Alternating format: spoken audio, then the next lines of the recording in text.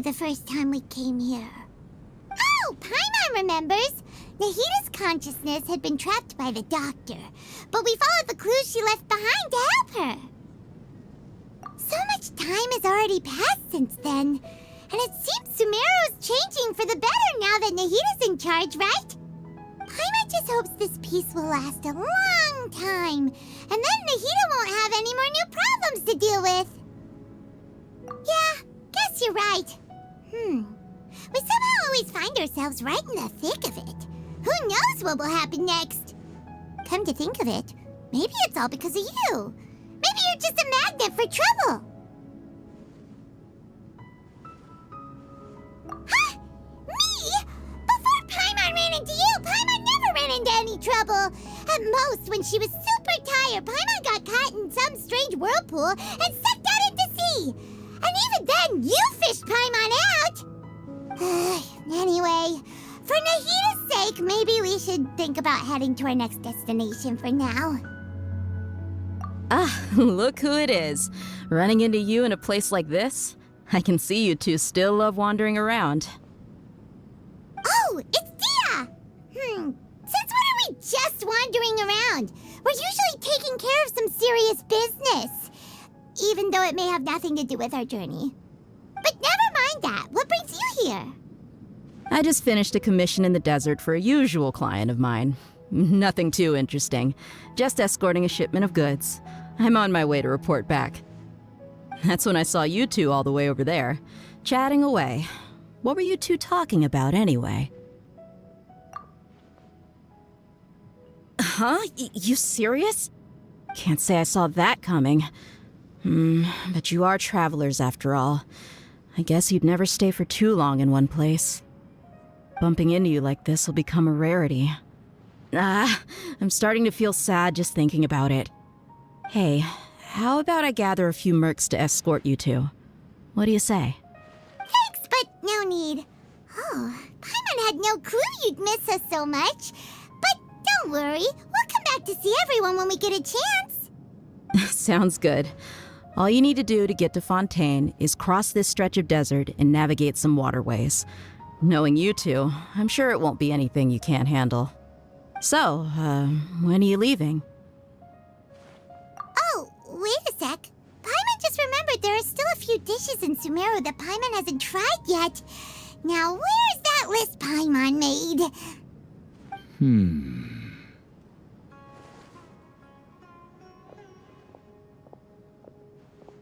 I see. Guess you won't be needing a going-away party or anything. It's sad enough to see you go like this. Though, now that I think about it, Sumeru wouldn't be what it is today without you. Seems true heroes always prefer leaving quietly. By the way, should we go say bye to Nahita? Oh, good point. Then there's no need to bother her in the real world. Then, I guess this is goodbye for now, Traveler in Paimon. Whether as a client or a friend, you're always welcome to come find me. Goodbye, Dia. Bye-bye, Sumeru.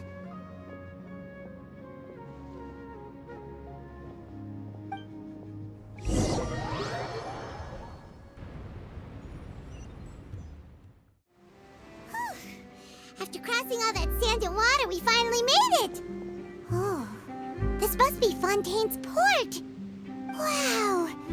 Everything looks so advanced in Fontaine! Paimon's heard that the industry here is extremely developed, and there are all kinds of unusual machines! Just seeing the sights as a tourist is nice, but maybe it would be better if we found something to do! What do you think? Good idea! Nahita gave us loads of useful information. Seeking out the Seven is probably still our best source for information at this point. Yeah, the more we can learn, the better. So, what do you think the Hydro Archon's like? Will we get along? Nahita said that she has a very unique personality, whatever that means. To learn about a nation's god, start with the nation's people. There seems to be some locals talking over there. Let's go see if we can join the party.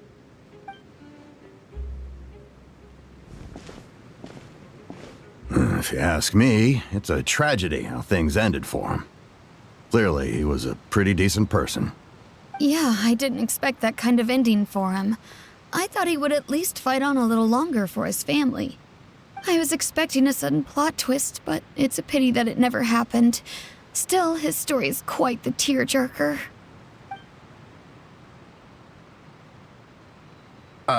Excuse me. Can I help you two? I couldn't help but notice you standing here listening. Hi.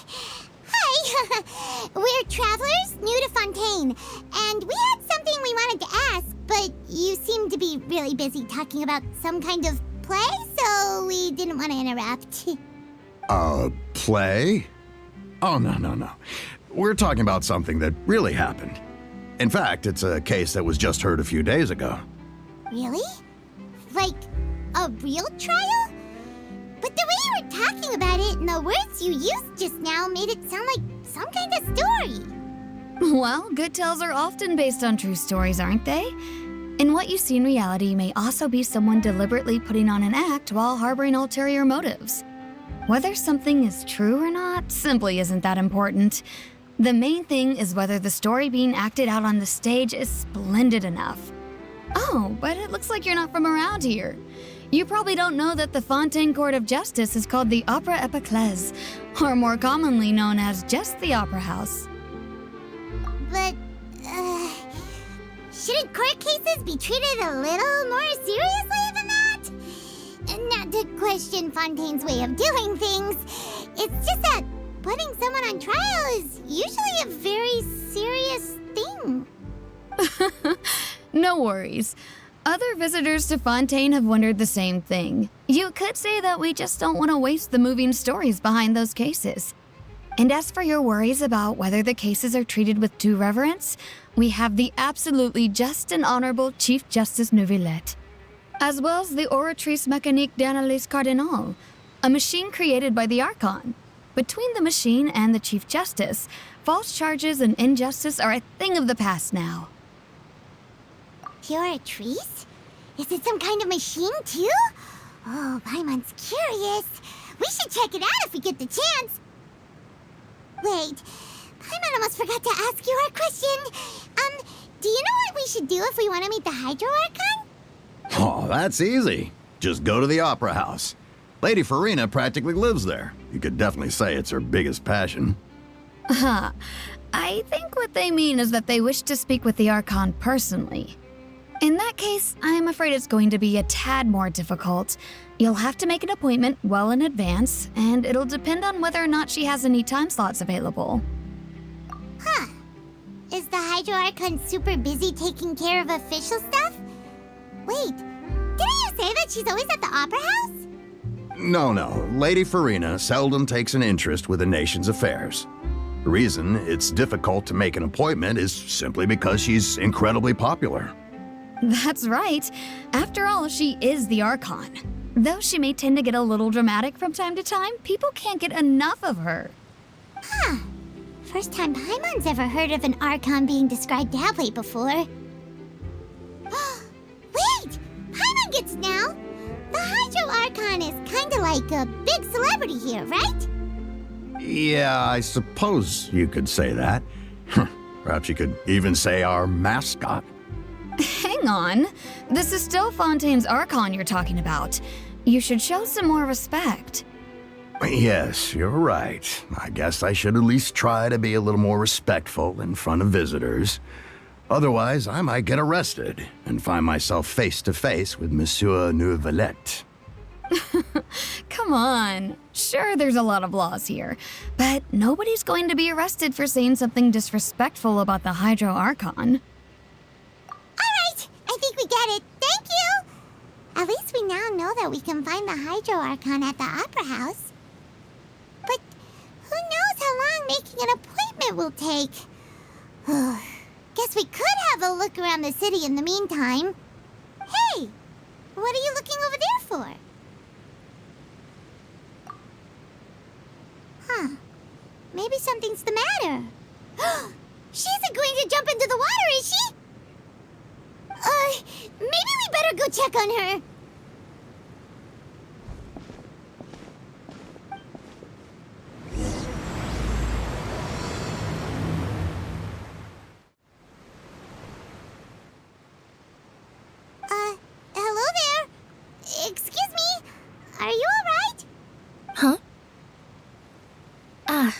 fine. Thanks. Oh, okay then. We just noticed that you seem to be worried about something. About many things, actually. But there's nothing I can do but just keep my troubles to myself. I was just reminiscing about a place my brother and I would play when we were kids. It was just atop that hill over there. See? You're pointing at the sea. Wait, are you saying that you and your brother lived in the water? No, people call the waters around Fontaine a sea. It's actually just an inland lake that's filled with fresh water. And though I can still see that hill clearly in my memories, now it's been completely submerged. He would skip and jump, tossing sand in the wind. The sun shone brightly, and the air was filled with the scent of the sea. But now, the water is gradually swallowing our memories. It won't be long before it swallows us. Sorry. Paimon doesn't really get what you mean. I don't believe we've had the pleasure of meeting. Are you Lynette's new friends?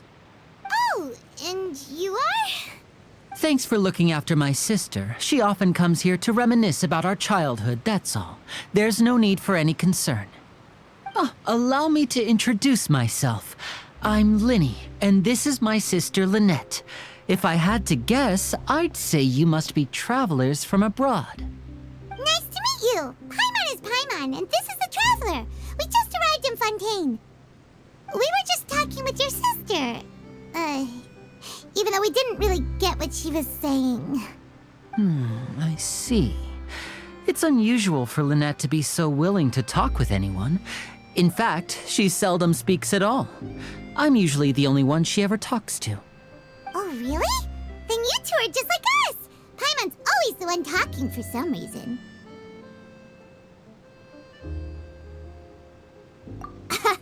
So that's how you think it is?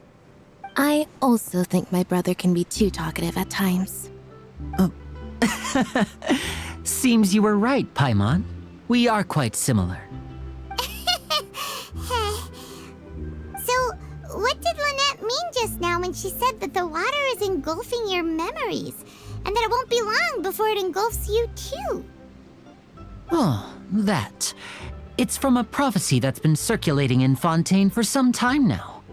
Well, I suppose prophecy isn't exactly the right word, because that implies a certain amount of uncertainty. There's no doubt about what's happening in Fontaine now. Where to begin?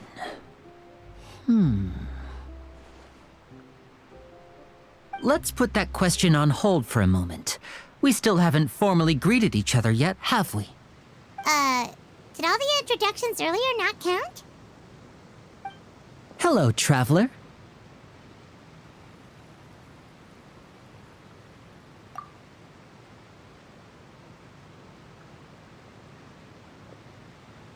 And hello, Paimon. Hey! Why didn't Paimon get a handshake? You're not poking fun at Paimon, are you?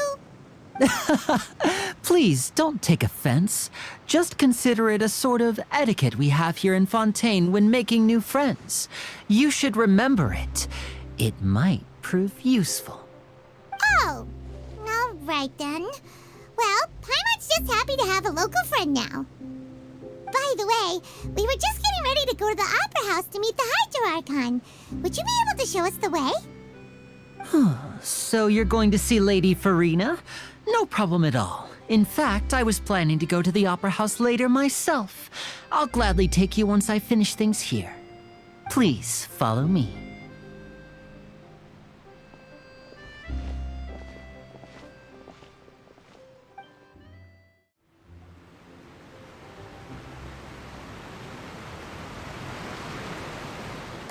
You said you were going to see Lady Farina?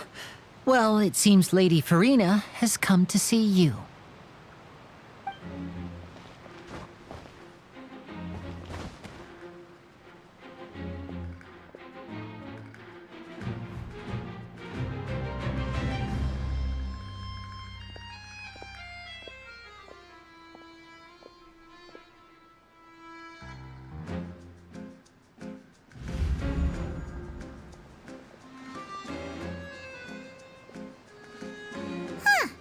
So, she's the Hydro Archon?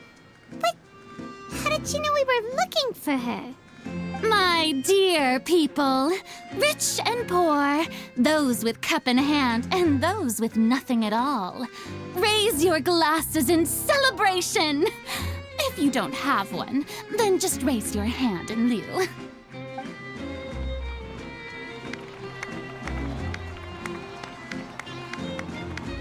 As you can all see, 2 unfamiliar travelers have arrived in our nation. Come, let us make a toast in honor of this traveler and her companion who have journeyed here from distant lands.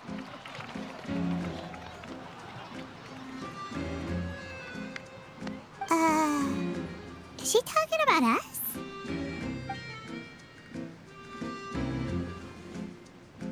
I've long heard of the turmoil and chaos you've left in your wake as you visited other nations, but I welcome you nevertheless.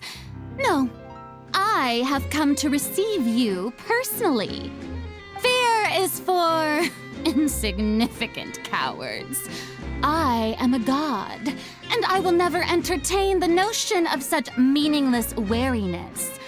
You can be rest assured, I see clearly your sincerity. Of course, seeking an audience with me is the most sensible thing to do. It will allow you to truly behold my power and witness my authority. Intelligent people always gather under the correct banner. I, Focalor, hereby welcome you to the nation of Hydro and acknowledge the value and significance of your trip. Now, you may rejoice in this. Yeah, Paimon still can't believe it. Feels like we've only been here for a few minutes. But the Hydro Archon's entrance was, how should Paimon describe it? A little over the top? Miss Hydro Archon? How did you know we were coming? I see. As Outlanders, you inevitably lack even some of the most basic understanding. Don't forget that even the gods can be divided into the mediocre and the excellent. I suppose it's only natural for you to be awestruck by my abilities. You had best stop and consider. Do you really have the noble qualities and etiquette necessary to communicate with a god? All it takes is a flick of my finger for me to know everything about you. Whoa, talk about sounding high and mighty. Oh? What's with these looks? Perhaps the welcoming ceremony still isn't enough? What else should I say then? Is she waiting for us to start talking? Wow, I didn't expect to see Lady Farina here. What a surprise! Wait, does this mean they're the legendary blonde traveler? How did I not notice before? Hey, what's all the commotion? Oh, is that Lady Farina? Is there some kind of drama going on? Of course. That's the blonde traveler, the one all those stories are about. Lady Farina came here to personally see her. Oh, I bet this is going to be the duel of the century. Ooh, I've got to see this. I knew Lady Farina would never disappoint. Yes, but don't get too excited now. My dear believers and spectators alike tend to get quite rowdy, and despite the noise, I've come to tolerate all their ruckus. You may consider this my reward to all of you. I have determined that there will be an epic duel between myself and this traveler from another land, just as you were hoping to see. Now she wants to fight? Aren't we getting a little ahead of ourselves?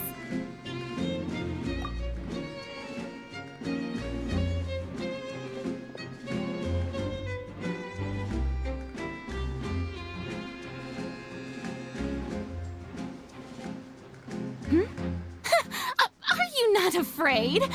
Might I remind you that this is a duel against the divine? What are you trying to do, traveler? Provoking a god in front of her people? Stand down, Clorend. I admire her bravery. Few have the courage to draw their sword against a god. She is obviously a true warrior. Unfortunately, people nowadays only crave to be thrilled, and a mere duel will not slake their thirst for excitement. Huh. Yeah, she's right. Just a duel wouldn't be all that interesting. On Araneus, criminals are always requesting duels to defend their honor. You're getting a bit old, to tell the truth. You see. Then, as the god of justice, I shall face this traveler in another kind of duel. A duel in court! Whoa, all right! Now that'll be worth seeing! Right. This is Fontaine, after all. With such a grand opera house, it would be a pity not to use it. Why do you care so much about the crowd's reactions? It seems you've spent a little too much time in the opera house. Besides, how exactly do you plan to have a duel in court? You mean you're going to put us on trial? Oh, we have reason to put you on trial. It's obvious, isn't it? According to Fontaine law, no one is permitted to release any flying objects within Fontaine city limits during the first 3 days of each month. You are clearly guilty of violating this law, no? Oh, so that's what they've done wrong. That's Our Lady Farina. No one knows the laws of Fontaine like she does. You call that obvious? What kind of law is that? Wait, flying object? You mean Paimon? Precisely! Now, if you two have no objections, then in the name of the Hydro Archon, I order your arrest. My apologies, Lady Farina. I don't mean to spoil the fun. But if you would allow me to interject, I don't think that Paimon here meets the definition of a flying object. You tell her, Linny! Finally someone who's not crazy. How could anyone call Paimon a flying object? Ah, great magician Linny, my beloved citizen. I'll permit you to object, but how exactly do you plan to prove your claim? As a magician who just rained on your parade, I naturally should shoulder the responsibility of saving the show. So, with such an audience gathered here, allow me to perform a trick for everyone.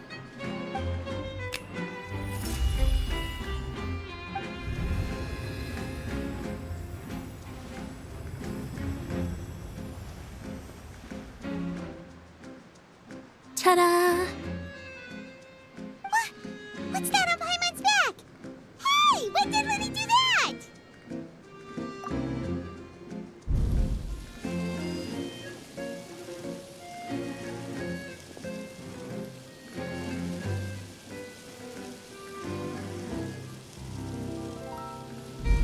There. As you can all clearly see, Paimon should be classified as, well, something like a balloon. This rope has been in the traveler's hand all along. It was just that no one could see it before. Huh? You call that magic? You've got to be joking.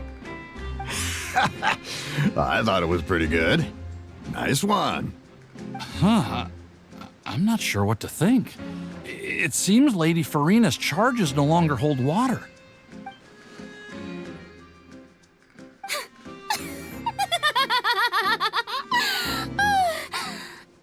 Amusing. Very amusing, Linny. Just the sort of unexpected twist that I enjoy. With you here, today's performance can finally be called complete. Performance? You see all this as a performance? In which case, consider the matter of your trial resolved. The god of justice will not bring charges against an innocent person. But when there are valid grounds, I will not only judge travelers from abroad, but even the gods of other lands. I look forward to seeing your upcoming performance at the Opera House, Mr. Linney and Miss Lynette. That's enough for now. Toodaloo!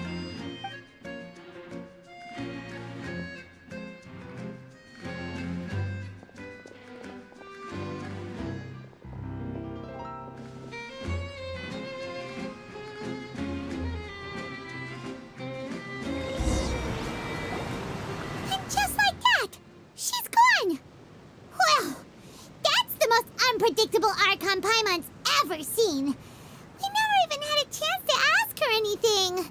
But that's a problem for future Paimon. That whole scene just now was really... Don't mention it. I just happened to remember that there was such a law, so I did a little preparation, just in case. I didn't think it would actually come in handy. So, now do you see what kind of god Lady Farina is? She can be a bit confusing at times, but she is still amenable to reason. Anyway, Paimon had no idea you were a magician, Linny. It sounded like you'll be performing at the Opera House, right? I just know a few simple tricks I use to make a living. Lynette is my assistant. It will actually be my first time performing on the most prestigious stage in Fontaine, the Opera House. But isn't the Opera House where criminal trials are held in Fontaine? When there are no public trials being held, the Opera House hosts a variety of other performances. To the people of Fontaine, the line between a trial and a performance can be a little blurred. And speaking of performances, I would be remiss to forego this opportunity gifted by fate. Might I invite the two of you to see my performance? My brother's always excited to make new friends. Oh, sure. We don't really have anything to do now, and we wanted to go to the Opera House anyway. Splendid. In that case, why don't we go together? I'll show you the way. I just have something to take care of first. You really mean it? Then I'll take you up on your offer. This is a magical item known as a magic pocket. Perhaps you can help me distribute them to the people here. Huh? What are they going to use it for? About that... You asked me before about the prophecy, right? Let me start by telling you a little more about what it entails. I'm not sure exactly when it began, but a prophecy has been circulating around Fontaine. It says that every person in Fontaine is born with sin. No matter how the nation of justice holds trial after trial, this sin cannot be absolved. Until one day, the water levels in Fontaine will rise, and the sinful people will slowly be drowned. In the end, the people will all be dissolved into the waters, and only the Hydro Archon will remain, weeping on her throne.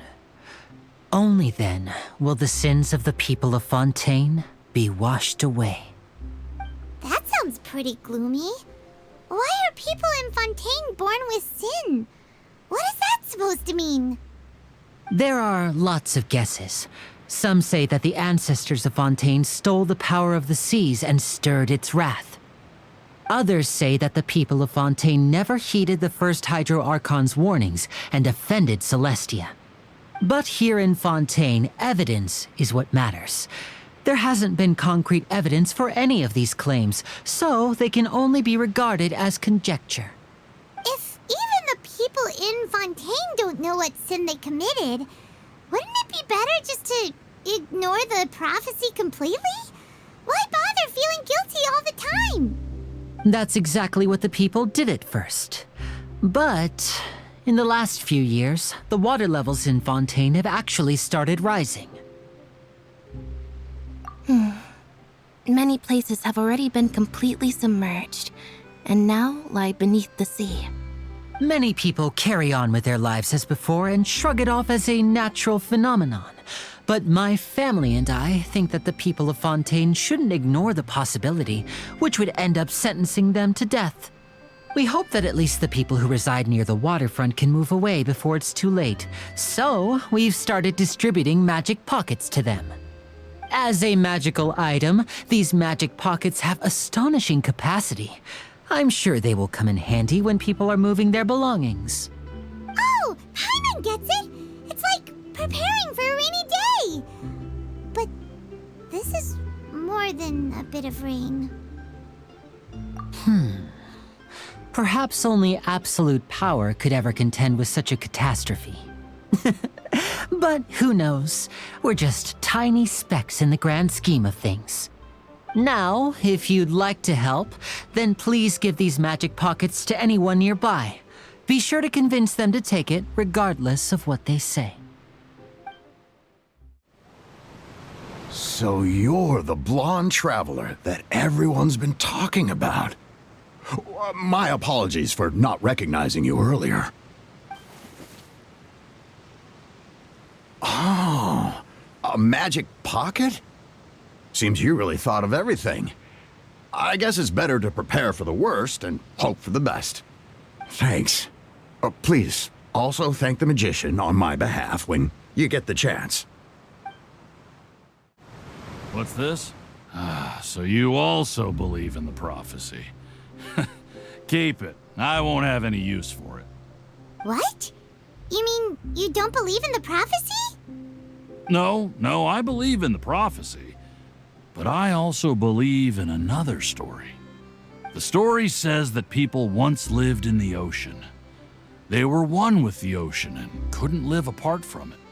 But as time wore on, people desired to live on land and developed blood vessels, encapsulating the sea within their bodies.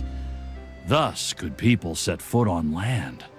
So, if you ask me, when the water rises and takes us all, it'll be like we're going home.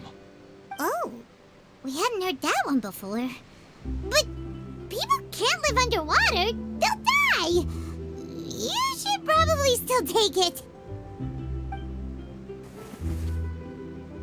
All right, I'll take it. I guess I just feel that being dissolved into the water doesn't necessarily mean death. Huh? I don't want that thing. Way I see it, if the prophecy's true, it's still gonna be a long time before the water can cover everything. Life is all about living in the moment. What use is there in worrying about the future all the time? We'll cross that bridge when we get to it. You should still take it. You never know when it'll come in handy. Oh, all right, fine. Thanks. It's just that if I start moving, that means I've already given up on the life I have now. I'd really rather not. Oh, you already handed out all of the magic pockets? That was fast. So, what did people have to say? I bet you heard some, interesting opinions. Yes, but that will change once disaster strikes. I know they'll change their minds, so it's only right to help them prepare. Is there anything else you need to do before we leave? Yes, one last thing. I have the magic pockets made by a workshop in the court of Fontaine. Since we're out and about, I was thinking about bringing him some more materials. So, you want to collect materials? Just tell us what the materials look like and we'll help.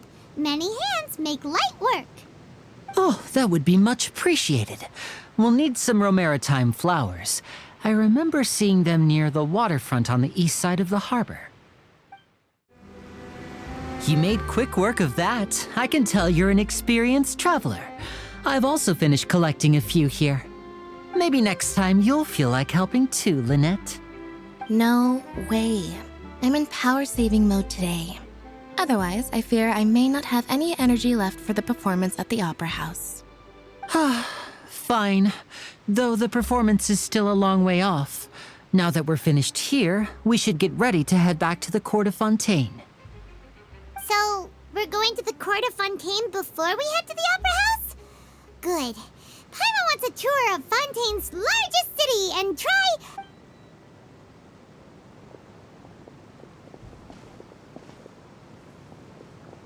Wait, shh.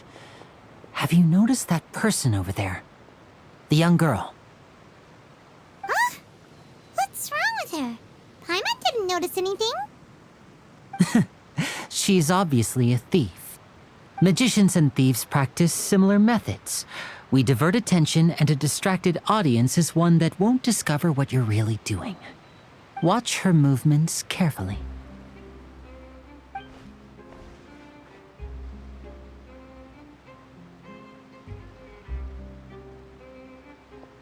Oh, he's right! Shh, keep your voice down. We need to think of a way to catch her, but it seems she's very alert. Perhaps we should split up. You two can ride the lift over there and wait up top. I bet that'll be her escape route if she tries to run. All right, let's go. This is the spot where Linny wanted us to wait. Oh, look! Isn't that her?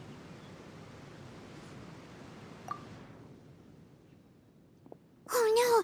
Did she notice us? She started running the other direction! What should we do? Should we chase her?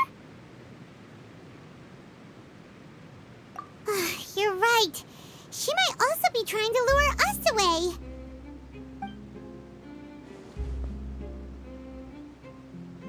Nothing's happened for a while now. Paimon wonders if Linny caught the thief. Yeah, let's go. Are you sure that's all she took? You should check to make sure you're not missing anything else. No, that was all. Oh, I can't thank you enough. I didn't notice a thing earlier. Anyway, I should be going now. Thanks again. Oh, were you returning what the thief had stolen? That's right. Pity I wasn't able to catch her. She distracted me by dropping the thing she stole on the ground. By the time I looked back, she was already gone. I saw the general direction she went, but Linny twisted his ankle, and I needed to make sure he was okay. Oh, did you get hurt, Linny? I'll be all right. It's just a twisted ankle, that's all.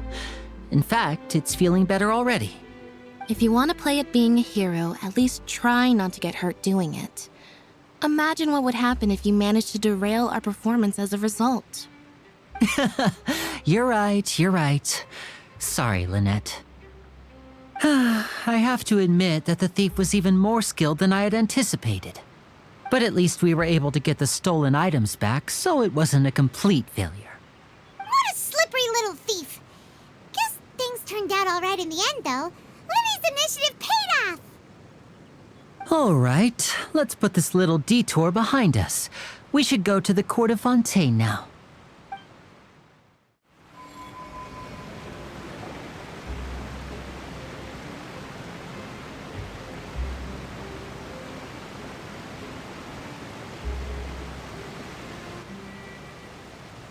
So, we ride this thing to go into the city? What an ingenious way to get around. People in Fontaine really know how to use water. This is an aqua bus. It allows people to travel between several key locations around Fontaine. It's pretty convenient, but the ride can become a little dull after a while. The scenery is always the same. That's why it's better to travel with friends. So you mean it's still boring even when I'm riding with you? No, that's not what I meant. It's just that, well, you don't really talk that much. Besides, it doesn't really feel like a real trip when it's just the two of us. It's the same as being at home. Whatever. Guess that's what it's like to be an older brother. It's about time for us to leave. Let's get on board.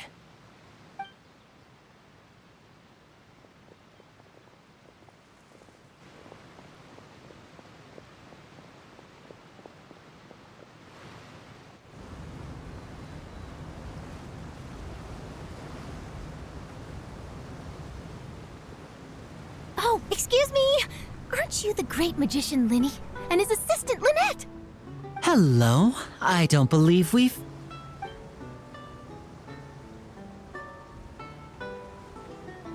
I'm Charlotte, a reporter for the Steambird. Nice to meet you. From the Steambird, huh? We've often relied on your paper to promote our performances. It's an honor to meet you. Wait, could that be the legendary traveler who's been making headline after headline in their journey across Tibet? Amazing! You recognized everybody almost immediately! I wouldn't be much of a reporter if I didn't know who's who, would I? Wow, today must be my day! Who knew I would end up on the same boat as so many VIPs? Could my vision finally be showing me some favor? So, Charlotte, what do you usually report on? Well, when there isn't any breaking news, I mainly cover the trials at the Opera House. You can still manage to keep readers' attention as long as you tell things from a clever enough angle, even if it's the same old topics. For example, reporting on how a scammer once deceived vulnerable girls into relationships, or how a financial criminal was once so poor that they ate a single piece of bread for 5 days. That's fine and all, but what I'm really after is exclusive, sensational news pieces that could shake the country. These smaller stories are a waste of my talents. Oh, I just remembered.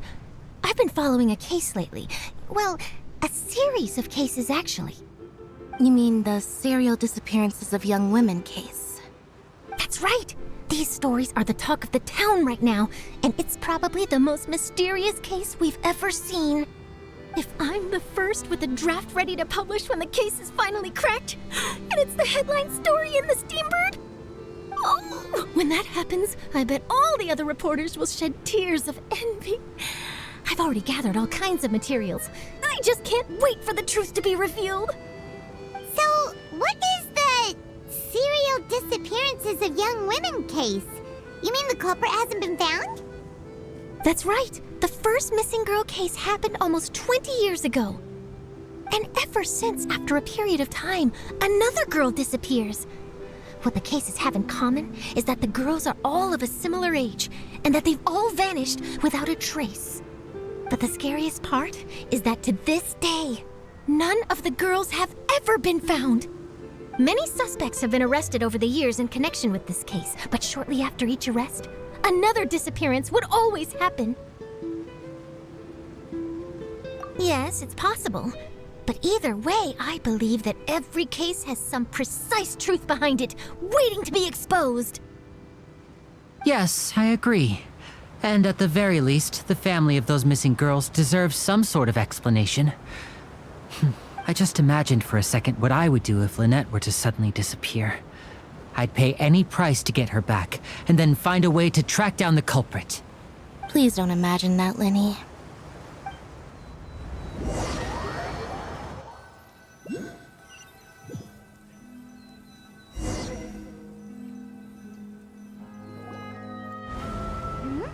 Hey, we're almost there! Look!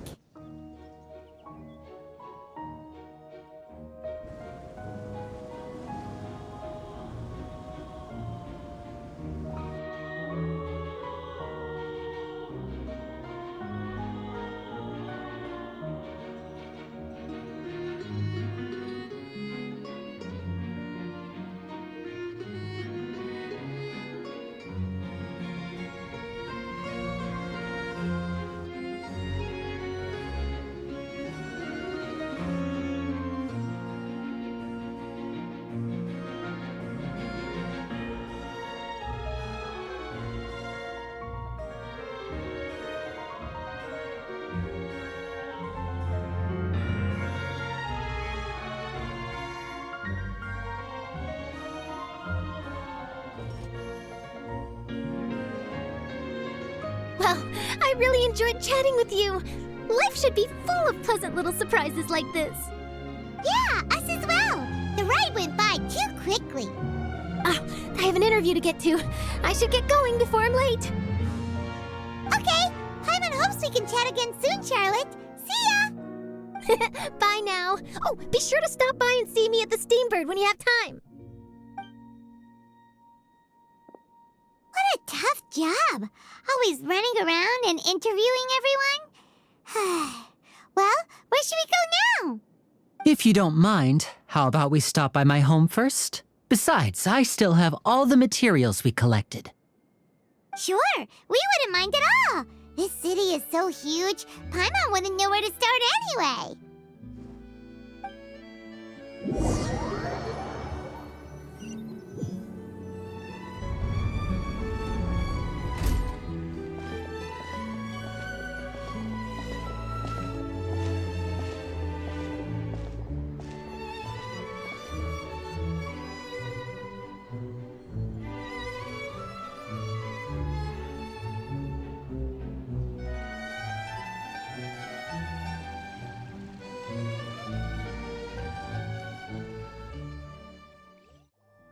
This is our current abode. Ah, Fremine, you're home. Where did everyone else go? I have some new friends that I would like to introduce. Oh, they all just went out a moment ago. I see. Everyone is getting busier now that Father will be returning soon. I suppose that can't be helped. Allow me to introduce you to my little brother, Fremine. He is a phenomenal diver. Hello. Nice to meet you! Paimon is Paimon, and this is the Traveler! Oh, you sound very proud to have a diver as a brother, Linny. Linny, could you come here for a moment? What is it, Fremine? Do you have something to tell me?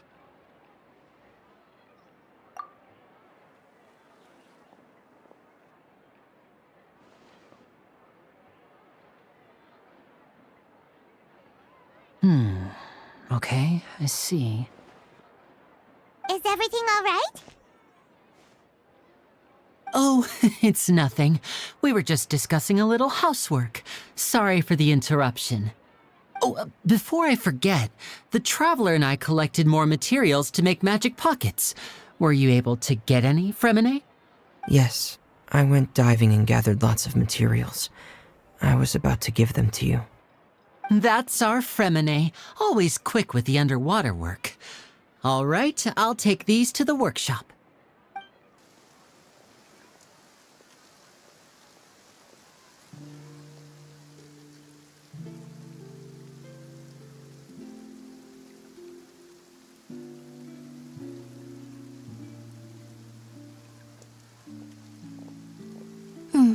Looks like rain.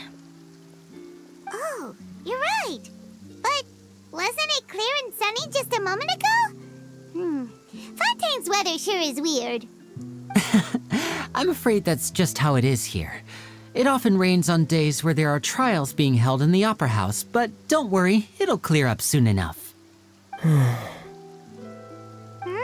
What's wrong, Fremine? There's a legend about the rain that I tend to believe.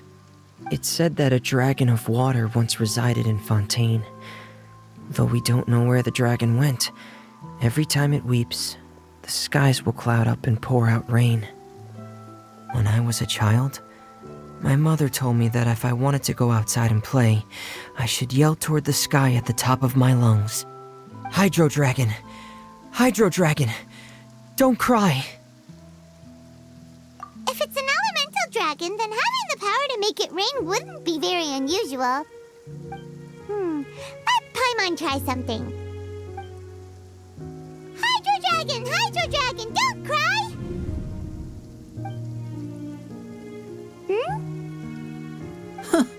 Doesn't seem to be of any use. It is just a legend after all. You know, you might be a more popular magician if you understood the concept of romanticism. Or could at least play along. Sorry, it might be because we've never met the Hydro Dragon. Perhaps it can't be comforted by the words of strangers.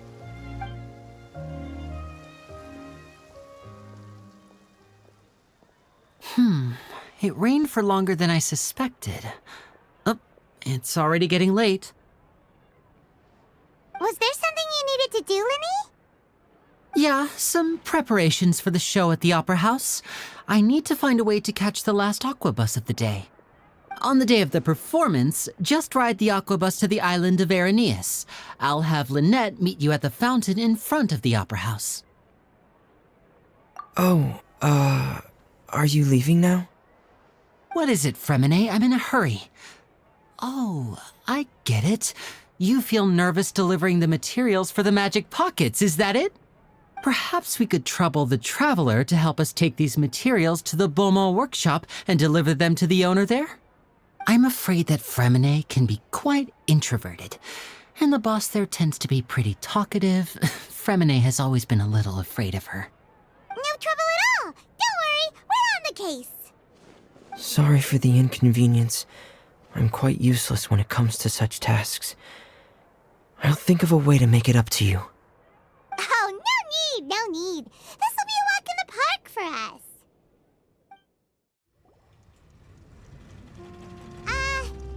Hello? Is there anyone here? Oh, hello there. New customers? Looking to buy, or do you need something made? Or perhaps you're just looking for a chat with me. Oh, no, we're just here to deliver some materials. Here they are. They're for making... what were they called again? Ah, these must be for Magic Pockets.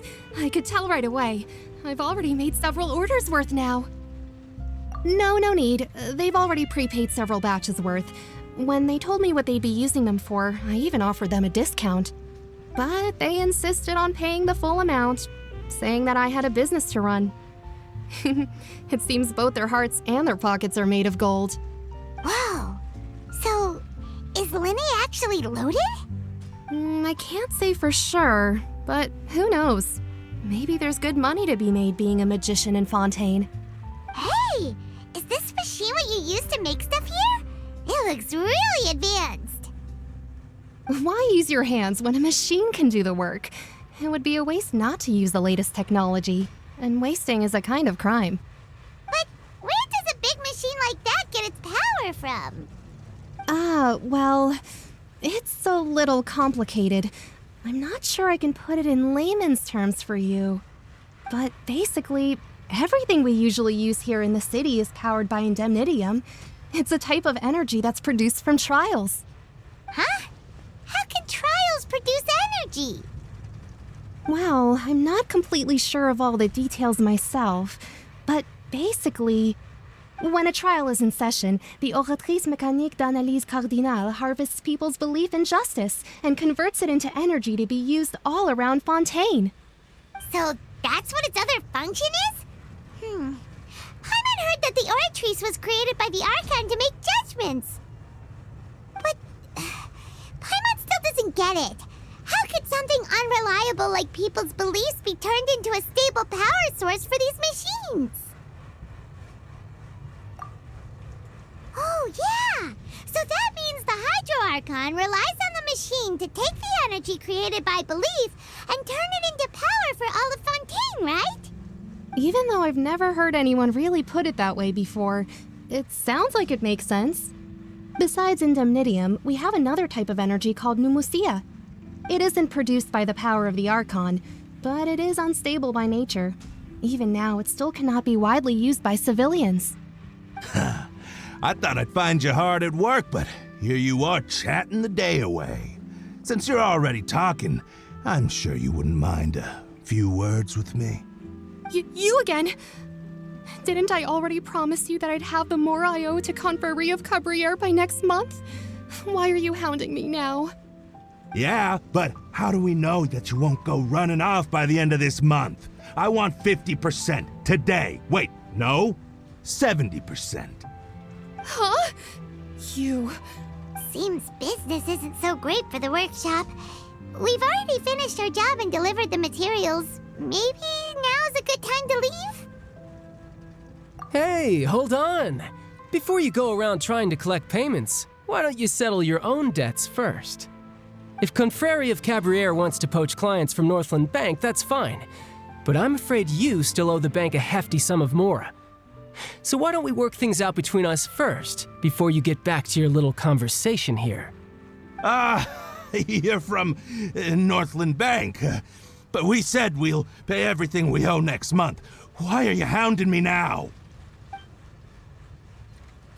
Traveler, Paimon! I didn't think I'd run into you here in Fontaine. What are the chances? We're surprised to see you too! What are you doing here in Fontaine? You didn't want to stay in Snezhnaya?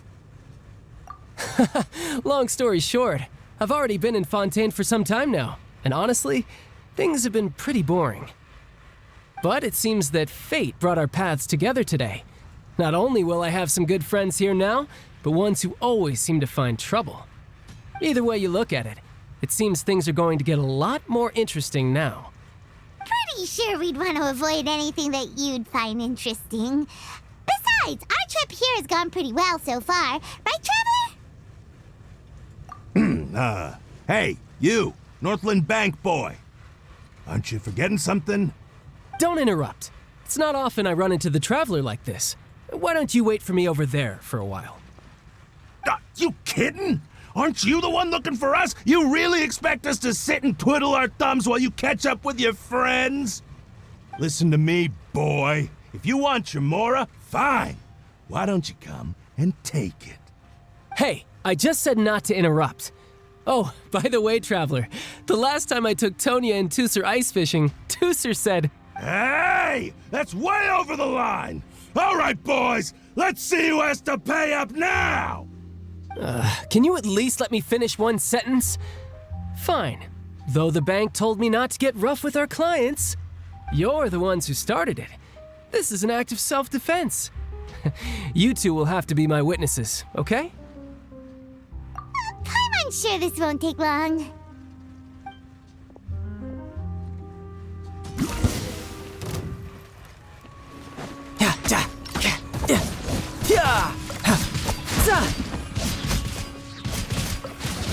Brace yourself. This is gonna... Oh, what's your deal, Brad? How are you so strong if you're just a staffer from Snezhnaya's Northland Bank? Wait, don't tell me you're... Oh, now you notice. It's a little late, don't you think? Just make sure you understand that you don't mess with Northland Bank. Got it?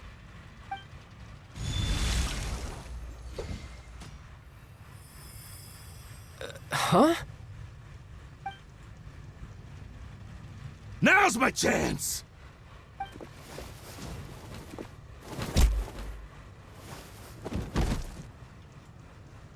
Huh.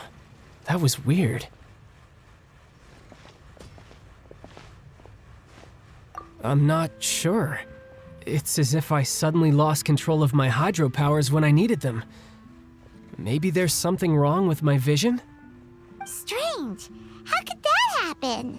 First time Paimon's ever heard of someone losing control of their vision. Never mind. It doesn't matter.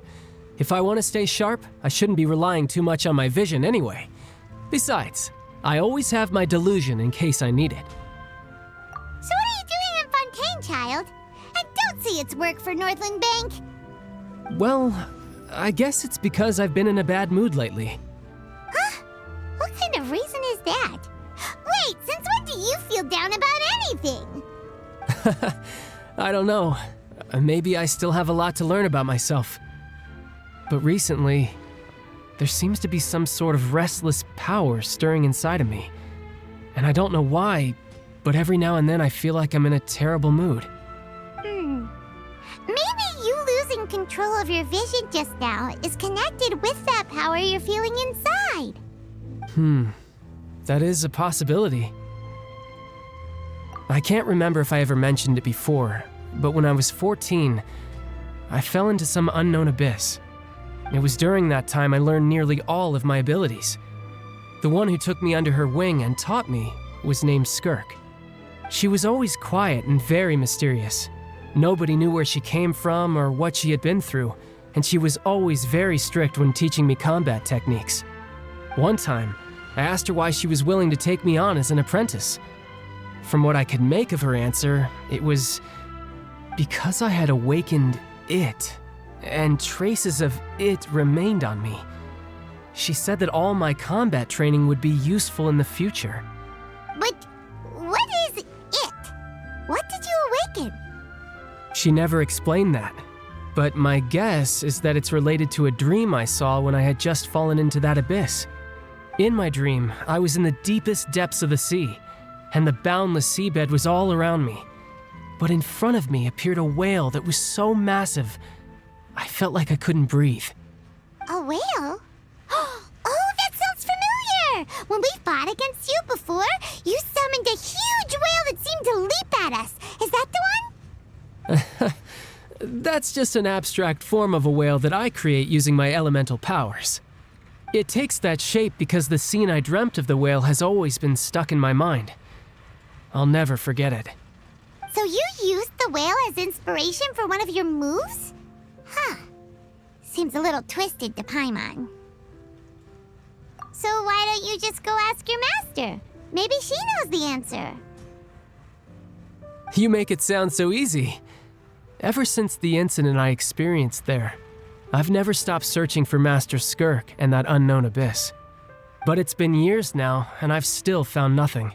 There isn't even a trace of the place where I remember falling into the abyss. Oh, it sounds like some kind of ghost story. Yeah, I'm out of leads at this point, but there's nothing more I can do. It seems that strange encounters in this world tend to be elusive like that. Oh, seems the time really flies when I'm talking with you. I just remembered I have somewhere else I need to be, so I should get going. What? More work for the Northland Bank? No, it's more of a personal appointment. Lately, I've been sparring with some of Fontaine's official champion duelists whenever I'm feeling bored. Official champion duelists? You mean it's their job to duel?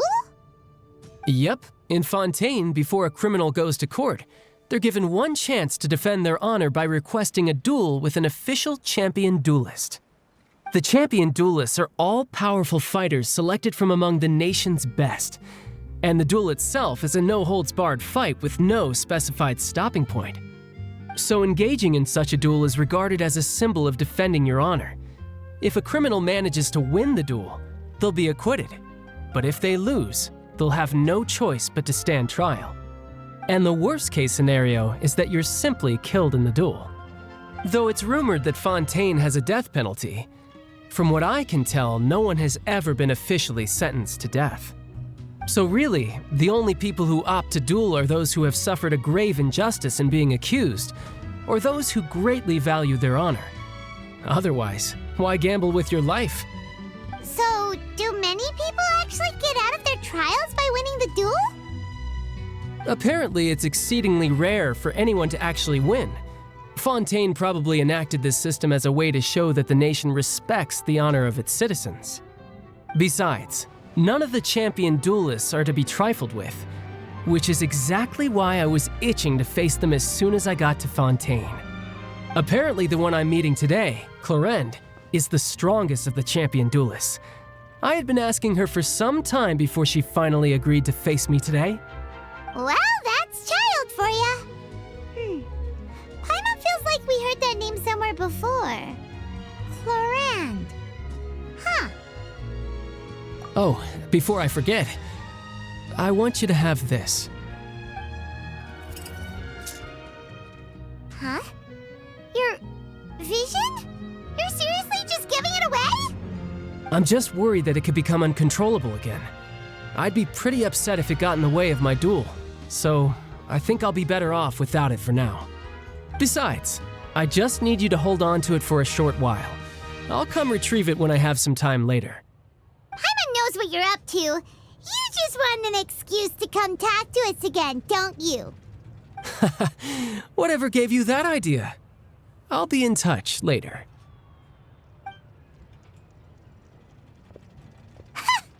That sneaky guy.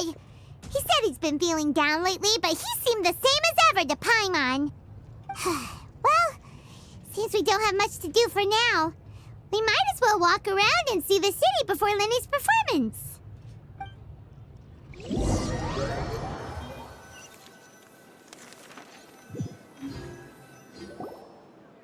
Wow! Who could have seen that coming? The reporter who was barely around for most of the story was the murderer all along! Sorry. Paimon was just surprised, that's all. Whew. Paimon never saw that twist coming. The murder mystery novels here are amazing. The whodunits here in Fontaine are a lot different than the light novels you see from Yai Publishing House. Both have their merits, but Paimon thinks this style of novels are more, well, novel. It's so exciting to reach the moment when the mystery is uncovered, especially in the one Paimon was just reading. You should buy a copy and read it too. Oh, sorry about that. Paimon will be more careful next time. Hey, shouldn't we be heading to the Opera House to see Linny's performance soon? It's almost time for the show to start, so we should get going. Whoa, now this is fancy! The Opera Epiclese. What a place to hold a performance! No wonder Linny and Lynette were looking forward to it. Huh, looks like there's a lot of people standing around the fountain up ahead. Oh, Archon, please bless us with a bright and healthy child. We pray. I don't know why you always feel the need to ask so much. I'll be happy as long as our child is healthy and lives a peaceful life. I guess if they're our kid, then there's no doubt they'll turn out smart. Maybe this is one of the customs in Fontaine. There sure are a lot of couples here. Vache. What's wrong? Vache. Vache.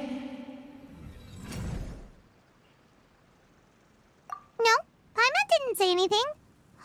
Are you hearing things? Welcome to the Fountain of Lucine. All the water flowing through Fontaine converges here.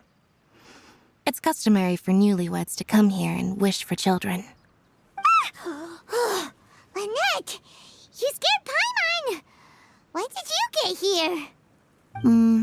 Lenny asked me to wait here for you, remember? Right. What do you mean? There are a lot of people here right now. Hey, you're not trying to scare Paimon, are you? Besides, it's the middle of the day. It's not the time for eerie things. I see. I might be able to tell you something that could help explain the voice you heard. In fact, you might not be imagining things at all. I suspect that what you heard is a result of your hypersensitivity to the hydro element. Others in my family have had similar experiences. It's because of her sensitivity to the hydro element? But what would hearing a voice have to do with elemental power? When do you cry, Paimon? Wait, what? What does that have to do with anything? Just answer me. When do you cry? When Paimon's really sad? Oh, and when Paimon's super happy. Oh, and also when Paimon's really, really scared. Then you should understand that tears contain your most intense emotions. Like I just mentioned, the Fountain of Lucine is where all the flowing water in Fontaine converges. Even the tears that fall to the ground will eventually gather here. So maybe what you heard was the intense emotion coming from someone's tears. So, what did the voice say? If you were hearing their emotions, then Paimon wonders what happened to them. Rather than worrying about them, we should worry about my brother first. Don't let that calm look of his fool you. He tends to get pretty nervous just before a performance. So chatting with Linny might help him relax a little before he goes on stage. Oh, right. That makes sense. Let's go in and see Linny.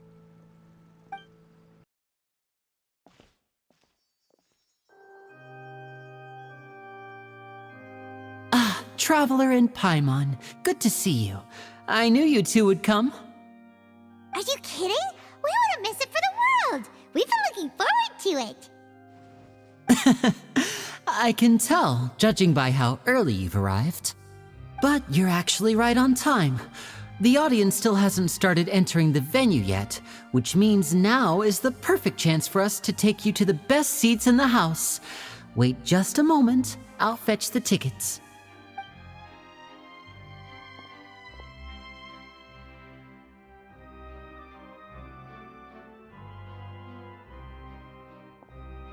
The Opera House has assigned seating, so you always have to make reservations. I've already reserved your seats, and here are your tickets. Ooh, front row seats! Thanks, Linny! Don't mention it. There's no need to keep thanking me. Hey, Lenny! Could you come over here and take a look at this? Oh, I'll be right there. Seems there's an issue with the stage props over there.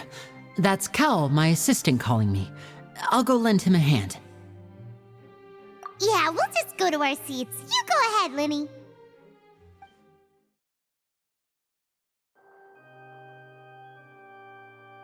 Oh, these should be our seats. Come on, let's sit down.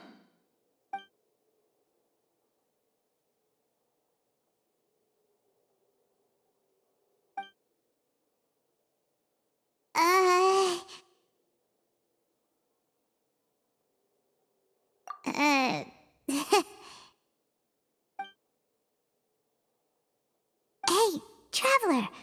Maybe we should strike up a conversation with the person next to us. Since we're sitting together and the rest of the place is practically empty still, it's kinda awkward if we don't say anything.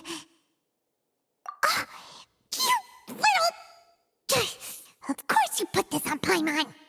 Excuse me, I did not realize you felt awkward. I am terribly sorry.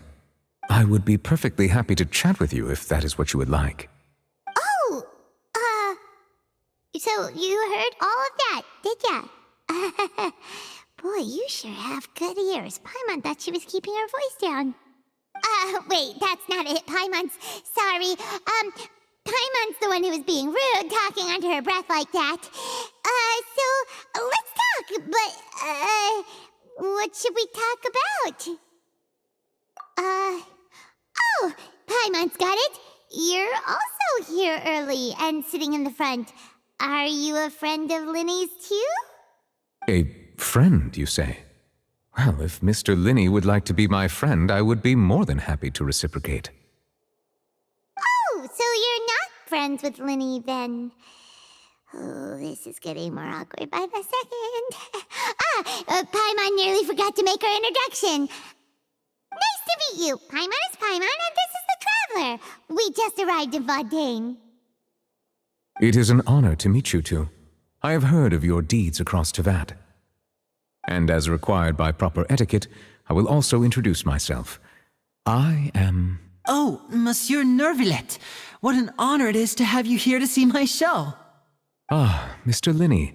I should say it is in fact an honor for me to see your performance in person. Wait, Nervillet?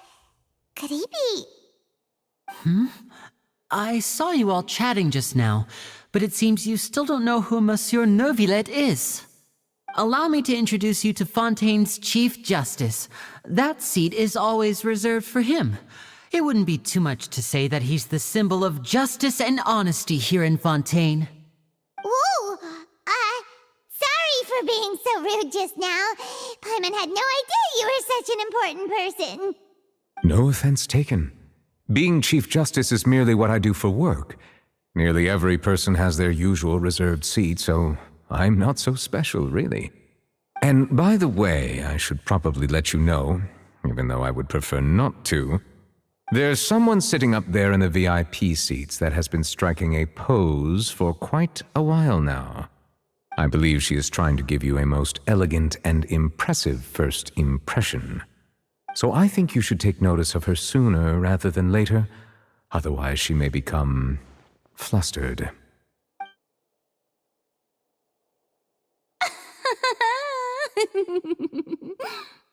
Huh? Oh, it's Farina, the Hydro Archon. Huh. She sure has a smug and satisfied look on her face. Guess she has no idea that you saw right through her act. Very good. That is for the best. No need to pay her any more attention. We may now enjoy the show. Huh? So is this what things are like between the Chief Justice and the Hydro Archon? All right, please wait just a moment longer. I've pretty much finished my preparations, and the performance will start as soon as the audience has made their way to their seats. Yay! The show's finally about to start! Paimon can hardly wait! Paimon's never seen a real live magic show before!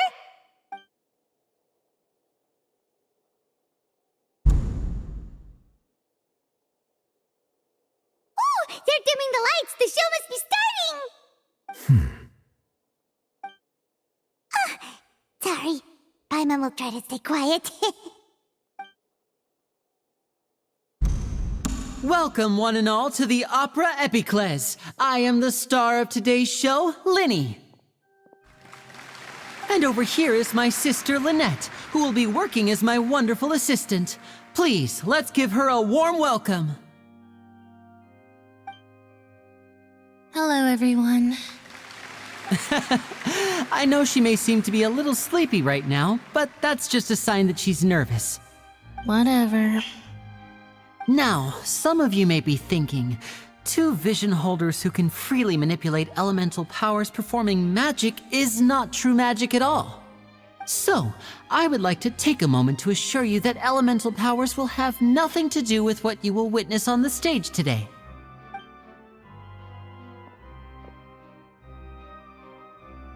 Both Lynette and myself have removed our visions for the show. That way, even the gods won't be able to help us. Oh, good point. That's what makes the show real magic. Now, without further ado, let the show begin. Lynette will now exit the stage to make some preparations.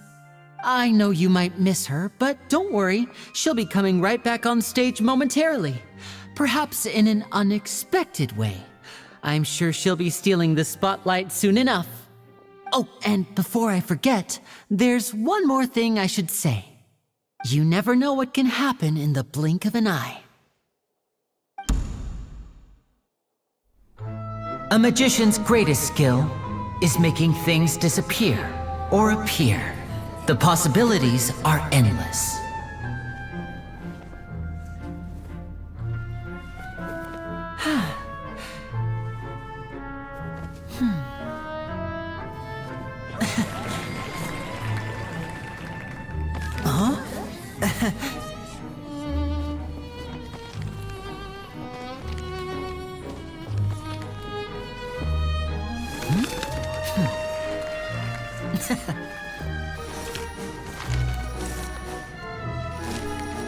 But this isn't what you came for. These little tricks, you've seen them all before.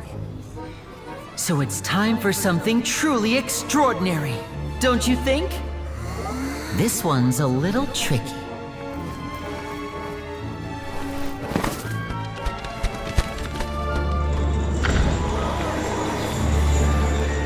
Using this water tank, I shall make my sister vanish completely, right before your very eyes.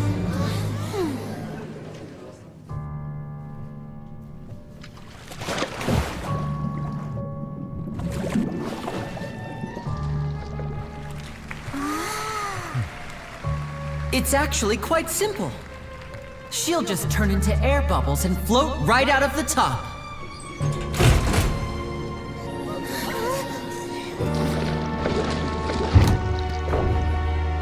Oh no! I told them to check all the props carefully.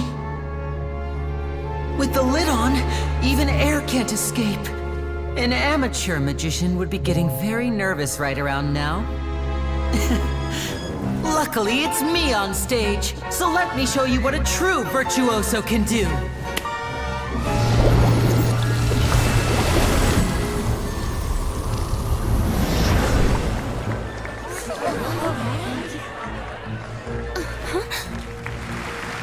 Lynette, are you still there? Don't go too far. We don't want to use up all our magic. Hi, I'm back. Uh-huh.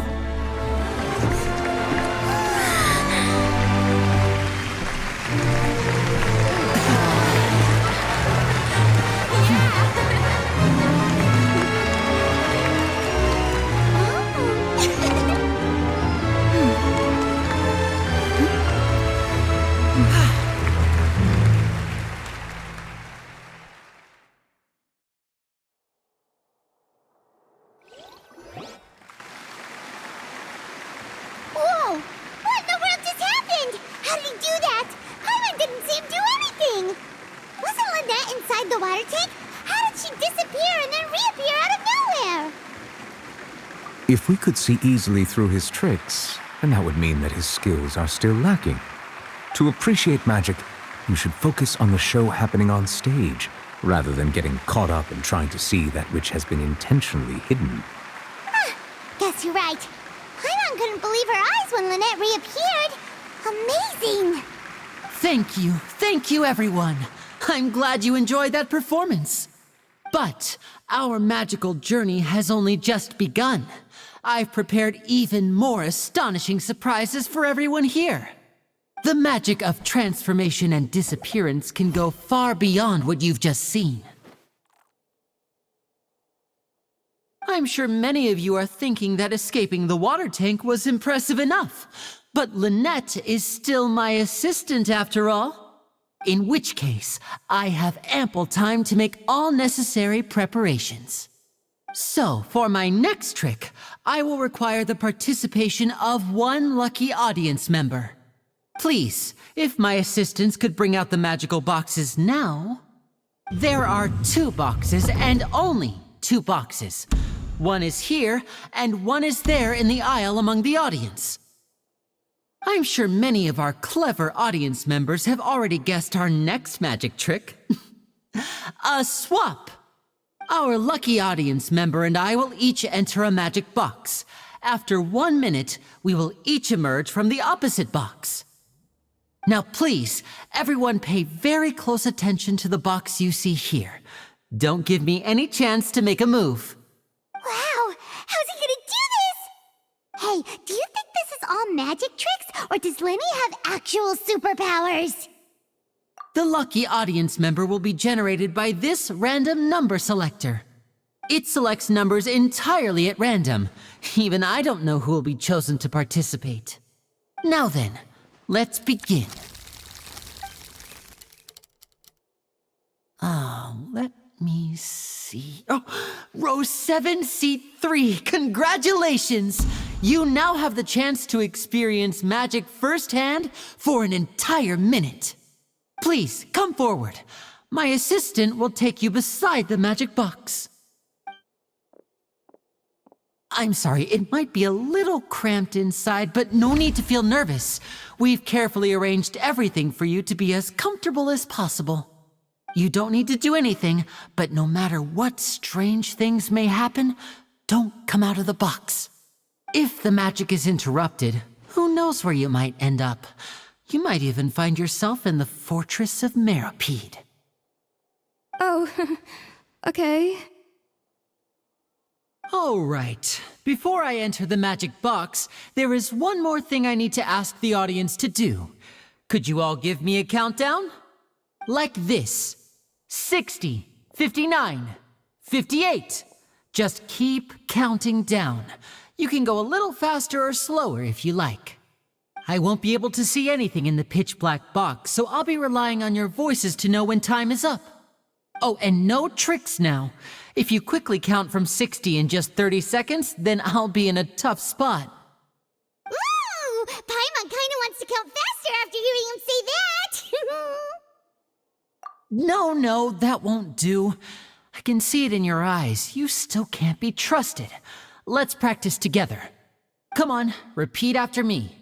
60, 59, 58. 60, 59, 58! That's right, perfect. Keep it going. All right, I'll see you all on the other side once you've finished counting. 54, 53, 52? Why aren't you counting, Nervalette? I am counting in my head. I think things are exciting enough in here as it is. Merely a consequence of my identity and personality. Do not worry about me. Just enjoy the show. Oh, all right. You look so serious that Paimon thought you might be feeling uncomfortable or something. 40, 39, 38! Mr. Linney, are you all right in there? Is everything ready? Yes, I'm fine. I'm just double-checking the direction of the magic. It would be a disaster if we get sent to the wrong places. For example, midair right above the audience. Even though he's saying that, Lenny doesn't seem nervous at all.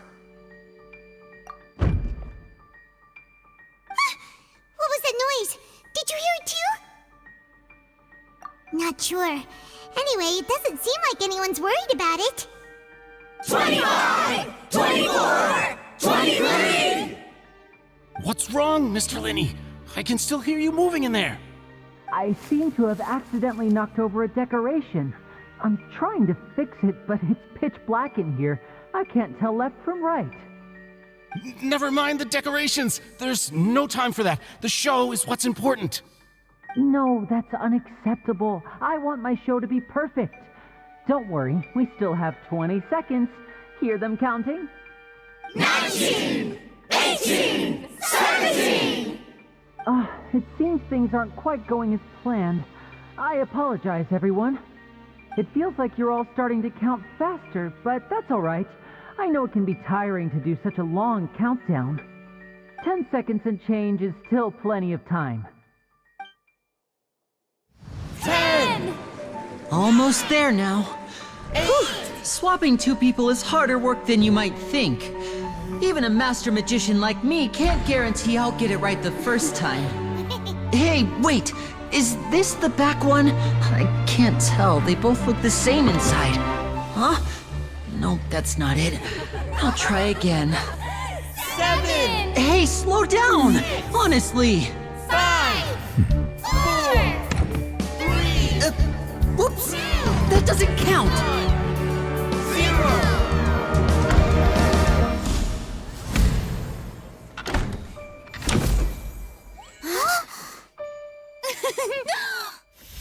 Ta-da!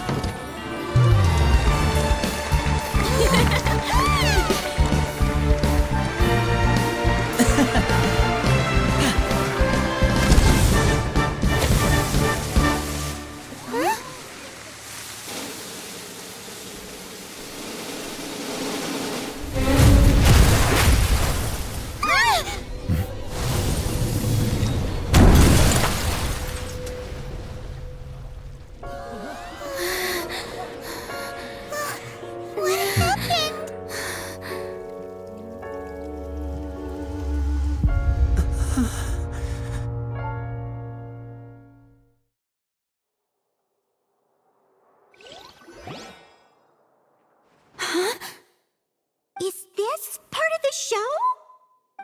Mr. Linney, you're going to use magic to fix the stage now, right? What happened?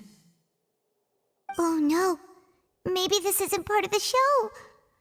The girl was still in that box, right?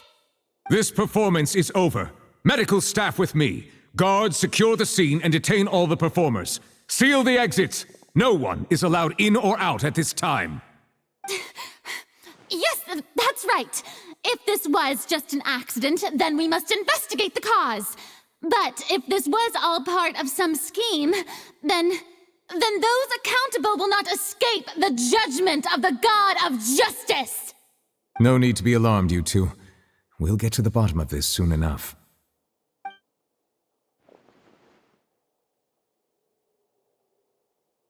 Unfortunately, the person who is in the magic box has been pronounced dead.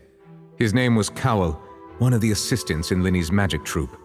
Apparently, the fireworks on stage ignited the ropes that were suspending the water tank, which then caused the tank to fall onto the stage. As of now, we are still not sure why we found Cowell in the box, rather than the guest from the audience. And after an initial search of the area, the guards have confirmed that the girl is nowhere to be found. It appears that this incident was not merely some mishap with the performance. And there are many indications that it is connected with the case of the serial disappearances of young women. The serial disappearances case? That's the case that Charlotte mentioned before! I know the truth. I can see through the whole thing. Really, using such a shallow and obvious mystery as his finale. Did he really underestimate us that badly? I say that our powerful magician, Mr. Linney, is now the prime suspect for the serial disappearances case. Huh? Why me? This whole thing was an accident. Oh, this all occurred during your magic show, did it not? The missing girl disappeared after being chosen, did she not? The deceased is one of your assistants, is he not? Now now that I think about it, that whole speech about magicians making things disappear was nothing more than a provocation, a bald-faced challenge. That can't be right. How can Lenny do this? He was in the box on the stage the entire time. We can even hear his voice. Besides, before the show, he told us that he would like to catch the criminal behind the disappearances. He couldn't possibly mean catching himself. Save discussion for a later time, please. Lady Farina, may I assume that your comments just now constitute an accusation against Mr. Linney and his associates, and that you are pressing charges? Huh? I just think that he... Well, I think it might be a little early to talk about formally pressing charges. But what Lady Farina said just now makes perfect sense. Looks like she's gonna personally deliver justice. A kidnapping and murder carried out under the cover of a magic show. Lady Farina said it all. I mean, of course, my dear people. But what excites me even more than the obvious truth before our eyes is the opponent I'll be facing. That's right. I mean you, Traveler. You'll support Lenny, won't you? After all, he was the one who helped you the first time we met. Then there's no problem at all. You know, the Traveler and I already had a duel the first time we met. But with Lenny's help, our little duel ended in a draw. But draws really are the most boring possible outcome. So, no more draws. Between the two of us, there must be a clear winner and loser. And what better place to hold such a riveting showdown and decide the true victor than here, on the grandest of stages, the Opera Epiclese. Huh. It wasn't a draw. She obviously lost last time. I understand. Charges have now been pressed, and as such, a trial is in order. Well, Traveler, seems Lady Farina has set you in her sights. But putting her dramatic rhetoric aside for a moment, I would like to ask you, are you willing to act as Mr. Linney's attorney and defend him in this case? Very well. The trial will be held a day from now in the Opera House. Both sides may investigate the scene to build their cases and search for the truth. Linney and his troupe are all potential suspects and shall remain within the Opera House. The audience may begin to leave in an orderly fashion once they have been cleared by the guards. A day isn't that long. Let's see what kind of case this big-shot Outlander can build in such a short amount of time. I'm really quite looking forward to hearing it.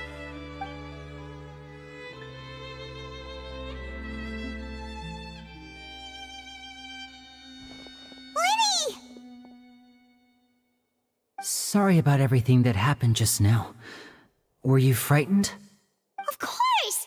Who wouldn't be scared after witnessing an accident like that?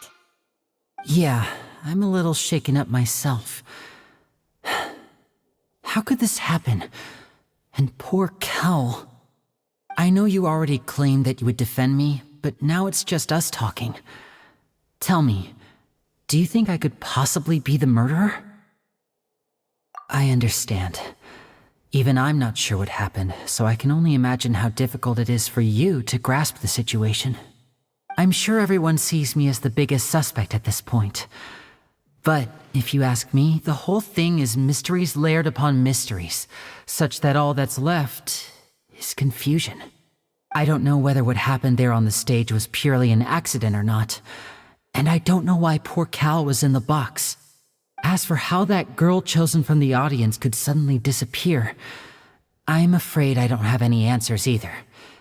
If someone tampered with my performance, then we need to figure out what they did. Even a skilled and knowledgeable magician like myself couldn't pull all that off in just 1 minute. Which is precisely why we need to investigate. As this book says, the impossible could not have happened. Whatever happened must have been that which is possible. Paimon bought them when we were reading at the bookshop in the city earlier. Pretty cool, huh? Don't worry, Paimon used her own savings to buy them. It wasn't from our travel funds. I think they look cute on you, Paimon. You have good taste, Lynette. That's the right attitude. Feeling depressed isn't going to help me now. I need to get back to my normal self. But with the guards watching our every move, it's going to be especially difficult for Lynette and I to prove our own innocence. Good thing you agreed to be our attorneys. Thanks for that. We'll be counting on you. Yes, thank you so much. Yeah, just leave it to us. Oh, since we're going to start investigating, Paimon has a question first. Where did Lynette go during the performance? Oh, well, I'm afraid that would involve some of our essential trade secrets as magicians. The secrets behind our magic are past saving, Linny. I suppose you're right. The truth behind our tricks is going to be important evidence that will be weighted during the trial. 'Tis truly a pity. As a magician, our magic show is a work of art. We've poured countless hours and spared no effort in perfecting it. But if revealing our secrets will help you uncover the truth behind what happened, then it will be well worth it. We should go somewhere else if we're going to discuss our magic tricks.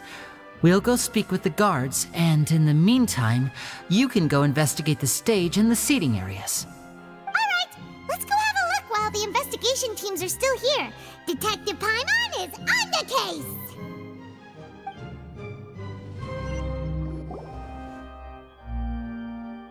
Hello, officer. How's the investigation going? I see. You must be the traveler that Lady Farina mentioned. Listen, I'll be perfectly honest with you. I'd avoid getting mixed up in this whirlpool of a mess if I were you. Huh? What do you mean? Come with me and you'll see. The deceased is one of Linny's assistants named Cal. Even though he hadn't joined the troupe long, he was hardworking and everyone generally liked him. The assistants are usually in charge of setting up and inspecting the props, as well as assisting with the show and keeping the crowd engaged. As you probably saw when you were in the audience, the water tank suddenly fell and smashed the box with Cowl inside it. This is the real mystery. We've already searched the scene and were unable to find any traces of the girl. However, if you look carefully, the box was positioned directly under the water tank. The ropes holding the tank were then burned by the pyrotechnics on stage, causing them to snap. All these factors lining up so perfectly makes it hard to see this as a mere accident. If anything, the more logical explanation is that the whole incident was intentionally planned, and Linny is the most likely person to have access to all these areas. But he doesn't have a motive! Are you both good friends of his? Well, you can't say we're good friends, but we've known each other for a little while. So in just a short time, he was not only able to win your trust, but even convince you to act as his attorneys. I know there's no such thing as magic. The real trick of a magician is holding the audience in the palm of their hand. I've seen a lot of cases, and I can tell you that people are the least reliable kind of evidence.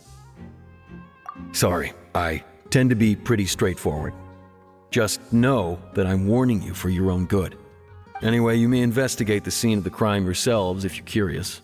Who knows, maybe you'll be able to come up with some new evidence.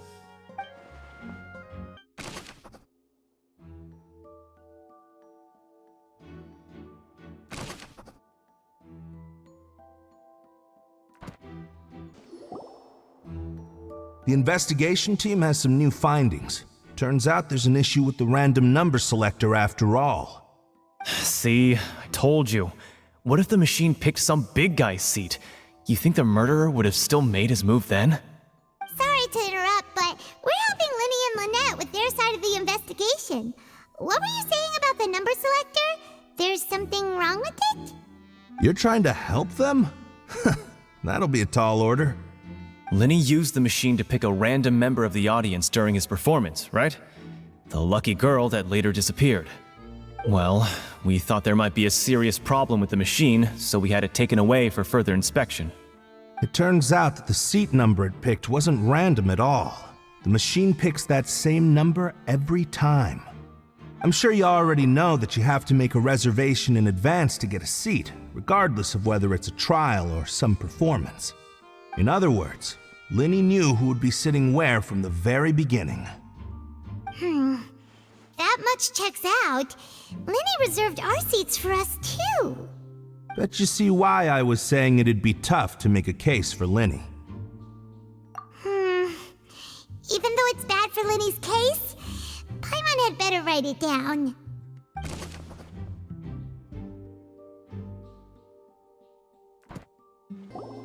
So this is the rope that broke and caused the water tank to fall. The rope looks pretty durable. How can it be burned through so quickly by fireworks? Why are you suddenly so serious, Traveler?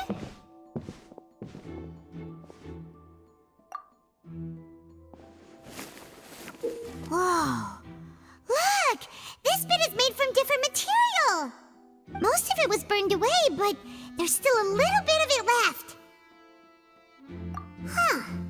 So if a rope meant to hold something was made with that kind of material in it, then that means... Wait! Paimon should write all this down! Let's take notes!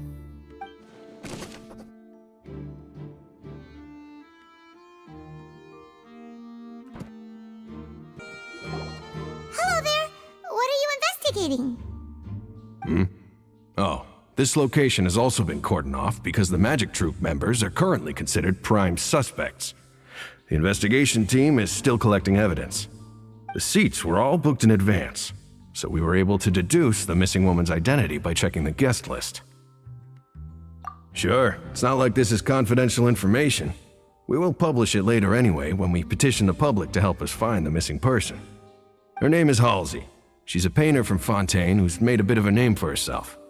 Apparently, she wasn't a regular at the Opera House, but she'd been feeling some pressure with her work lately, which made her decide to come see the magic show. The Magic Troop members all claim not to know her, and we have looked into her social connections. It seems that she has no personal grievances or conflicts of interest with the suspects. Simply put, she wasn't related to the Magic Troop at all, which matches the features of the previous serial disappearances. Were the victims of previous cases also chosen at random? That's how it seems to us, in any case. Apart from the fact that they were all young women of around the same age range, there really weren't any other connections between them. Okay then. No need to be so formal. If you do happen to see the missing girl, please be sure to contact us. It is of utmost importance that we get to the bottom of these disappearances.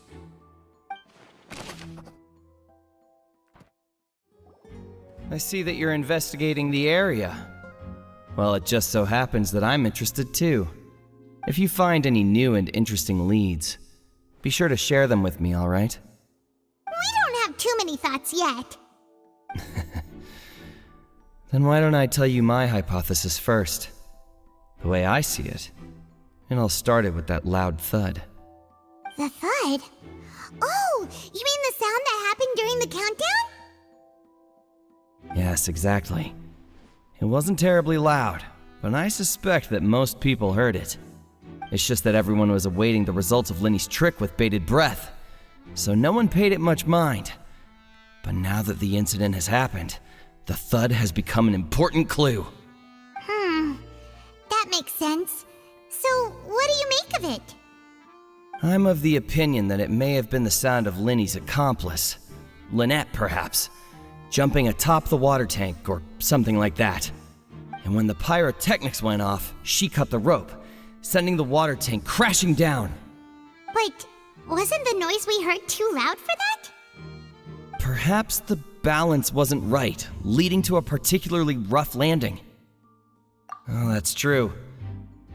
I suppose I must reconsider. That does remind Paimon, though. What was with that sound?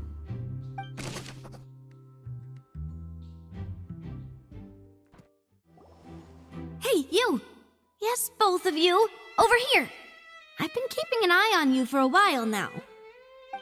Huh? You mean us? That's right.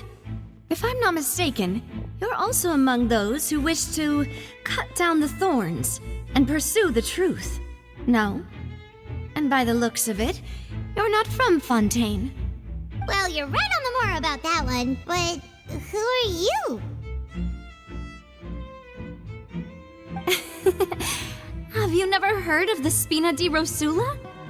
From mediating disputes and providing protection to solving conundrums, you name it, Spina di Rosula does it. And I, Navia, have the honor of being its renowned president. Though those who play by our rules call me boss.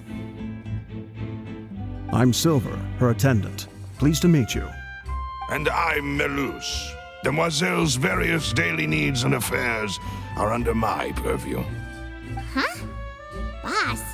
Demoiselle? What gives with the names? Well, I am the second generation president.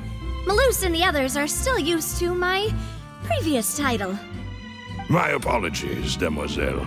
Should you prefer, boss, I will endeavor to use that instead. No need. You don't have to call me boss.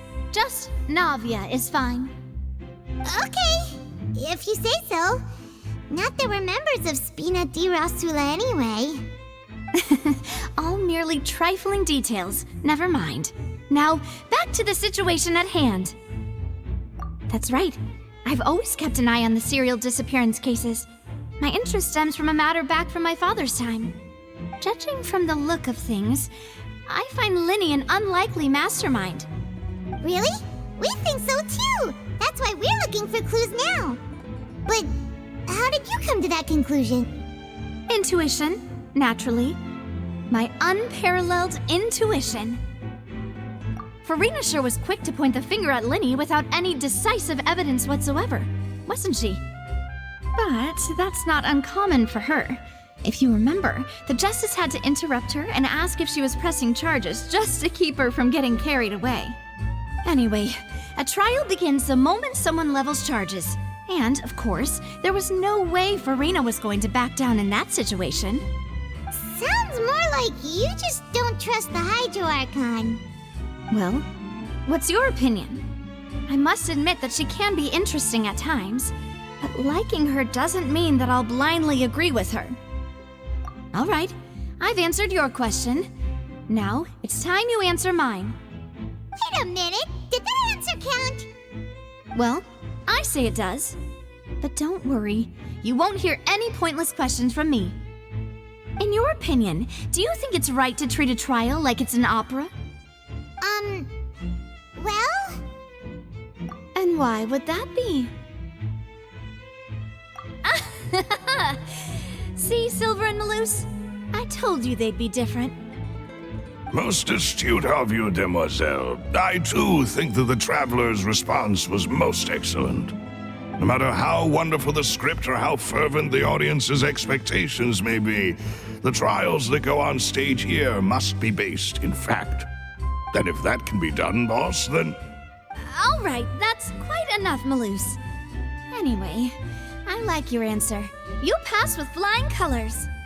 Now, I need to make some preparations, following which our joint investigation shall commence. You two shall be my assistants. Wait! Since when did we become assistants?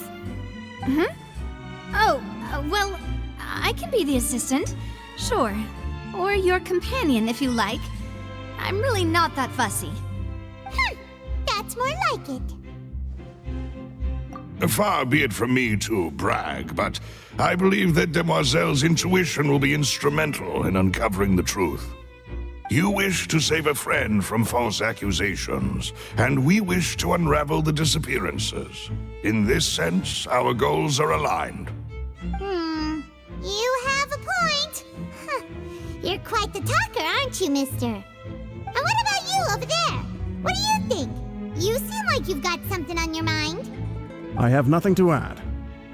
Oh, alrighty then. We'll be making some preparations first. Just be sure to let us know if they start revealing Linny's tricks. Thanks! Sorry, but no one can freely enter or exit the Opera House at the moment. If you wish to leave, you must register your identity with us first. No, we're not leaving. We're representing Linny and Lynette as attorneys, so we're investigating the case. Were you always guarding this entrance? Yes. After the Chief Justice gave the order, everyone coming in or out must undergo a strict inspection. So, the missing girl couldn't have left from here. At least, not from that point on. I doubt there was much opportunity then, either. How can you be so sure, Well, because I was in charge of security near the entrance at that time. I couldn't see Linny's performance from here, which was quite a shame. Just my luck. But still, I did not abandon my post, and I stayed put no matter how loud the applause was. If someone had so much as even approached the door, I would have noticed it, let alone if they had tried to leave. We Melusines are good at that sort of thing, you know. So, it's safe to say the girl couldn't have left through here. Alright, thank you for your help. This will be useful info.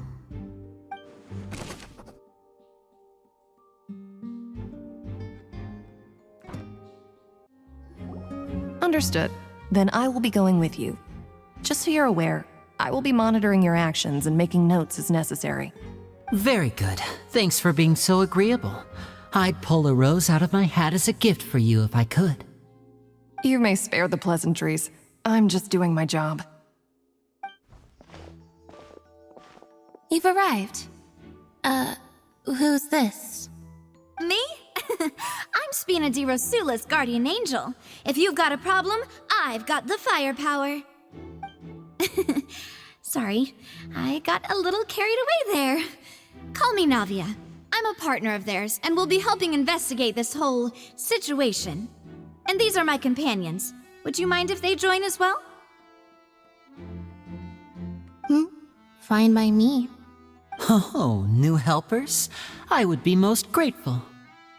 Well, let's just say we're tagging along. It's not every day you get to see the secrets behind magic performed on such a large scale.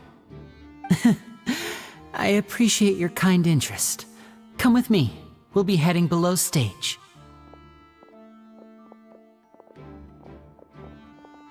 Huh?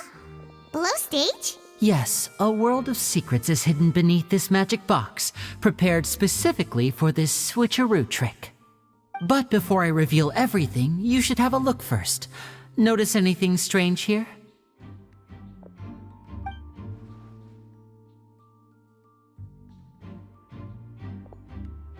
I'm not trying to be dramatic. Remembering the details of a trick will help you understand the methods used to perform it more easily. Huh. Weren't there balloons and other decorations here? Where did all that go? Ah, good eye. That said, you're still far from discovering the answer. The back? You mean the inside of the door? What's different about it? Paimon didn't notice anything. Very good indeed. I thought you might not be able to catch that, given that you were sitting in the first row. The back of this door was patterned. Those patterns are now gone, replaced by a smooth wooden board. So, if you put 2 and 2 together, what do you get? Exactly. All right, let's go. I'll tell you how it works as we head down.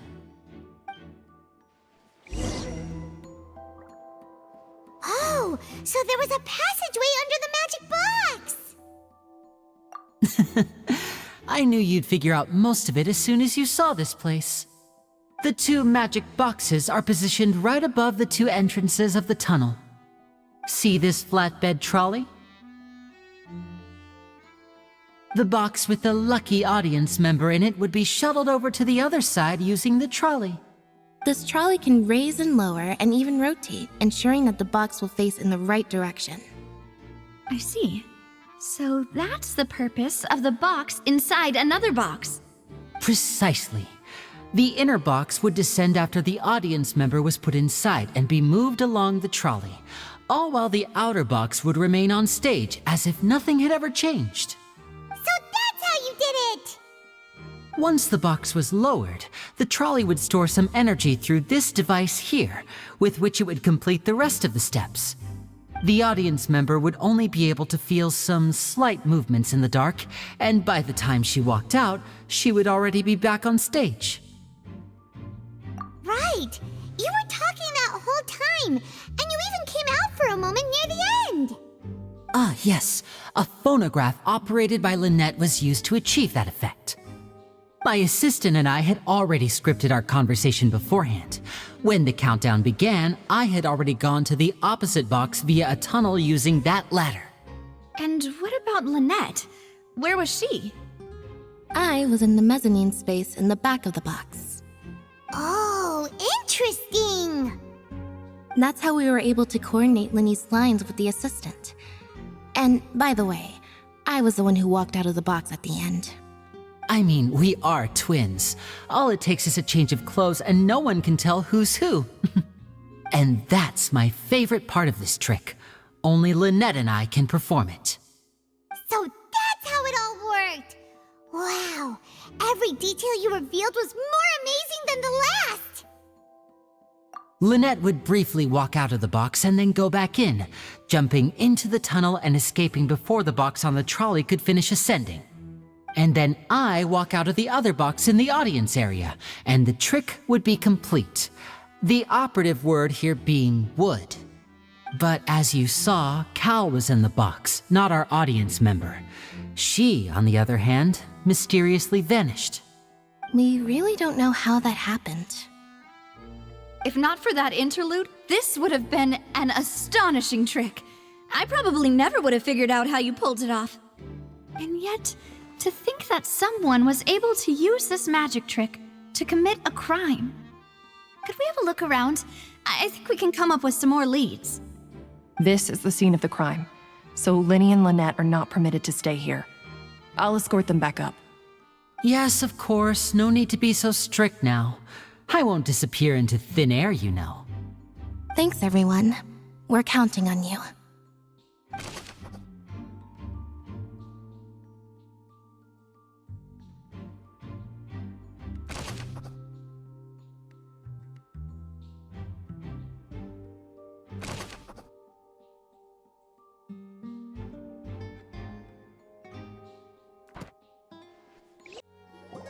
Huh. What's this? Looks like a hook tied to the end of a rope. Huh? There's all kinds of odds and ends here. Perhaps it was a prop for a different trick. But why would it have been left here? Whatever it is, let's make a note of it first.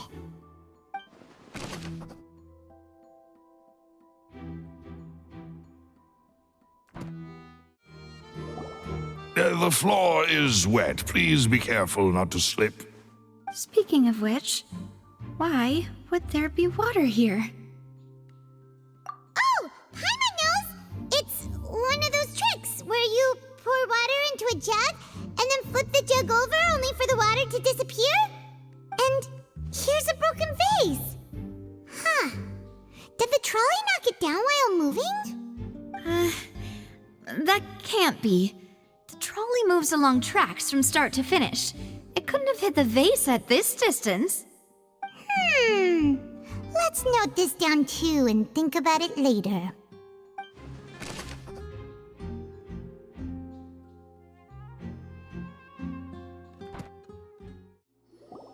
Oh, these are the clothes that the lady chosen from the audience was wearing, right? Her clothes are here, but she's nowhere to be found. Right. And do you really need to do that if you're kidnapping them? Ugh, this is so confusing. Paimon doesn't want to be a detective anymore.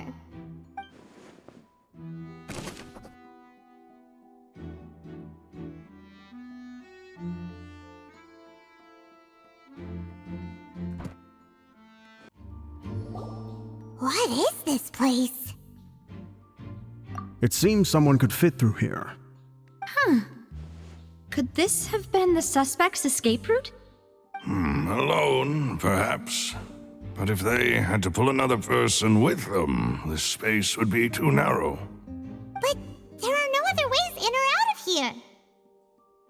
Oh, you're right! Let Paimon write that down.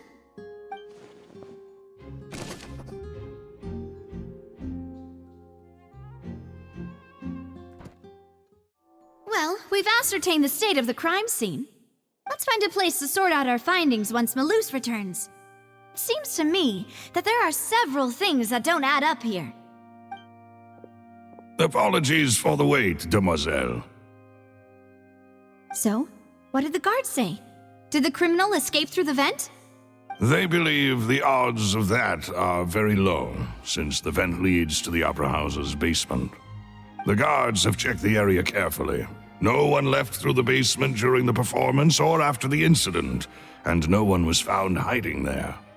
So the tunnels become like a secret chamber then! You know, like the kind you usually see in novels!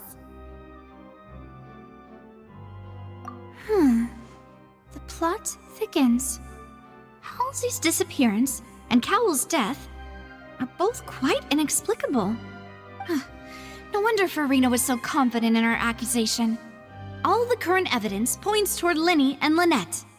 In other words, the charges are very likely to be upheld unless we make some considerable progress. Charges and then trial. So if the charges are upheld, they'll announce a sentence? That's right. This is how a trial goes in the Opera House.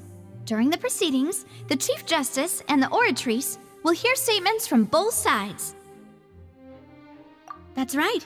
This is how indemnitium is produced. The statements from both sides, the defenses from attorneys, witness testimonies, and even the audience's emotions will all be projected on the Oratrice. To put it simply, it's as if the Oratrice has its own will, and is a judge in its own right. This also precludes any kind of favoritism on the part of the Chief Justice. Not that this has ever happened anyway.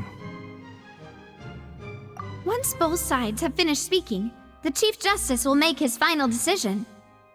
This, too, will be used by the Oratrice as a reference. Then, finally, the Oratrice will be consulted by officials. The result it returns is the will of justice itself. Huh? So that machine is the one that actually decides? Paimon thought Novelet called the shots. In practice, there is very little difference. Both have always come to the same judgment, which is why people have great faith in the Chief Justice. Ah, yes, the guards also asked me to convey that none of us will be allowed to leave this place before the trial. Huh? Why? Because we've chosen to act as the twins' proxies. That makes us persons related to the case. They're concerned that we might be colluding with outside parties, or that we might find outside help to disrupt the case. And even if that were not so, it could prove problematic if we happen to spread key information about the case ahead of time. I'm ready to break out at any time. Whoa! There's no need for that! Paimon thinks they have a point. That said, are they providing food? Of course. I just hope you don't mind the lack of options. I'm afraid that catering to all tastes is not in the cards, nor is any guarantee of balanced nutrition. In that case, let's just sort out our findings together here.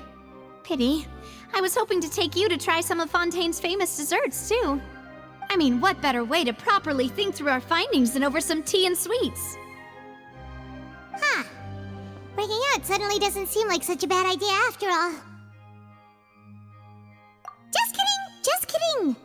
Paimon will still do her best, even if there are no snacks. What do you mean, no snacks? Of course we'll have snacks. If we cannot buy some, then we'll simply make some. Huh? Here? But how? Understood, demoiselle. Everyone, please come with me.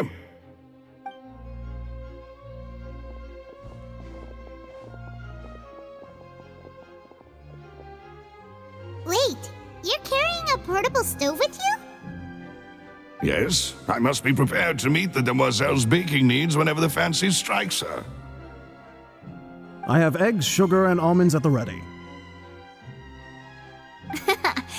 work, you two. Then I'll get to it. Please sit tight for a moment. You'll get to taste my awesome snacks soon enough. These three are quite the interesting group.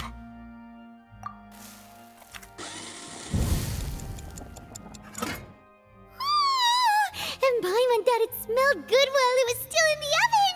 Oh, it's even better now. Paimon can't stop drooling. From the way you had these two guys carrying all that stuff around, Paimon thought you'd have them do more during the baking process. But you ended up doing the entire thing by yourself! Beating the egg whites, grinding almonds, everything! I was applauding. And I was giving encouraging smiles. Paimon was just thinking, aren't you worried about getting your fancy dress dirty beating egg whites and baking like this? Well, I don't think it's carved in stone anywhere that fancy ladies can only read books, sip tea, ride horses, and play the piano. I just really enjoy making snacks. Don't underestimate beating egg whites, by the way. It's a real arm workout. You also need to beat them to just the right consistency, or your macarons will crack. Anyway, give these a try, fresh out of the oven. There's 3 for each of us. Only 3? Well, eating too many sweet treats might send all that sugar to your head. You wouldn't be able to think clearly about the case on a sugar rush, would you? Tea is ready to be served as well. This is Demoiselle's favorite, strong black tea with a floral fragrance that clears the mind and lifts the spirit. No need for concern, I'm merely doing as I should.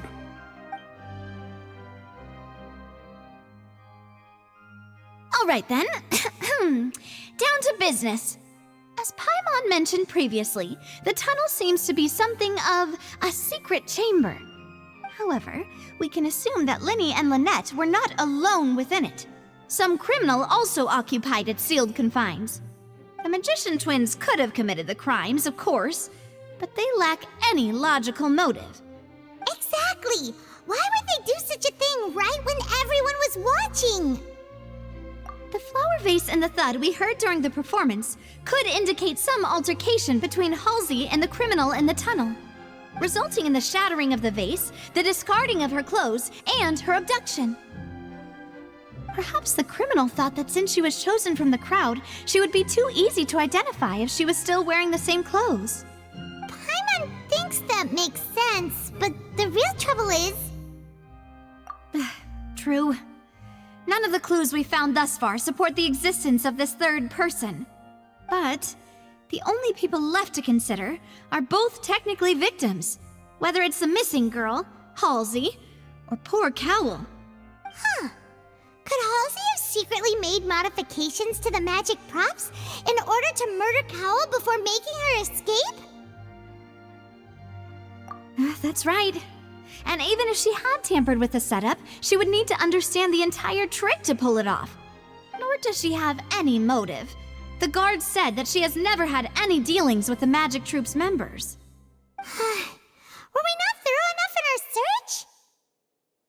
From the sound of things, this is turning into an impossible case. Your macarons are amazing though, Navia. They smell great! They're nice and crisp and super sweet! They are my specialty after all. And I see you've already had 5 of them. What? 5? Oh, that can't be right! Paimon only counted 3! Honest! Please don't worry about it. At my age, a few less sweets might actually be a good thing. No! Being greedy is one thing, but Paimon knows how to count. Besides, Paimon knows that if she ate too many, then others wouldn't have enough. Wait, even you don't believe Paimon? How could you? If Paimon ate those 2 extra macarons, then may they turn into stone in her stomach! All right, we get it. Well, I suppose one of us might have gotten too engrossed in our chat and eaten them by mistake. No big deal. Malus, set up the stove again if you would. Huh? What are you doing? Making sure everyone gets 3 macarons, of course. Exactly. We don't want to trouble you. As you wish, demoiselle. And I have the egg, sugar, and almonds. Well, this really is your hobby, huh?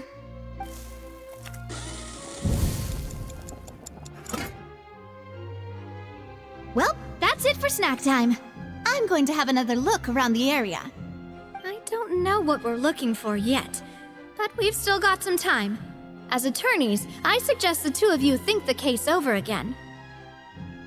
It would be awkward if you got all tongue-tied on stage during the trial. Alright, thanks for your help, and for the snacks. It was nothing. A small task for the Spina di Rosula. Silver, Malouse, it's time to go. I'll be back if I find anything new.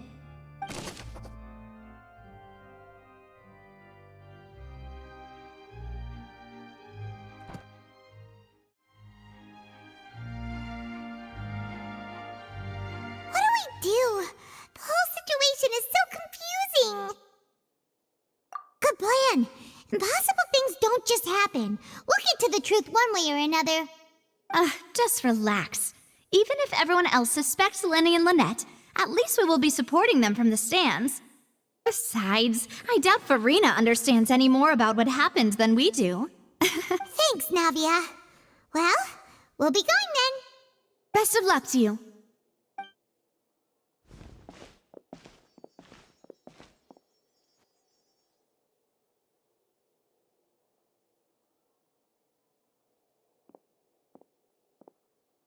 Finally, you're back. Well, how did your investigation go? To be honest, you might be disappointed. No. We're already very grateful that you were willing to help. Well now, don't you all look disappointed? Don't tell me that your investigation came up empty-handed. That was to be expected, of course. The guilty can never produce proof of their innocence. But don't let that stop you. I shall be terribly disappointed should you, my most anticipated foe, concede so easily. Since both parties are present, I declare that the trial regarding the magic show incident is now in session. Firstly, in order for the audience to understand the causes and results of the incident, could we please have Mr. Linney explain the trick? Yes, of course. I will explain while Lynette demonstrates on stage. All the necessary items have been prepared.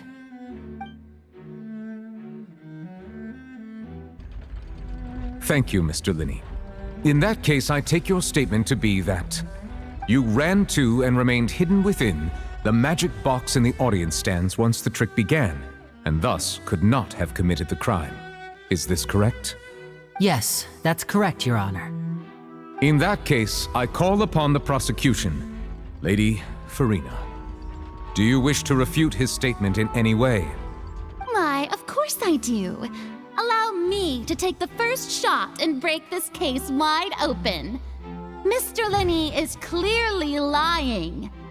There is no way you could have been in the box the whole time if you were to abduct Halsey and murder Cowell.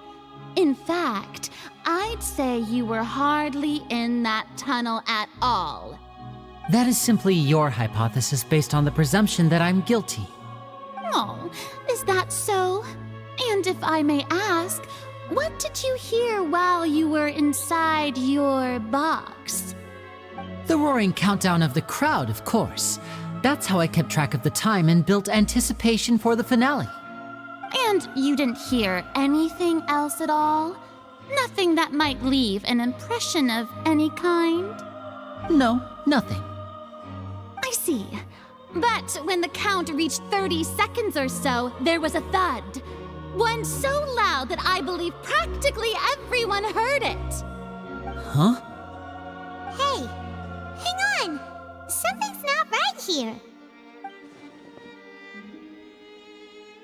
Yeah, I'm sure he could have heard a noise that loud from inside the box.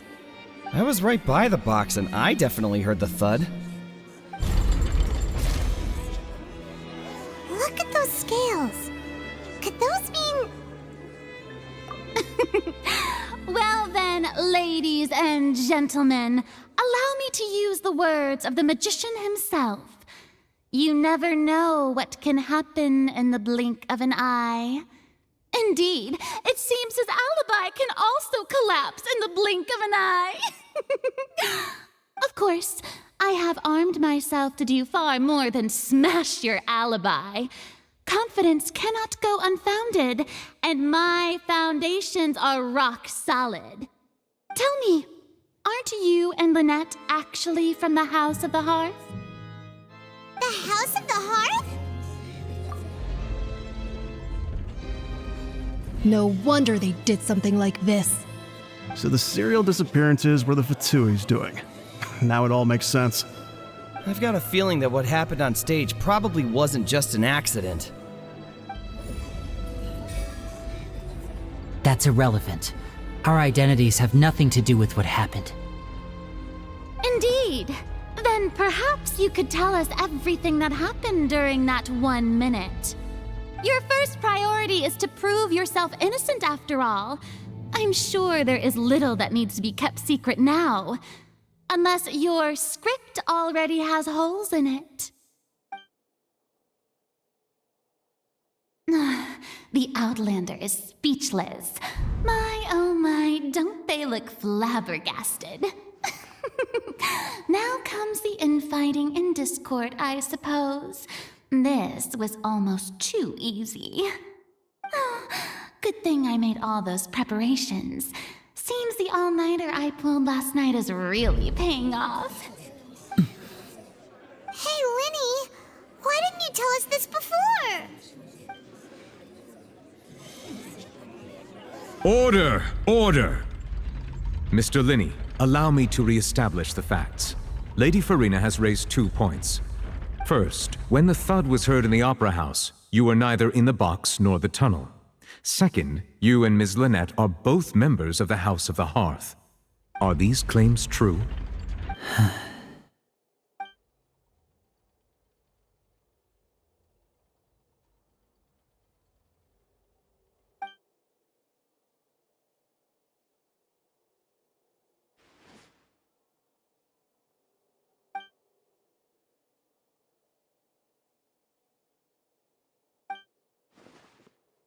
Please answer my question, Mr. Linney. I'm sorry. Yes, they're true, Your Honor. I knew it! Well, that's it. We might as well move on to the sentencing already. What should we do now? Granted. In that case, what is your request? Is that really necessary? They're already as good as guilty.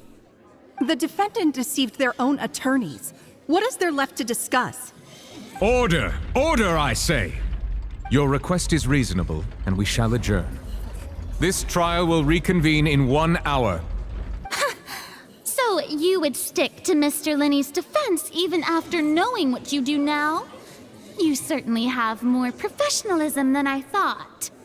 In that case, my dear audience, let's allow the joy of victory to steep for a little while longer.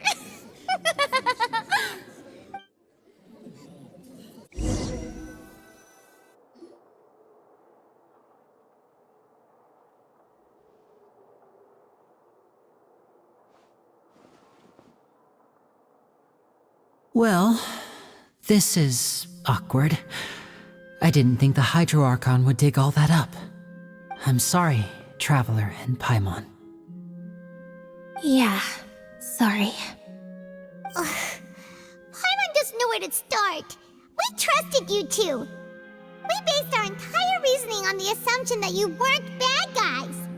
Not to set the wrong tone or anything, but Paimon's really mad! I'm very sorry. I know you're angry, and reasonably so, but please, let me explain. I know you've clashed with the Fatui several times before. I wouldn't be surprised if just hearing the word is enough to make you upset. But our organization is very, very large, and the Harbingers have very different personalities and goals. Right now, we want to save people. As many as we can. That's right. I'm sure we're on the same page when it comes to this nation and the disaster that its people might face. I knew if it weren't for our respective identities, we could become good friends. That's why I didn't wish to flat out lie to you, but chose to hide some details instead. The truth is very important, but being completely transparent about everything would see us spending more effort than we need to. Right. So, you be the judge. Heck, if I were you, I fear that I'd even struggle to trust me at this point. You met a Fatus who works as a magician, a trickster by trade. All by coincidence, too. But still, I'm asking you to trust me. I am no criminal. At least, not in this case. Sorry. Please forgive us. Well, you both say that, but... Right, let's hear your answer first, and no lies now! Of course. I'll answer any question you ask. We've been trying to find out how the Oratrice operates. We want to know why it has a consciousness. Why can it deliver sentences accurately? During our investigations, we learned that the machine's core is beneath it. From that moment on, Lynette and I have been designing this box swap trick with the objective of getting close to the core.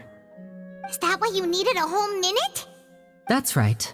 In truth, the audience would take about 75 seconds to count down from 60, while I would only need 15 to get to the opposite box.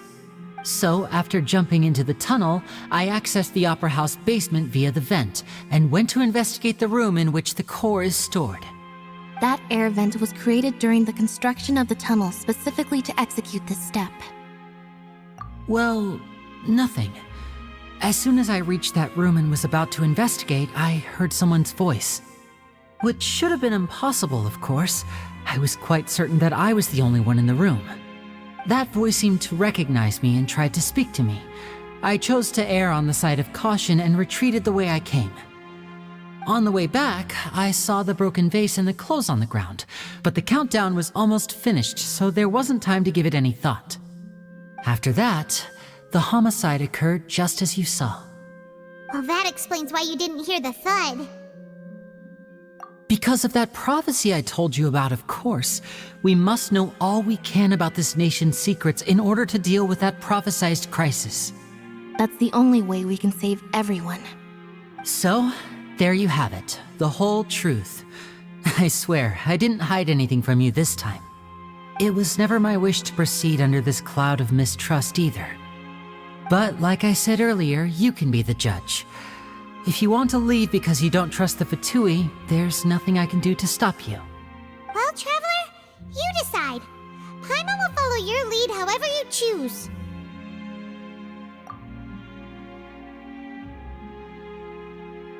Okay, thank you. Thanks for giving us a chance. The current problem is that the scales are tipped pretty badly against you two. If we want to refute the Hydro Archon's accusations, we're gonna need a seriously watertight defense. Huh? Oh, Paimon thinks she gets what you mean.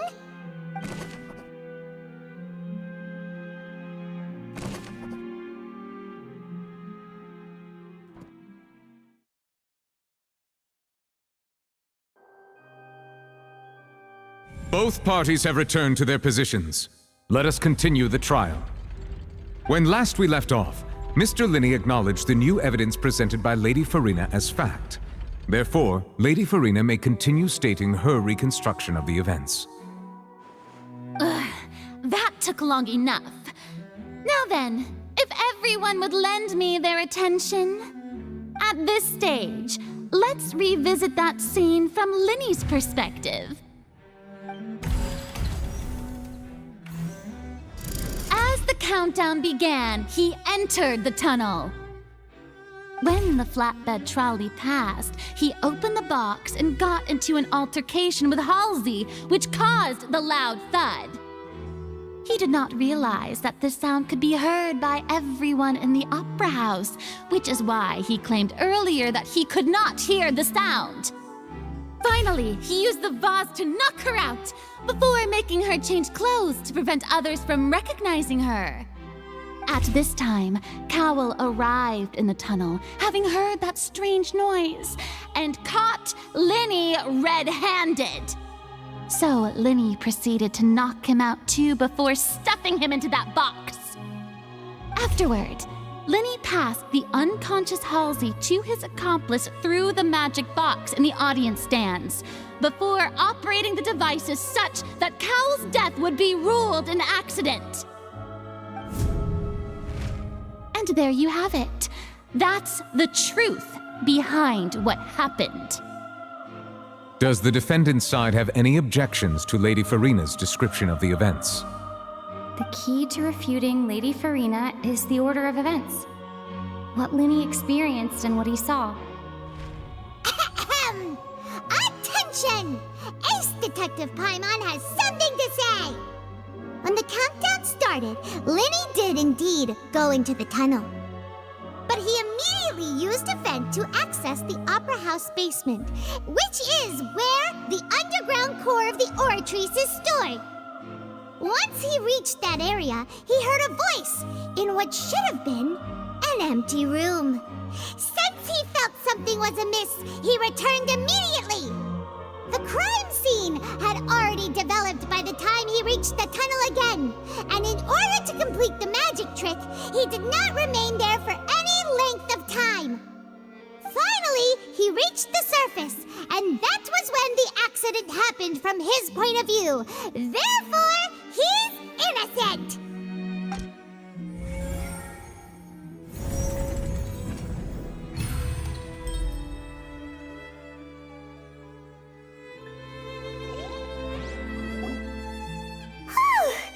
Paimon did it! Paimon actually managed to say all that! Wasn't it awesome? In other words, you believe that he knew nothing of the incident? That's right! My reasoning? If that's the case, then if Cowell hadn't entered the tunnel, who was the entire setup meant to kill? Assuming that what you say is true, Linny only needed to kidnap the young girl to cause a new disappearance case. What would the point of killing someone on stage be? Oh, they have a point. That's right, you tell them! And that's why they're partners of mine. They've managed to turn things around.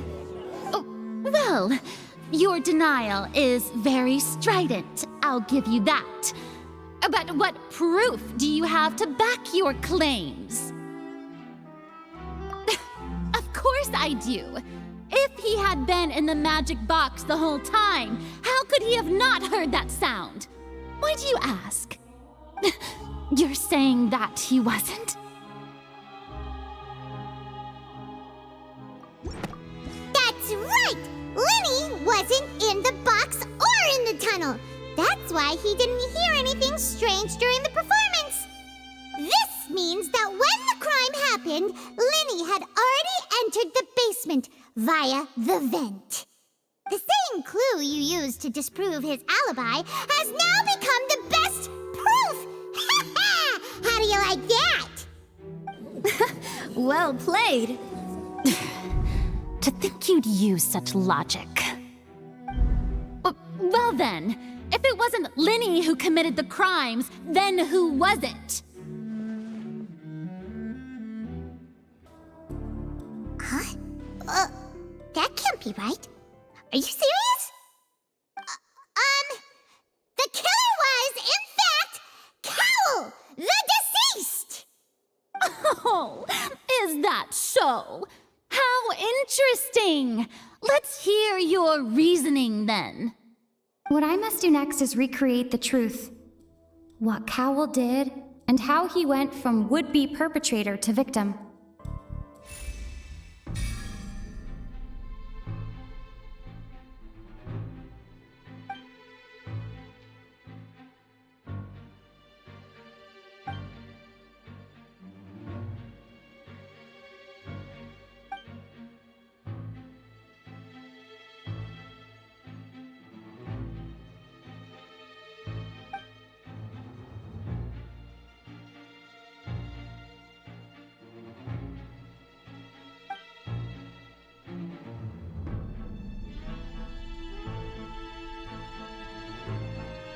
What's wrong, Traveler? Are you still having trouble figuring things out? I see how it is. So this was all just a bluff. And here I thought you had something to show for it. But it seems you're still far from the truth. Look, since we're at a dead end, why not consider a different track?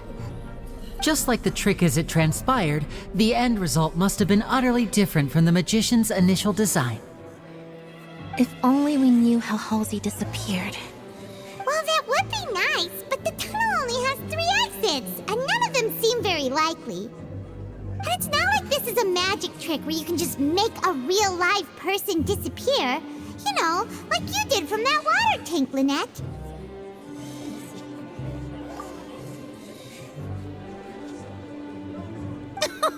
Excuse my interruption, dear opponents, but do you not see that the crowd is growing impatient? There is no greater sin in this opera house than an awkward delay in the performance.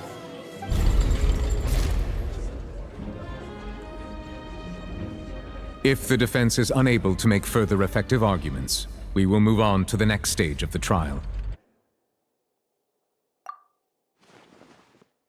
Lenny was not in the tunnel at that moment, which gave our criminal ample time. The sound we heard may have come from a clash between the missing Halsey and the criminal. The deceased's name is Cowell, Lenny's assistant. He would have been able to tamper with the equipment. The vase was not broken by chance. It was used to cover important evidence. The water.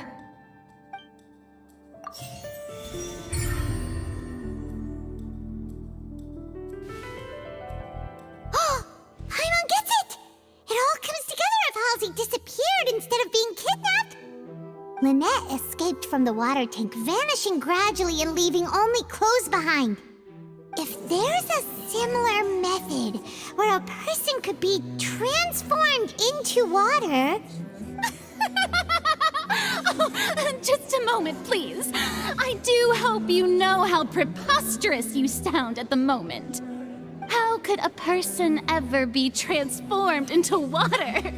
This is reality we're talking about here, not some magic trick.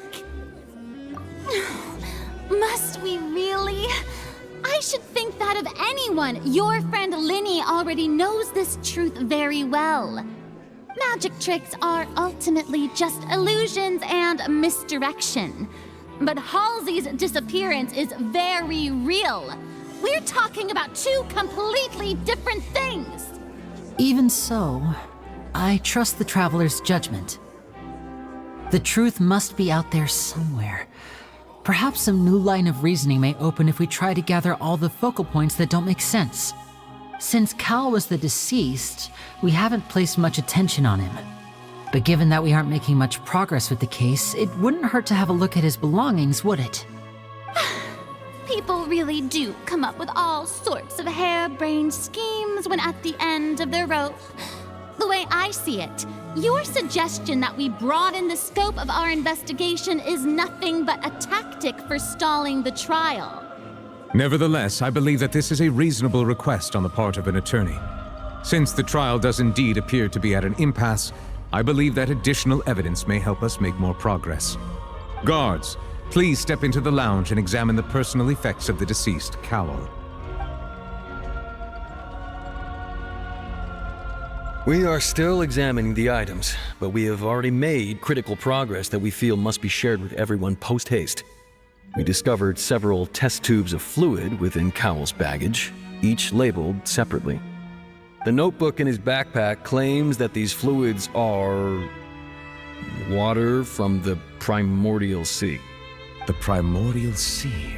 The note's contents also indicate that Cowell belonged to an organization that sells illegal drugs and that he had an accomplice. The notebook has many entries concerning safe usage of these fluids, in which the keyword dissolve appears many times. One of these tubes was labeled Opera Epiclese, along with yesterday's date. It is empty. The notes also state that these dissolution properties work exclusively on people from Fontaine. It's likely that Halsey was chosen as some sort of test subject. As such, we believe that the defense's hypothesis is, in fact, supported by sufficient evidence. You gotta be kidding! People dissolving into water? Could something so ridiculous actually be true? Wait a moment. This reminds me of a certain prophecy, but it's just a coincidence, isn't it? Huh. If people can become water, does that mean that the water tank's real use was as a means to hide water stains? And if Cowl was targeting that girl... Wait just a minute. Could that mean... You two, with me, quick! Demoiselle, wait! What about your partners? Let's go. Just trust me. Order! Order! It is undeniable that further examination of the deceased's personal effects has yielded some surprising results, but we cannot yet verify the veracity of these clues. Still, let us assume that these clues are indeed authentic, albeit with the understanding that Ms. Halsey has yet to be found. Guards, please continue examining the items along these lines. Mr. Linney, it appears your hypothesis is supported by the evidence, so please continue speaking. Of course. Thank you, Your Honor. If we uphold this hypothesis, I believe that many of this case's seemingly unrelated clues can be connected together. Right! Like the metal hook! That one didn't make sense at all. Let's think about this. Cowell's methods must have something to do with that water from the primordial sea.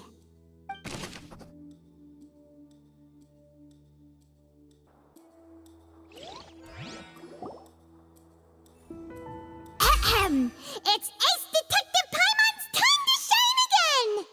In the original plan, Cowell would tamper with the water tank rope and the number selector securing his target. When the magic box containing Halsey was lowered, the metal hook would retract gradually and pierce the balloon at the top of the box. When the balloon attached to the box popped, the water from the primordial seed inside it would pour down and dissolve Halsey. Afterward, Cowell would enter the tunnel and break the flower vase to conceal the water inside the tunnel, with the remaining evidence being covered up by the water tank on stage.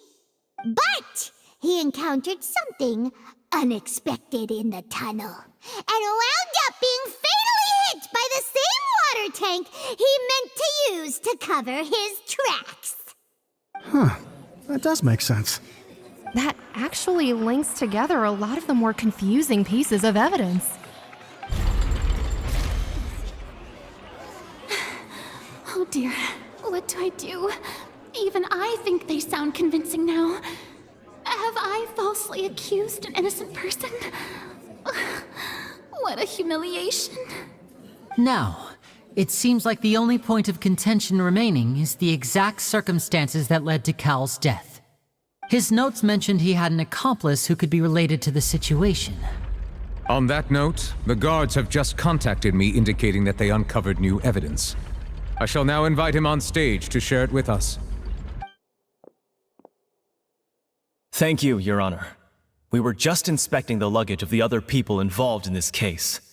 And we found an identical sample of the water from the primordial sea among Linney's personal effects. What? That can't be. Oh, I see. Well, how wonderfully comedic to have your own counterattack only to come back and wound you. Does this not clear all doubt? My dear citizens, my loyal audience, allow me to present my reasoning and bring this performance to a swift close. Linney did not need to take part in the dissolution of the young woman at all. Indeed, he did leave the scene via the vent. Having made modifications to the props beforehand, his accomplice Cowell then caused Halsey to vanish using the water from the primordial sea. But upon his return, in cruel avarice, Linny desired sole credit and prepared to do away with his partner in crime. Ultimately, he knocked Cowell out, and the tool meant to cover the crime up also became a murder weapon. Now, as much as I regret having come to such a viciously straightforward conclusion, it does seem that the famed Fatui is quite the cold-blooded and ruthless organization. Am I right, Mr. Linny? We've used up all the evidence we collected. There's no way for us to make a rebuttal here. Is this the end of the road?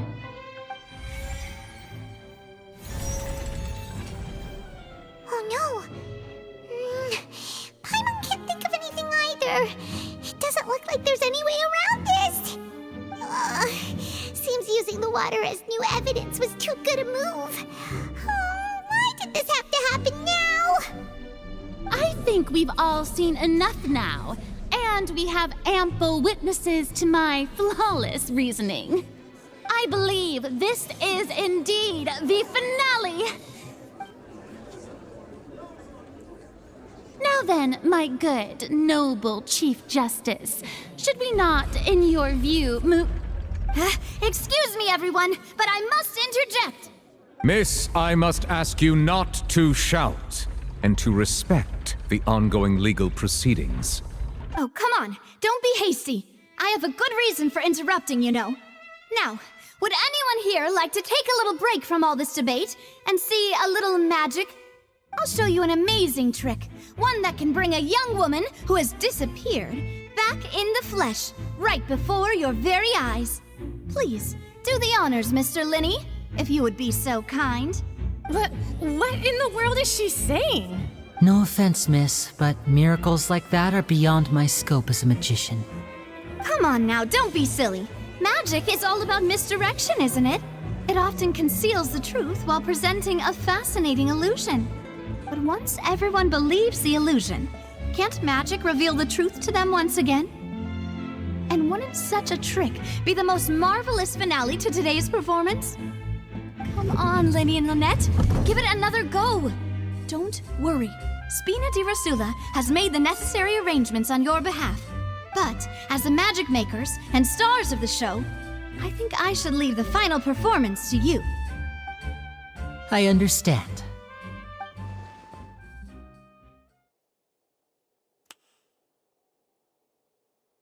And voila!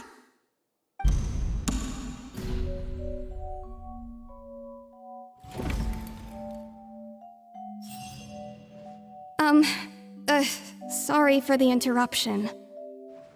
Wait, isn't that Halsey? So the whole thing about people dissolving wasn't true after all? To be clear, I'm only here because this person told me that if I testified, the merit of doing so would lessen my sentence. I was hiding outside this room listening to the proceedings because I was afraid that I would be the one put on trial. I was just feeling happy that no one had noticed me, and then before I knew it, she caught me. That'll teach you to underestimate us three. Where should I begin? I'm sorry. I'm the one who killed Cowell. I admit it. What? Why? Firstly, my name isn't Halsey. It's Lillian, and I'm originally from Mondstadt. I heard that Linny's show was gonna be a real thriller, but I missed the chance to buy a ticket, so I stole one. That's how I make a living. I steal stuff here and there. And I'd never been caught before. But I was noticed at the harbor a few days ago, and I barely got away. Linny was the one who caught me in the act. Hey! No wonder you look familiar! So you were the thief! Liddy even mentioned that you were pretty skilled! Well, and I thought that would have been the end of it, but then the number selector chose me. He even mentioned the Fortress of Meripede. That's a prison, isn't it? So you can imagine how shocked I was. I thought he was onto me for sure. So I played along with the show while looking for an opening to flee, but then I got water poured on me for no reason, and then someone jumped into the tunnel to nab me. I wasn't going to take that lying down, so I knocked him out and stuffed him into the box. There was nowhere to run from there, though, so I had to change my clothes and hide in a box containing performance costumes. I slipped out after the first guard arrived at the scene and continued hiding inside the opera house. Can a person even hide in there? But I swear I didn't know that the water tank would fall down. Really, I swear it. Had I known that, I wouldn't have put him in the magic box. I may be a thief, but I'm no killer. Well, that makes everything pretty clear now, doesn't it? This time, we need to tell the entire story from Lillian's perspective. And it's Ace Detective Paimon time! Having been selected out of the blue, Lillian panicked.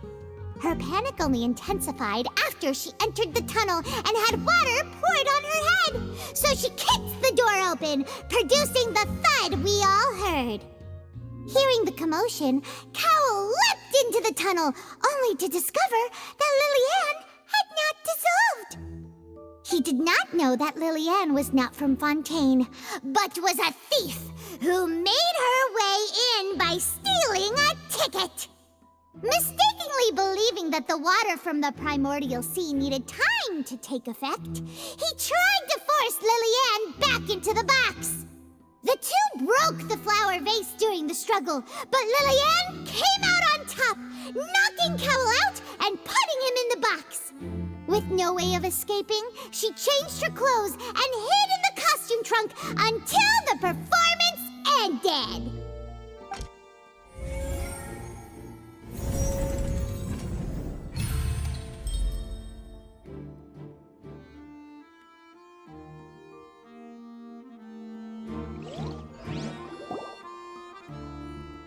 She knew that she would have to go through guard inspection if she tried to leave afterward.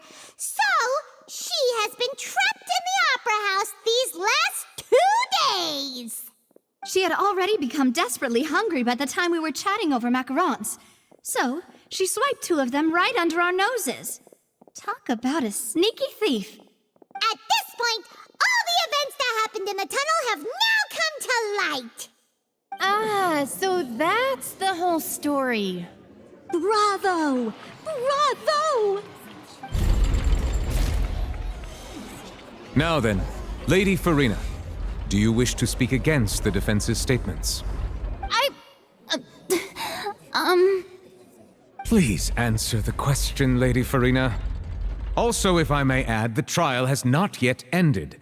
As such, I request that the prosecution not leave the room before the proceedings have concluded. What? Are you reading my mind now? No, I have no further arguments. I admit defeat. But really, could you at least have left me with some dignity? Wow, look at that! She's like a deflated balloon now. If there are no objections, then as the Chief Justice of Fontaine, I shall once again repeat the full sequence of events. The actual perpetrator of the serial disappearances, Cowell, selected his next victim from the audience reservation list. With some modifications to the selector, he could ensure that the pre-selected young woman would be chosen. To cover up any evidence while committing the deed, Cowell thought of allowing the water tank to fall, which would conceal the water left behind after the young woman was dissolved. He also tampered with the rope suspending the water tank, using the fireworks at the end of the performance to cause the tank to drop and hide the watermarks. He poured the water from the primordial sea into a balloon during the preparation of the magic box and stuck it to the box's lid. Finally, he passed the prepared hook on a rope through the gap in the magic box's door when bringing the young woman to said box. When the magic trick officially began, the box containing the woman was lowered into the tunnel, tightening the hook rope and bursting the balloon containing the water. If all had gone to plan, the young woman would be dissolved at this time. However, Lillian was not from Fontaine and thus fled the box with a loud noise. Realizing that there was trouble, Cowell entered the tunnel and met Lillian. Thinking that the waters had not yet taken effect, he decided to proceed. However, his opponent was more capable than he thought, and he was overcome, knocked unconscious, and placed into the magic box, and thus became his own final victim. Lillian, according to her own statements, then changed clothes and hid until the performance ended, before hiding in other parts of the opera house. As for Linny, he was in the underground structures within the opera house, and was thus ignorant of these happenings. From this reconstruction of events, we can conclude that Linny, the accused, is in fact innocent. While there is much in Linny and Lillian's conduct that should still be investigated separately, this case, at least, can be handed over to the Oratrice to make the final decision.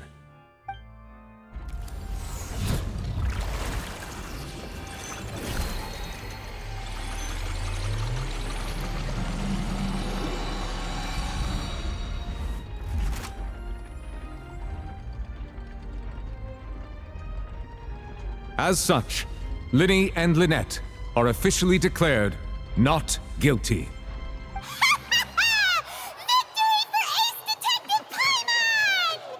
Great work, partners. Thank you all. Thank you so much. Next, I think we deserve an explanation, Guard Vaughn. How did you find the water from the primordial sea in Linny's baggage? Right! Your discovery caused me to make a serious mistake, you know. Or was that not a discovery, but false evidence that you dared to bring before this court? I suspect that the accomplice mentioned in Cowell's notes was not Linny, but you, yes? I'm sure you know what you must do to lessen your sentence. Speak quickly! Unless you want to earn yourself a one-way ticket to Coupon Town. I was just following orders. We were supposed to place blame for the serial disappearances onto Linny, and thus cause suspicion to fall on the Fatui. The higher-ups said this was the best opportunity to do so. And now that your plan has fallen through, and the secrets of the water have been revealed, you have become a liability to said higher-ups, yes? Therefore, you would be wise to tell everything you know, and seek the protection of the guards. Yes, I'll tell you everything I know. Our boss discovered that the water can cause people to dissolve. It can also be made into a potion, which when extremely diluted, can cause people to experience unforgettable exhilaration. We've been in this business for a while now, and have made decent more off it. The disappearances were also the boss's idea. I mean, this is the boss we're talking about.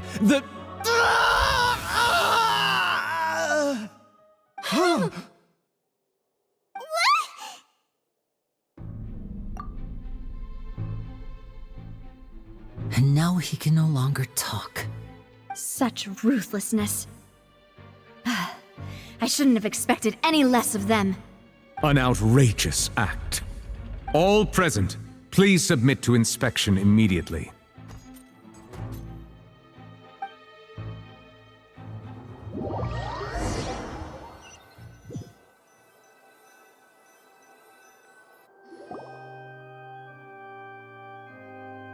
So, we're just going back now? That's true, but... Traveler, Paimon! Please wait.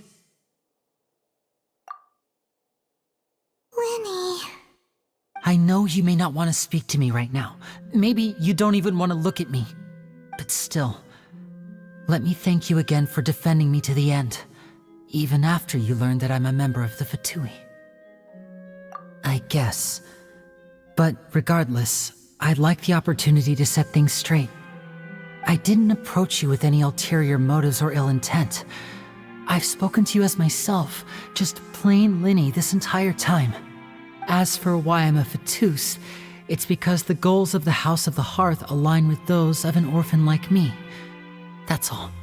That was how Father, who you might know as the Knave, approached recruiting us back then too. The Knave? The one who controls the House of the Hearth? She's your father? That's right.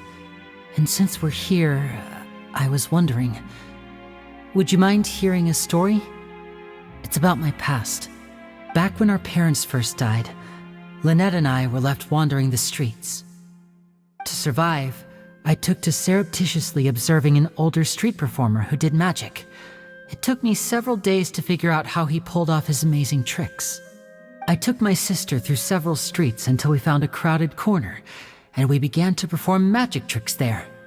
To my surprise, we proved to be pretty popular, and we could at least stop worrying about where our next meal would come from for a time.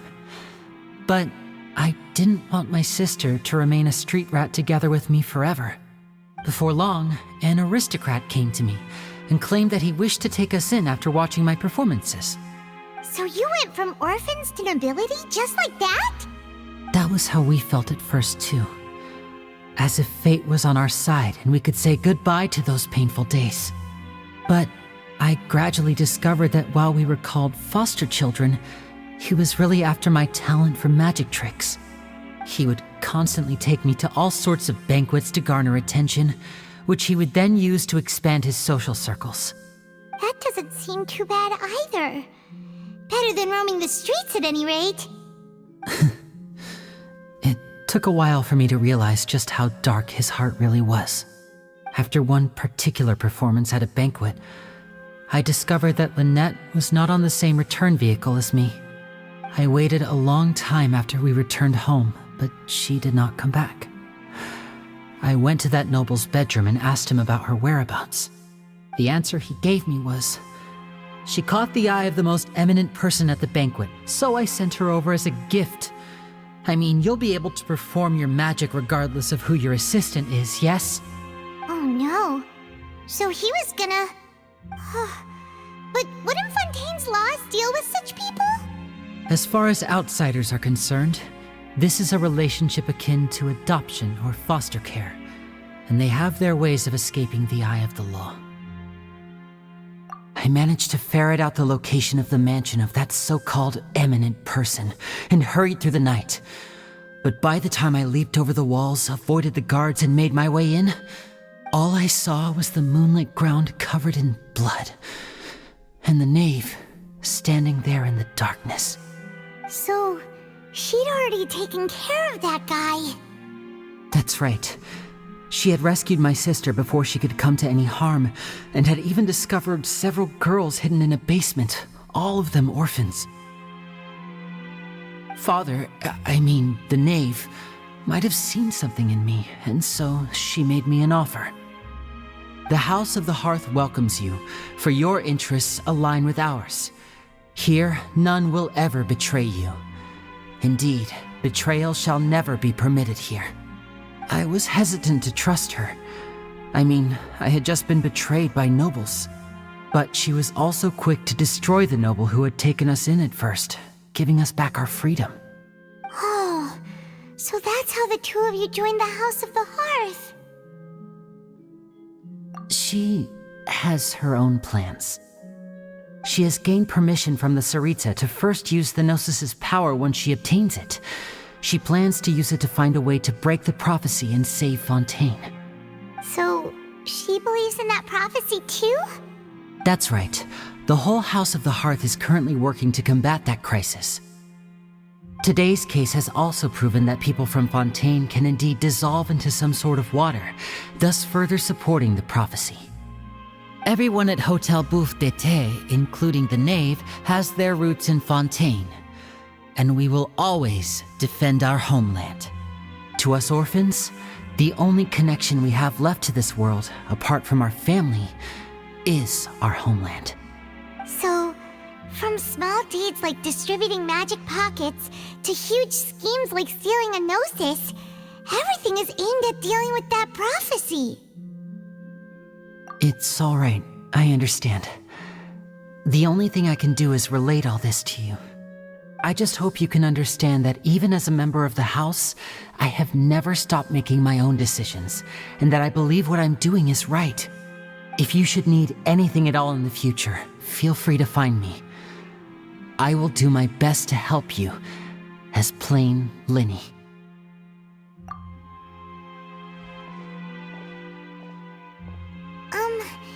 Bye,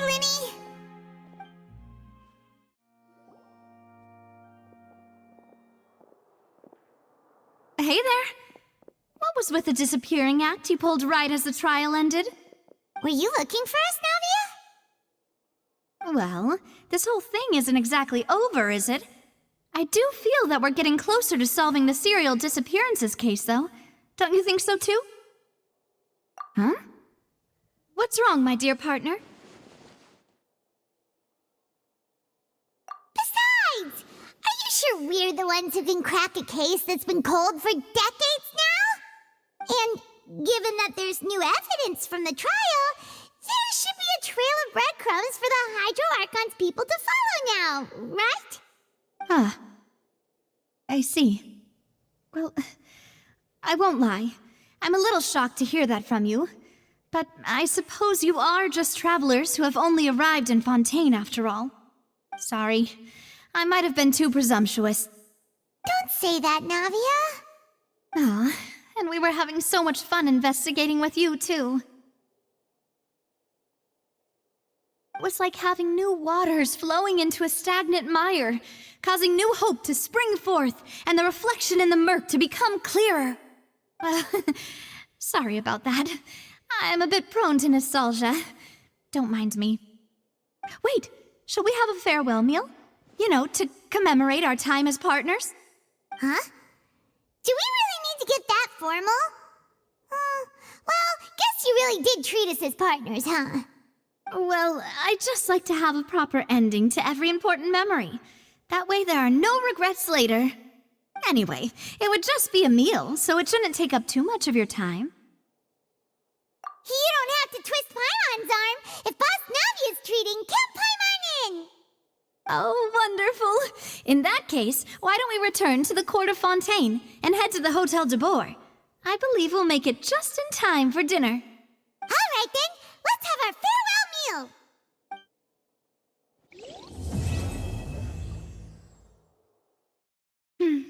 I came here several times with my father when I was little, but stopped eating here as often after growing up. I hope the food here will be to your taste. Oh, don't worry. We haven't eaten at a hotel like this in a while. Paimon's getting excited already. In that case, I'll go order for us first. Please wait here a moment.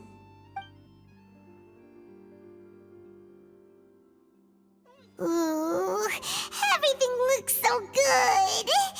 People in Fontaine sure know how to enjoy life. Why, of course. Go ahead, try whatever you like. If the food's good, I'll make a group reservation for the rest of Spina di Rosula next time. And if it's not? Well, then I'll still bring everyone. Albeit with only one dish per table. You, sure have your own way of doing things. Oh, we called this a farewell meal, but we could also treat it like a victory feast, right? We did just win that case after all. Oh, true. Very true. In that case, boss, we'll have another 2 dishes. Huh? Paimon didn't mean that you had to order even more food.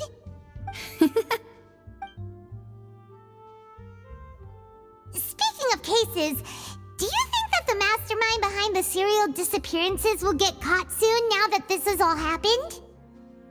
Well, we've certainly taken a big step forward, but I feel that's about it. We know that there's an organization that means to dissolve these young women, but we still don't know what they are really after. If it hadn't happened right in front of us, Paimon wouldn't have ever believed that a person could be dissolved like that. Right? Yet it was because this was such a preposterous notion that the investigation could never really move forward before. Ugh. If only that guy could have finished speaking. We were so close to hearing who was behind it. In such investigations, even the smallest step can seem like a yawning chasm if the trail of clues is cut off. To be honest, I don't have high hopes for any follow-up that the authorities might conduct. It's not that I don't have faith in their ability, it's just that a different perspective is required in some matters. It's easy to guard against and deceive a single narrow perspective. A shift in thinking is required at such times in order to produce a breakthrough, which is exactly why the Spina di Rosula exists. Those highfalutin folk are not all-knowing. That's why we exist. To seep into the cracks where filth falls through, where their watch fails them. That's the kind of problems we solve. Seems Paimon thought things were simpler than they actually are. It's all right. Well, this was supposed to be a farewell meal, so I doubt you have further interest in this business, right? Let's talk about something else. Like, what are your future plans? That's true. We didn't have a chance to speak to her after the trial ended. It didn't really seem like the right time or place to do it anyway. I see. So, your primary objective, which has been foiled so far, was to have a chat with the Hydro Archon. I've heard that there's a long line of people waiting to meet Lady Farina. I suspect you'll be waiting for quite a while, considering that you missed your chance today. Yeah, we've heard that she's super popular here in Fontaine, and that it'll be tough getting any of her time. Well, would you consider some more, unique ways? Perhaps even methods of, let's say, questionable legality? Guess that's Spina di Rosula's boss for you. Chock full of sketchy ideas.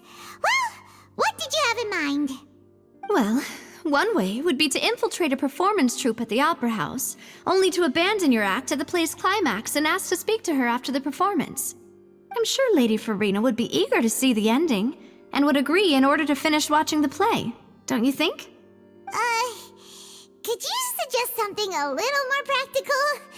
This plan seems pretty hard to pull off. We'd have to go learn how to act, and acting's really hard. All right, here's another. Find a way to conceal yourselves under her bed, then wake her up in the dead of night and demand answers. Don't let her go back to sleep until she answers all your questions. I can personally testify that this one works. When I'm sleepy, I'll do anything as long as I can finally get some sleep. That might work, but that's not really the problem. The problem is we don't want to get ourselves arrested. Valid point. I overlooked that part. I was just thinking about leveraging a person's desire for sleep. All right, no more joking around. Perhaps you could... I don't know. Cut the line when she's on a break. You did defeat her in court, clearing citizens of hers from false accusations. False accusations she had nearly upheld personally. I imagine that she feels quite ashamed about the whole thing. You mean that if we catch her while she's on a break, she might be too embarrassed to refuse? Oh, that does make some sense. Why don't we give it a try after this meal? You know, strike while the iron is hot and all. Huh? Paimon, did you drink my Fanta? Was this your drink? Sorry about that. Paimon wasn't really paying attention and the cup was right next to Paimon. Would you like to order another? No, it's fine. We're just about done here. Alright. Honestly, Paimon wouldn't recommend Fanta anyway. It tastes kind of salty and icky. Is that so?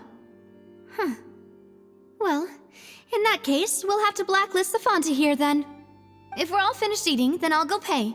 Yeah, we're stuffed. Thanks for the treat, Navia.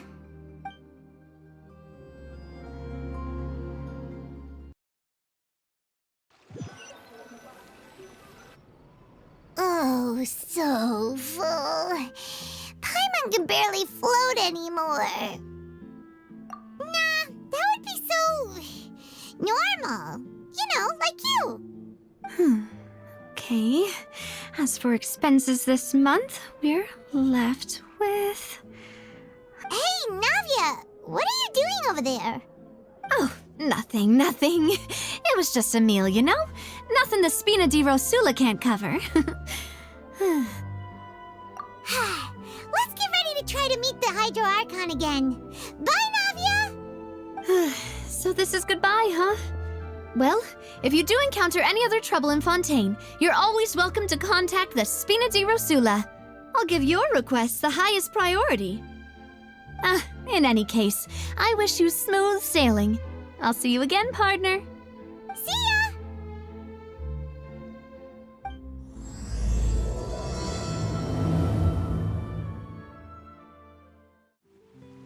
There aren't many people around anymore. Looks like that boat we took to Araneas might have been the last one. Vache. Looks like we're back here again. Huh?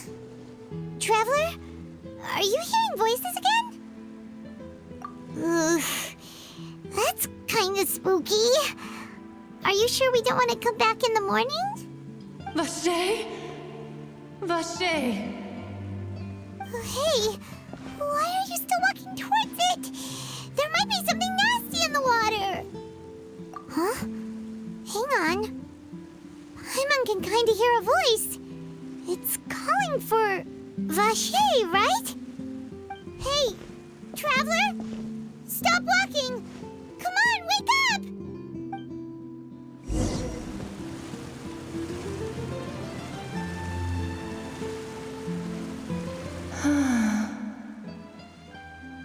Vache, are you my dear Vache? No, wait.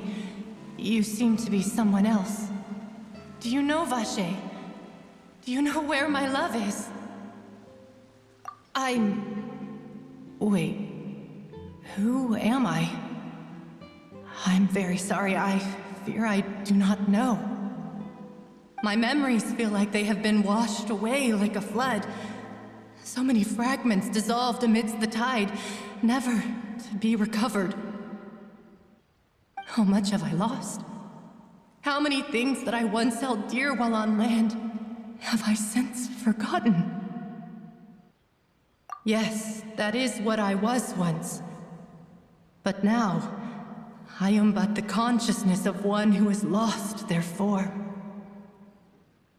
I do not know how I came to be like this either. I only vaguely remember being covered in light blue water, and then all grew dim.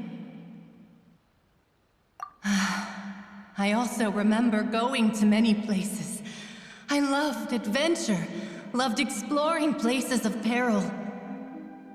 No matter where I went, Vache would go with me. I knew how dearly he loved me, and I also loved him equally as much. But now, we can no longer go back.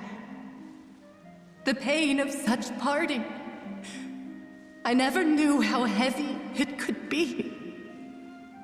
No, our reunion no longer has any meaning. There is no way for us to create any new memories. The thought of me gives him no succor. So let it lie forgotten beneath the waters. If you meet Vache, tell him not to look for me. Tell him to move on. That is the only thing I still remember. Perhaps that is so. As I was submerged in the waters, losing consciousness, I saw Vache above the surface. His eyes were filled with such sorrow, such longing. If only I could have comforted him, told him that I did not suffer. Indeed, I had felt a great warmth. Is that what you call it? Dissolving? If anything, I consider it a form of release. It was a state of neither fear nor frenzy, with only an endless peace, like the water's still surface. I could also liken it to being a thirsty person who drinks water for the first time, and only then sees how they have lived for so long in a world of endless want and anxiety. I think I hear your companion. It's time for you to go, I think. Farewell, then. I am glad that you were able to sense my presence. Remember, if you see Vache, tell him not to seek me out any longer.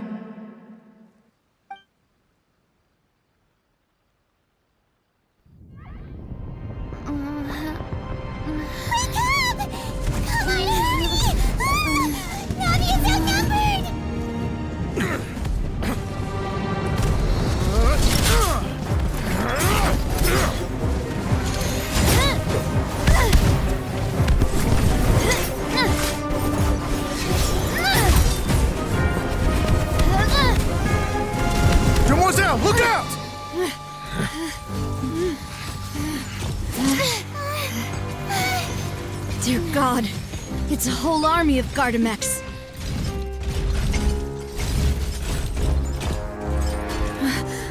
Chlorand?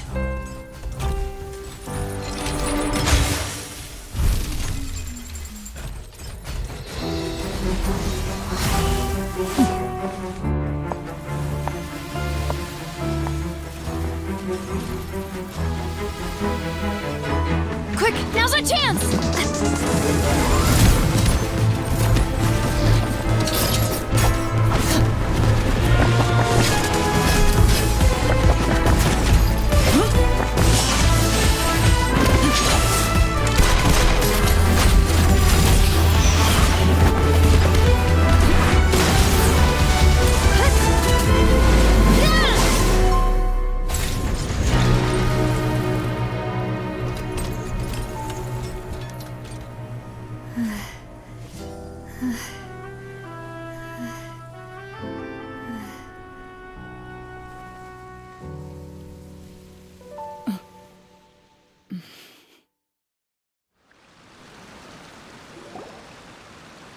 I should thank you for lending us your sword there, Chlorand. But before I do so, could you explain how you managed to show up here? I followed you. It seemed to me that danger has followed you more closely as of late. I believe that following someone without their knowledge is actually called stalking, is it not? Mr. Callus's last wish was for me to ensure your safety, and I will not betray his trust. He would do the same, were he alive today.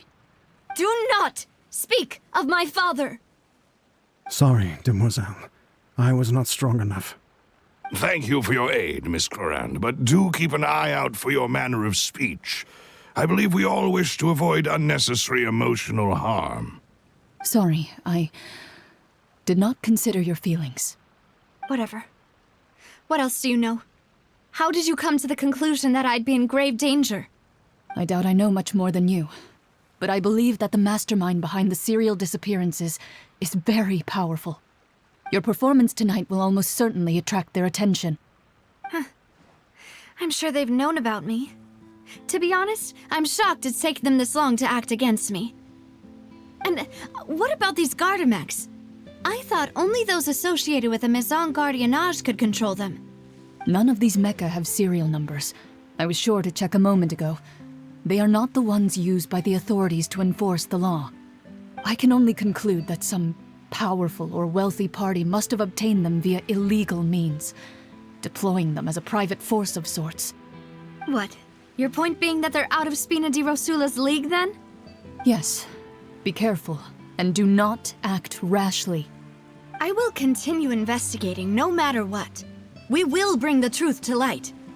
That's my father's true last wish. Regardless, thank you for your help today, Chlorand. But if you get any ideas, tell me first. I don't much appreciate being followed. I do not think that they'll strike again anytime soon. So I shall stop following you. Good day, all.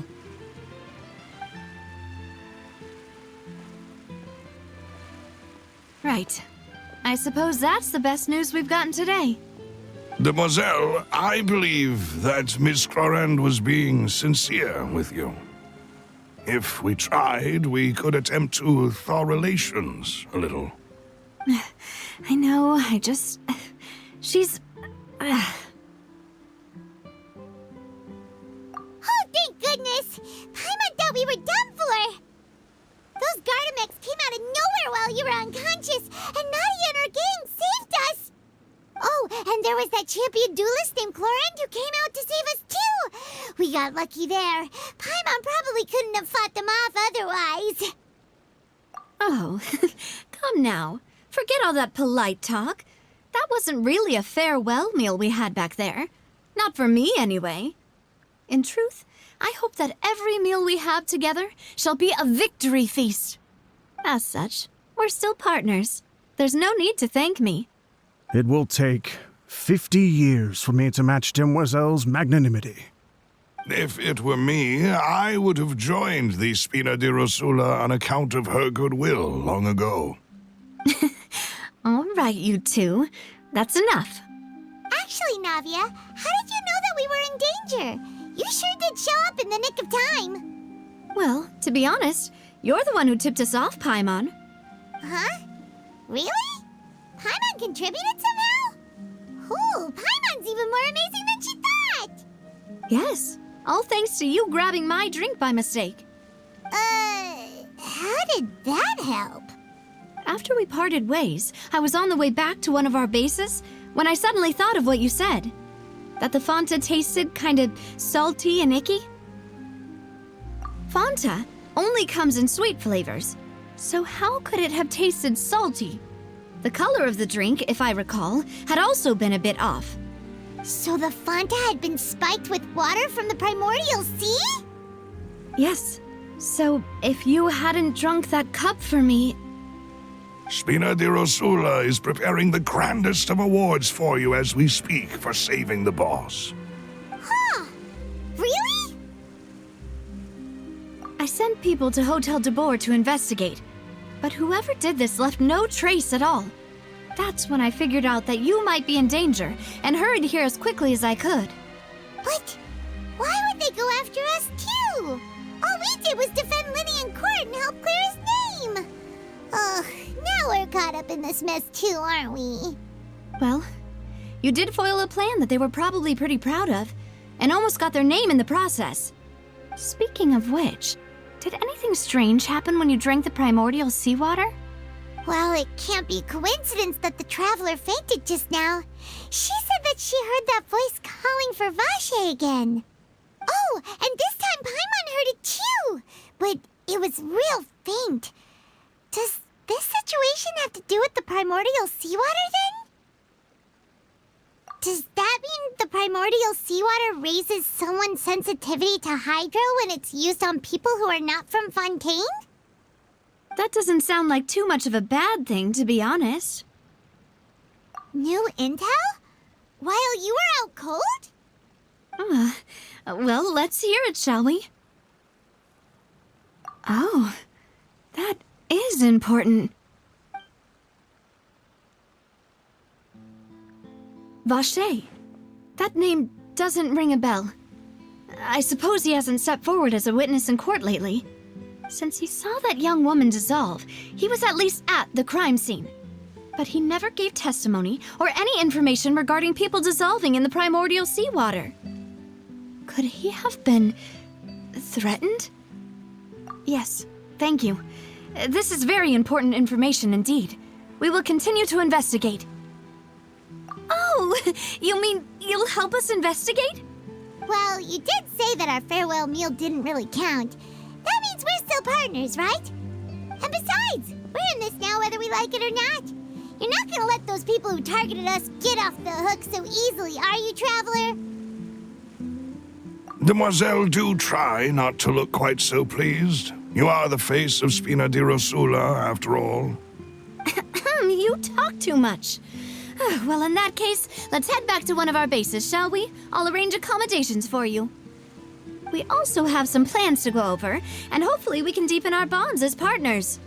But we'll take that one step at a time, I guess.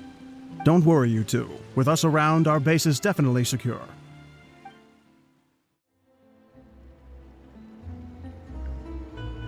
So, this is your base? It's not quite what Paimon imagined. Your accommodations have been arranged. Under the present circumstances, I can confidently say it's the best we have. Well, our funds have been a little tight lately. After all, we don't allow illegal or unethical profiteering. In fact, our funds often come from citizenry who support us. Seems like it's tough times for everyone. But if you have the support of the people, that does sound like it's worth it. To be honest, our financial situation was a lot better back when my father was in charge a few years ago. I'm afraid I'm not quite his equal. Your father... he was the previous boss of Spina di Rosula, right? How did he... Demoiselle, if you'll allow me to explain. No. I'll explain it myself. I suppose I couldn't run from this topic forever. And as partners, This is something I hope they can understand. My father's name is Callus. Yes, the same one they call Callus the Unfaithful in the streets. 3 years ago, he was accused of murdering his own friend, but he chose a duel to defend his honor instead of standing trial. He died in the duelist's ring. Oh no.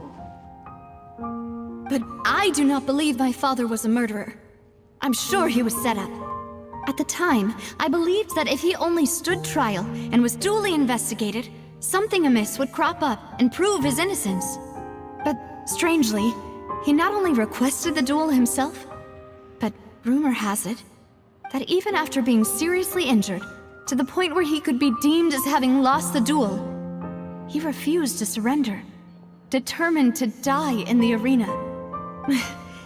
3 years later, I still don't understand why he did that. How could he protect his honor if he's dead? If anything, he gave up his chance to defend himself. The closest piece of info I have is that my father had been investigating the serial disappearances case at the time of his death. Ah, so that's why you're so determined to get to the bottom of that case. That's right. I've also tried to investigate the murder my father was implicated in, but I haven't found a single new clue in my countless reviews of the investigation records. However, I believe that if the murder case is related to those behind the disappearances, they must know something. I must know what really happened. Was my father coerced? Framed? Even if he really did kill his friend, I must get to the truth. If only he'd been more open with me when he was still alive. He even hid the fact that my mother died due to complications when giving birth to me. And now, here I am investigating his death. You really are a handful, aren't you, Papa? Demoiselle, please, if there is anything I can do, anything at all. I also will never believe that Master Callus murdered anyone. There are none whom I respect more than the two of you, Demoiselle. Master Callus did so much good in life, yet all it took was one murder case for him to be dubbed Callus the Unfaithful. Even our supporters decreased greatly due to that incident, hence our strained finances at present. Wait, if Callus was such a good man, wouldn't people at least be a little suspicious when he was accused? No. Perhaps people just revel in that kind of drama. It's not something exclusive to people from Fontaine, really. Everyone's like that. People love watching the evil turn over a new leaf, but they also enjoy watching good people fall into an abyss from one slip-up just as much. But how could... never mind. If Callus was really falsely accused, we have to find the truth. He didn't deserve to have that happen to him. There is one other thing. Master Callus's opponent in the duel was Ms. Clorand. Oh, her? Well, then, isn't that as good as saying that she was the one who killed him? Yeah, that's not the sort of thing that you can just let go and move on from. Ms. Clorand has always placed great emphasis on the honorable nature of the duel. If her opponent doesn't yield, she will not stop either. She knew Master Callus beforehand and greatly respected him, but seeing how he was resolute in the arena, there was only ever one choice she could have made. It's not that I don't understand her at all, but I just can't deal with this yet. Don't worry, Navia. Paimon knows how you feel. You don't have to force yourself to do that. Afterward, Ms. Clorand told us that at the start of the duel, Master Callus requested that she ensure Demoiselle Navia's safety. Yes, that is our understanding as well. Oh, Papa. What madness drove you to ask the person who killed you to take care of me? All right, anyway, that's the information I wanted to share with you. Even if it did sound like I was just complaining towards the end. Thanks. you two should go and rest. This was quite a day after all. Yeah, Paimon's beat. Please, relax and get some sleep. We will ensure you rest soundly.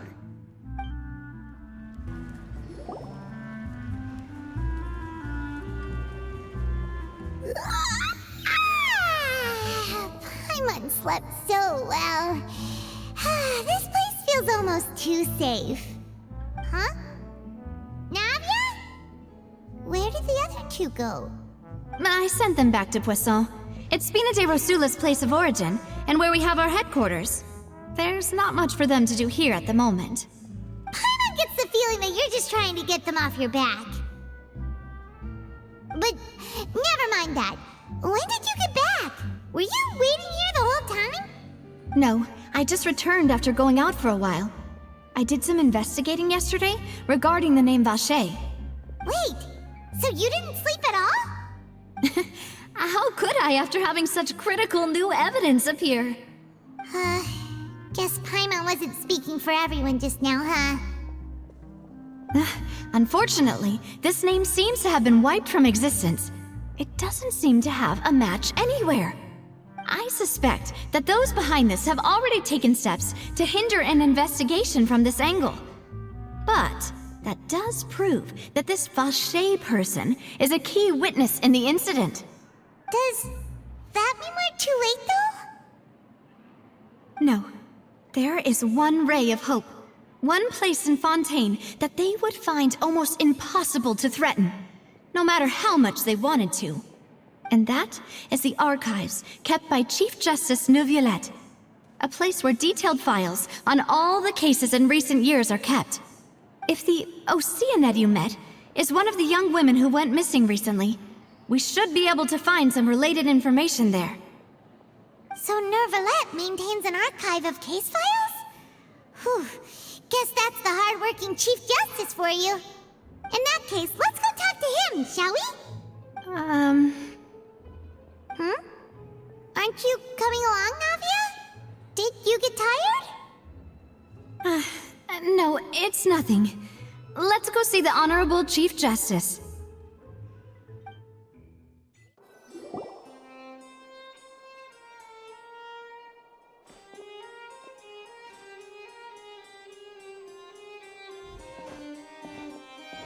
Halt! Please state your business here. The Chief Justice is presently occupied with official matters. This place does look pretty heavily guarded. Guess that proves that Neuvillette's files are really secure. Hey, don't you recognize us? Huh? Who are you?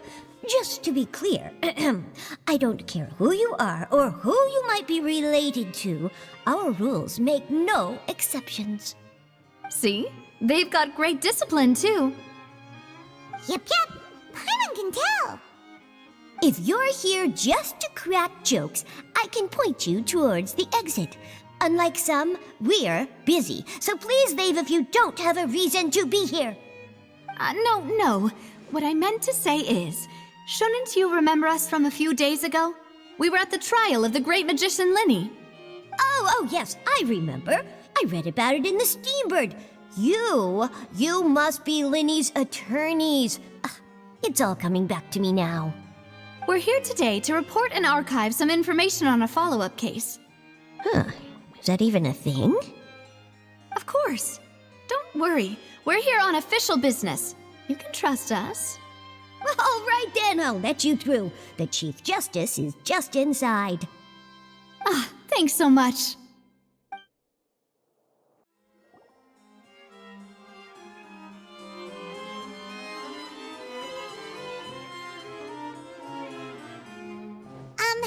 Sorry to barge in, Monsieur Neuvillette. We only lied to get in because we didn't know any other way. It's all right. Please let me know how I may be of assistance to you. So you're not mad at us? We're looking for a man called Vacher. He may have been an eyewitness in the serial disappearances case. If we can find him, we may be able to unearth some key information on the case. Ah, I see. In that case, please wait here a moment while I browse through the files.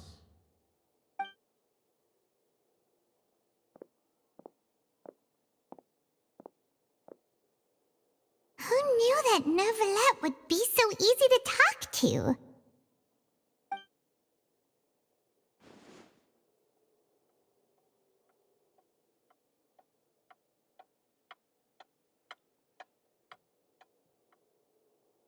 Unfortunately, I'm quite certain that no one by the name of Vacher has been involved in any case, criminal or civil, in the past several years.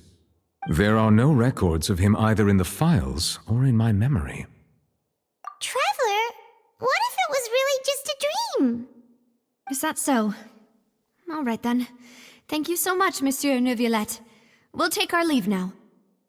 Ahem.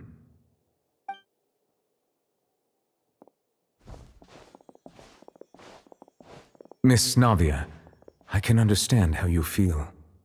Your father, Callus, was a truly exceptional man. We deeply regret his passing. And what are you trying to say, Monsieur Neuvillette?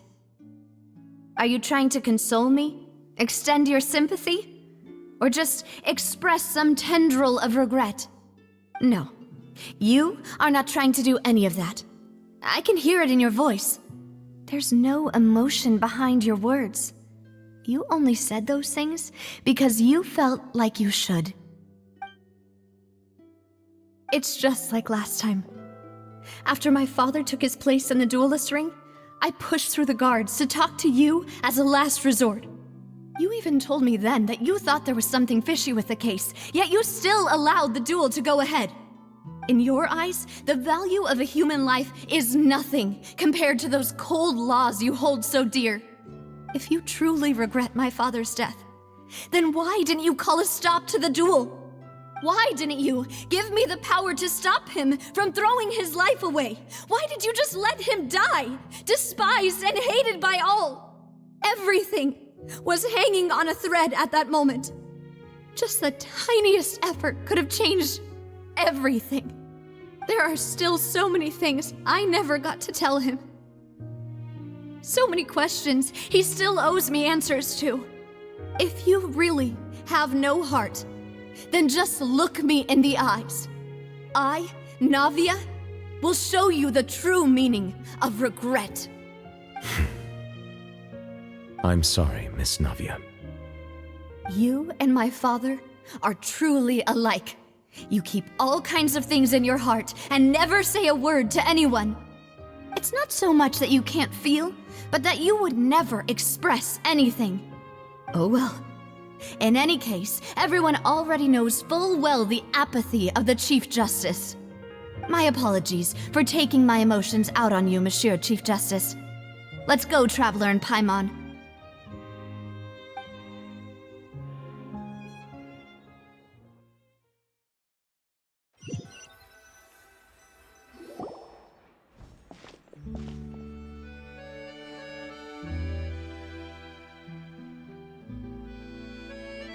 Navia, are you okay? I'm fine. Rain. It's raining. You're right. Wasn't it still sunny when we went into the building? And there shouldn't be any active trials today. How strange. Now that I think of it, on the day my father was convicted of murder, it was also raining. What is it? Did you think of something? Yeah, he was outside. It was uncovered and the rain could fall there. Why? Do you think the rain could have affected the crime scene? That thought has occurred to us before. We've even expanded the search area to try to account for that, but didn't find anything of value. Oh? Wait. You don't mean... So you're saying that the true murderer could have been turned into water? And then got washed away with the rain? Yeah. And if that's what had happened, then no one would have believed your dad, even if he explained what he saw to the authorities. I really think I found a true genius for a partner. You're completely right. How did I not connect the dots earlier? All right, let's go to Poisson. With this new lead in mind, we'll get to the bottom of my father's case for sure. Yeah, we're gonna make progress for sure this time. Do you want to go with me now? Or do you want to head over by yourself later? Great. Let's go then. Whoa! What a huge ship!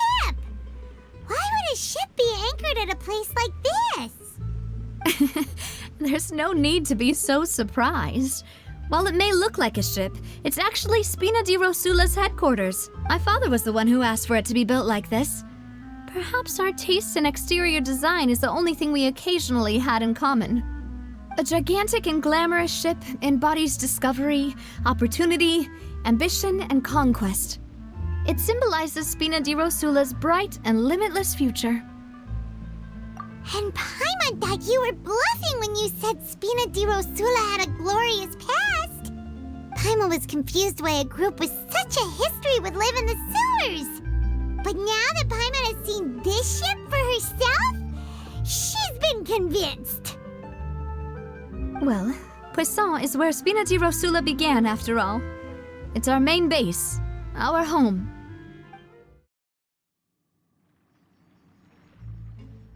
Melus, we're back! Apologies for the wait, demoiselle, and our most important partners.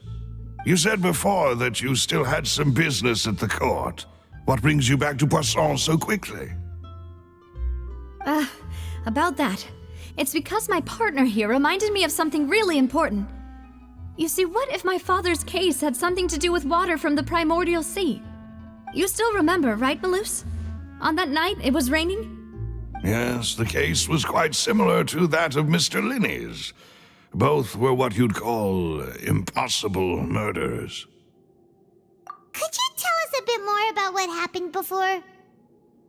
Yeah, of course. Many years ago, something called synth began to gain popularity in Poisson. At a glance, it was a kind of drink that could excite your mood and produce many pleasant hallucinations. Wait! Didn't that guard guy who turned into water also mention that the primordial water could be used to produce some kind of potion? Yes, he did. Considering what we know now, it's almost certain that synth is created using water from the primordial sea. If you drink synth for an extended amount of time, you'll suffer many side effects, such as losing the ability to focus or control your emotions. And if you were to stop drinking it completely, you'll experience flashes of paranoia and anxiety while lacking energy to do anything. It's an extremely dangerous substance. As he oversaw Poisson, my father was compelled to put a stop to synth abuse and called for a complete ban of it. Boss's uncompromising attitude incurred the synth vendor's wrath, but no matter how much they threatened or bribed him, he refused to yield. Not only that, Boss became determined to find the mastermind behind the synth operation and put an end to the problem once and for all. Yes, but the enemy was very cunning. So he could never get anything out of the dealers, all of whom only sold the stuff and weren't privy to the rest of the operation. Recognizing that, my father decided to contact the dealers in secret and cultivate personal relationships with them. Finally, he was able to convince someone to become his informant. The man's name was Jacques. He felt greatly ashamed about his work after seeing many families destroyed by synth abuse. That night, my father hosted a banquet at his countryside estate. He planned to meet up and exchange information with Jacques over some food. But then, we heard 2 gunshots from the courtyard. We raced to the scene and found my father, still holding a gun, and Jacques, who was already dead on the ground. Huh? How did that happen? Aren't they on the same side? Sounds just like Lenny's case, doesn't it? In both cases, the culprit seemed obvious, but neither appeared to have any motive at all. Looking back on it, though, I now believe the most important clue was something we all overlooked at the time. There were pieces of clothing left at the scene. Precisely. It's all thanks to you that I made the connection now. Back then, we all just thought they were some costumes that Jacques used to disguise himself at the banquet. But, considering it now, it's almost certain that they belong to a third person at the scene.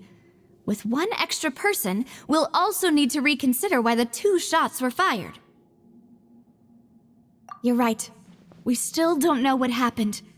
But my intuition tells me that we're on the right track to figuring it all out. I'm finally headed towards the truth. Jacques was an empathetic man who was infinitely remorseful for his past actions. It's unlikely that he turned on Boss with zero warning. I think this third person is probably the key to the full truth. On that note, however, even though this will not please you, demoiselle, as your and your father's butler, I must still offer a word of warning. Our opponent is insidious and cruel. They are extremely difficult to deal with, and Boss has already lost his life trying to bring them to justice. Even though Spina de Rosula has lost most of its former glory, Poisson has welcomed a new time of peace, and we have been allowed to live out our lives. There is no need to follow your father's path. It would be both wise and in line with Boss's wishes to step back and give up on the case. If that's indeed what he wished for, then he should have told me that himself. Was I not the closest person to him? And yet, I was the one most kept in the dark. What was the point of him dying without sharing any of the secrets he knew?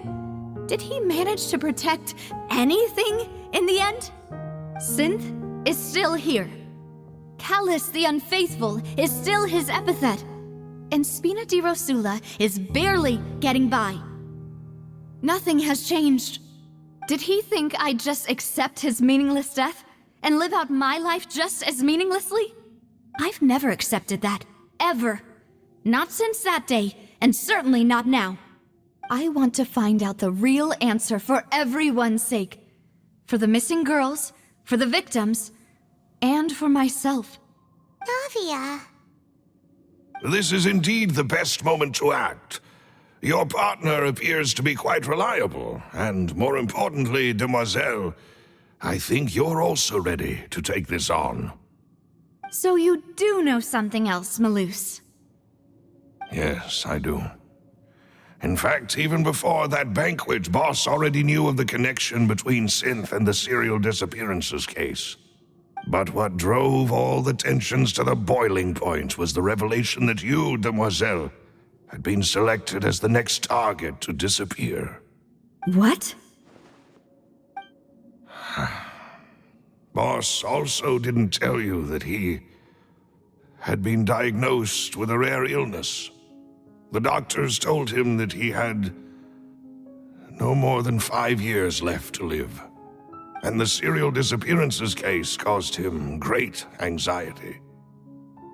5 years was nowhere near enough time to resolve this long-standing conflict. But once he passed away, all the danger would pass on to you. Knowing all of this, he decided to use one final intimidation tactic before his death. He claimed to have already gotten his hands on some key incriminating evidence for the other side, and even told some members of Spina di Rosula about the details. But as long as you remained safe, he would not share the evidence with the public. If something were to happen to you, then he and all those he told would immediately expose all they knew about Synth and the disappeared victims. Right, so nobody would be able to get off scot-free. As we've seen, Boss's tactic has worked. Even though Boss has been gone for a long time, the other side has not tried to take Demoiselle's life. No, I don't believe it. He never appeared to look sick to me. No father wants their daughter to see them weak and haggard, especially someone as proud as Boss. To him, dying in a duel and suffering lasting dishonor as the unfaithful was still far preferable than losing face in front of his daughter. So he chose to die in silence, so that he could protect me. I'm afraid you're not understanding this correctly, demoiselle. What Boss wanted to hand to you was not a parasol, but a sword. If Boss's spirit could hear you telling me that you want to find the answer for the sake of everyone involved, I'm sure he'd be extremely proud. That fool. Couldn't he have just given it to me straight? No. He might have set up everything precisely because he never thought I'd be able to understand him. Is that the amount of confidence he had in me? And what if I was never able to make it to where I am now? Yeah. I suppose that's true. With the way he'd set things up, if I had wanted, I could have just lived out my life without a care in the world. But thankfully, he rarely talked to me about complex matters, and thus understood little of me as a person. In this case, he really didn't need to give me an easy way out. Malus, what was the key evidence that he shared with you? It's the location where synth is produced. Essentially, it's the enemy's headquarters. When he was threatening the enemy, Boss didn't share the specifics of the incriminating evidence he found. But if you want to use it against the enemy, you'll still have to take several things into consideration. Why? If we know where the place is, can't we just go storming in? You mustn't forget that we're fighting against a mysterious and dangerous organization that's been in operation for decades. There's no telling what might be lying in wait at their headquarters. We also have no idea what kind of evidence we may be able to find inside, nor what people we may be able to capture. But a single visit to their headquarters would be tantamount to a formal declaration of war. The worst case would be that we leave empty-handed, but also open ourselves up to full retaliation. Then, in that case, why not work with the Fontaine authorities? Well, you saw one of them dissolve during Mr. Linney's case. We have no idea just how thoroughly they may have been infiltrated. Huh. That's true. Seems my father really had no choice. But things are different now.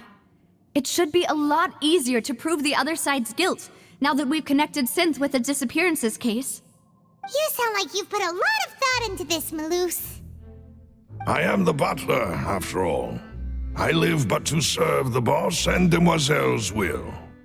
I've always been willing to take on any kind of risk for your sake.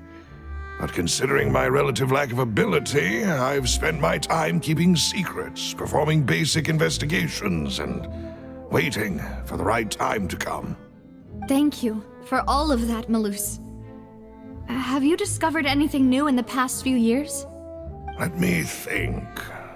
One conclusion I came to was that the enemy must be quite familiar with Spina di Rosula, or at least have an informant planted here. When I announced orders to the organization's members on Demoiselle's behalf, I used to deliberately keep a few people in the dark and observe the reactions of the synth vendors. If the vendors didn't change their plans, then the individuals informed of our orders must be innocent. If the vendors packed up and fled, however, then someone must have given them the news. After several rounds of testing and investigative tracing, I've narrowed the suspect list down to 3 people. The first is Florent, Spina di Rosula's senior advisor. Huh? Florent? Yes, surprising, isn't it? He was one of the people Boss trusted the most, which also means that he was someone who understood Boss really well. Thanks to his position within Boss's innermost circle, he always knew our upcoming plans and could thus avoid capture this whole time. There's someone else like him too. Marcel, the head of Confrérie of Cabrières. Uncle Marcel. It's a guild in Poisson. Boss helped it to grow to its current size and prominence. In the beginning, they were only reselling some daily goods, but now they're one of the richest guilds around with a lot of business connections in the city. So, they're like a sister organization of Spina di Rosula? Yes, you can say that. When we were fighting against the synth dealers, they provided us with plenty of support. It's a bit difficult to imagine someone using their own money to hunt down themselves. The final suspect is Thierry, the man responsible for coordinating information between Spina di Rosula and the guards. Although the guards mostly leave us to our own devices, there are still many activities we have to report to the local authorities. Since Thierry is always in the know about our current activities, he could theoretically always plan one step ahead. I see. These are all people who I communicate with quite regularly. To think that the enemy we've been fighting against has been right next to me all along, among those I trust the most. It's almost too hard to believe. If you want to investigate them, please take every precaution to not alert the quarry. Judging from our experience, the enemy is extremely cautious. Of course. And thank you, Malus. You've provided us with a lot of great information. You're too kind, my lady. I'm just doing my duty.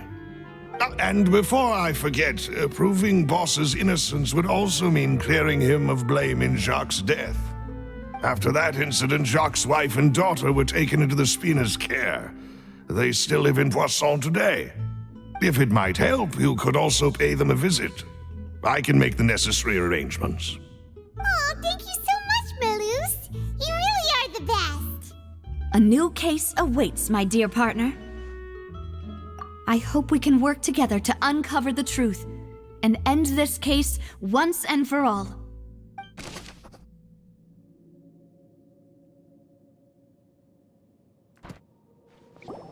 It is settled, then. Please excuse me, and enjoy your conversation at your leisure. Thank you for arranging everything for us, Malus. Excuse me, miss. Do you need anything from us? Oh.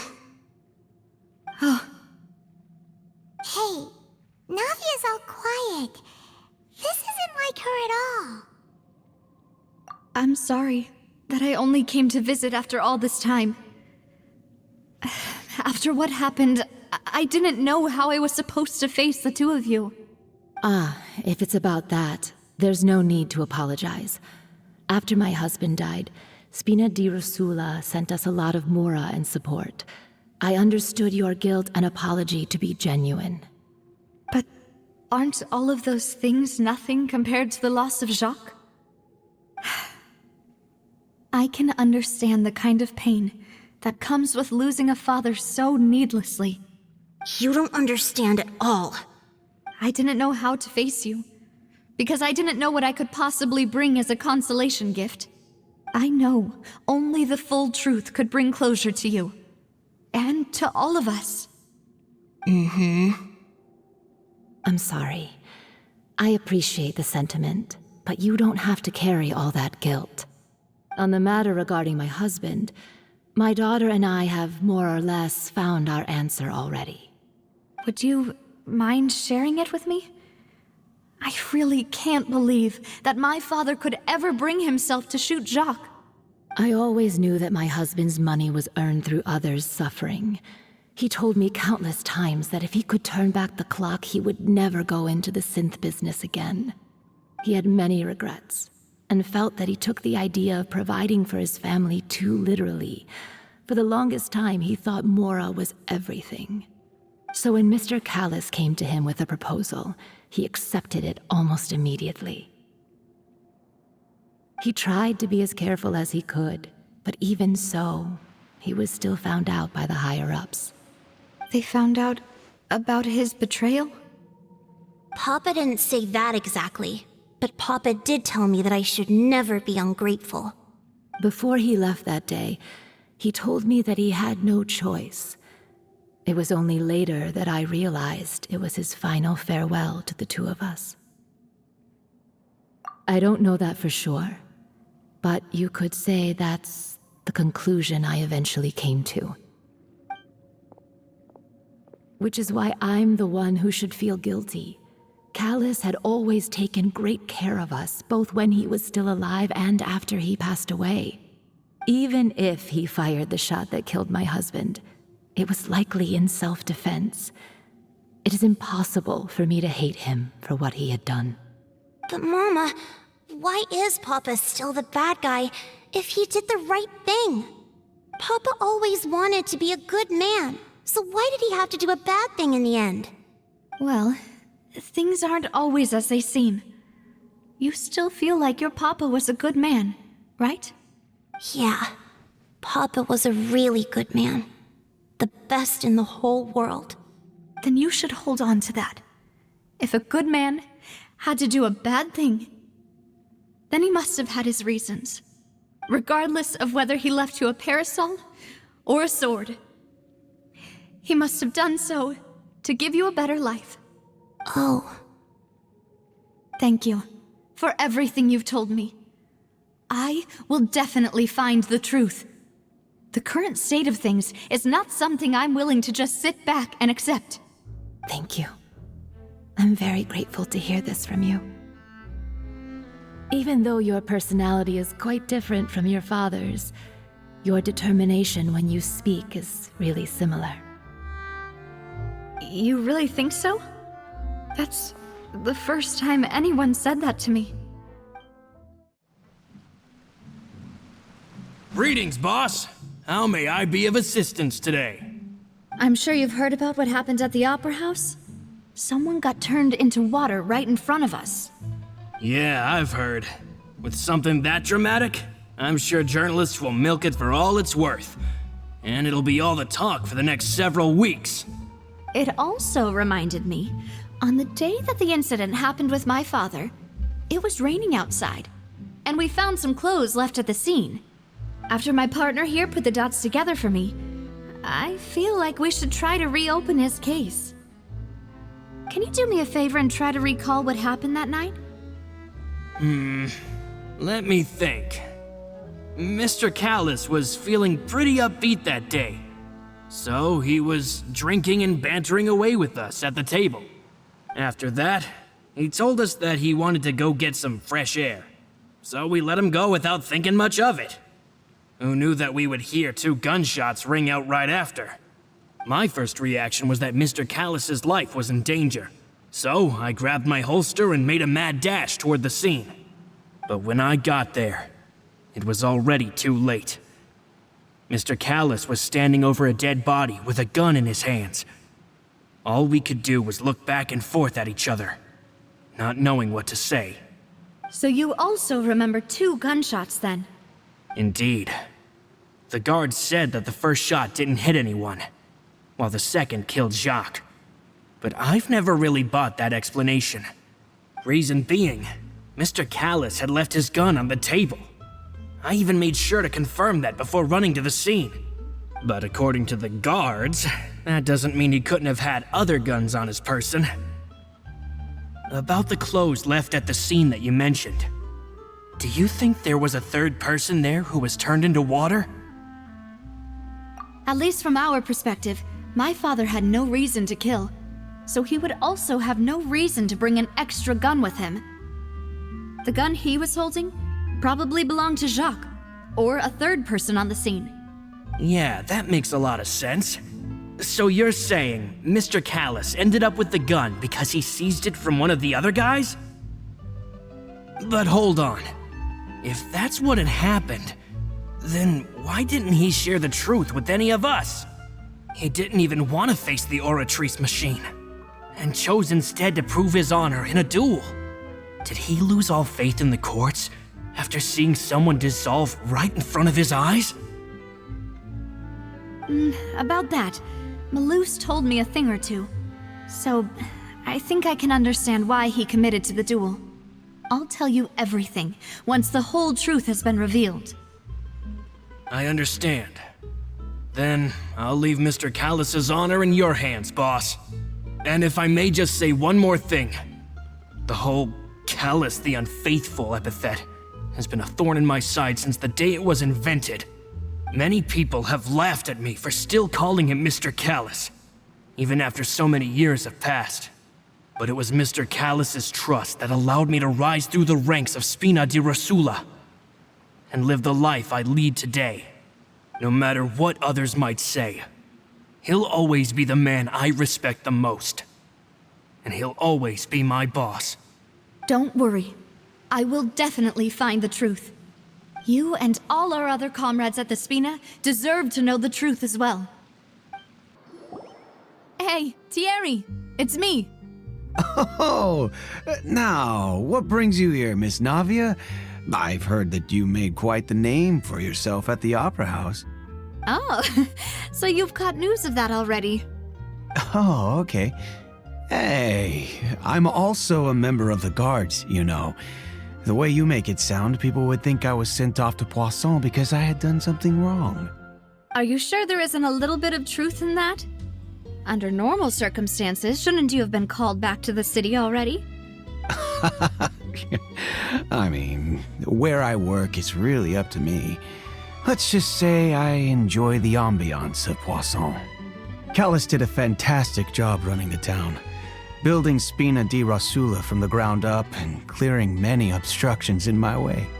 It would be next to impossible for me to find a similarly easy but high-paying job in the city. Anyway, enough chit-chat. Are these two friends of yours? You, here for some formal business? Yes. These two are my partners. What happened at the Opera House made us realize that Linny's case and my father's may be related. We're trying to reinvestigate the details of my father's old case. Ah, I get it. You think there might be more to the case now that we know people can be dissolved into water, right? I was also flabbergasted when I first heard of it. If you want to go through the original files from your father's case, I can help you look for them. That'd be much appreciated. Thank you. Actually, I have another question. Do you have the authority to dispatch Gardamex? Of course. Without them, I couldn't possibly handle Poisson on my own. Why do you ask? We definitely can't use them to forcefully get more evidence for your father's case. Well, you see, just recently, we were attacked by a horde of unnumbered Gardamex in the city. So, if you hypothetically wanted to do something against me, all you would need to do is get rid of the mecha serial numbers and send them after me. Then you think too highly of my abilities. Dispatching mecha is very different from controlling them. If I had to make an analogy, when you order a dish, the chef will make it for you. You can ask the chef to cook, but not to massage your shoulders or carry your baggage. If you try to make unreasonable demands, the chef would just think you're out of your mind and ignore you completely. The same goes for me and my Gardamex. Removing a serial number is also not as easy as you might think. There are a lot of complex steps to it, and it's almost impossible to keep it a secret. So I can promise you, those mecha were definitely private units. They're certainly not cheap. So, whoever their owner is must be super rich, powerful, or both. Now that you mention it, though, being in the synth business would definitely be profitable enough to afford this. Oh, then you're officially in the clear, Thierry. Oh, well, thank you for the vote of confidence, Navia. Jokes aside, I'd like to wish you all the best with your investigation. I'll be staying in the city for a little while, so just come find me if you need any support from the guards.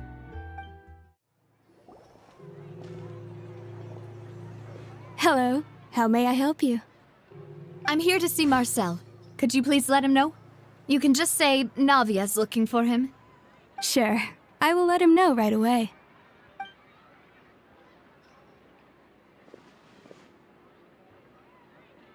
Navia, hello. Sorry to keep you waiting. I'm not as young as I used to be, so my legs are giving out a bit. Oh, it's all right, Uncle Marcel. There's no need to stress. I just wanted to talk to you briefly about what happened in the Opera House. I'm sure you saw everything too, right? Yes, I've never seen anything so strange. Oh, you were at the Opera House too? That's right. I went there with Navia to see the magic show. Who knew it would turn into a whole murder mystery? I also witnessed your marvelous sleuthing work. Quite impressive. To beat the Hydro Archon at her own game on her own turf, I can already imagine everyone in Fontaine discussing your exploits over a few glasses of wine. Oh, Paimon doesn't want to become the talk of drunkards. Apologies. It's just how Fontaine is as a nation. Everyone loves drama and theatrics. Uncle Marcel, you've also noticed that other thing, right? The fact that humans can dissolve in water? Yes, I was reminded of your father's case right away. Is that what you're investigating now? Exactly. I still don't have much solid proof, but I can sense that the other side has already begun to act. Oh, and what makes you say that? We were attacked on Araneus by some unnumbered Gardamex. And there was also an attempt to get me to drink water from the primordial sea. If not for the vigilance of my partner, I probably wouldn't even be here talking to you right now. Oh, you're giving us too much credit. Wasn't it you who protected us? Alas, it seems things are heating up again. The peace that Callus sought so dearly will soon become a thing of the past. But rest assured, Navia, Poisson will always remain a safe haven for you.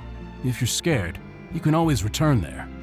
If anyone dares to lay their hands on you there, the Confrérie of Cabrières will use its funds to the last Mora to bring them to justice.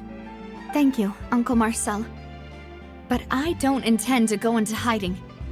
I'm going to strike while the iron's hot. Do you have any new thoughts on my father's case? About that. Sorry, my age is catching up with me, so it'll take me a while to recall my memory. The Confrérie was responsible for that banquet, so I was out and about the whole time making sure things were running smoothly. I didn't even have the time to drink with the guests. Then I heard the sound of a gunshot, and the rest was history. Oh, it's okay. No need to push yourself. We'll ask around some more, see if there are any valuable clues elsewhere. Sounds good. Just let me know if you ever need Mora. All my wealth comes from Callus's patronage and support. I'll spend however much it takes to clear his name. We've talked to all three suspects, purely based on their conversations with me. None of them sounded particularly suspicious. I suppose that's to be expected, though. If a single conversation's all that's needed to find them out, then my father wouldn't have needed to investigate the case for so many years. Anyway, even though we didn't make a breakthrough, let's still compile what we were able to find. But where should we start? You're right! Flora mentioned that Callus probably only ended up with the gun because of circumstance. That makes sense. According to Jacques' family members, he already told them that he had been discovered, and that he had no choice before he left home that day. If I had to guess, he probably received an order from the synth boss to kill my father. Had he refused, he and his family's lives would have been forfeit. So, Jacques fired the first shot? Oh? And why is that? Ooh, that's a good point.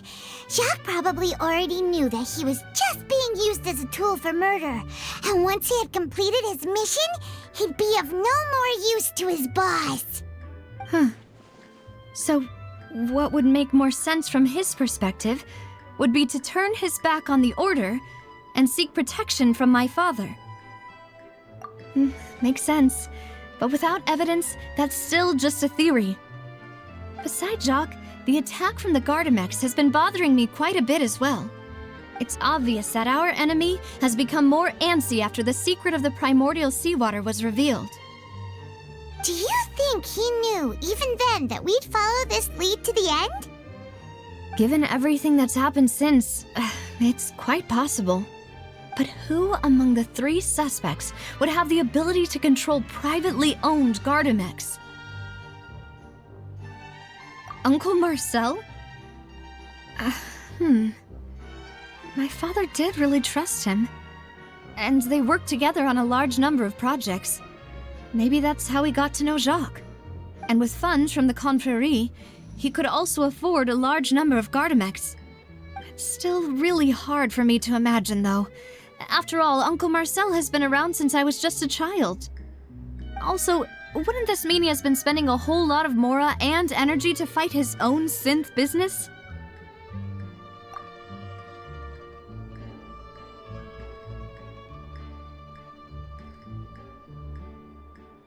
Kieri, you say? Huh. It is possible that he's figured out a way to convert the Gardamex for personal use. But I didn't feel like he was lying when he was talking to us about the mecha. I also don't think he'd be able to keep that kind of tampering under wraps. Yeah, had he actually tampered with the mecha, we'd be able to prove it with a simple check of the guard's inventory. If the mecha were taken from the guards, it should be pretty easy to find out when and how that happened. Florent? It is true that he was closest to my father, and thus had the best chance of learning about his dealings with Jacques.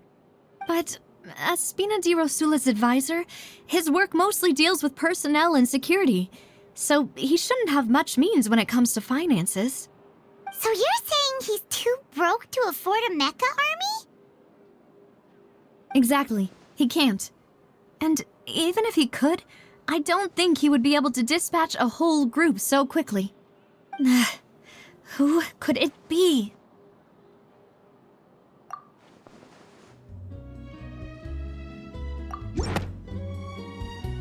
You know, if you think everything through, Uncle Marcel is indeed the most suspicious of them all.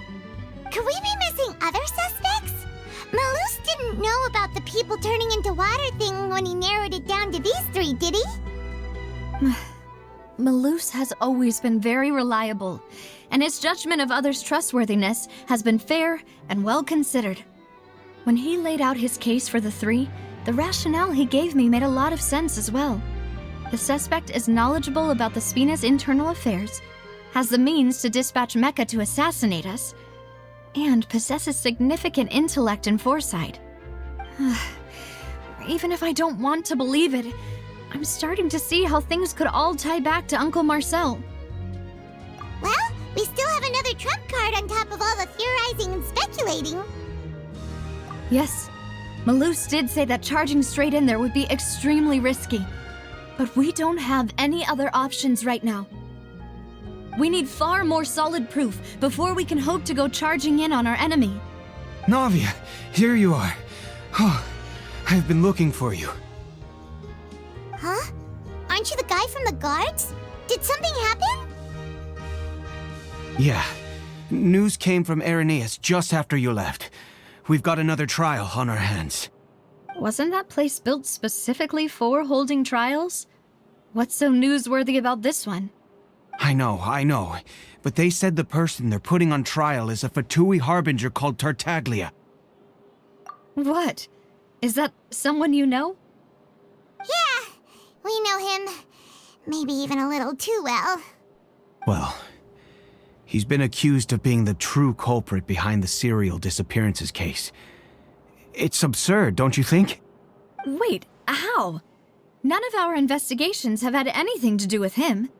That's what I thought was strange about it, so I came to tell you the news right away. If the charge against him stands, then it'll be next to impossible to get the guards to support any of our planned investigations. Right, because they'll think they've already found the culprit.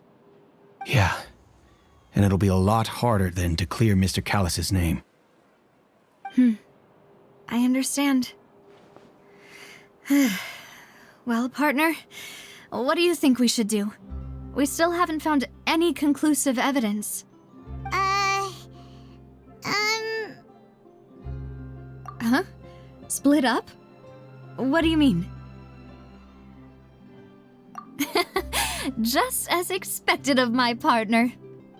Since this is a trial about the serial disappearances case, the culprit's attention will be focused on Irenaeus, leaving his home base wide open. You're right. This is our best opportunity. All right then, let's do this. I'll stall them at the Opera House and charge Marcel as the true culprit. I won't have any chance of making that charge stick, though, unless we find more evidence. It'll be up to you to make it back in time and hand the decisive evidence to me. We'll help you, just like you helped us in Linny's trial. Demoiselle, please allow us to accompany you. I'm ready. Ah, Malus, Silver. When did you two get here? We heard that you'll be leaving Poisson and figured that you might require our assistance. It's our hope that your confidence will be bolstered with the two of us by your side. Thank you so much. Then, let's make haste for Irenaeus. Paimon, Traveler, I'll see you at the Opera House. See you then!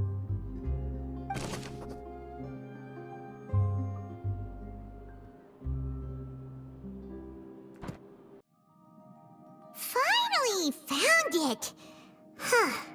So this is the entrance that leads to the synth production base. It sure doesn't seem out of the ordinary at all. Ah, you're right. An important place like this is bound to have a ton of protective measures and mechanisms. Navia's probably arguing up a storm right now to stall for us.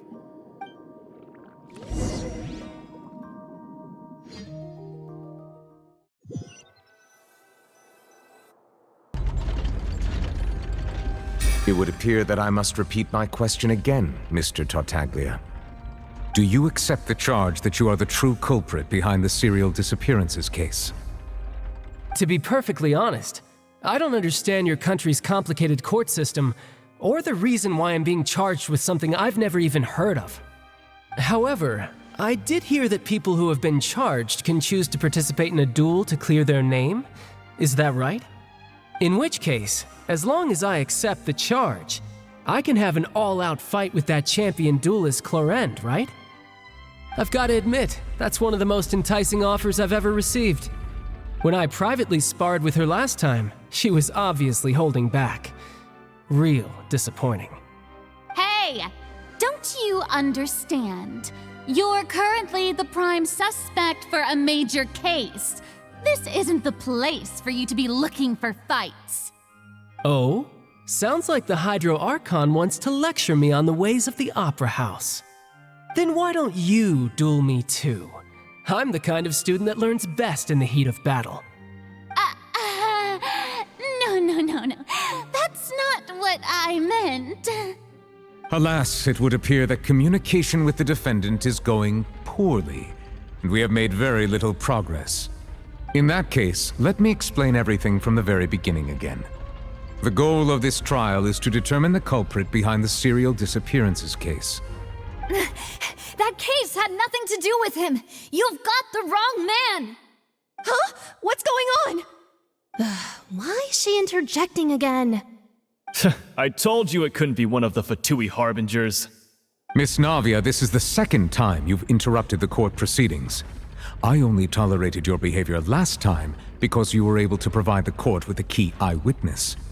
But that was an exception rather than standard court protocol. I can very well charge you with contempt of court for your interjections. Oh, please. Did you ever think I had any respect for this place's pointless theatrics? We can put that discussion aside for now. I'm not here to argue with you. I'm here to charge the true culprit behind the serial disappearances case. And if my charges prove true, then Tartaglia here will be proven innocent by default, correct? Oh, a young lady has charged in and offered to clear my name. How fascinating. Well, I'd gotten half bored to death by all these rules and procedures anyway, so I'll take you up on that offer. So, Your Honor, is there nothing else for me to do now? You may take a seat for now in the audience, but that doesn't mean the suspicions against you have been lifted. Now then, Miss Navia, who is the person you would like to charge instead? That person is... Marcel, the head of Confrérie of Cabrières! Huh? What confrérie? Never heard of them in my life. I've heard of them, but weren't they Spina di Rosula's sister organization? Oh, is this going to be a friends to enemies type situation? Please let me remind you, Miss Navia, that charging someone is an incredibly serious matter. Committing to the charge also means taking on the legal responsibilities associated with it. And if the charge fails, depending on the circumstances, you may also be charged with the crime of making a false accusation.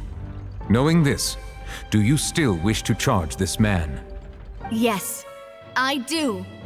In that case, I declare the charge to be valid. Miss Navia and attorneys, please take your places on the court. Members of the guards, please contact Mr. Marcel right away so that he may stand trial.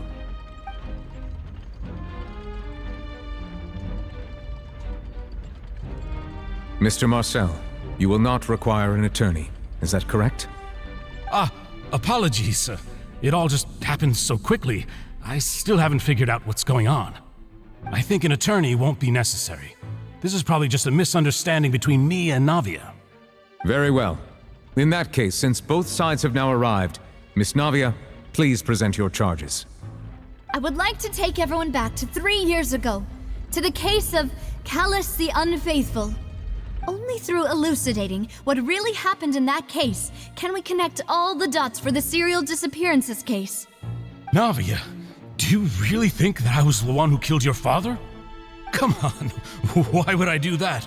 Callus was my benefactor, and remember, both you and I only ran to the scene when we heard the sound of a gun. If that's enough to make me a suspect, wouldn't that make everyone at that banquet a suspect as well? I think there's no point in getting into the specifics right now. The audience doesn't even have the big picture yet.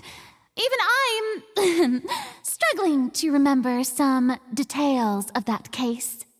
Exactly correct, Your Honor. I must refresh everyone's memory about that case before I can explain my charge and reasoning. I see. In which case, I will recount the findings about that case as originally recorded by Maison Gardiennage. On the day of the murder, Spina di Rosula hosted a large banquet in a countryside estate owned by the Confrérie of Cabrières. During the banquet, all attending guests heard 2 gunshots from the courtyard. When the guests arrived at the scene, they found the primary suspect, Callus, holding a gun, while his acquaintance, Jacques, lay dead from a gunshot wound. The guards' investigation did not recover any other firearms from the scene. As a result, they concluded that the suspect's first shot must have missed, while the second must have taken Jacques' life. The suspect did not dispute this conclusion, and also declined to defend himself in court. Instead, he chose to prove his innocence through a duel. Callus was defeated by champion duelist Clarande in the ensuing duel, and soon succumbed to the injuries. These are the known facts about the case.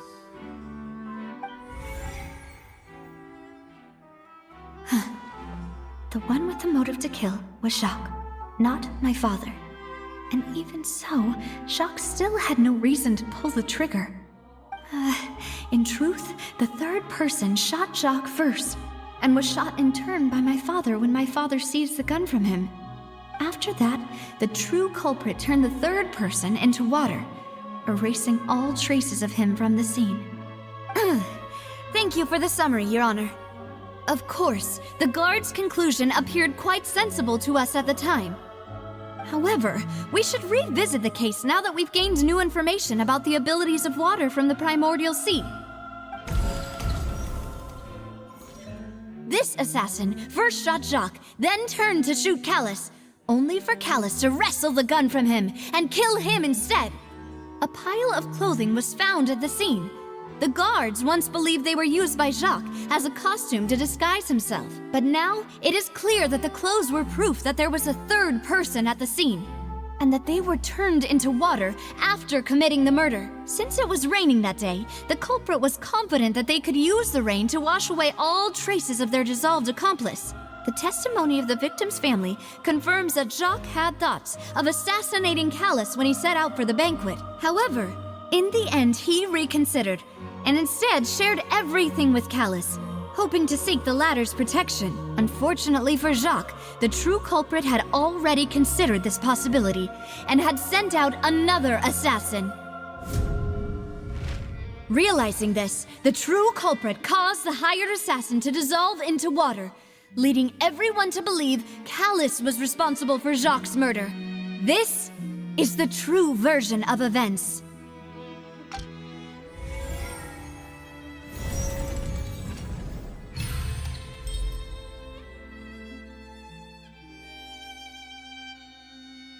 So that's what happened. Wait, you're telling me something as dangerous as water from the primordial sea has been used for all these years? What a great theory. It also explains Callus's and Jacques' respective motives. I guess they didn't shoot each other after all. Mr. Marcel, you are the one being charged with the crime. You should provide a rebuttal if you wish to prove your innocence. Ah, but I think I agree with everything Navia just said. In fact, there was nothing in her speech that directly implicated me. Then, may I ask some questions? In my opinion, we primarily need to determine 2 things. 1, do you have the evidence to back up your claims? I'm afraid not. At least not at this very moment. Boo! If you don't have any evidence, you should just go home! I may not have the evidence with me, but I know where I could go to collect it. If we look up the deserted clothes against a record of people who went missing around the same time, we should be able to find a match. Considering the serial disappearances case, the guards probably kept careful records of all missing persons from around that time, regardless of age or gender. That makes sense to me. Monsieur Neuvillette, I would consider this to be a reasonable investigative direction.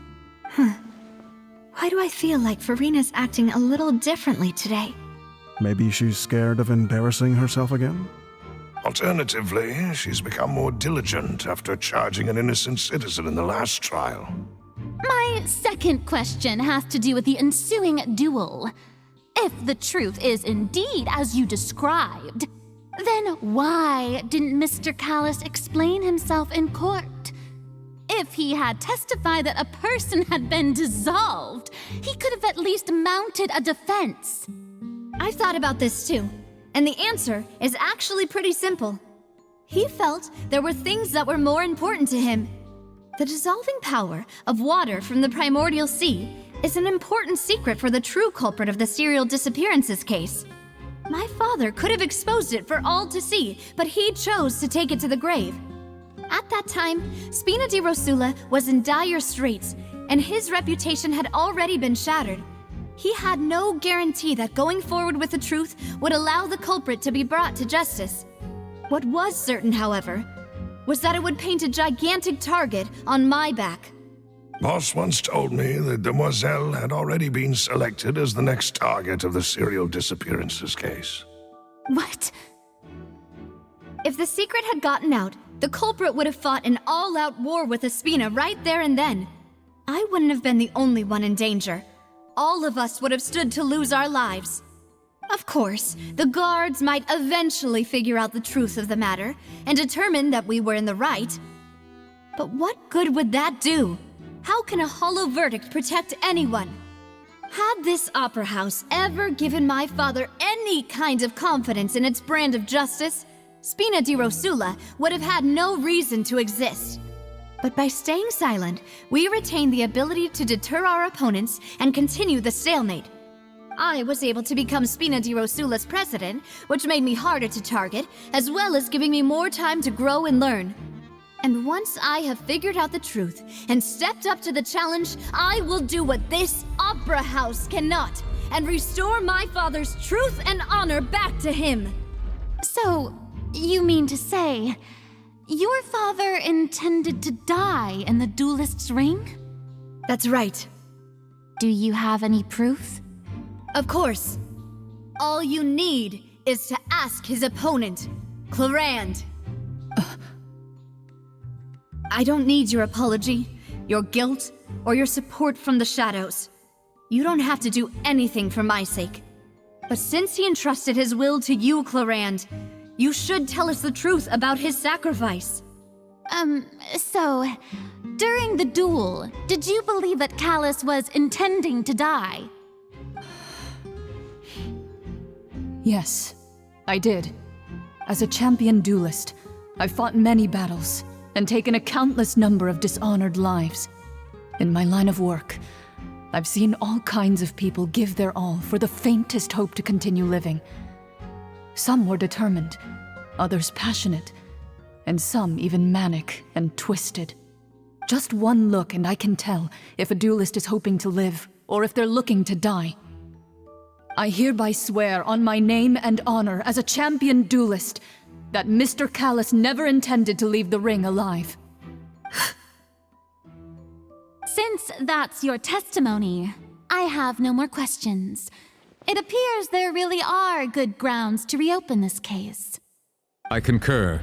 However, Miss Navia, you still have not explained the link between your father's case and the serial disappearances case. Right? What she said was fascinating, but kind of beside the point. Wait, weren't they just talking about the serial disappearances case? Of course, Your Honor. The two cases are connected via a matter of timing. In my father's case, the culprit intended to kill both Jacques and Callus. As a result, they planned to act after hearing 2 gunshots. And at the end of Linny's trial, the culprit also only dissolved the victim in front of everyone because they realized they were at risk of being identified. The culprit could only time their actions so precisely if they were already at the scene. Coincidentally, Marcel attended both the banquet and the trial. So that's why you suspected me. Even after hearing your reasoning, I still can't help but find it a little preposterous. I'm used to it, though. You've always been an impulsive and sentimental child, Navia. It's one of your most endearing traits. No need to appeal to pathos. I won't try to refute your points one by one, but even if everything you just said was true, can you prove that I was the only person present at both events? On top of that, does a person have to be physically present to control the timing? Can't someone remotely monitor the place? Oof. Don't know what she can say to that. I know that even with that, you might still think you can reduce the list of suspects with some further investigations until I'm the only one left on the list. Alas, who won't feel at least a little hurt by an accusation of murder from a girl you see as your own daughter? But if I were to dismiss this completely, you'd also think I'm not being considerate of your feelings. Ah well, let Uncle Marcel teach you another lesson. Do you know what the biggest flaw in your reasoning is? I suppose you're gonna tell me anyways. It's timing again. I'm a businessman by trade. From that standpoint, there's no reason for me to kidnap young women. It's a high-risk action with nothing to gain. In addition, I left my home in Snezhnaya when I was young to come to Poisson and work in some trade. My business only thrived when I received Callus's patronage. But the disappearances began before I ever stepped foot in Fontaine. I do apologize, demoiselle. This was my mistake. No, it's not your fault. I'm sure he had come prepared. Is there anything else you'd like to say? Would you like to check the date of my first business license against the first known case of the serial disappearances? You can also take a look at my border entry records, or ask my friends and family when I left Snezhnaya for the first time. Could those records and testimonies do something to appease the unspeakable anguish in your heart? Seems like she got the wrong guy. At this rate, Navia will be convicted for falsely accusing him. I think you've done a superb job of dissecting your father's feelings as he neared the end of his life. But aren't you going against all of his wishes and expectations right now? He wished for you to become more rational, collected, and conscientious, instead of dwelling only on your own feelings.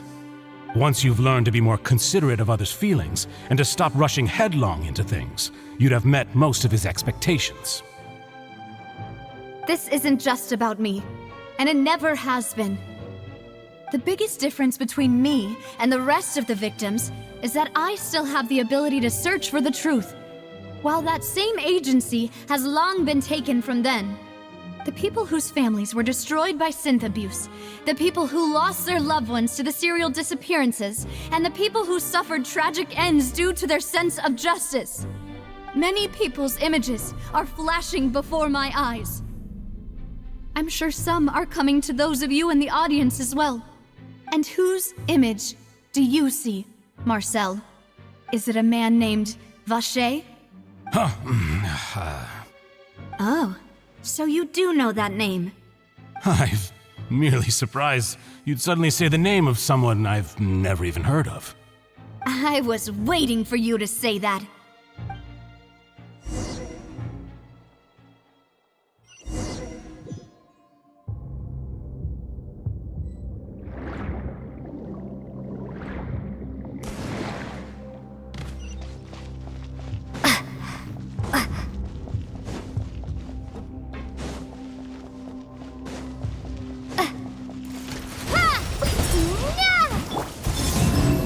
Insulation chamber deployed.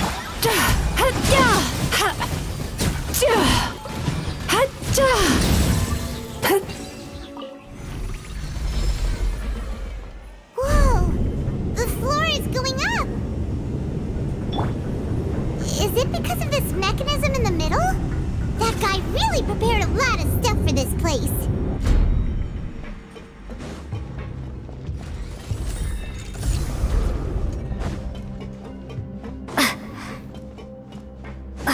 Paimon thinks we need to go up, but Paimon doesn't see a way. Let's take a look around. Maybe we'll find a hidden mechanism that'll show us the way up.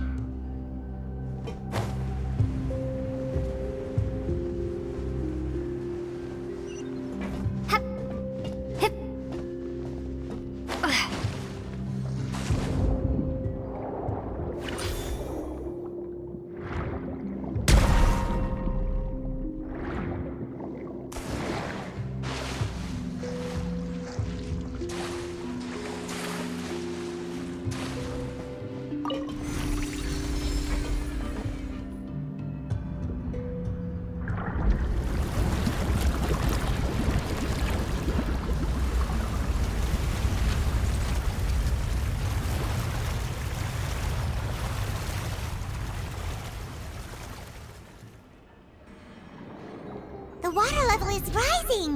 Now we can swim to the top! But this is still a ways away from where we need to go.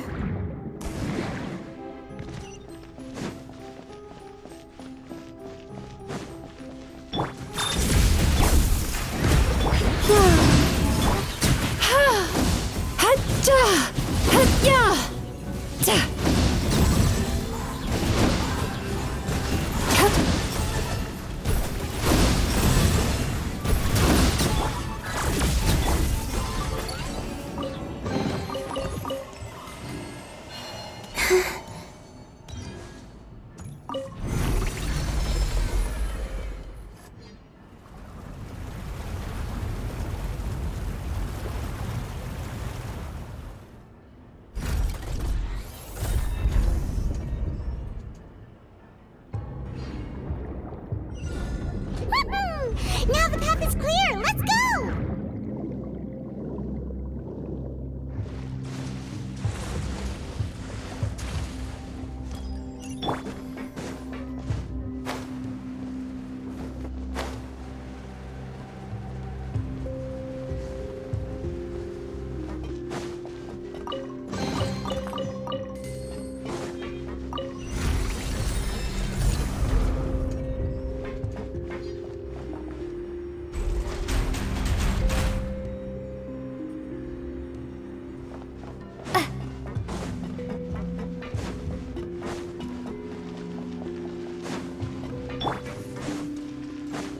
Cleanup sequence. Wayne.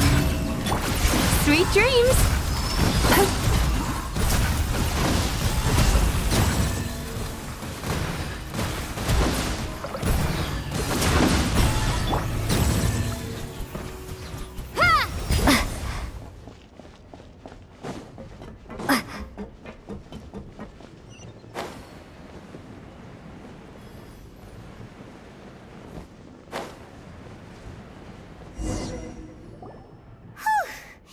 After all that, we finally made it to the innermost sanctum. Though, as expected, the mastermind isn't here. That's right. Then let's hurry up and find some evidence so we can get back to the Opera House and help Navia. What's all this? It's a bunch of really cute things. Pink accessories, a hair tie, a necklace, even a makeup box. Oh, Paimon sees it too, but why are all these cute things labeled with different girls' names? Huh? You mean the girls from the serial disappearances? They were brought here? And then they were turned into water. And all the boxes of things, these names. That means... Oh, this is terrible!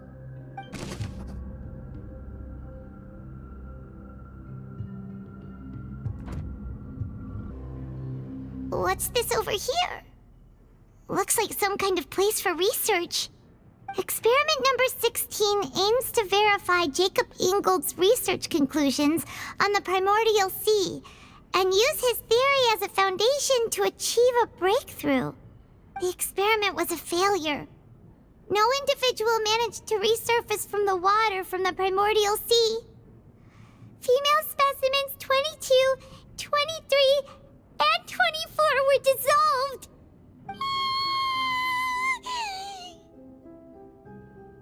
Sorry, Traveler. Paimon will try her best. It's just that Paimon's never read something so scary before. How can someone write something that terrible in such a matter-of-fact tone? You read the rest. Paimon's too scared to keep going. So that's why he did all of these experiments. Wait, did he really think he'd be able to find a way just by dissolving people over and over? That's just insane! Huh? Isn't that the name you heard by the fountain? Paimon thought he was an eyewitness in the serial disappearances case. You mean Vacher is the one who did all of these... experiments? So that's it! Vacher was no victim, but personally took his lover and... No, that's not it either! If that's the case, why would he want people to resurface from the water? In any case, Paimon will write it all down.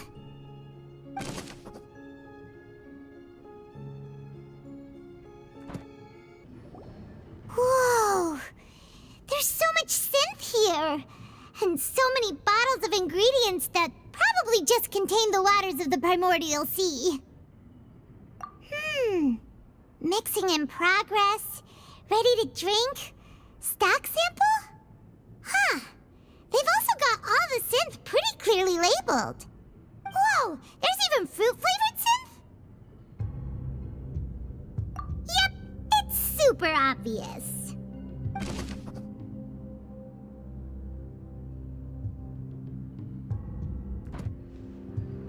Oh, look! There's an important-looking basin over here, and it's full of water! That means this is where they make all the synth! And that special water is the main ingredient! If you dilute it with normal water, you'll get synth, but the pure stuff can dissolve a human! Paimon will take notes on this incriminating evidence.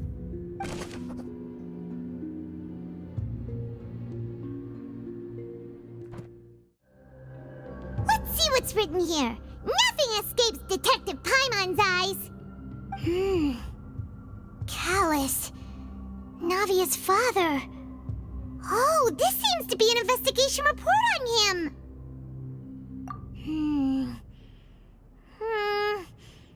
Yep, it's about finding someone to assassinate Jacques and Callus because of a lack of confidence that Jacques himself would go through with it. This should prove the existence of the third person, right? We still have not determined the exact content of the key information Callus has passed on to certain members of his organization.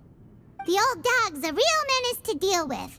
Even if he abides by the promise he's made to us, he will still have the upper hand. He can act whenever he wants to make our lives miserable. The only option left is to remove him from the picture entirely. I concur. Let's send someone to kill him. He won't declare war as long as we don't touch Navia. Oh, seems like we've got a bunch of correspondence between the higher-ups. They're all just so evil.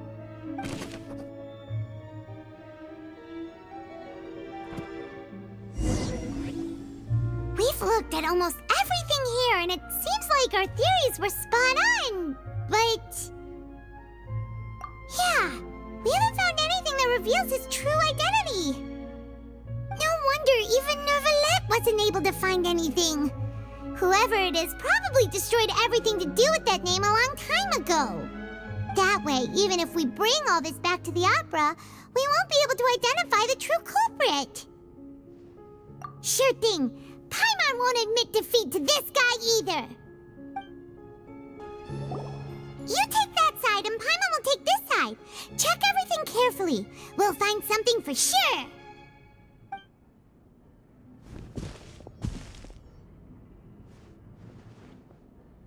Ugh. Nothing at all. And Paimon can't even find snacks either. Whoa, really? Let Paimon see. Vignier. Isn't that Vache's lover's name?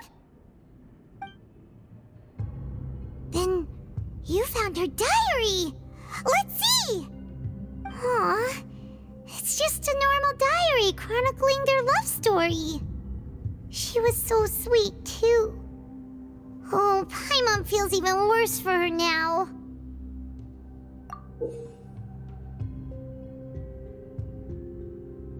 So many! A whole page's worth! But they're all crossed out. Was she unhappy with all of them? The final name she decided on was... Marcel. Wait, but Marcel's pretty old. Has this case been going on for so long that he's Vache and Vignier's grown son?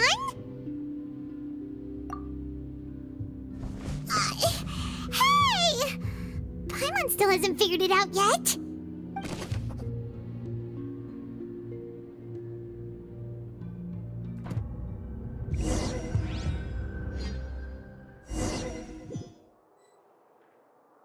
And whose image do you see, Marcel? Is it a man named Vache? Oh, so you do know that name.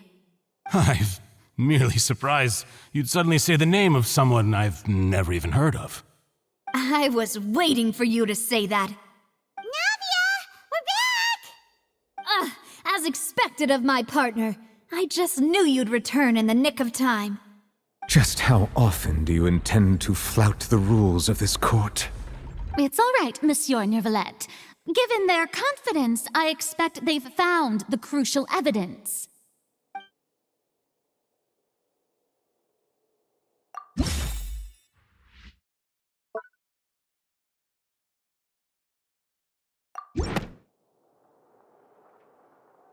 But the truth of it, Marcel, is that you've always been Vache. Huh? We've investigated your lair and we already know everything! After your lover, Vignier, was dissolved, you kept abducting young women to experiment on the hopes of bringing her back to you! You even created Marcel as a new identity and destroyed all records of your past as Vache! So that's it. Even the villains in opera performances rarely go that far. And with that, Marcel's motive has now been established. This information regarding your past also dismantles your prior timing defense. Well, Marcel, do you know where you went wrong? You fixated your gaze on the lover that passed away, instead of paying attention to the living people around you. So, you never noticed how we changed, or how we grew as individuals. You also never understood Boss's real expectations for his daughter. Or our determination to see things through. Your determination. Mr. Marcel, please speak up now if you would like to defend yourself. Otherwise, the trial will move on to the next stage. Do you really think I wanted to do any of this? Pay attention to you? What for? Have you ever paid attention to me? Ever empathized with my pain?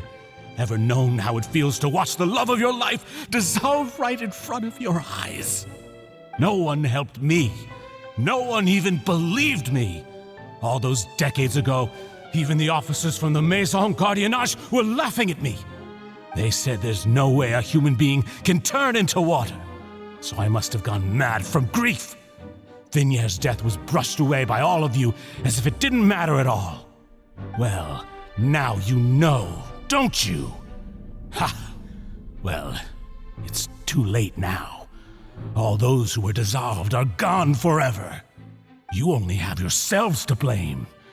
You set up this ornate opera house in pursuit of your so-called justice, your beloved drama, while turning a blind eye to the suffering of the people. Vignere is dead. We promised each other that we would always be together. Wherever she goes, I will follow. But I'm not from this blasted place, so I can't be dissolved, no matter what I do.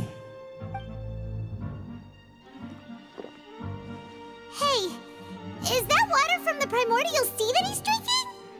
I can't dissolve! Can't dissolve! Can't dissolve! Do you all see? I can't go, I can't follow. So if I can't go where she is, what choice do I have but to try to bring her back? I did all of that, and in the end, that accursed Callus still got the better of me. I spent my entire life living on pins and needles, only to get stabbed by his idiot daughter at the very end. The suspect is exhibiting signs of mental distress. Guards, please restrain him. Don't touch me! Don't anybody come near me! I still need to save Vignere. Our promise. We made a promise. Vignere. Vignere! Please, Vignere. Don't think badly of me. All I want to do is fulfill our promise. At this point, the verdict of this trial is clear. With Mr. Marcel's conviction, the charges against Mr. Tartaglia no longer have any basis. Fine by me. I was in a bad mood, but after a show like that, I'm actually feeling pretty good. Traveler, please submit all the evidence you have collected to the guards, so that I might review and summarize the truth behind the serial disappearances case. The man now known as Marcel was originally named Vacher and worked as an adventurer with his partner and lover Vignere. During an underwater expedition, Vignere accidentally came into contact with water from the primordial sea and was dissolved in front of Vacher as a result. Vacher learned of the primordial water's existence through the work of others and began to kidnap young women for research, with the goal of discovering a method to restore Vignere back to life. To cover his tracks, he invented the new alias of Marcel and began to operate a business in Poisson. During the course of his research, Vacher discovered that a diluted concoction of water from the primordial sea can induce feelings of euphoria, and began to manufacture and market synth. However, as he accumulated wealth to fund his continued research and expanded the scope, he came into conflict with Spina di Rosula. After exchanging blows with Spina di Rosula for many years, Vacher decided to assassinate their president Callus at a banquet. Although the assassination did not go as Vacher expected, he was able to turn Callus into the murder suspect by dissolving the assassin he sent to the scene. And just recently, Vacher attempted to frame Linny as the culprit of the serial disappearances case, using a similar method. However, his attempt to frame Linny failed, and the power of water from the primordial sea became public knowledge. This case also exposed enough of Vacher's machinations that he was eventually successfully charged in court. Thus concludes the enigmatic history of the serial disappearances case, with the truth revealed to all.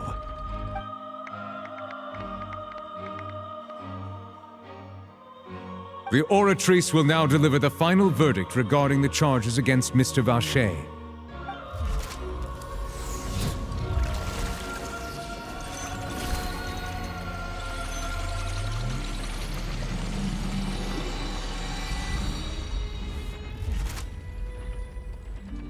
According to the judgment of the Oratrice Mécanique d'Analyse Cardinale, Mr. Vacher is guilty. Guards! Take Vacher away. Good. It's what he deserves. With that, the serial disappearances case is over now. We really just witnessed history. Who would have thought the true culprit would be such a polite and well-spoken guy? Yippee! We helped Navia bring the bad guy to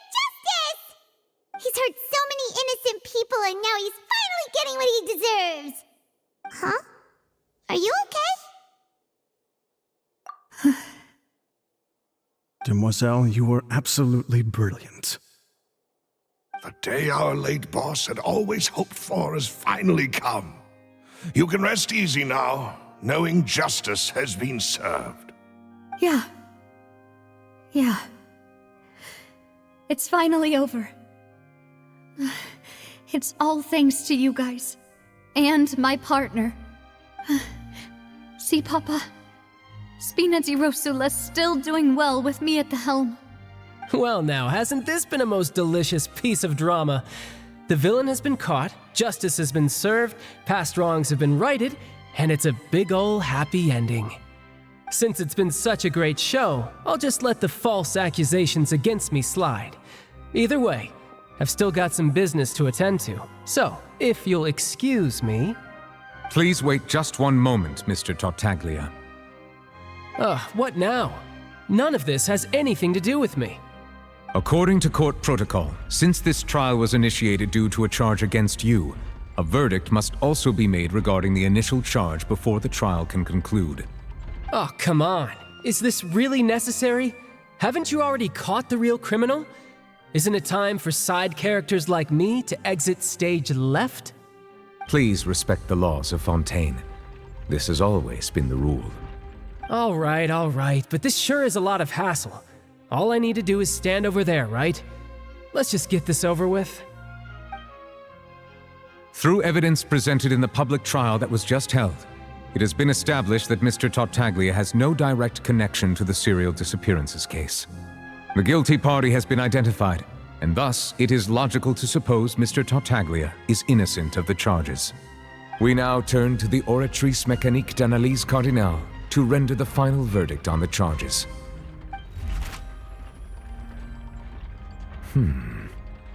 According to the judgment of the Oratrice Mécanique d'Analyse Cardinale, Mr. Tartaglia is guilty. What? Hey! That's not funny! Didn't you just say I'm supposed to be innocent? What's with this verdict? Is your justice machine malfunctioning? Huh? This has never happened before. The Oratrice actually returned a different verdict from the Chief Justice. I mean, have you ever heard of an innocent Fatui Harbinger? Do you think the Oratrice might have just convicted him on general principle? But weren't the charges about the serial disappearances case? No matter what else he's guilty of, it shouldn't affect the verdict in this case, right? The judgment of the Oratrice Mécanique d'Analyse Cardinale is, by law, the final verdict of the court. We must accept the guilty verdict. Guards, please take the suspect into custody per court protocol.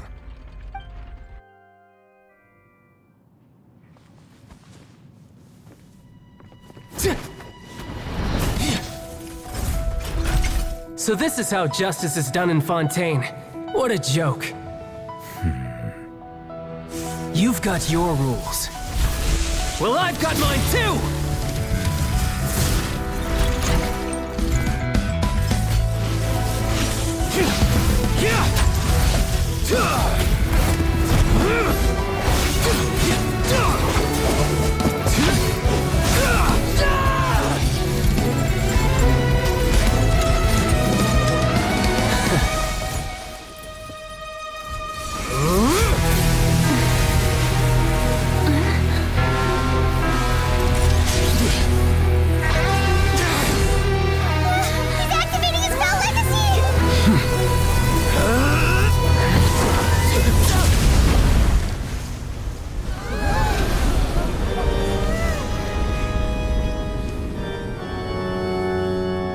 I am sorry. If you have been wronged, we will find the truth. But the rules of the court must be upheld.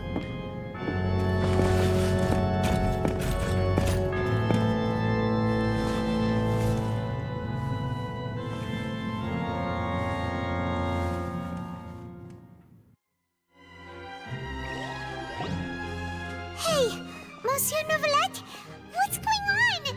Shouldn't they have been cleared already? Apologies. This is also the first time I've encountered such a situation. However, according to the rules established at the conception of Fontaine's court system, the Oratrice's judgment is the final verdict of the court. All I do is follow court procedure. As for why the Oratrice arrived at the conclusion it did, you should probably ask someone more knowledgeable than me. Why are you looking at me? I had nothing to do with it! I don't know what happened there either! Hey, stop staring at me!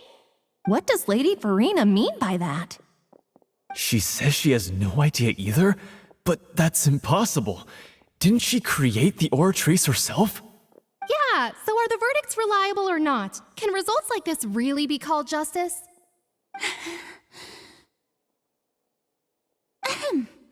My dearest citizens, did you really think we'd allow an incorrect verdict to be handed out in this court?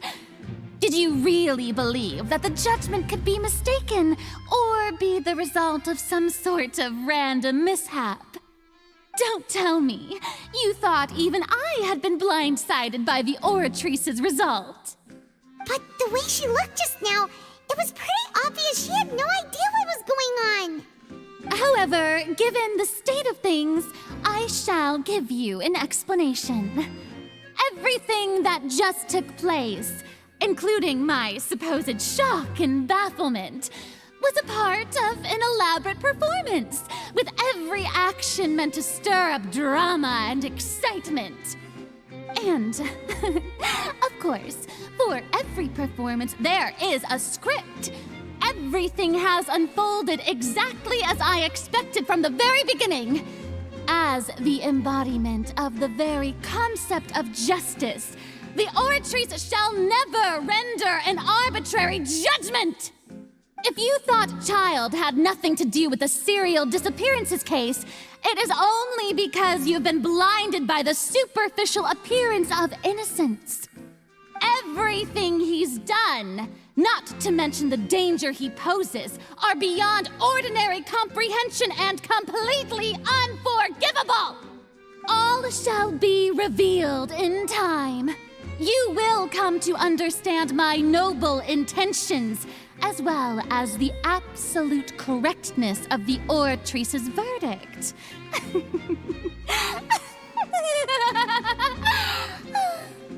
Now, having said that, although I hate to leave things hanging in suspense, it is now time for this performance to end. As the lead actress, I shall be the first to take my leave. Toodaloo! So she chose to make her escape after all, did she? So you're saying we shouldn't put much stock into what she just said? She probably just put on that performance to save face. As for the truth, it's unlikely that she actually has any idea. However, please be assured that I will continue to investigate this case in a personal capacity. Just as I promised, if the judgment has been incorrect, we will do our utmost to clear his name. All right. Even though we feel pretty badly for him, we'll take your word for it for now. After all, he's done plenty of bad stuff, so he should have known he'd go to prison someday, right?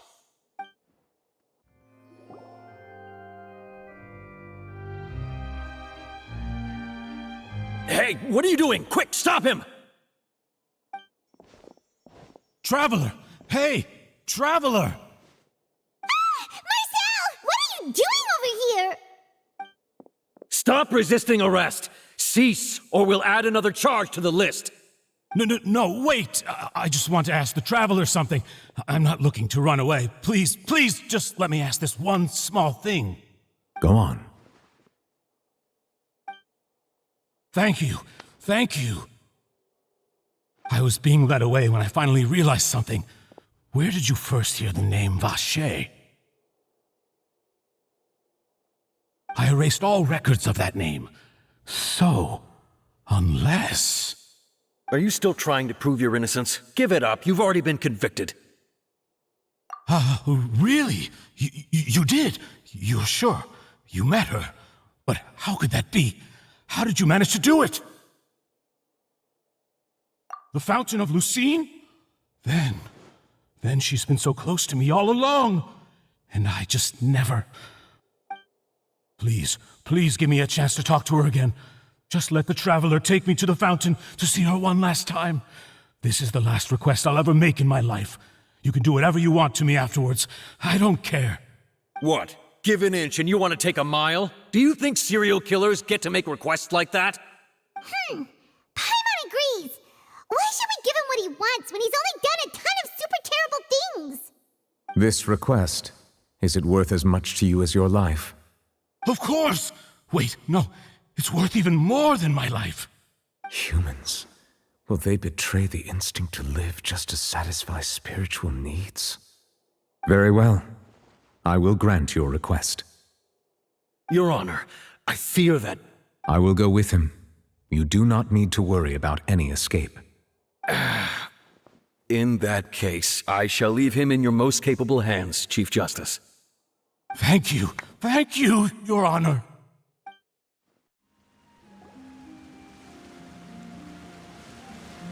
Is this the place? You said she's here, but what do I need to do to see her? Yeah, and even Paimon could hear her after drinking that thing. Didn't you just drink a lot of it on the stage as well? Oh, in that case... Vache! Ah! Yes, that's it! So you heard it too! Vignier, it's me! It's me, Vache! Vache? Vache! I'm here! Where are you, Vignier? I'm coming for you. I'm finally here for you. Hey, wait! Be careful! Hey, wait! Vignier, is that you? It's me, Vache! Vignier! Vache? Why did you come? Didn't I say? You don't need to look for me. You look a lot older than I remember. How long has it been? It's been more than 20 years. I've suffered for over 20 years since the day you left. All this time, only the thought of bringing you back has kept me alive. Nothing else mattered to me. I must be dreaming. Who would have thought I'd get the chance to tell you all of my feelings like this? Vignier, you are my everything. I really don't know how I could live without you. But Vache, if you ask me, this world would be better off without you. What are you saying? If not for you, I would have finished my law degree and probably become a top-tier attorney one day.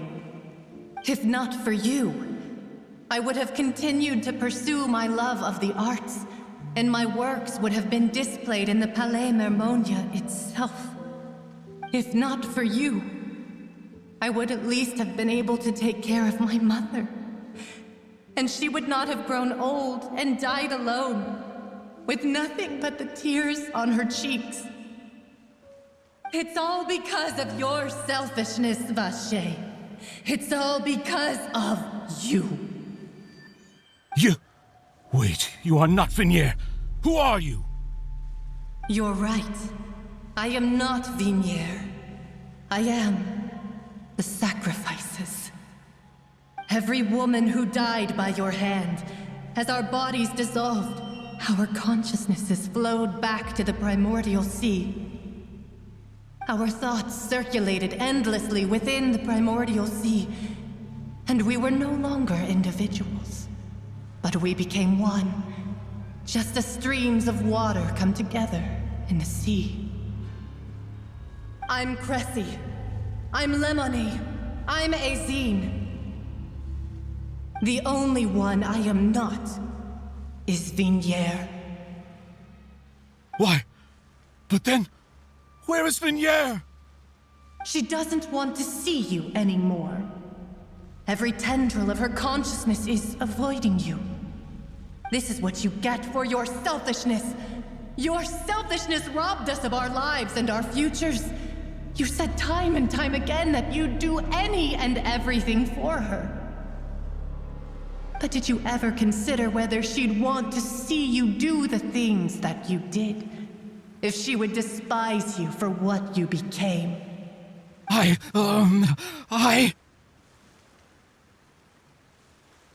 You are a liar, a heartless murderer, and a cowardly narcissist. The only thing you are not is Vigniere's beloved.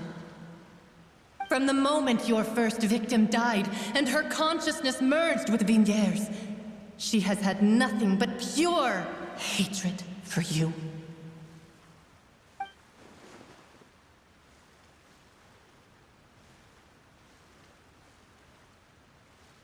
No! Vidier! She can't hate me. Let me see her, please. Have mercy. You still don't understand. When I said don't look for me, that came from the real Vigniere. She really doesn't want to see you anymore. But on top of that, she also said that because it's her final drop of pity for you. She said that because she knew that if you did come here, we will show no mercy to you. Vache. Vache? Vache? Vache. Vache. Vache. Vache. Drown.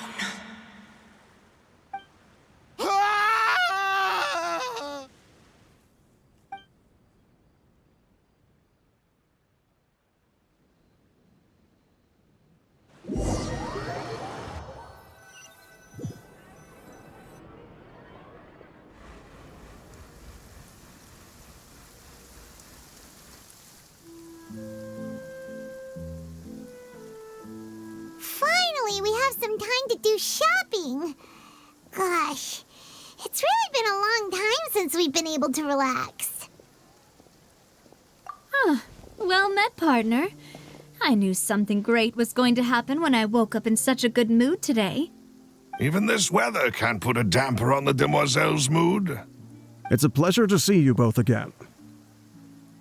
Oh, hey, Navia! It's been a few days. Paimon's already started to miss you.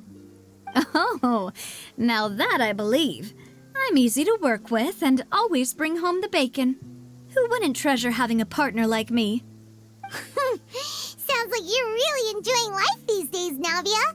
What have you been busy with since the trial? It's just been one thing after the other. I've been making non-stop trips between Poisson and the courts in Seine. Everyone from Spina di Rosula organized a memorial for my father. We never held a memorial when he first died, since everyone knew that even if we held one back then, no one was going to come. This time, though, everyone in Poisson, and even many people from the court, all attended. So his name's definitely been cleared now. That's what we like to hear. It's been the dearest wish of Demoiselle all along. That blasted stubborn fool. I was right to put my faith in him. I'm so glad I didn't give up on the case all those years ago. Oh, by the way, I ran into Charlotte just after I left the memorial service. Well, maybe it'd be more accurate to say I knew she would be there, and there was no way she'd just let me go. Huh? So you know Charlotte too? The Charlotte? Journalist from the Steambird? Yeah, way back when I first became the president of the Spina di Rosula, she was all over me. Wouldn't take no for an answer. I believe the story was called The True Heart of Darkness, Secret Tales of the Yellow Rose. To be fair, though, it was a really flattering feature. So, we've been on pretty good terms ever since. She was trying to lean on our friendship to get me to do an exclusive piece on the serial disappearances case. Oh yeah, she told us about that. She's always been super interested in that case, so now her wish has finally come true too. Anyway, I told her to make sure that when she writes about you guys entering the opera house with the critical evidence, that you both sound really cool. Now that's another thing to look forward to. We trust Charlotte's skills with a pen for sure. Oh, and in other news, I also took Clarand out for a meal. Oh, are you two on better terms now? While you were investigating Vache's headquarters, Clarand gave testimony on my father's behalf. It was thanks to her that we were able to turn the tide. I wanted to thank her. I mean, there's also no point in being awkward all the time, so we took the chance to reconcile with each other.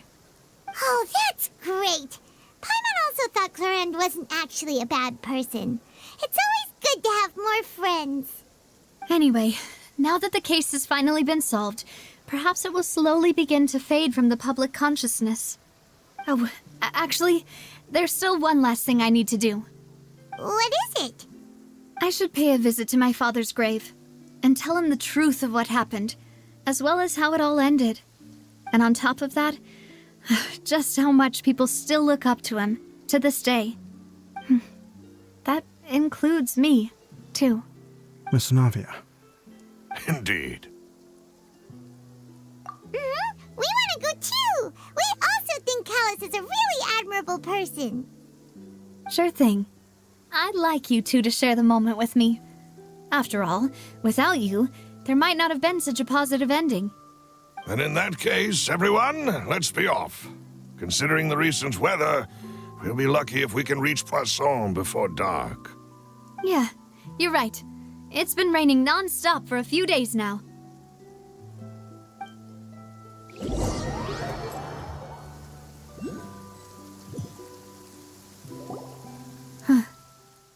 This is where my father's grave is. To be perfectly honest, even I haven't been back here for a long time. Huh? There's someone there already. Wait. That figure. It can't be... Isn't that Neuvillette? Why would the Chief Justice be here? Huh? Navia?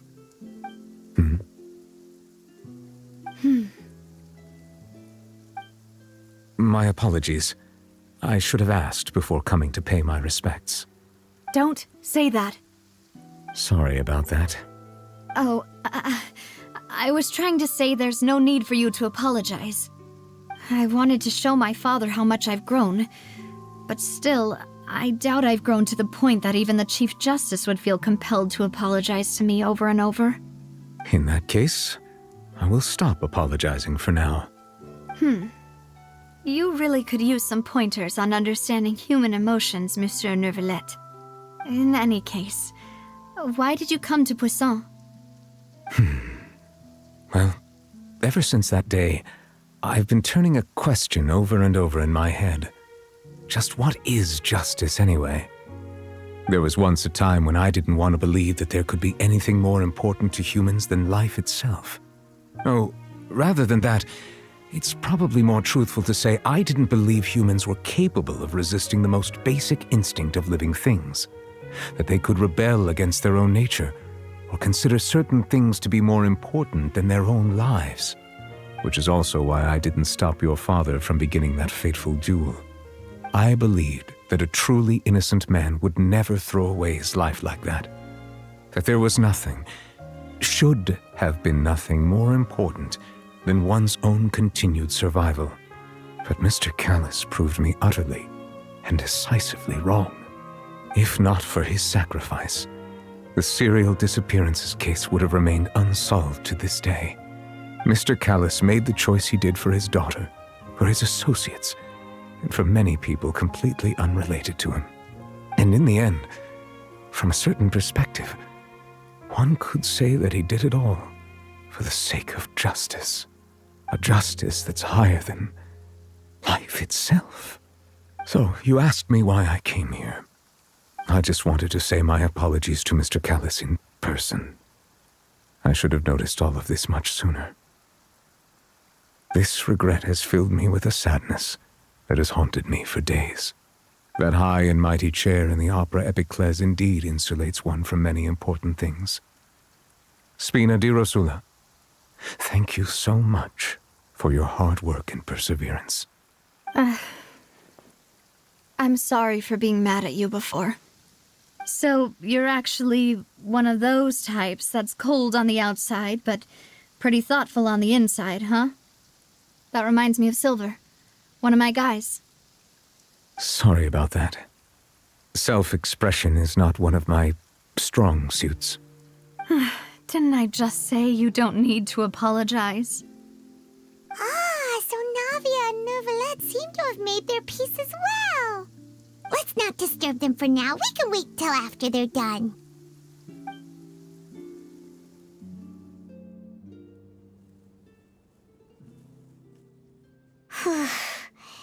Paimon's never paid respects at someone's grave before.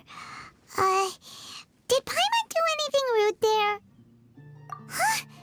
Oh, Paimon didn't know that was a thing. But Paimon doesn't know what she would do if she can't fly. Oh no. Paimon hopes Miss Navia won't be too mad. Anyway, Neuvillette is still standing around there. It's not often that we can catch him alone like this, so why don't we go talk to him for a bit? If we can't talk to Lady Farina, we can at least talk to him, right? Oh, it's you two. Did Miss Navia invite you to come pay your respects to her father? Mm-hmm. We ran into Navia on the streets today, so we just followed her here. I see. Then is there something that I can help you with? Well, it's pretty hard to run into you like this since you're usually super busy. So we figured we could try to ask you a few questions, if that's okay. Please feel free. Though outsiders, you helped us solve one of the greatest mysteries in Fontaine, and it would be my pleasure to return the favor. So, at court, the bad guys referred to that special water as water from the primordial sea, but what is it really? Truthfully, that name is already quite accurate. I can only surmise that Vacher and his ilk only learned of its nature and existence after extensive research. There used to be a special sea on the surface of this planet. The nature of its seawater was rather different from that of the sea we know today. Most of Tevat's life forms were first born in that special sea. You could say it nurtured much of the life on this planet. Huh. So it really was where everything began. It makes sense to call it primordial then. But today, the primordial sea no longer exists on the planet's surface. What Vacher discovered must have been some kind of special case, or a remnant from a truly ancient age. Huh. So that's how it is. Oh, you really know everything, Monsieur Neuvillette. But if that's the case, then why would people, at least people from Fontaine, dissolve in that kind of water? Indeed. Why would the primordial sea, which was known to engender and nurture life, suddenly reverse itself and devour life instead? To be frank, that also doesn't match my understanding of this world and its laws. There must still be some unknown secrets around the people of this land. Is there anything else you'd like to ask me about? That the sea levels will rise and everyone will be dissolved in water, leaving Farina crying alone on her throne, but the sins of the people will be finally washed away for good. Does that appropriately summarize the version you've heard? That's right! It was Linny that told us back then. And that about covers all the main points. Yes, up to the present, I think we reached a point where we have no choice but to confront this prophecy directly. Rumors have it that this prophecy is rooted in the last words the former Hydro Archon left to the world before she passed away. A prophecy? Of the former Hydro Archon? Wow. This is the first time that we've ever heard of it. 2 parts of the prophecy have already proven correct. The rising sea levels and the ability of the people of Fontaine to be dissolved. We should be more vigilant and stay on the watch for further signs. Speaking of the prophecy, Farina has also always taken it quite seriously. Indeed, she has been collecting information and intelligence from across Tevat for this purpose. If the rumors were true, then perhaps this prophecy is the conundrum left to Farina by her predecessor. But with Farina being the way she is, can we really trust her to solve it? Is there anything else you'd like to ask me about? My apologies. My investigation has still not reached its conclusion. However, I still believe the judgment of the Oratrice was not rendered arbitrarily. But you also said you thought he was innocent. For many years, I have been quite aware that the Oratrice does not simply mechanically repeat the verdict that I give on each case. As a divinely created mechanism, the people's unified faith in the concept of justice is integrated into it. Not only can it produce the incredible power of indemnitium, but it likely also possesses other traits, such as self-awareness. Which is all to say, I have been prepared for a situation like this for a long time. So when Lenny told us that he heard a human voice from the room where the Oratrice's core is stored... I was not aware such a thing had occurred. Perhaps that could serve to prove my conjecture. I will add that to the list of items to investigate. In any case, I am inclined to believe that the Oratrice does have a methodology all its own. We just do not have enough information. Based on Farina's reaction, I doubt even she had any idea what was going on. She managed to bluff her way through it, though, with her time-tested twin tricks of bravado and drama. While we do intend to get to the bottom of this, for now, we regret to say that the Fatui Harbinger will just have to bide his time in the fortress of Meripede.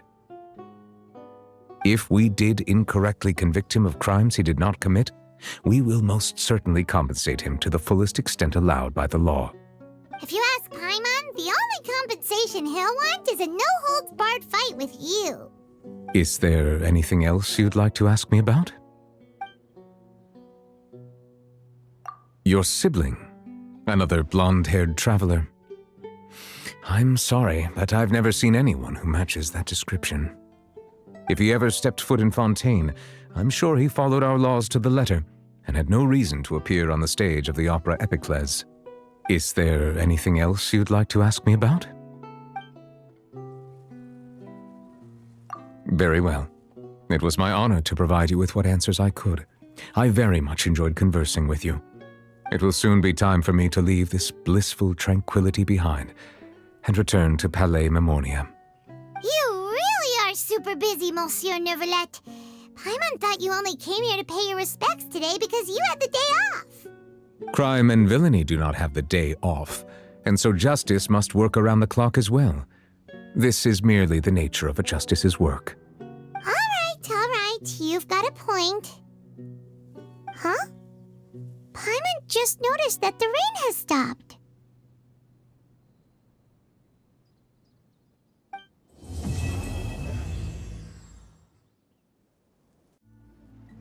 Yep, here's the room, and it's empty and waiting for us as promised.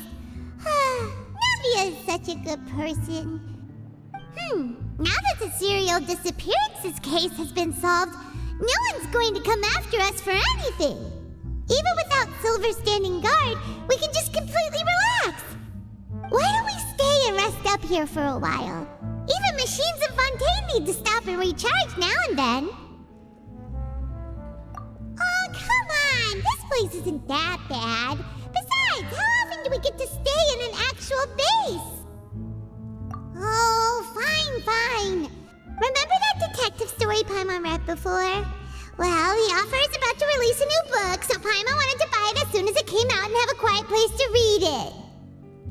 Yippee! Then it's agreed. Come on, let's get some sleep. We'll need to be up first thing in the morning to get in line and buy a copy.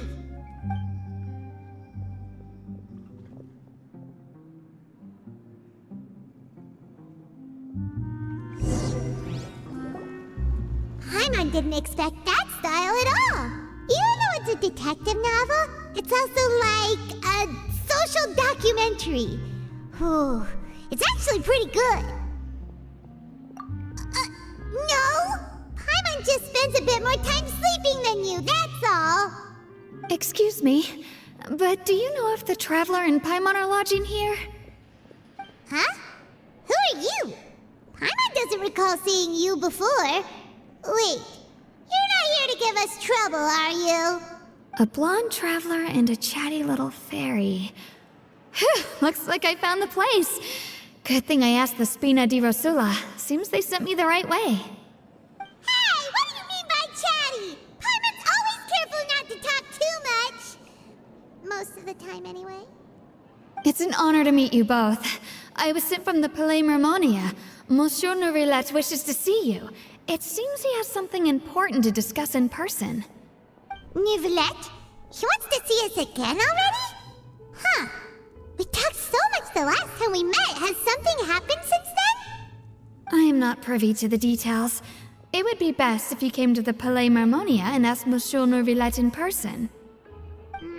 If you say so, but Paimon has a bad feeling about this.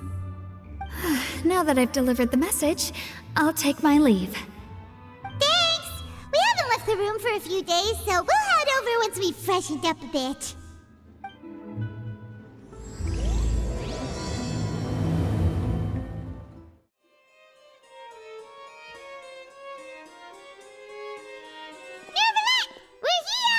Did you want to see us about something? Huh? Why were you just standing there? You daydreaming or thinking something over? Yes, I did send someone to fetch you. But as for what I'd like to discuss next, well, I still have some reservations. Given that we've already made the trip here, you should just tell us. Bet you need us to help you with something, right? I do indeed have something I'd like to ask you to do. However, you should wait until after I tell you the details, then decide for yourselves whether you'd like to help or not. The situation is this. If I'm understanding you correctly, the Snezhnayan harbinger known as the Knave has essentially requested a diplomatic meeting with you, correct? I heard that she was originally from Fontaine, but for her to suddenly arrive here and abruptly request such a meeting like this, I sincerely advise you to refuse her invitation outright. I'm sure you're aware that her purpose is most likely related to Child's recent predicament. We convicted one of the Snezhnayan harbingers in a court of law, but we have yet to provide any form of detailed report on the matter. This does indeed provide an opportunity for Snezhnaya to put pressure on us. I believe we should adopt an evasive stance until we can provide a proper explanation and have a preliminary plan on how to deal with the matter. No, we shouldn't. I think we should agree to the meeting. Oh? Well, you see, we are the ones that owe an explanation. If we keep putting off the meeting, it could easily result in the problem escalating, right? It's like a fight between two friends. If they don't agree to see each other and talk in person, isn't it possible that the friendship could end entirely? Though diplomatic relations between Fontaine and Snezhnaya could be considered as friendly, it is only superficially so. You wouldn't go so far as to say that our nations are friends, as you did in your example. It was just an analogy. An analogy, okay? Moreover, even if we were to talk in person, if we don't have sufficient information prepared, it is quite possible the result wouldn't be restored relations, but a complete falling out. I don't think we should overthink those possibilities yet. Even if the logic of the divine is not immediately apparent, its wisdom will only be revealed with time. Besides, you'll be at the meeting. If any problems do pop up, you'll have no problem navigating them. I must clarify that interacting and communicating with people outside of court is not my cup of tea. It seems you think too much of me. But more importantly, when did I agree to join the meeting with you? You mean you won't come? No, that won't do. I can't go to the meeting alone. You have to accompany me. I must take you with me. Lady Furina, could there be something else regarding this matter that is being kept from me? No, not at all. Look, I am the Hydro-Archon of Fontaine, Focalor, the god of justice who is loved and adored by many. So I only hope that justice will be served in this matter. Don't overthink it. I'll go find someone to arrange the meeting.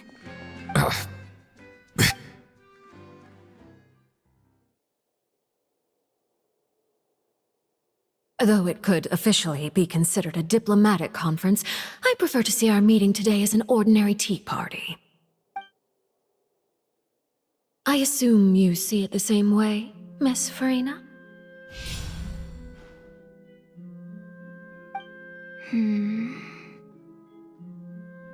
Lady Farina? Yes, that's right. Just like you said, a tea party. I should thank you for providing the pastries. They look delectable. To make this tea party even more lively, I've invited someone else to join us today. It's a pleasure to meet you, Monsieur Neuvillette. I was born in Fontaine, so naturally, there's no need to introduce the nation's revered Eudex to me. Hello. The pleasure is also mine. First, I would like to thank the two of you. I'm often away on business outside of Fontaine, and I'm told that the children of the House of the Hearth have been well taken care of by you. Oh, I'm not referring to when my children, Linny and Lynette, were falsely accused by you. Please don't misunderstand. The children of the House of the Hearth are often misunderstood, perhaps due to the reputation of the Fatui. There's no getting around that. All I meant to say is that Fontaine has been stable in recent years. The people are well off and the children lead happy, fulfilled lives. That is something truly worth cherishing, and no one wishes to disrupt such peace. Now then, you have come regarding the matter of child, correct? Well, yes. It appears the ever-busy Eudex Neuvillette doesn't wish to waste time with diplomatic pleasantries, and hopes that we can get straight to the point of our talk. Yes, as you surmised, understanding child's situation is indeed one of the goals of this trip. As we are both diplomats from Snezhnaya as well as Fatui harbingers, Child and I have always been colleagues. Were anything to happen in Fontaine, each of us would serve as the other's attorney to resolve the issue. So now, in my capacity as his attorney, I request that Child be turned over to Snezhnaya. We have a responsibility to cooperate with Fontaine and resolve what has happened to him together. The rules governing attorneys only apply before a trial has concluded. Since a verdict has already been rendered, we see the case as settled. I apologize for being unable to grant your request. An outright refusal. Very well. I respect all the rules of Fontaine's courts, just as I respect you as Chief Justice. Okay, why don't we back up a step? You don't need to transfer Child to us. I only request to enter the fortress of Meripede to see Child and confirm his condition. It's not like you couldn't even manage to fulfill a simple request like that. Right, Miss Farina? About that. The fortress of Meripede has always been completely autonomous. Even we have no authority to interfere there, and diplomatic issues do not suffice as an excuse. However, if you absolutely must confirm the situation of the Harbinger, I have a proposal.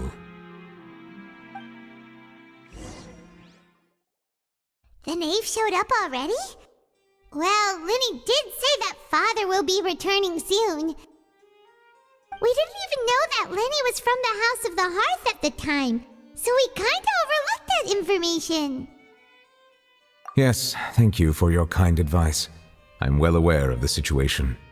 I also noticed that Lady Farina acts a little odd and unnatural whenever I bring up matters related to the knave. Could the knave be threatening Lady Farina or something? If that were the case, then why wouldn't Lady Farina inform me? And what means could the knave possibly have to twist the arm of an archon?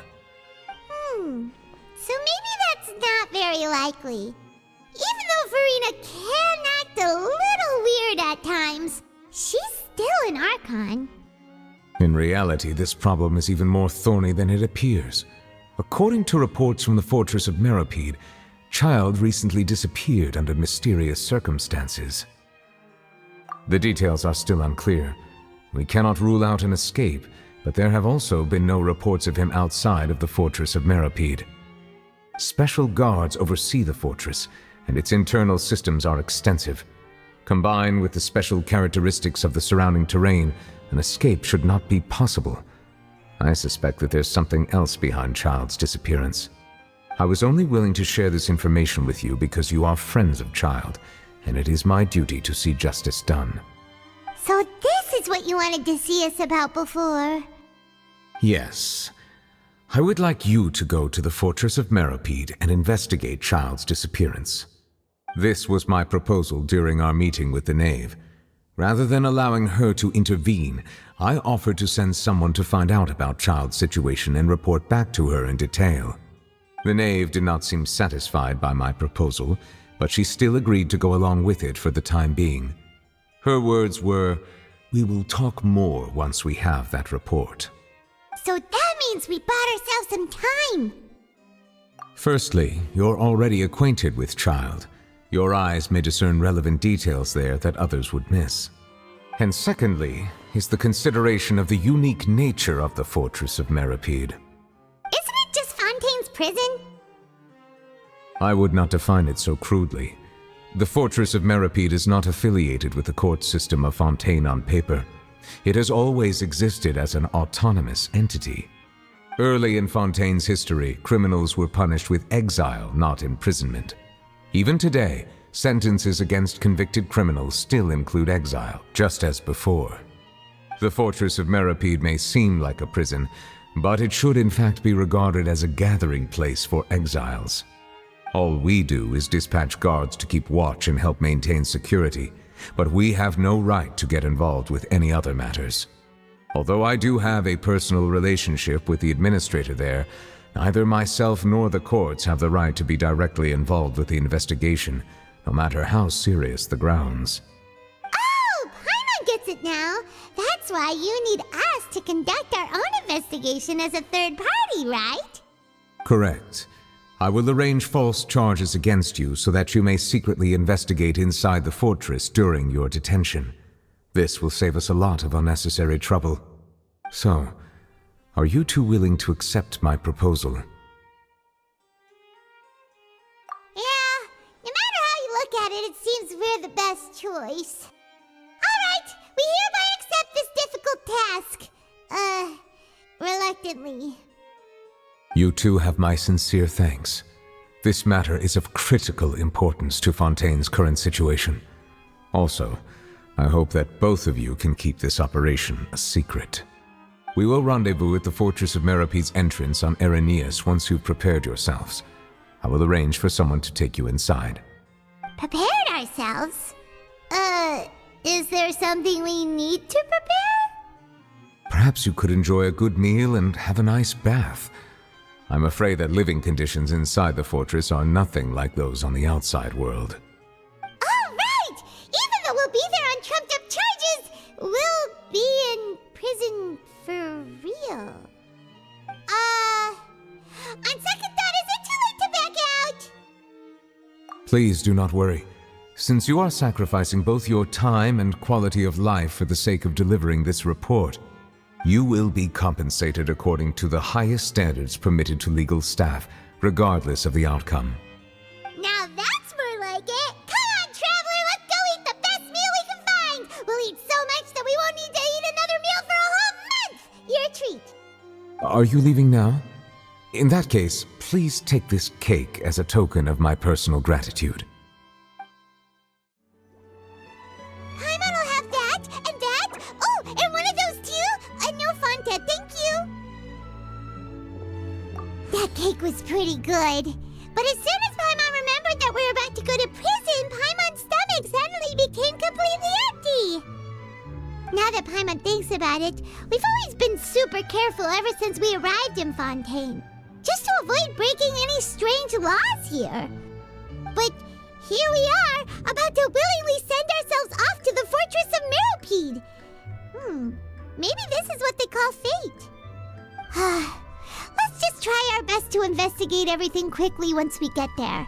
Paimon doesn't want to stay in prison too long.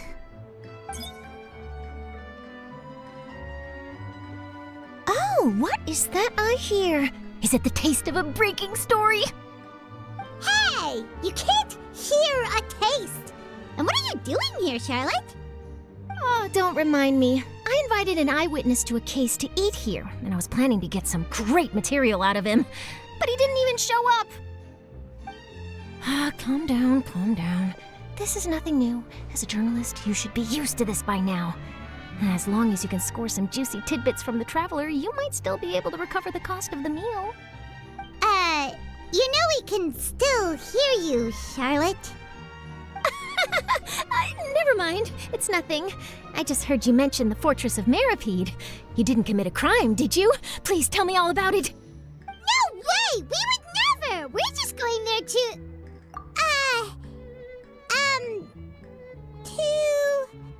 Oh no, Paimon almost forgot that Nervalette told us to keep it a secret! Huh? You're being arrested for that? Oh, but now that I think about it, I suppose that's not completely unreasonable. That's pretty despicable, almost as offensive as committing theft. You mean Paimon really did something that serious? Sorry, Paimon really messed up. In that case, it's nothing particularly newsworthy after all. Oh, how disappointing. Oh, right, there's still a chance. Since you're going to be at the Fortress of Maripede, would you be willing to help me gather some material for a story? About that, Paimon doesn't think we'll have any time. Oh, it's nothing difficult. All you have to do is think of a way to get some time face-to-face with the warden of the fortress. He was awarded the honorary title of Duke in Fontaine. Sounds really cool, huh? Only those who have made significant contributions to the nation have been conferred this title. It's incredibly rare.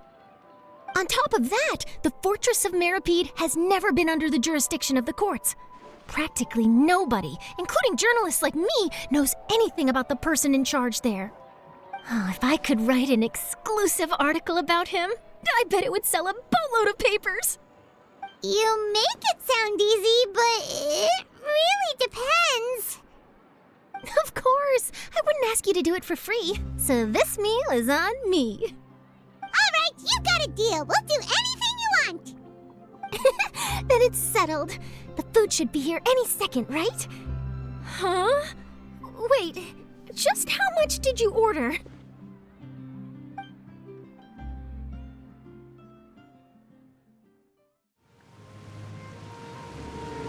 All right, Nervalette, we're ready. Is this where the entrance is? You have come, just as promised. Yes, this is the one and only entrance to the Fortress of Maripede from Irenaeus. Careful. You may want to step back a bit. Whoa! So you have to go down from here? Is the prison underwater? Utilizing both the barrier of the water as well as the fear humans have of the depths, the Fortress of Maripede is naturally the perfect place to confine and guard criminals. But do not worry. It is not nearly as frightening inside as you may think. You will see for yourselves once you are down there. Paimon hopes you're right. Don't know about you, but just thinking about being at the bottom of the sea like that gives Paimon the heebie-jeebies. Oh, and there's one more thing. I mentioned that I have had personal dealings with the administrator of the fortress, Wriothesley. He's a very shrewd fellow. Yeah, we heard about him too. He's that Duke, right? Correct. He is the highest-ranking manager of the underwater prison. Even though you are going there to investigate at my behest, it would behoove you to avoid any confrontation with him or any of his subordinates. The Duke rarely ever leaves the Fortress of Maripede, but that does not mean he is not privy to all that is happening inside and outside the fortress. He is quiet, but not unaware, so please bear that in mind. All right, it's about all the time that we have to talk privately. I'm counting on you two. Don't worry, we won't let you down. Good. Madeline! I'm here, Monsieur Nervalette. These two are the newest convicts, I presume? Don't worry, they won't escape on my watch. Like we would try. Please follow me, you two. I'll process your paperwork for entering the Fortress of Maripede.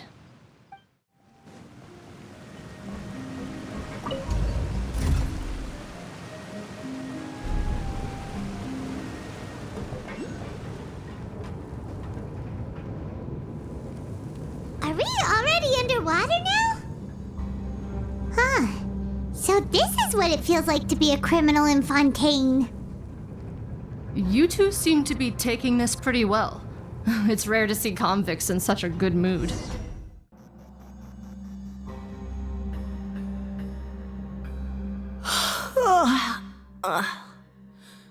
Oh, it's you, Madeline. Why'd they make you make the trip down here today? Monsieur Nervalet personally requested I escort these two convicts. I suppose he was concerned others might not be up to the task. Well now, aren't you the lucky one? Must be nice to be on good terms with the big shots like the Chief Justice. The only people I get to see every day are the new inmates. Well, have you tried service with a smile? Who knows, it might help your professional reputation. Yeah, right. As if. Every criminal comes through here looking miserable.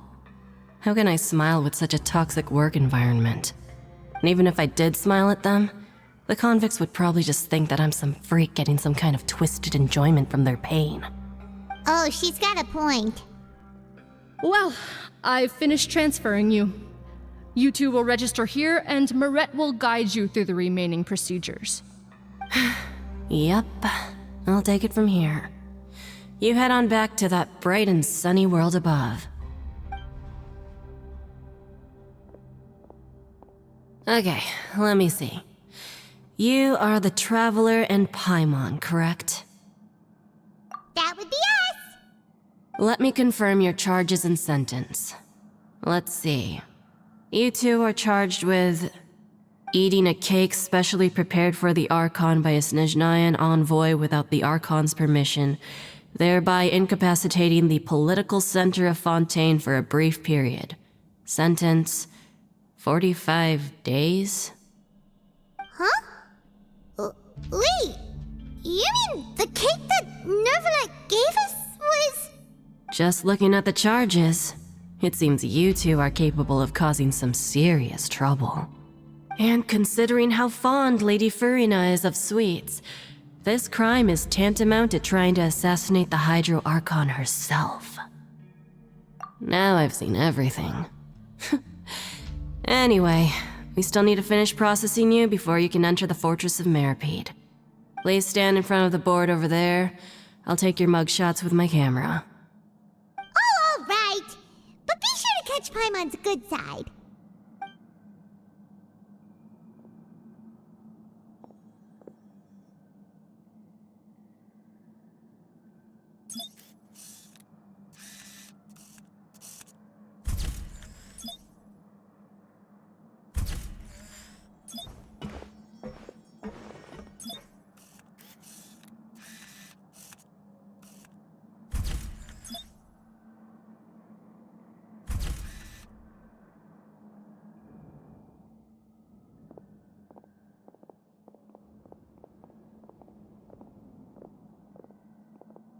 And we're done. Thank you for your cooperation. Next, someone will be along to guide you inside the fortress. Please be sure to cherish this opportunity for rebirth.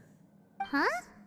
Rebirth? Isn't that a little much? We're only gonna be here for 45 days!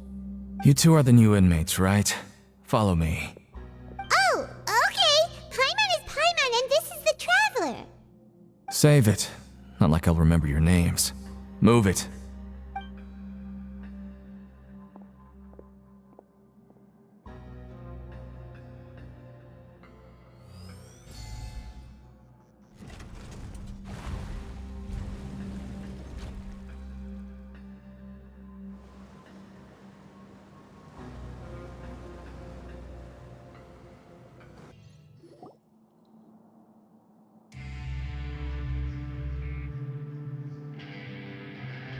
So, are you one of the guards here?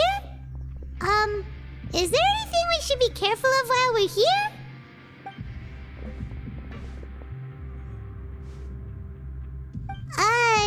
Did Paimon already ask something she wasn't supposed to? Why should I tell you anything? What's in it for me? This is exactly why I can't stand new fish. I wouldn't even be doing this if it weren't for the credit coupons. Credit coupons? Alright, seeing as you're not the annoying kind that's getting dragged in here crying and blubbering, I guess I can tell you a few things. But next time, it'll cost you some coupons. Mora means nothing here. Here, we use credit coupons. Coupons can get you almost anything in the Fortress of Meripede. Desires? Fulfilled. You want power? No problem.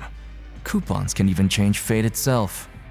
So, credit coupons are a currency that can only be used here? It's not as simple as that. Like Moret said, everyone gets a chance at rebirth. No matter how much money or power you had before, it means nothing once you set foot inside the Fortress of Meripede. You have to start over and earn your coupons. Everyone starts from the same place, and you have a chance at a new, less terrible life. I guess that's the real purpose of the coupons. They symbolize true fairness and true justice. And this is also exactly why so many criminals choose not to return to the outside world, even after they've served their sentence. Oh, so that's what the Fortress of Meripede is like. Huh. Paimon was under the impression that it'd be more like a prison. It certainly ain't all sunshine and roses here, but it's also not the worst place to be. You'd better take a good look at the scenery now. It'll be the last chance you get for a while.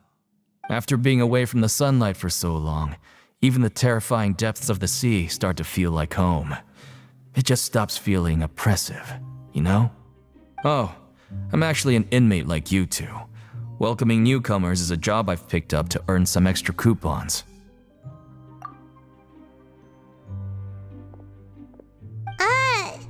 Why aren't you answering us again? I've told you enough for free. Any more info is gonna cost you. So all you care about is Mora! Wait, no. Coupons? Almost there. It's down through here. Your turn to give it a try.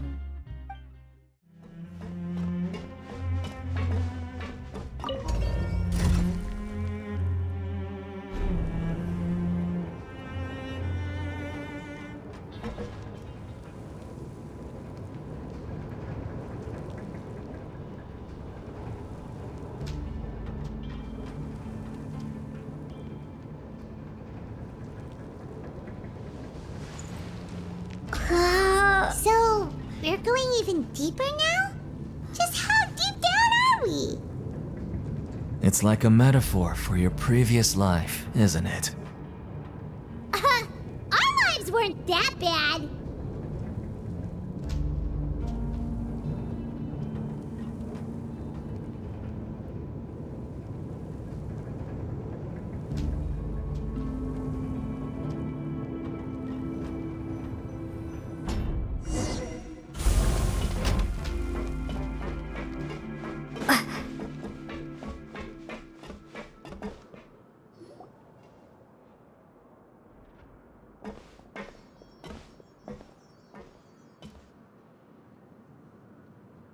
So this is the actual entrance to the Fortress of Meripede? Huh. It looks like there are other new arrivals too. Oh, they sure don't look happy. Maybe we look too relaxed for fresh convicts. Oh, right. We're on someone else's territory now. We need to think of a good way to act like criminals to get by. If we're discovered, even Neuvillette might not be able to rescue us. Hey! Don't scare Paimon! Oh, Paimon's not ready for all this. Look, I don't really know you, and I have no idea what kind of crime you committed, but you wouldn't have happened to anger someone important, did you? Someone important?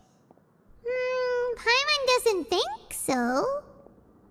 Wait, why are you suddenly trying to talk to us now? Now's not the time to worry about that. Anyway, it's over there, so you just go on over there by yourselves. I've done my job, so good luck. What was that all about? Wait a second. Are there usually so many garden wrecks around here? They're already onto us? Prisoners numbers 7459 and 7560. Welcome. Oh, no need to be anxious. These Gardamex aren't here to attack you. In fact, they're here as your honor guard. When I heard that you were friends of Monsieur Neuvillette, I had the Gardamex come and wait in formation. Wait, you know about our connection with Neuvillette? The seafloor isn't as cut off from the world as you might imagine. However, I'm afraid that I know nothing more than that you are friends of the Iudex. And as you can see, committing a crime means being sentenced here, even if you're friends with the Chief Justice. Quite fair. The Duke! Greetings, Your Grace. Lovely weather today, isn't it? Oh, greetings, my good fellow. Well, I'm willing to imagine that the weather is as good outside the sea as you say it is.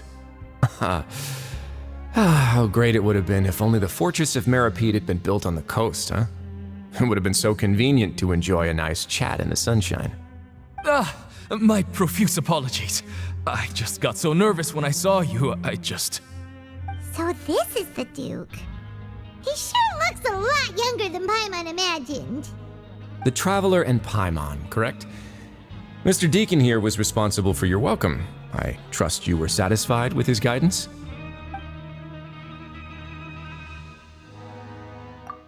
Outstanding. Well, Deacon, I recall we discussed fate during our last work meeting, I believe that fate will reward all those who take every aspect of their work in life seriously. When you return to your bunk, you'll find the guards have issued some extra credit coupons to you. Oh, thank you. Thank you, Your Grace. Oh, and you too. I can't believe you gave me such praise. If you need anything in the future, anything, please come find me anytime. No credit coupons necessary. Well, I believe that concludes the introductions. We've already taken enough time here. Deacon, if you would. Yes, Your Grace. I'll take my leave now. Please, follow me. To make you feel more welcome, I'll show you around the various facilities of the Fortress of Meripede. I hope it'll help you adjust to life here. He's going to personally give us a cure? Huh. Paimon can't figure out what this guy's thinking at all. No wonder Charlotte's so interested in him. He's one of those mysterious types. Alright, let's keep up with him. There's no need to be so reserved. The label of criminal is nothing but one of many identities. And being criminally inclined here at the Fortress is just one of many ways to survive. Is it really okay for the Warden to think like that? We're real criminals, you know. What if we're too difficult to handle?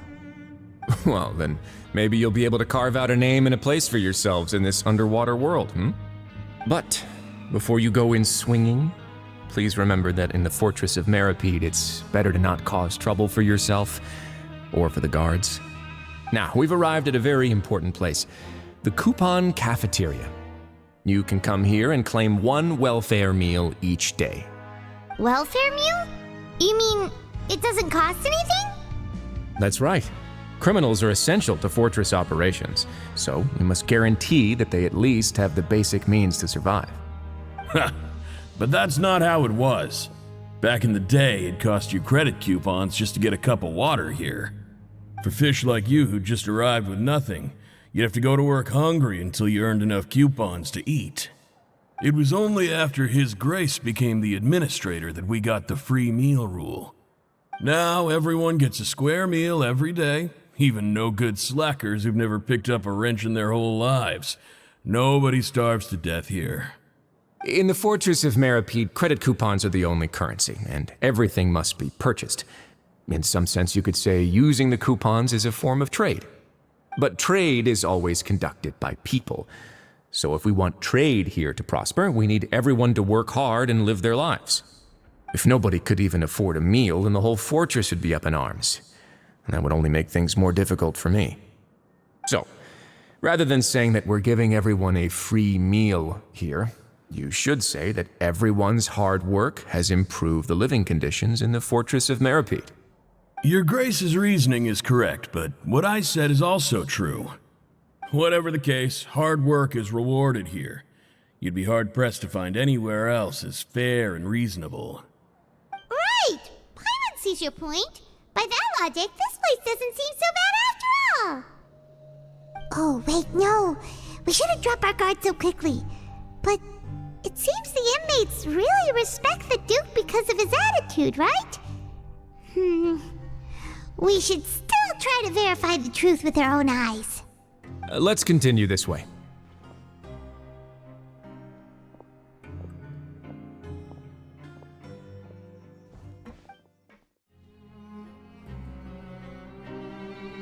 This place is known as the Pancration Ring. Sometimes we have criminals who have more energy than they know what to do with. Their daily work alone isn't enough of an outlet for them. So, instead of leaving them to their own devices, we've provided them with this dedicated venue. This way, nobody will get involved unless they want to be. Pancration matches? And you can earn extra coupons? Oh, what do you think, traveler?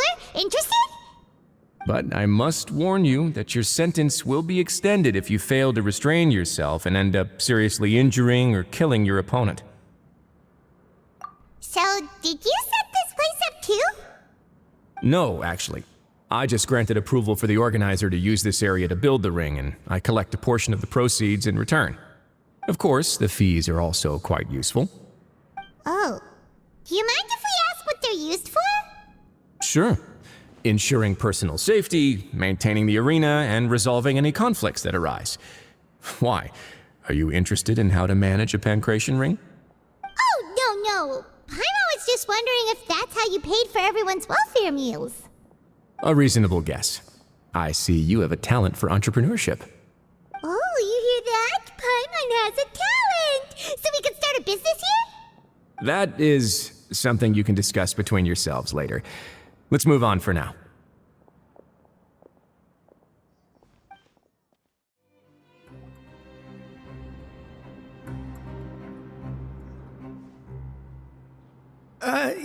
Your Grace. Good morning. I mean, good afternoon. No, wait, what time is it again? What time indeed? Time waits for no one, so it's best to keep an eye on it. My apologies, Your Grace. Jeez, that guy's so nervous he almost forgot to breathe. Sorry, forgive my manners. These are the dormitories, which is where inmates sleep. The guards will inform you where your bunk is later. In the Fortress of Maripede, criminals usually spend most of their time in either the production zone or the sleeping areas. The production zone? What does it produce? Is that where we'll be working? Not necessarily. Though working in the production zone is the most reliable way to earn credit coupons. If you have other skills, you can skip your shifts to earn them in other ways. Wow. Wait, you're the manager of this place, and you're just telling us to our faces that it's okay to skip work? The fact that the Fortress of Maripede has continued operating completely autonomously is proof enough that most people are willing to work honestly and earn a stable income. As for what we produce, many of the clockwork machines seen all over Fontaine originate from our workshop. Therefore, the Fortress of Maripede is not only a place where criminals serve their sentences, but also a giant machine factory. There's no need for me to get into specifics about the production process now. You'll experience it all firsthand when you report for work tomorrow. Let's move on. The tour continues over this way.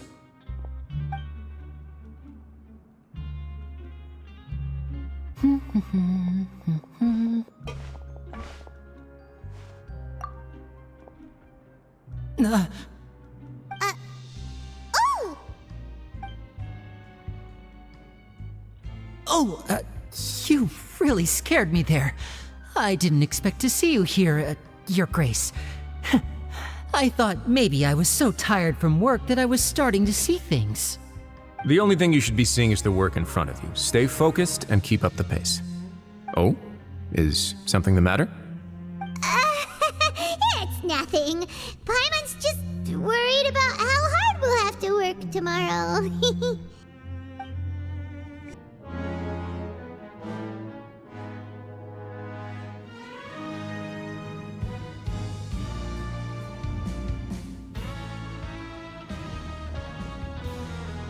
Your Grace? What are you doing in the infirmary at a time like this? Oh no, you didn't injure yourself, did you? Not yet, unfortunately for you. But thank you for your concern, Sigewinne. Oh, then you must be here for those two. Allow me to introduce you. This is the infirmary, and Sigewinne here is the Fortress of Merapede's head nurse. Hello, new faces. They call me the head nurse, but I actually handle all the nurse-related work all by myself down here. Since you seem to have some rare downtime with no patients, perhaps you could find the time to join us for dinner? Oh, then these two must be some important convicts. Sure, I'll join the welcome party. Thank you. Your presence will be the pièce de résistance for today's tour. Oh, so the tour part is over now? I believe I've already covered the primary aspects of life here in the fortress. As for your work, there'll be someone else to guide you through the details. Is there anything else? I seldom conduct tours, so why don't you just ask if you have any questions? Well, this is our first time here. Paimon's not sure what to ask. Then let's head back to the coupon cafeteria. Maybe a meal will help you think up some questions. You should at least try to be excited. Our free meals are actually pretty good here.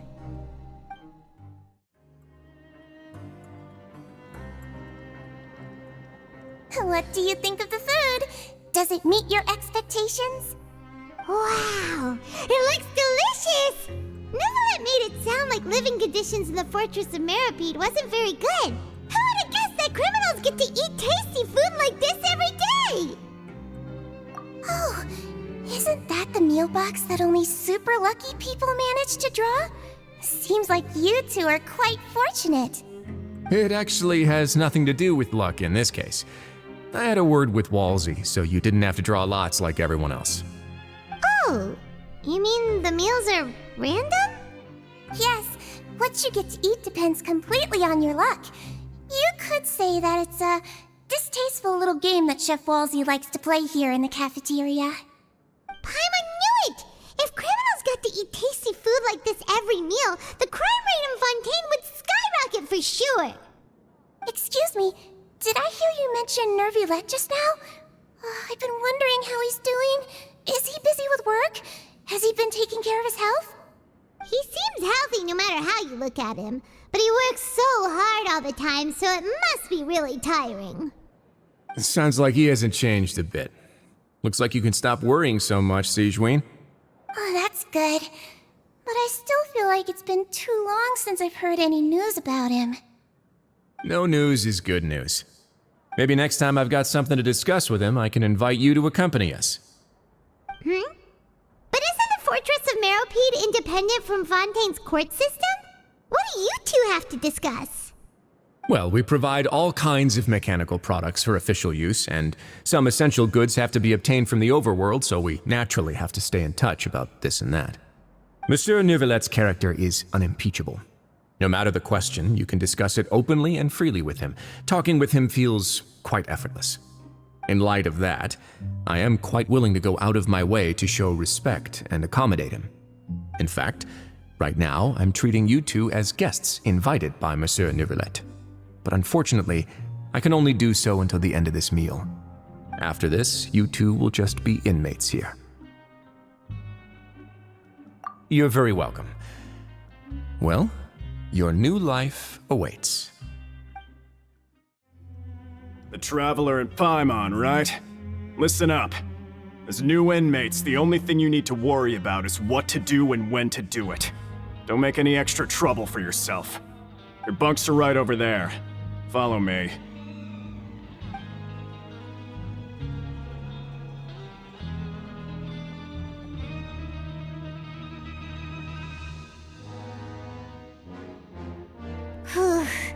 So this is where we'll be sleeping from now on. Oh, Paimon can't believe this! The days of staying home and reading detective stories are like a dream now. By the way, Traveler, we saw a lot of things worth investigating just now.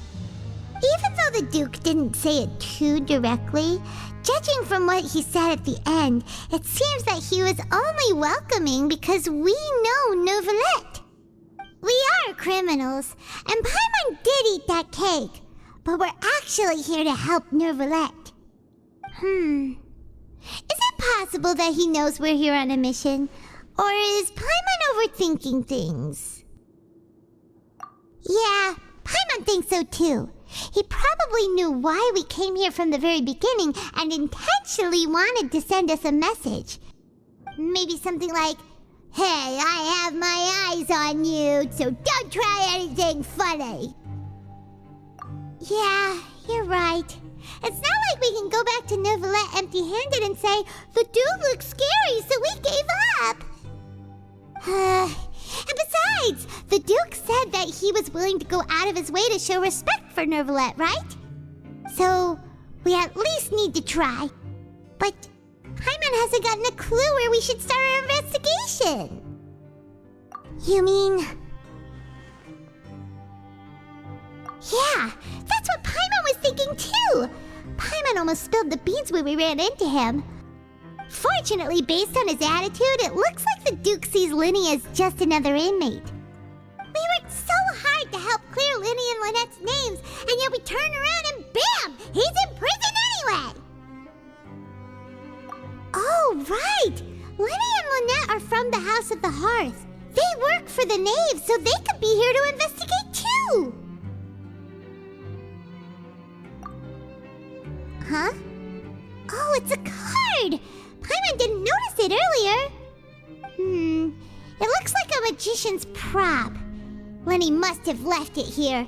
He's in prison and still doing his little tricks, huh? Let Paimon have a look.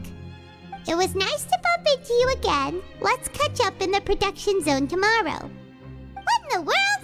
It's written like he's greeting a buddy on the street. Paimon thought he'd write something important. If you say so. We can ask him what's going on tomorrow. Let's get some rest now.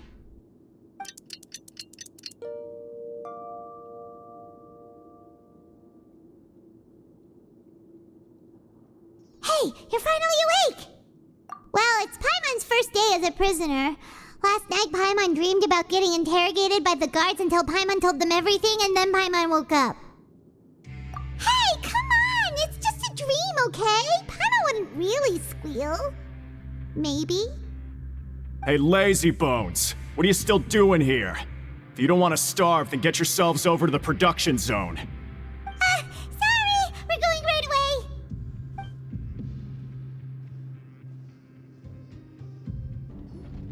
Ah, you must be the catch of the day. Looks like you've got some luck getting assigned this space. Yep, we just arrived yesterday and... Don't interrupt me when I'm speaking! Yes, sir. Listen carefully to my instructions. I don't want any mishaps. Every machine here is worth more than the both of you. Working around these machines can be very dangerous. Do your job well, and you can eat in the cafeteria after your shift. Get sloppy, and you dine in the infirmary. Anyway, the Fortress of Maripede doesn't want to lose a single one of its machines. And it also doesn't want to waste the production potential of any inmate. You got that? Got it! Your job is to use the machine over there to process widgets. Watch carefully, and make sure you step on the pedal at the right time. If the machine gets jammed, then give it a little maintenance with your fist. Here, take this. Bring me the processed widgets, and I'll give you some credit coupons in exchange. This one is tolerable. Though since the processing is done by machine, the product is all pretty much the same anyway. Alright, I'll pass you for now, and we'll count up how many credit coupons you've earned.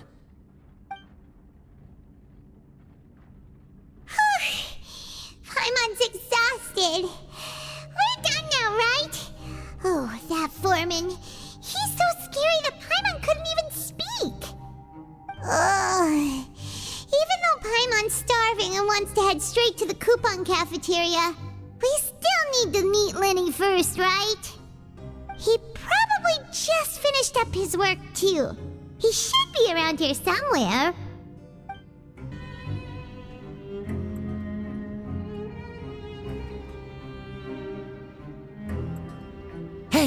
over here. Oh, you scared Paimon! How did you appear out of nowhere like that? Oh, you scare so easily now? Is there something worrying you these days? Oh, you little... The only thing we're worried about was trying to find you. Sorry. Come over here and keep it down.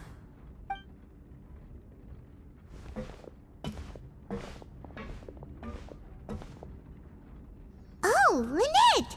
You're here too! You two really are inseparable. That's right. My brother simply can't stand to be away from me. It's not just Lynette. Fremine is also here. Do you still remember him? Oh, you mean that diver from the House of the Hearth, right? Paimon remembers seeing him in the court of Fontaine before. Now hurry up and tell us, how did you end up as criminals this time? We fought so hard at court to prove you were innocent, but now it looks like our incredible court battle was for nothing! Sadly, even the teeniest of things can land you in prison these days. I put together a street performance and used the popularity we gained from the Opera House incident to attract a big crowd. And then? Next, I invited several audience members to participate in the show. And then, with the entire audience watching, their wallet suddenly disappeared. My brother was charged with theft, and I was charged as his accomplice, having assisted him in his crime. It really isn't that bad. The missing wallets are all in the leftmost drawer of the Maison Gardiennage's big filing cabinet. We just need to see how long it takes to discover them. Yep, we should be released then. In terms of the magic trick itself, I think the performance went perfectly. Leave it to Lenny to magic himself into prison. Indeed. Last time I hid my identity from you, I promised that I'd tell you absolutely everything if you were angry about it. No more secrets. So I don't plan on keeping anything from you this time either. At the moment, the House of the Hearth's interests don't conflict with yours at all. We were instructed by the father of our house, the Knave, to come here and conduct an investigation. Told you so! See? Paimon guessed right. As for what we're investigating, perhaps you haven't heard, but the fortress of Meropide hides a secret. Some even say that the entire fortress exists just to protect it. The House of the Hearth has been investigating this for a very long time, trying to uncover its mysteries. But recently, all of our informants, including the ones that had infiltrated the guards, suddenly vanished and have not been heard from since. We believe that this is a direct provocation, and it's the reason why we came here. Father has somehow managed to confirm that Focalors does not have Fontaine's gnosis. Huh? How did she manage to learn information that important? Father has her ways. Many of them are beyond our imagination, and we've never had the chance to see her at work. But we trust her conclusions. It was this information that led us to suspect that Fontaine's gnosis might be in the fortress of Meropide and is related to that secret. So it's all about the gnosis again. Well, that's about it from our side. How about you two? Did Monsieur Nervulette send you here? Bingo! The Knave has been applying a lot of pressure. She wants to know what happened to Child, so we came here to investigate. Traveler, are we allowed to tell them? You don't need to worry too much about that. She's just asking for a report on Master Child's predicament as a means of pressuring you. Father used this situation as a pretext to negotiate with two high-ranking officials in the court of Fontaine. She actually just wants to be able to make concessions on this matter for gains elsewhere, almost like a bargaining chip. Sometimes you need an excuse to do things you otherwise couldn't. And a harbinger is more valuable than you might imagine. Of course, it's not a complete farce. If we do manage to find out what happened to Master Child too, then diplomatic relations with Fontaine could improve, and Snezhnaya might even be able to adjust its stance a bit.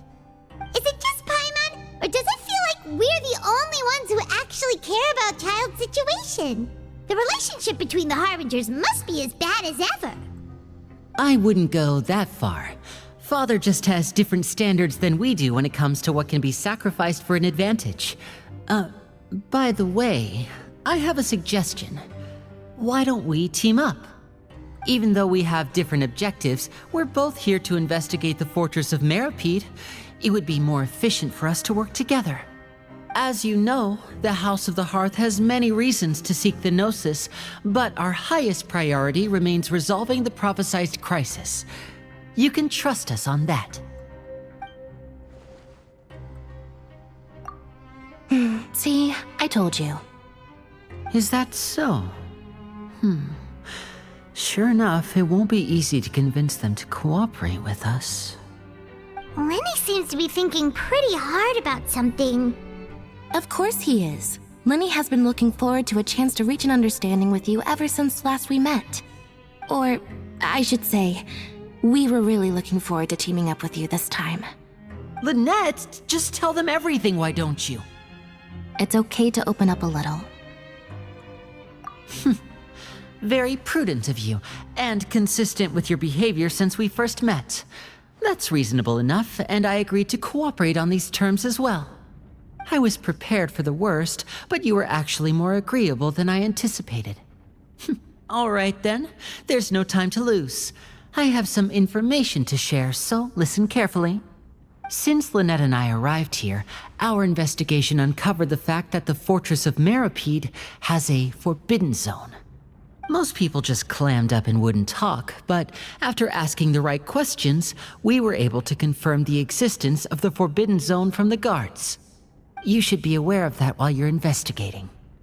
A forbidden zone? Could that be where the child disappeared to? You're right, we'll definitely keep that in mind. Good. That's the most suspicious thing about the fortress that we know of so far. We have a few other unanswered questions, and we'll be investigating those as quickly as we can. Anyway, I hope you find our information useful at least. Oh, look at the time. You two must be hungry. You should go to the coupon cafeteria and get something to eat. I'll use my cards to get in touch with you again in the future. Oh, that's just what Paimon wanted to hear! Paimon's starving after all that work today. We can talk more about the investigation later. Let's go get some grub! Oh, he wasn't kidding. Today's meal is nowhere near as good as last time. Oh, who knows how long it'll be until we're lucky enough to get that super tasty meal again. Forget about it then. We'll just deal with the regular food for the time being. Let's just get out of here as soon as possible. But life here doesn't seem all that bad. Other than the foreman being kinda mean and the work being pretty tiring. You think so, mate?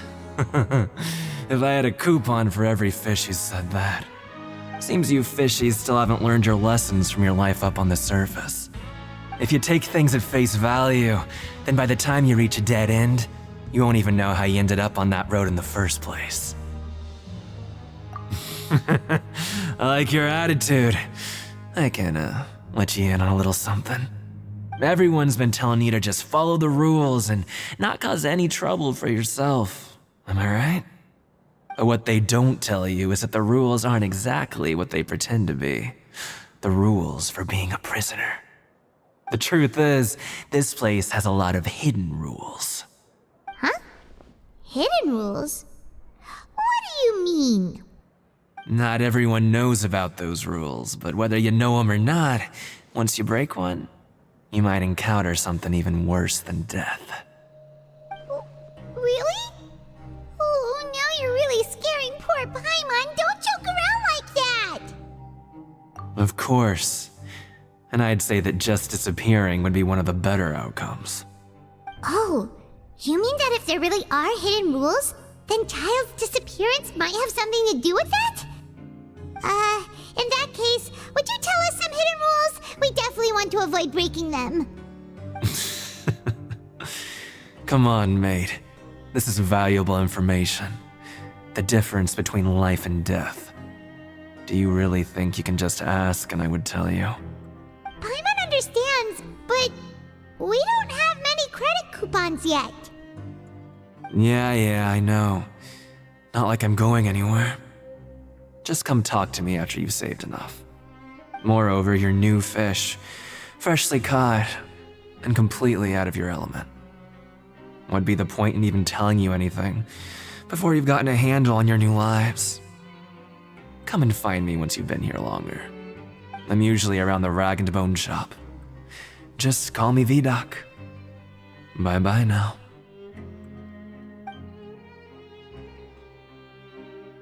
He left. Just like that. Huh. Do you think he's just trying to scare us into buying fake information from him? Yeah. It might be a good place to start in our investigation. Hidden rules, huh? But, like he said, we don't have any coupons and we're still not familiar with this place. Oh, there's nothing we can do about it now. Ah, we were so busy talking we almost forgot to eat. Even if it's not the best, it's probably better while it's warm. Come on, dig in before it gets cold.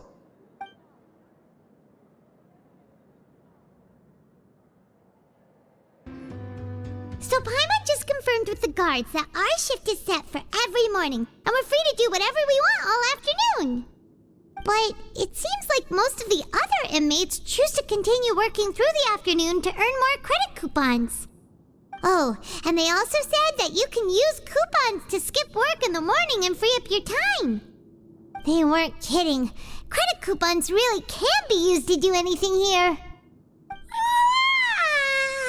Paimon's so tired. And we'll need to wake up and go to work in the morning.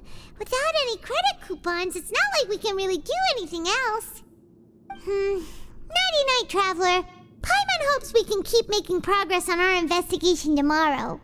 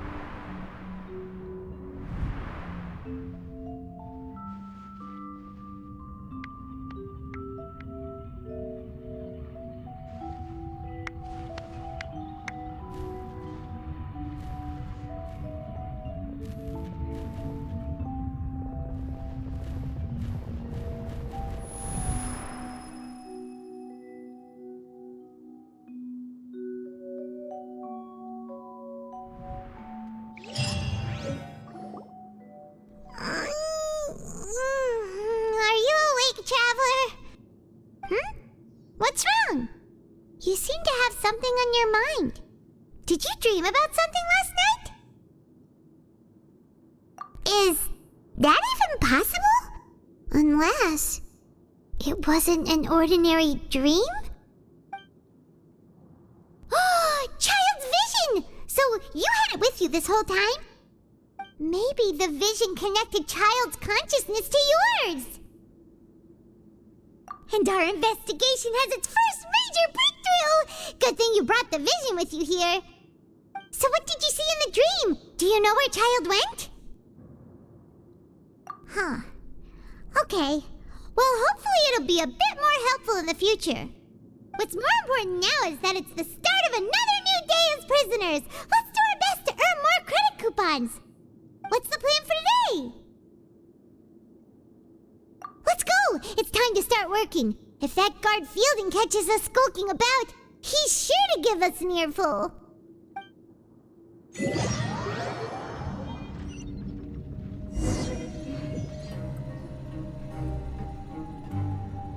Look who decided to show up. Get your butts in gear and get to work. Time's a-wasting. Good, here you go. Remember to give me the widget once you've finished processing it. I'm on speed. But after so many shifts, it seems we're really getting the hang of it now. Hey there, fellow shift mates. I saw you finished your work, so I thought I'd come over and say hi.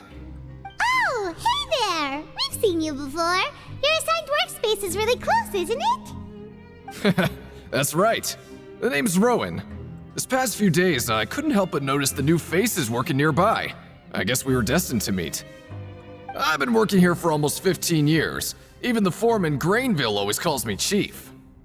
Whoa, you've been working here a long time, Chief. If there's anything you'd like to know, just ask me.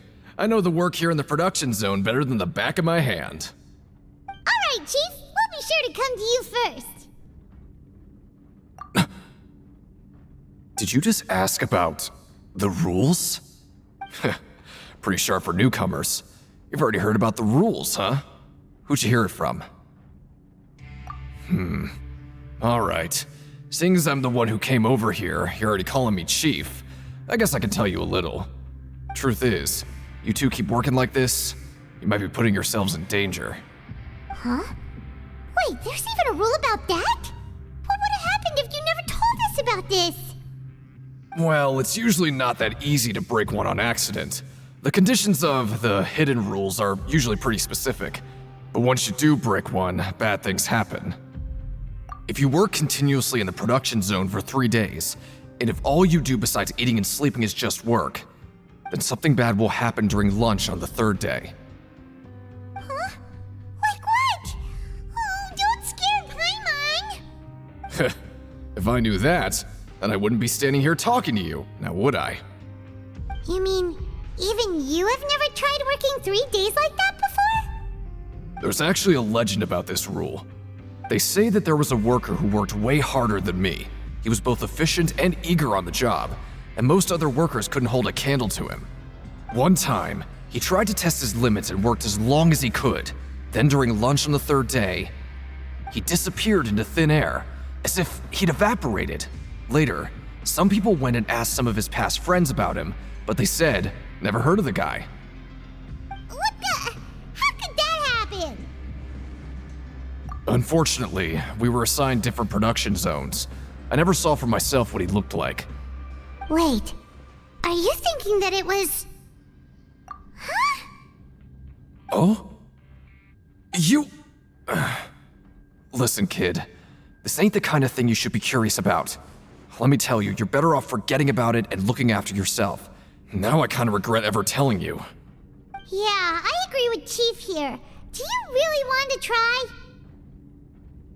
All right, if you insist.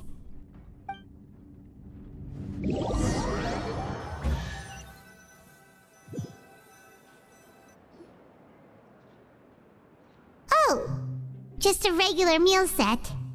Guess Paimon shouldn't get her hopes up. What would you like to do this afternoon?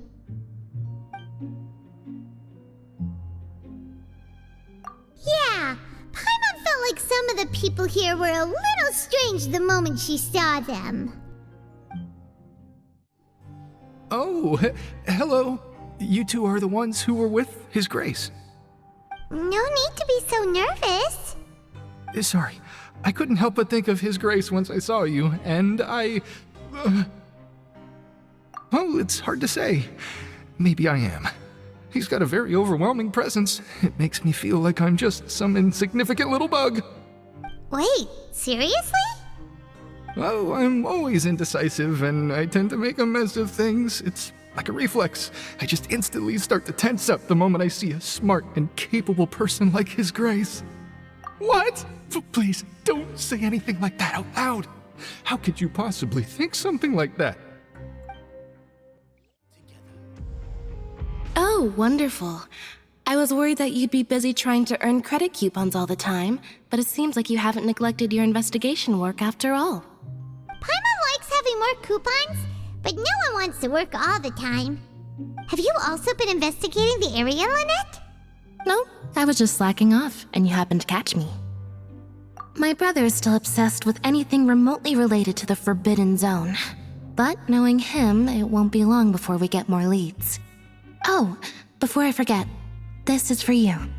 Huh? Credit coupons? Why are you giving us these? I've been here longer than you, so credit coupons aren't a resource in particularly short supply. What is in short supply are interesting people to talk with. Aw, that's so nice of you, Lynette. We'll be sure to make good use of these coupons then. Thanks a bunch! Hey, it's the Traveler and Paimon. No need to tease me, okay? I won't trip on the same step twice. Listen, I feel ashamed about last time. Thank you for praising me in front of His Grace. Here are the extra credit coupons he gave me. I'd like you to have them. Huh? No, we couldn't take them. They're your reward after all. But when I was welcoming you, I didn't do anything but give you the stink eye. Come on, I insist. These coupons are nothing compared to getting the attention of His Grace. I won't take no for an answer. We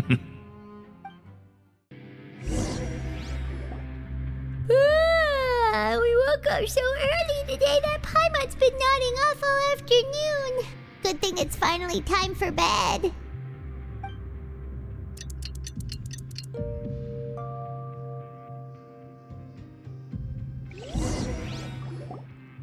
Oh, Paimon doesn't want to get up.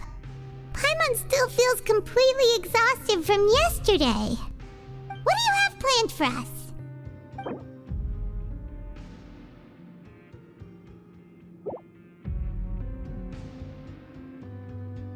But Paimon really hopes the foreman will be in a better mood today.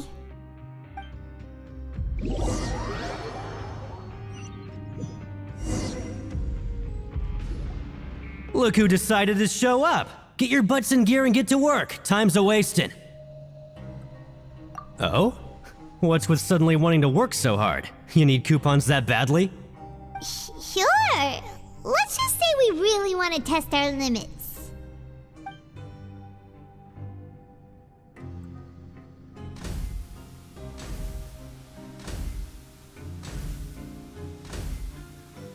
Nice! We did well today. Let's keep it up!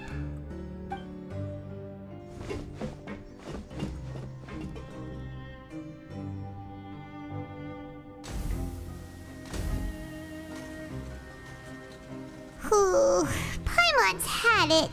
Who knew that processing these widgets would be so tiring?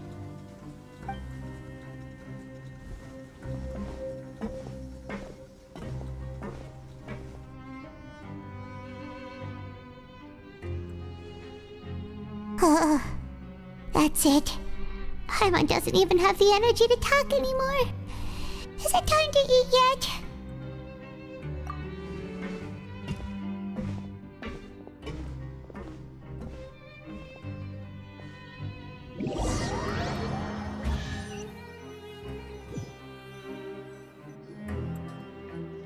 Oh, Paimon's exhausted. It's just work, and more work. Paimon's little body can't handle this much longer. Wait a sec. Now that Paimon thinks about it, haven't we been working non-stop for 3 days now? And now it's lunchtime. Oh, Paimon feels a shiver going down her spine. What's going to happen? But it doesn't seem like anything's changed at all. And we made it to the coupon cafeteria safely. Are the so-called hidden rules only a rumor after all? Well, there's no use to just guessing all day. Paimon's stomach has been grumbling the whole time. Let's just eat already. Paimon wonders what we'll get today. Maybe we'll get the super lucky meal. Wait, what? What in the world is this? What's with Paimon's food? And yours is the same. Is this stuff meat? But it looks and feels so bizarre. What kind of chef would make food like this? What do you think is going on? Is this the bad thing that Rowan was talking about? No, stop right there. Paimon gets what you mean, just don't say it. Hey, isn't that Woolsey over there? He must have made the food, right? So let's just ask him about the food and be done with it. Hey, Woolsey, have a moment? What is it? I'm about to go report the numbers for today's free meal, so you'd better make it quick. It's about the meat in our meals. Look, does it seem normal to you? The meat? Oh, that. Looks perfectly fine to me. Totally normal. You better hurry up and chow down.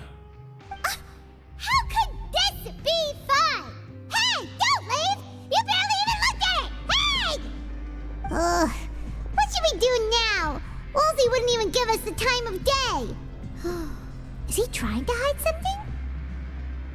Yeah, looks like we have no other choice. Paimon was positively famished a minute ago, but now she's lost her appetite.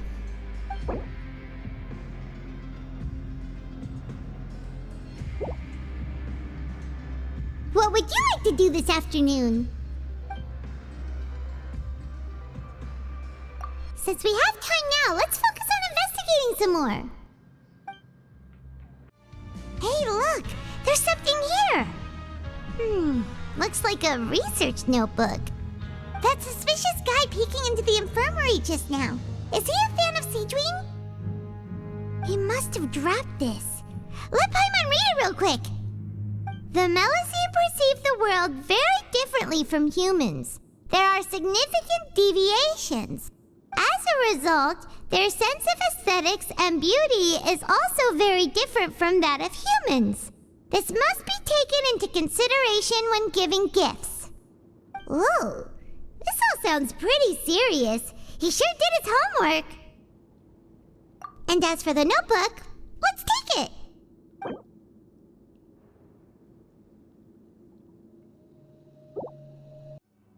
Huh? Rowan? What are you doing here, Chief? I was injured a bit just now. Nothing major, I think I just pulled something. Little mishaps like this are unavoidable at work, you know? Huh. Paimon wouldn't have thought someone as experienced as the Chief would still get hurt on the job. I just knew you would say that. This is pretty embarrassing. Where is Siegewing when you need her anyway? The one time I need to make a quick trip to the infirmary. Oh, you mean she wasn't in the infirmary? Yeah.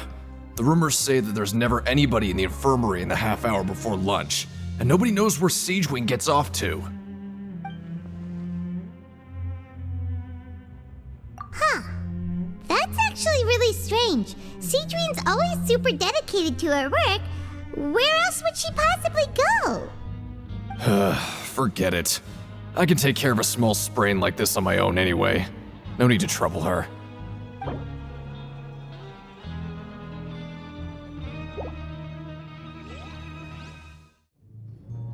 Siegewing? Aren't you supposed to be in the infirmary? What are you doing in the production zone? Hello, Traveler. Paimon. Everyone's usually busy around now, and we don't have any patients to look after in the infirmary. I thought I'd come here and enjoy the sight of everyone hard at work. Enjoy? What's there to enjoy here? It's really worth watching. I often stand here and observe everyone. Humans are just so interesting and adorable. I like to watch your expressions while you work. Are you talking about pets or people? Oh, I can see why you think that, but you shouldn't jump to conclusions. See, we Melusines are a different species, and we see the world very differently from humans. It's very easy for me to observe everyone's condition. All it takes is one look, and I can tell which workers are exhausted. Wait, Melusines can see that? Huh. That does sound useful for being a nurse. Yes, running around tending to everyone's health is very fulfilling. But I'd much prefer it if you're all happy and free from exhaustion and pain in the first place. Take care of your body, and make sure you eat well. Always rest when you're tired from work, and don't push yourself too hard. We'll definitely take care of ourselves. Thanks for the reminder.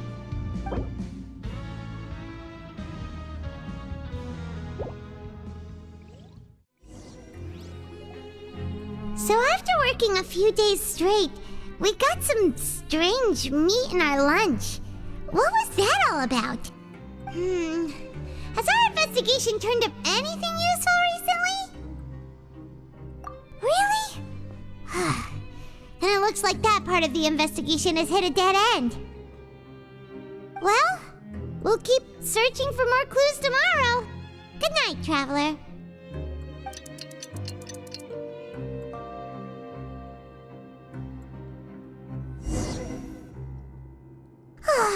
The dawn of a new day. of feels like we're getting used to life as convicts. Is that a good thing or a bad thing? What do you have planned for us?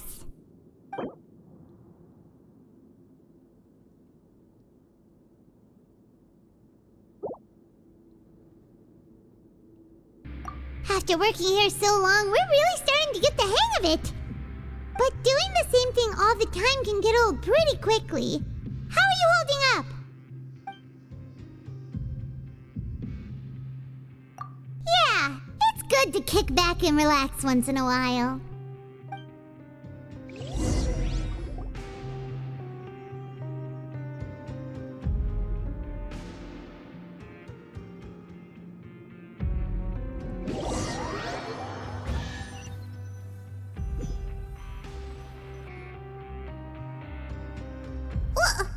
What is this garbage?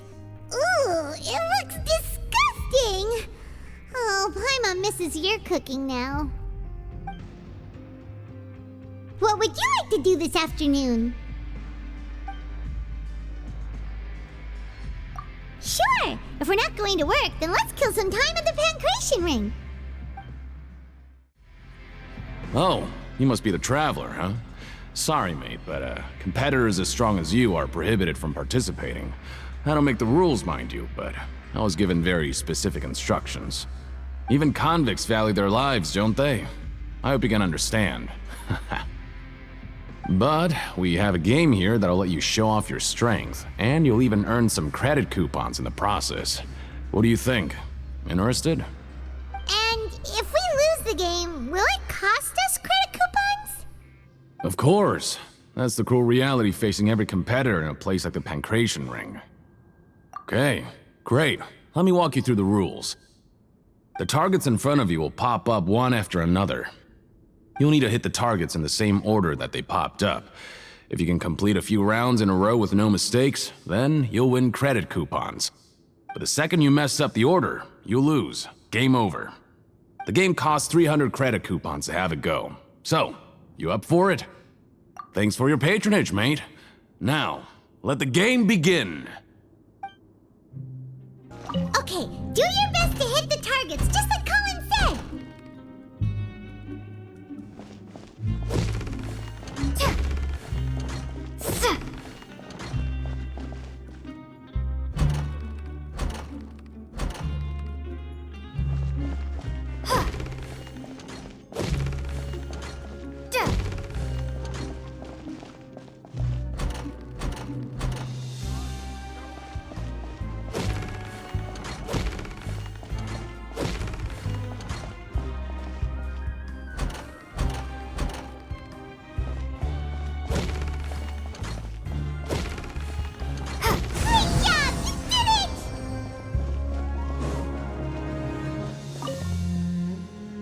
Your strength really shouldn't be underestimated. Now I get why you're prohibited from participating in any official fights. Nobody who values their life would be willing to get in the ring with you. However, you two haven't tried betting on the outcome of a Pancration match yet, have you? Just go talk to Rusimov. Buy a ticket for whichever fighter you think will win. There's a big payout if the fighter you support comes out on top. But we don't know anything about the fighters. How can we possibly know who to support? That's normal. Just watch a few matches and get a feel for the fighters. It won't be long before you can pick winners in your sleep. He's got a point. Why don't we give it a try? If we have enough coupons, we could probably bet at random until we figure everything out. Bet at random, huh? Well, how should I put it? It's not like you can't do that, but I'd advise you to give it some more thought first. Huh? We shouldn't get too carried away. What's the problem? What? I never even picked a boxer before, and you already know about the rules? You're not just strong fighters. Seems you're pretty perceptive, too. Might as well tell you about it, since you already know that much. Plus, I think you've got the potential to be one of my greatest customers. I think I can let you in a bit. Besides, I don't want to risk ever losing a customer like you. Is it that serious? Okay. The hidden rule here is, If you buy both boxers' tickets and support them both, something bad will happen the next morning. So the rule is that we shouldn't pick both boxers in the same fight. But if anyone actually did that, wouldn't they be guaranteed to lose coupons? Who would do that anyway? And what do you mean by something bad will happen? How would I know? Not like I'm stupid enough to do that. But I've heard a story about the rule. According to the rumor, there was a masked boxer who possessed incredible skill and power. None of his opponents even stood a chance against him. However, in the final match, the organizers told him to take off his mask. He refused and never showed up to the fight. And after that, he was never seen again. Some say he died, or that he was taken care of by the event's organizers. But everyone remembers that he was someone who cherished honor above all else. In his eyes, supporting both boxers in a match would dishonor the competition itself. So you mean it's like a curse?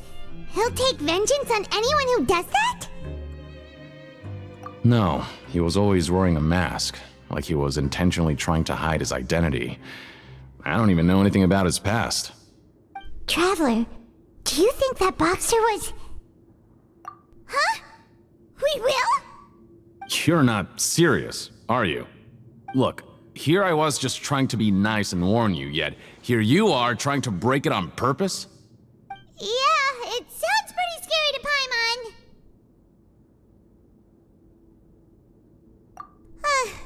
Seems you've made up your mind. Just be sure to protect Paimon, okay? Betting on both fighters will set you back about 3,000 credit coupons. If you have enough, then go ahead and give it a try. Just don't come running back to me if something happens.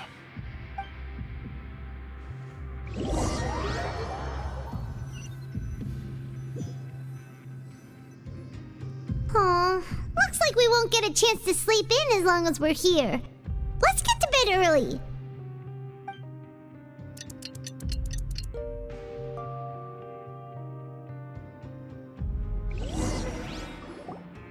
Oh, Paimon doesn't want to get up. Paimon still feels completely exhausted from yesterday. What do you have planned for us?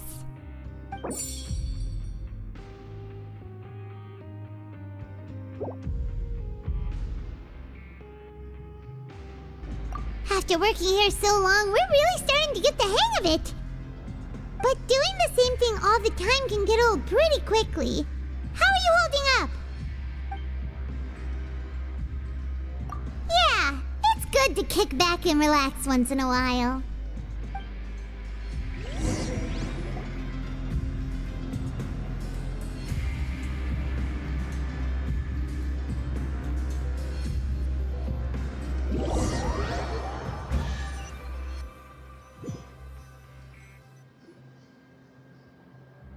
Oh, just a regular meal set. Guess Paimon shouldn't get her hopes up.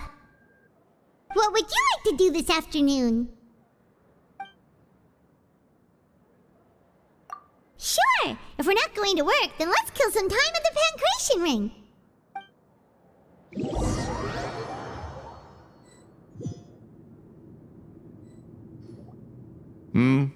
Are you two here to buy tickets? Better be quick about it. Another match is about to start. Who are the boxers in the next round? We have the reigning champ, Le Grappler, versus a contender from the Eastern Prison Block, Demon Horde. Are those their nicknames, or did they choose those names themselves? Either way, super weird. Since you're new around here, I'll help you out and give you a little suggestion. Even though Le Grappler is the crowd favorite, Demon Horde is a first-class dark horse with incredible potential. Anyway, for this match, I recommend that you pick... Huh? For both fighters? I could tell you're new to this, but I didn't think you were completely clueless. Maybe you don't quite understand the rules, no? Let me try to explain again for you more clearly. You see... Oh, no need. We're aware that we're going to lose coupons. All right then, if you're absolutely sure. Remember, No refunds once you buy the tickets. Yeah, we got it! Just shut up and take our coupons!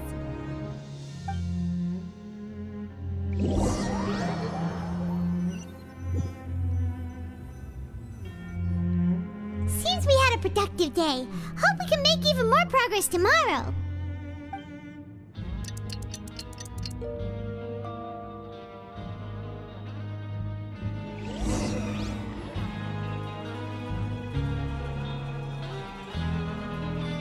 Hey, Traveler, Paimon.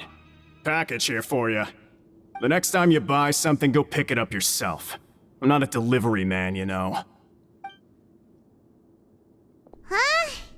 A package? For us? Did you buy something, Traveler? Paimon's not quite awake yet, so why don't you go take a look? All right! Yesterday we broke the hidden rule and bought tickets for both boxers. Oh, maybe this package is the bad thing that Colin said would happen. Paimon suddenly feels wide awake. Wait, maybe let Paimon go hide somewhere first. Just call Paimon after you opened it. Hey, wait! Paimon's still here! Don't open it! Huh? What is it? Are you okay?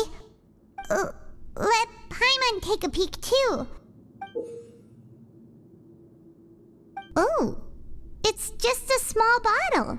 But the color of the liquid inside looks so wrong. Almost like... Alright, that's enough of that. No need to say it out loud. Paimon already knows what you're trying to say. Ugh, no way. Get that stuff away from Paimon. Paimon thinks we shouldn't open the bottle until we figured out what's going on. Just trust Paimon on this one, okay?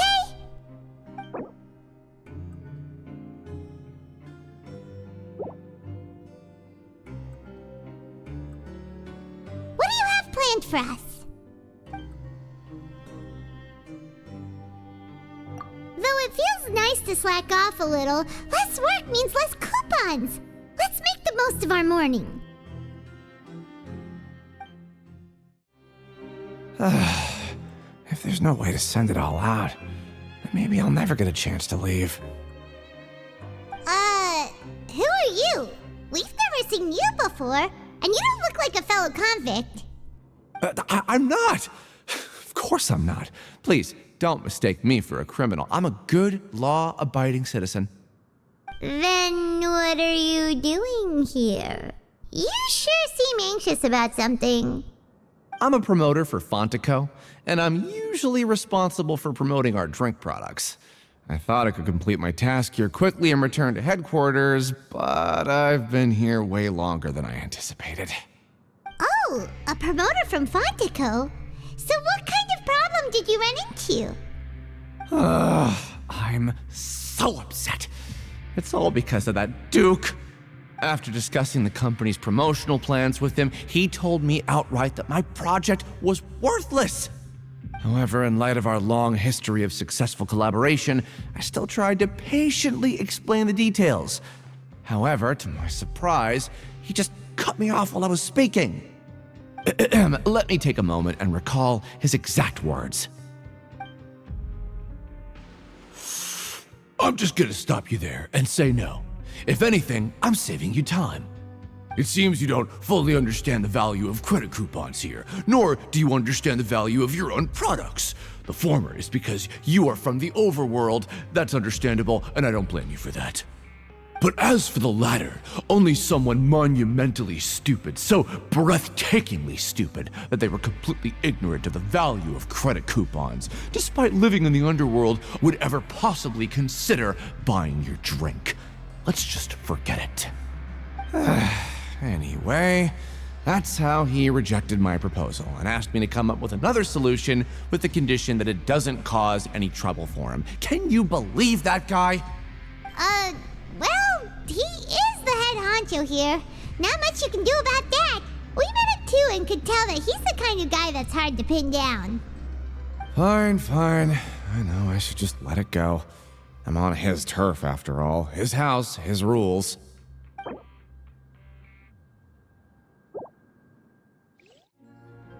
Hey, I heard you crazy fools really did it. You bought tickets to support both fighters, didn't ya? Well, did anything happen? Well, the next day we received a mysterious package, but we still haven't made any sense of the contents. So it is real. You didn't become cursed or anything like that, did ya? Are you both still okay? Wait, are you sure that it's still you controlling your bodies right now?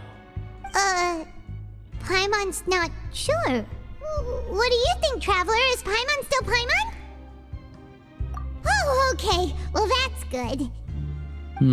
Yeah, you two don't seem to have changed at all. But I wouldn't let your guard down just yet. Still, I didn't expect you would actually do it. You'd actually throw away coupons like that just to satisfy your curiosity? Even if we bought tickets like everybody else, it's not like we could hope to earn any coupons. When it comes to things like this, it's always the organizer who makes the real profits. Hey, just what are you trying to imply? The Pancration Ring is an honest business, and we really don't make much from selling tickets. We make so little that even the current tournaments can only be held thanks to funding from the producer of Fanta. Oh, so it's the company that manufactures Fanta sponsoring the events? Paimon thought all of this was thanks to the Duke's support. Let's just say it's a mutually beneficial arrangement. They reached out to us first, hoping to promote Fanta products in the Fortress of Meropide. Anyway, you try and take extra good care of yourselves these next few days, you hear?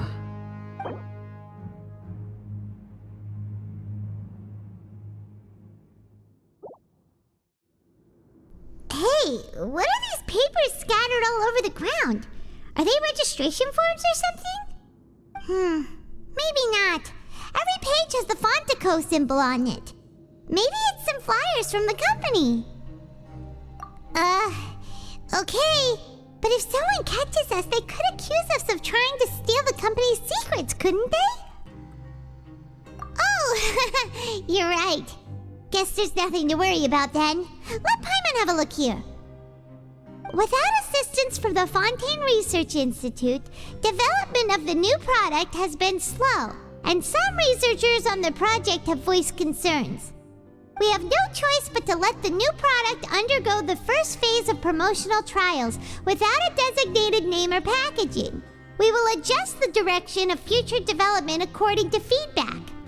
We have decided to only conduct closed, small-scale trials for the time being. Sure doesn't seem like anything unusual. The company is just trying to develop some new products besides Fanta. But it sounds like things aren't going well at all. Let's put these papers back where we found them and make it look like nobody went through them. Okay, good.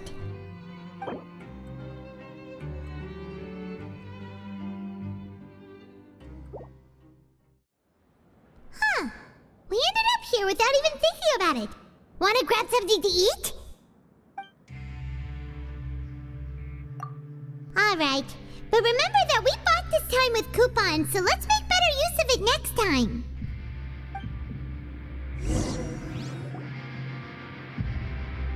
Whoa! Isn't this the super lucky meal? Looks like hard work really does get rewarded. Paimon's gonna take her time and savor every bite. What would you like to do this afternoon?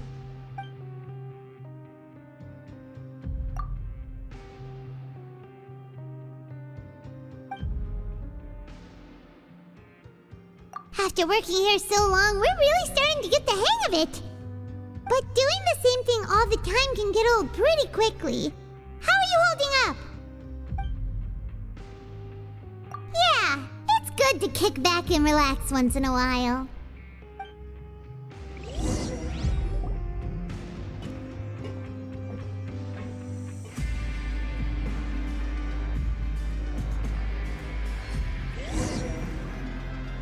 A mysterious box? A bottle of crimson liquid? Paimon still doesn't know what to make of it. Do you have any ideas, Traveler? Really? Then it looks like that part of the investigation led us nowhere. Well, maybe we'll have better luck tomorrow. Good night, Traveler.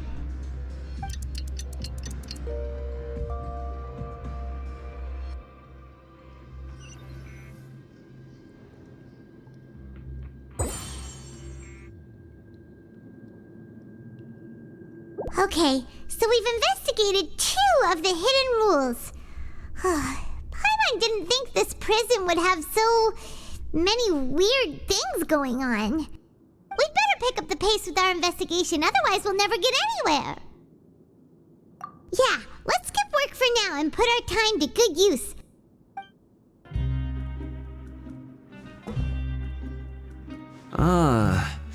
Seeing you at this time must mean you've already saved up a lot of credit coupons. Or at least enough to skip work. Seems you're getting into the swing of things around here. Impressive. Very impressive. So, now can you tell us about the hidden rules you know? If that's what you want to know, I guess you couldn't have come at a better time. Huh? What do you mean it's a good time? Leonid and those other pesky broke urchins have all gone to work in the production zone. I wouldn't want them listening in without paying up. We get it! Just tell us already! So, you know those pipes that make strange sounds? Don't ever, ever go near them at night. Even if you manage to avoid the guards, you might find something even more terrible there. Something even more terrible? Like what? A group of cannibals. Cannibals? In the Fortress of Maripede? Every month, they meet a few times in the dead of night. Rumor has it they might be connected to the people that have disappeared here. But what's even scarier is that they have a special proclivity.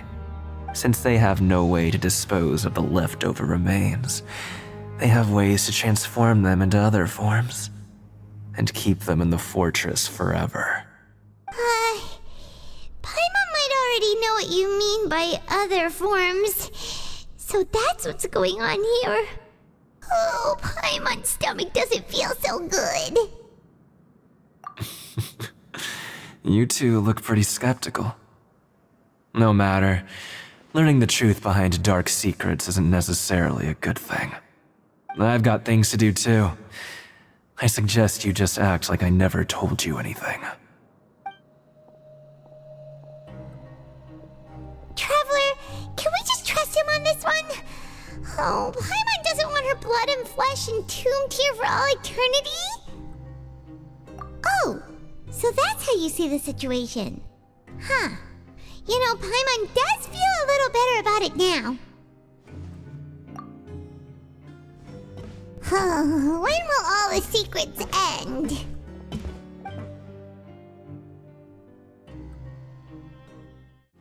Vidok isn't here. But the guys who went to work in the morning are back. Let's go ask them! Just stay away from me. What? What are you saying? You shouldn't go around saying stuff like that.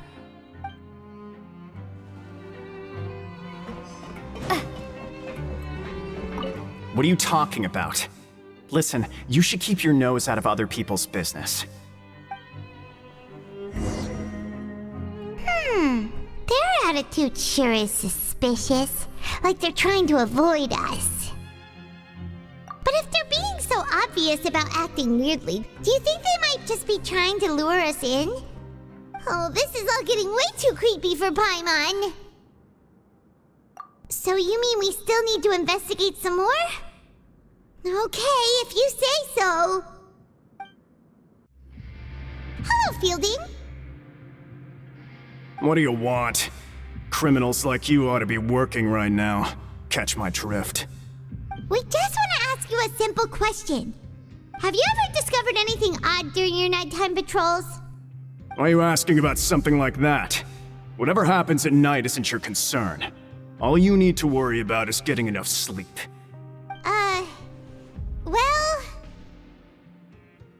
Right! We've heard it happens a few times every month. Paimon has sensitive ears, so it makes it hard to sleep. Really? I see. But it's not like I'm on duty every night. And now that you mention it, I recall my colleagues talking about something like that before. They say that strange things tend to happen at night on pipe cleaning days. Lots of us don't willingly take those shifts. So, what happens at night on pipe cleaning days? They just conduct regular cleaning of the fortress's drainage facilities. There are 3 pipe cleaning days per month, and it just so happens that today is one of the scheduled days. You can try to confirm the sounds tonight if you want, and if they're real, then I can report the issue to my superiors for you. Oh, okay. Then we'll keep both ears out tonight. If that's all, then I'll be leaving now. I advise you not to try anything funny, though. Even if I'm not on duty tonight, someone will still be watching you. Don't worry, we don't want any time added to our sentences. Oh, he left. So what do you think about the pipe cleaning days he mentioned? Right, both are a possibility. But Fielding did say that tonight is a cleaning night. Paimon knew you would say that. Alright, sounds like we'll be up all night tonight then. Paimon just hopes the guards don't catch us. Oh, Paimon's so tired.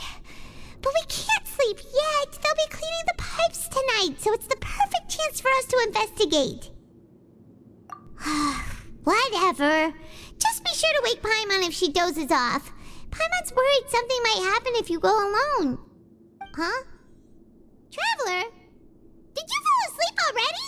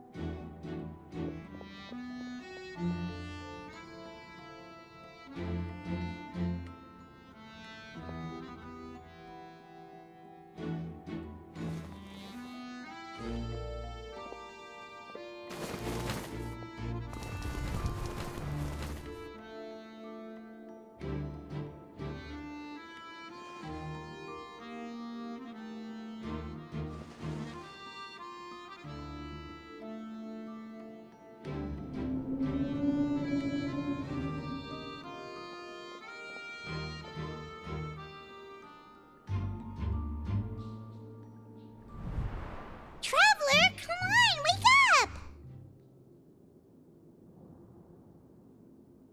Oh, it looked like you were just peacefully sleeping to Paimon. Well, what did you see this time? Really? So we're finally starting to figure out what actually happened! But what about the cannibals? How do you explain them? Okay, well it's about time for us to get moving. Just be careful to avoid the patrolling guards. I know you. You were the ones we saw. Huh. You've got guts showing up here. You know who we are, right? You'd better leave now. Ain't nobody coming here to save you. What'd you say? Yeah, so what if they were? If you push us, we can make those rumors a reality at any time. Hey, what's the point of all those rumors anyway? What exactly are you trying to do? I don't have to tell you anything. If you turn around, go back to the dormitories and act like you never saw anything, then I'll pretend that you never showed up here. Yeah, scram. Nothing worth seeing here. Huh? What did you say? Isn't that exactly what Boss said when he left? Hey, do you know our boss? Whoa. We had no idea our boss was such a big deal. He always kept his identity a secret. So, did he have you come here to find us? Oh, so your child's crew here? Seems like he had no problem fitting in. We're the only ones who heard him say those words when he left that night. So, unless he somehow told you those exact same words after that... All right. I guess that's proof enough for me. I believe you. Wow, those dreams of yours sure come in handy. We gave him the business for a while and would always give him a hard time when he first came to the Fortress of Maripede. But here in the fortress, the strong will always earn respect. He was working the longest hours and racking up wins in the Pancration Ring. You could always see how amazing he was, even when he was teaching us a lesson. So eventually, we all decided to follow him. But one day, he suddenly told us that he had to find a way to escape this place, no matter the cost. He said it was because he heard that call again. And as his crew, if the boss wants something, then it's our job to get it done. So, we got to work and used the hidden rules that were here to make up and spread the rumor about the cannibal rule. We just wanted to give him a better chance of escaping on a night after the pipes had been cleaned. Oh, thanks to your rumor, nobody would want to come anywhere near here, prisoner or guard. Wow, it sure is easy to exploit people's fear of the unknown. But hasn't Child already escaped? Why are you all still coming here after pipe cleaning day? Because as far as we know, the pipe he went into isn't actually an exit. It should be a dead end. It leads to an abandoned factory area, and even if there were a way to escape from there into the sea, we're still way too deep. No one could ever reach the surface alive. But Boss still insisted on going in.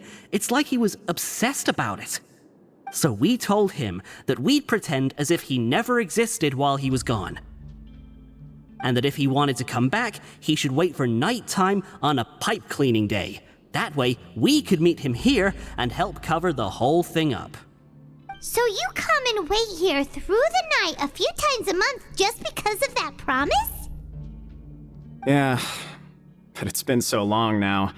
We already know in our hearts that he must have managed to escape somehow. Is it also possible that something unfortunate happened to him? Nothing could ever defeat Boss or slow him down. It's one thing we know for sure. Okay. Paimon was just brainstorming possibilities. All right. Keep quiet and follow us.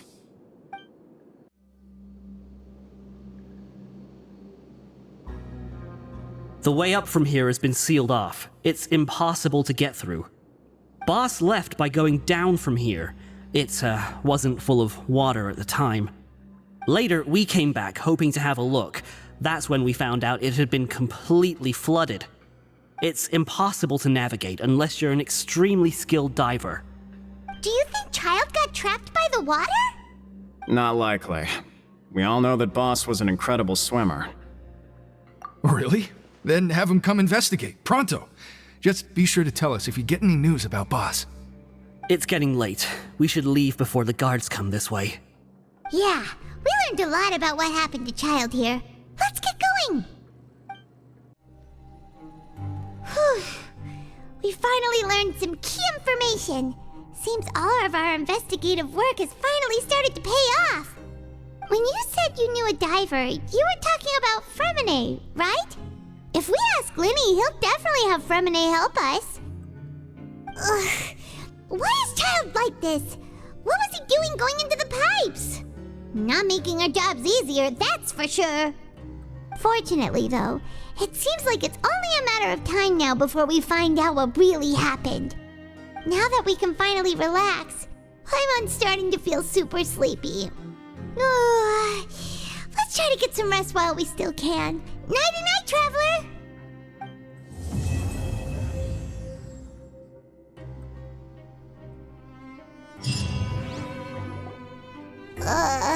It's morning already? Oh, Paimon still needs more sleep. Huh? Wait, look over there! Isn't that... It's one of Linny's cards! Let Paimon see what's written on it. Maybe you haven't heard, but today is the monthly free day. Everyone has the day off today, which makes it the perfect time to do some investigating. It's been a while since we last talked. Have you been making any progress lately? Let's meet at our usual spot in the factory area before lunchtime. I have new information. Ooh, today's our lucky day. We have the day off. From the sound of it, Lenny's been making progress with his investigation. Wonder what he's discovered. We still have some time before we meet up. Let's talk with the people here for a bit more before we go.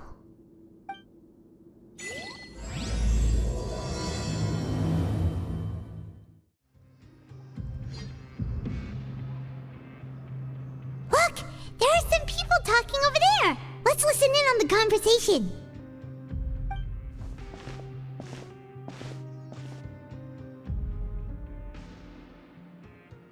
If you ask me, those pompous parasites on the surface act like they're all a bunch of aristocrats.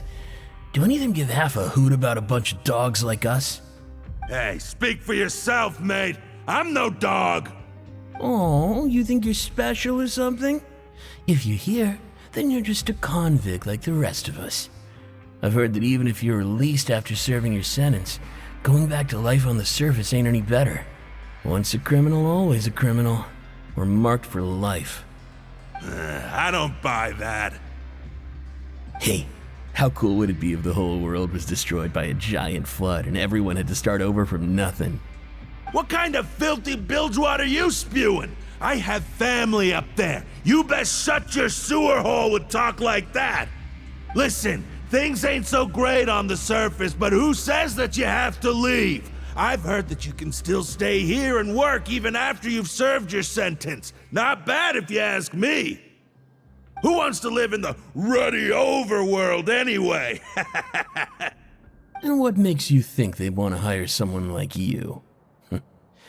It's one of the great mysteries of the universe, how someone as useless as you is so confident. Whoa.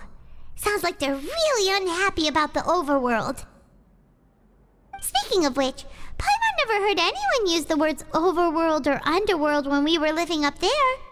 Is it only something the inmates down here say? That's true.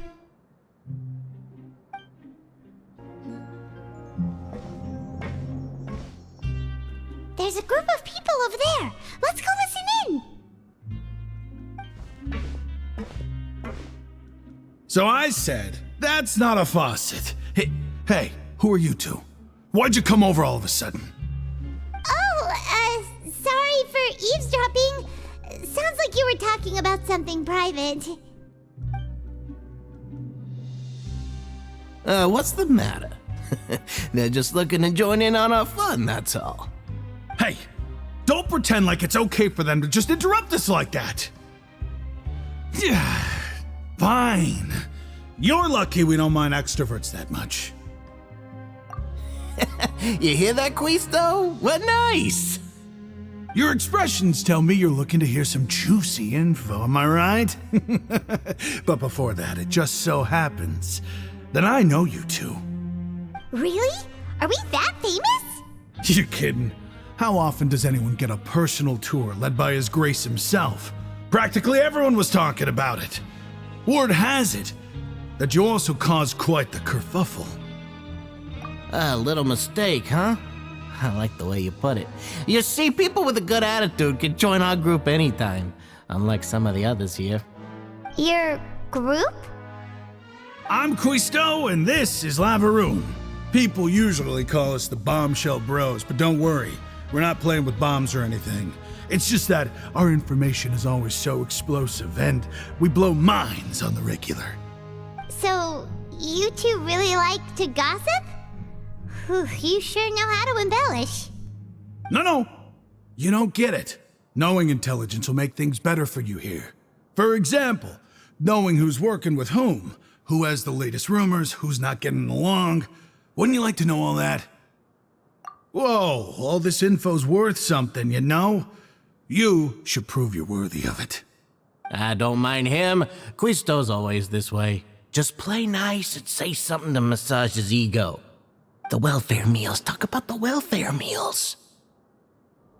Right. That meal we had yesterday was super delicious. Paimon can still taste it whenever she closes her eyes. Is that so? To tell you the truth, I've been helping out with making those welfare meals. I've been working as a kitchen assistant for about a month and a half now. Oh, so you're the one who made those delicious steaks. Amazing. You could be a professional chef. You are correct. I am a true professional. In fact, I even went to culinary school. But enough about that. Since you like my cooking, I guess that means we share similar tastes. Listen carefully. This little bombshell will help you learn what's really going on here in the fortress. Listen, kids. The power structure within the fortress is quite complicated. The overworlders couldn't care less about us down here. We're basically dogs to them. You've already met the one person here you should never cross, the Duke, Risley. He knows more than you think. And if he doesn't care about something, then he often doesn't bother dealing with it. Those who have the Duke's attention get all kinds of special perks, even better treatment in the infirmary. I know who you mean. It's that Jurier character, right? I don't think there's anything useful about him at all. Why does he visit the infirmary practically every day? Is it normal for anyone to be going in and out of there so often? If you ask me, he's just faking it to get out of work. But did you know that Jurier was a talented researcher from the Fontaine Research Institute before he came here? There's no denying that. I don't care if he was a researcher that could turn dirt into Mora. Once you're in the fortress of Maripede, you're just another inmate like everybody else.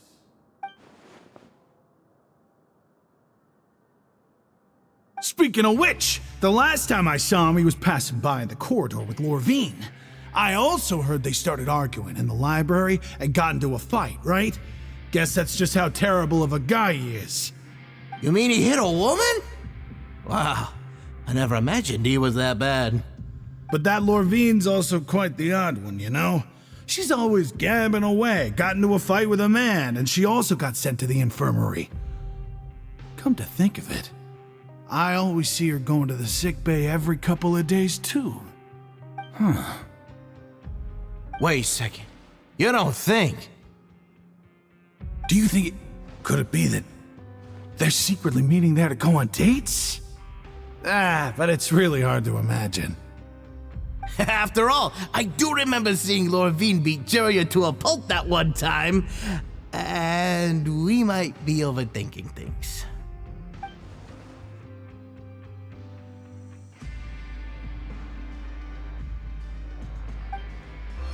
Hey, you over there? Yeah, you. Say, do you like playing card games? You know, like Genius Invocation TCG? You TCG players are like mint in the wild, literally sprouting up everywhere.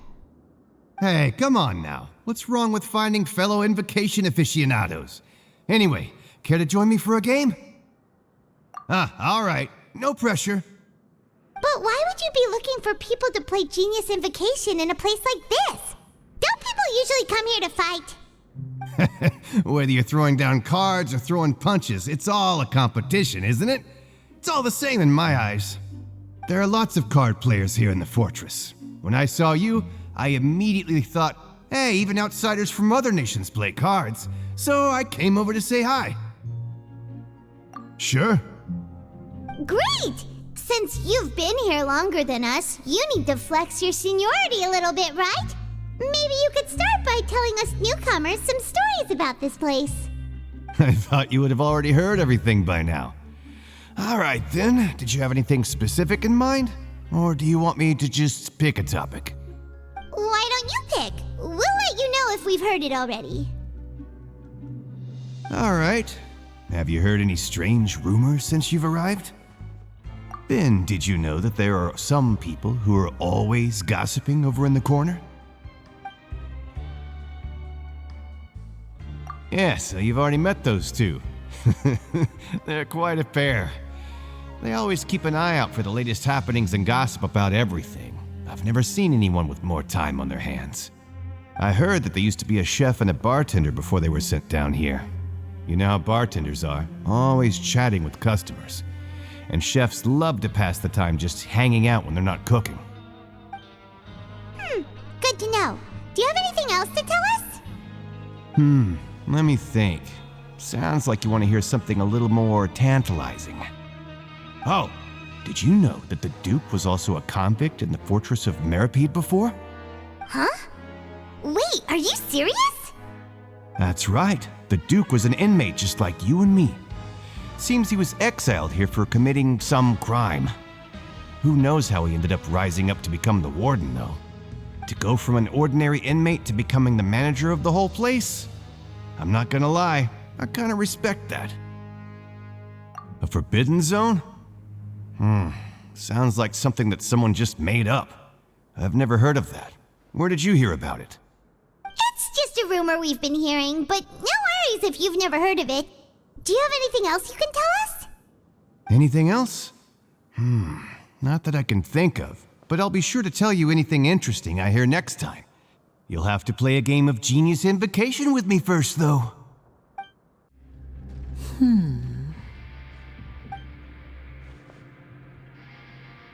Huh?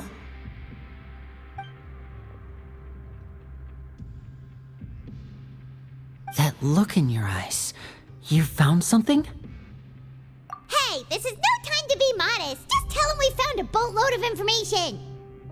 Oh, as expected of the legendary duo, you have my full and undivided attention. I'd have never guessed that myself. The rumors swirling about this place are unreliable after all, and Master Child probably went missing because he found a way out. He is a harbinger after all. I suppose he's much more resourceful than I initially gave him credit for. Unfortunately, this isn't enough for our final report to Father. We need to find out Master Child's exact whereabouts. Father told me that even though Master Child said he was just coming to Fontaine for a vacation, he actually had some personal reasons. His agenda might be linked to his disappearance.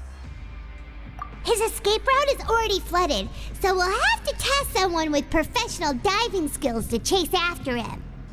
Well, when you put it that way, it's obvious that only Fremine would be up to the task. Bingo! Is he around? He's working today. Coming here as a group would have attracted too much attention. I'll talk to him about it later. It's the least I can do. We're all in this together, so it's only fair for us to fulfill our end of the bargain. Honestly, I'm far more impressed by you guys managing to collect all this information right under Risley's watchful eyes. Collecting information has always been our strong point. Now, let me think. To find out more information, Fremine will have to retrace Master Child's original route. And if he's to do that, he'll have to set out on the next pipe cleaning day at the earliest. That's 6 days from now. And after that, he'll probably take another 2 or 3 days to return. You can even estimate how long it'll take for him to get back? We've been working together for a long time. We know each other's capabilities like the backs of our hands. Traveler, what say you to meeting here 9 days from now? We'll be able to pick up Fremine while we're at it, too. Oh, and there's just one last thing we'd like your help with. Though we can just sit back and wait for Fremine's report on Master Child's whereabouts, we still need to make more progress on the investigation of the Forbidden Zone. Fremine's no master of disguise. Lynette's still working on getting intel from the other areas, and I'll need to spend some time helping Fremine prepare for his diving mission. So, you are the only ones we can count on. What do you want us to do? Will it be hard?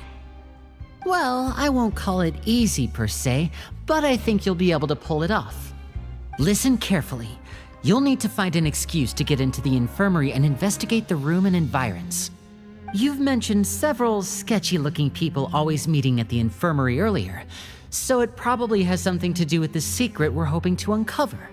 You've already met the head nurse, so she'll be less suspicious of you. Investigate the internal structure of the infirmary and any active dealings within, and pass those on to me alongside anything else you're able to discover. But also, there's no need to take risks. Don't forget, safety always comes first.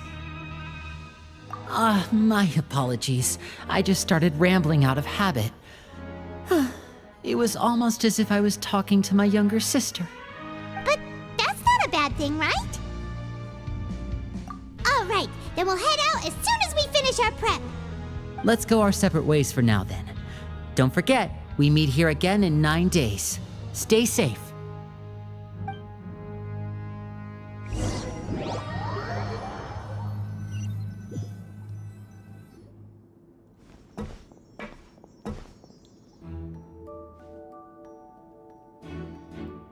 Hey, stay here for now. Paimon will take a peek. There seem to be several people inside.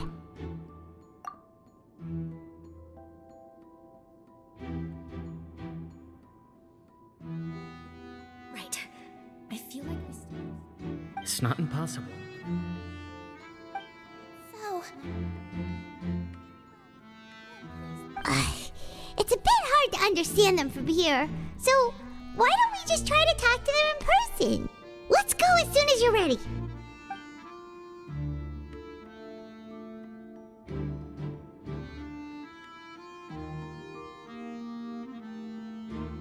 Oh.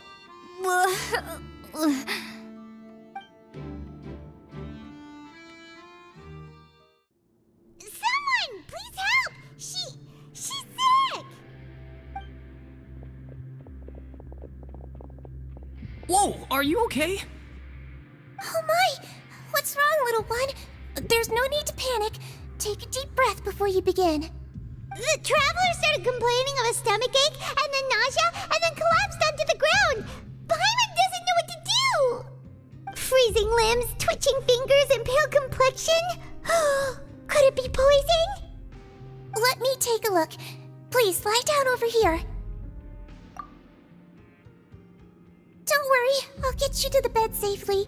Here, hold on to my shoulder and walk slowly.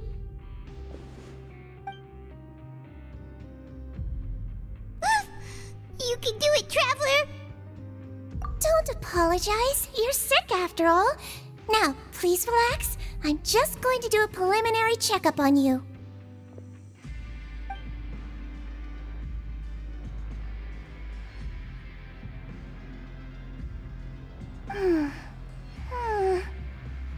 I see now. My checkup has confirmed that she's not in any mortal danger. That's our worst fear out of the way. Eh? Oh, that's good. But I'll continue my diagnosis of the patient now. Please relax and take a deep breath.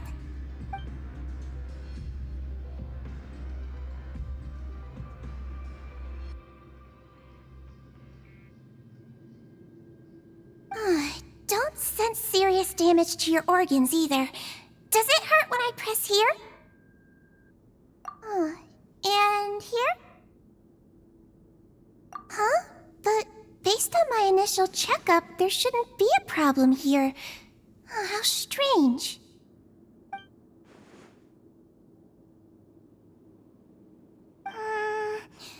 What about here? Does this hurt? Oh, I understand. So that's what it is. I think you just ate something that disagreed with you. That's all. Nothing too serious. Outside of a pretty bad stomachache when it decides to act up. So that's what it is.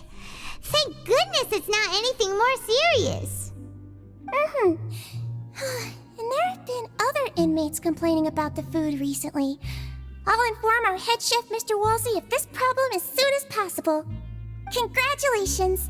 The health risk is incredibly low, so you should recover within a couple days. Why don't you take a rest here while I go get some medicine for you? Miss Lorvine, I'll have to trouble you to help me look after this new patient while I'm gone. Very well. And she hopped away just like that.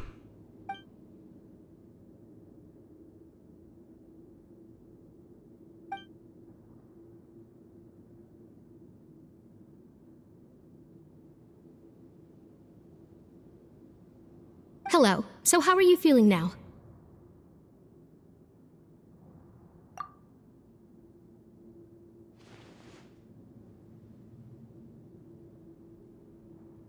Her stomach aches really bad. She was stumbling about the whole way here, so Paimon's really worried.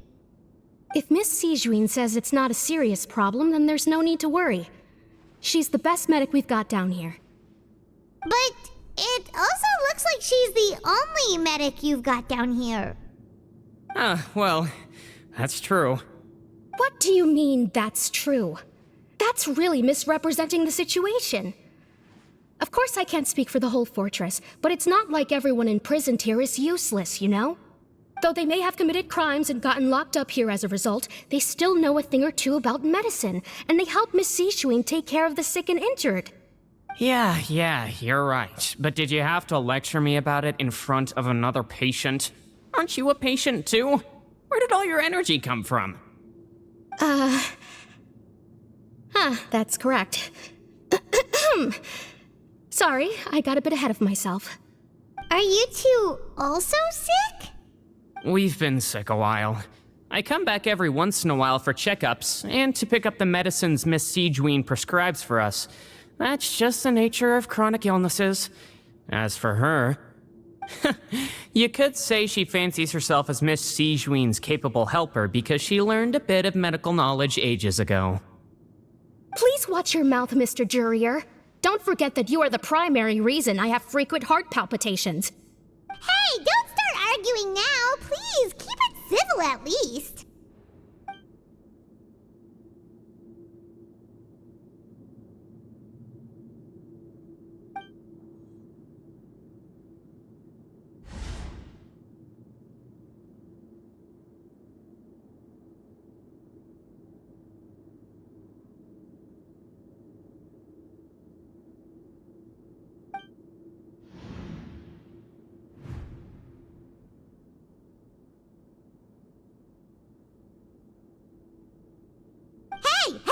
There's no need to fight!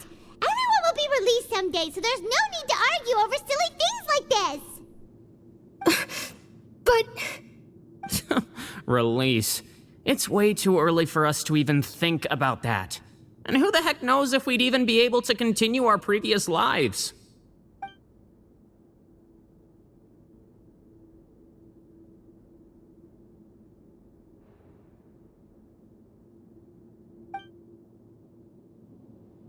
Please allow me to end this boring and useless conversation. Oh, and Mr. Jurier, I don't want to see your face here again anytime soon.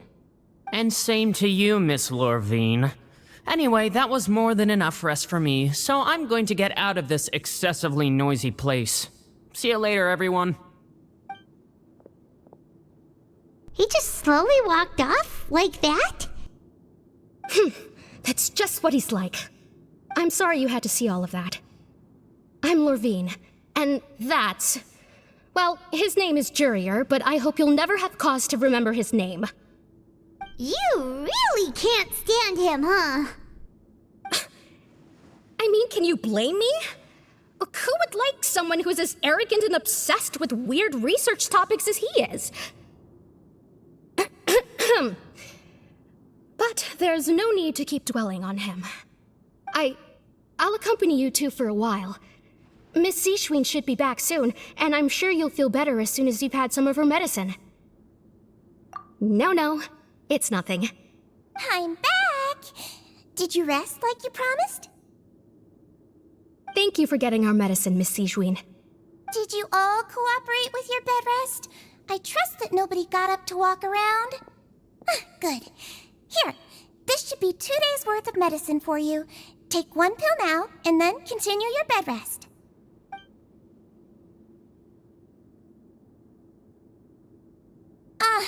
Miss Levine, I left in a bit of a hurry just now.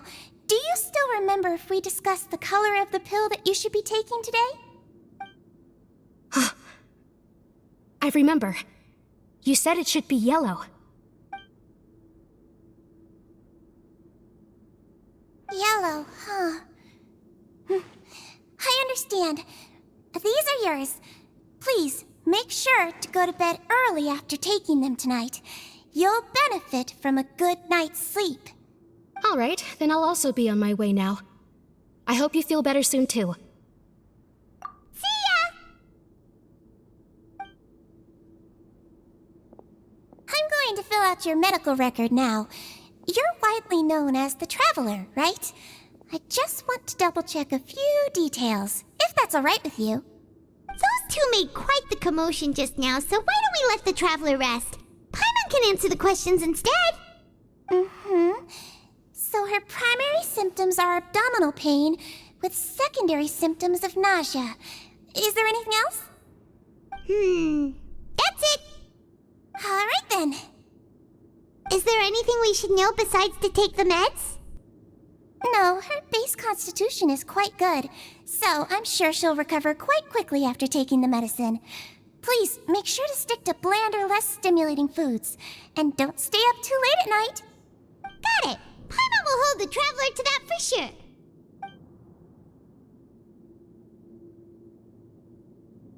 Oh, you're going to take a nap already? Okay then, you get some rest.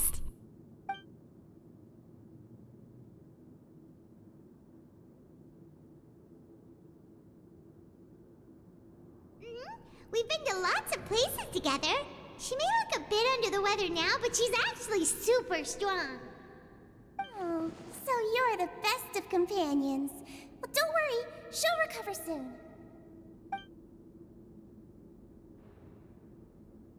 Ah, you're awake. How do you feel? You slept for a really long time, but we never left. Well, now you can go back without a worry in the world. Remember to take the meds regularly, and don't forget, bland foods. Thank you, Miss Sigeween! You really are something. To be able to fall asleep like that and even sleep talk the entire time, you scared Paimon half to death! No, but you kept mumbling things along the lines of, Pyron, go take my grilled fish and put down the Adeptus Temptation now! Paimon talked with Sigeween the entire time you were asleep. She seems like she's just a sincere nurse, and Paimon didn't notice anything unusual in the room. Are you sure we're not going off track with the infirmary?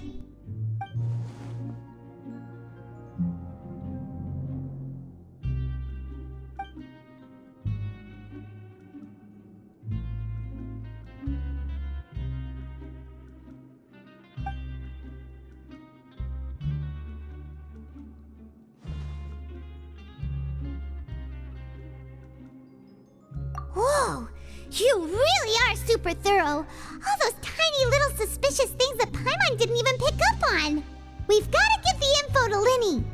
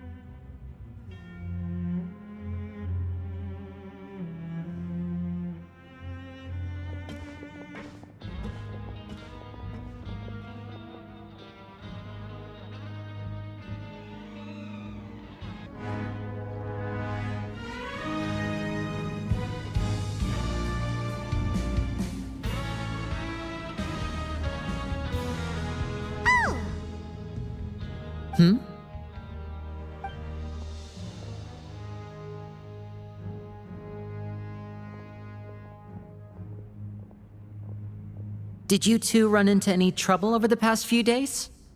No, we just worked our shifts according to the schedule. Nothing weird happened. That's good. That means you didn't raise any suspicions when you infiltrated the infirmary. We've taken a look at the slip you've sent. Fremine successfully left the grounds via the pipes 2 days ago, and as of last night, Lynette has also infiltrated the infirmary after faking an illness. Wait, why is she getting involved as well? You already went above and beyond when you scoped out the infirmary. To put it more bluntly, even if we were to view that as something you did in exchange for Fremine's help, you've already done more than enough. Infiltrating a guarded stronghold is a different kind of job from a one-off investigation. We want to avoid using the same faces over and over and reduce the amount of suspicion that will fall on any given person. Lynette also felt like you have already taken the first step for us, so she should be the one to finish the job. So that's what Lynette thinks. Oh, Paimon hopes everything's going well for her. Then, let's go check on Lynette before Fremine returns. If everything went well, then she should be wrapping up her investigation right about now. Is now really a good time to go over? According to my observations, Sigeween always spends around half an hour away from the infirmary right before lunch. Lynette knows this as well, so this should be a good time to meet up with her. Also, I'm her brother, remember? It's only natural for an older brother to care about his younger sister's well-being. Okay, then let's head over right away. Lynette should be here right now. Huh. Strange. Lynette? As expected, Sijwin isn't here, but why isn't Lynette here? No, Lynette rarely deviates from the plan. We agreed that if she were to make changes on the fly, she'd find a way to let me know. Unless... Let's see if there are any clues around here. We can look while we wait for her. Who knows? Maybe she'll be back soon. Okay. None of the beds have any signs of having been slept in, except that one over there. That's the one Lynette must have used, right? You said she was pretending to be sick. Mm-hmm. She would have said her migraine was having a particularly bad flare-up. Generally speaking, the head nurse would then ask her to lie down and rest while she left to retrieve the medication. Which means either the head nurse didn't return the entire time from when Lynette laid down up until she left the bed, or the nurse intentionally left it this way.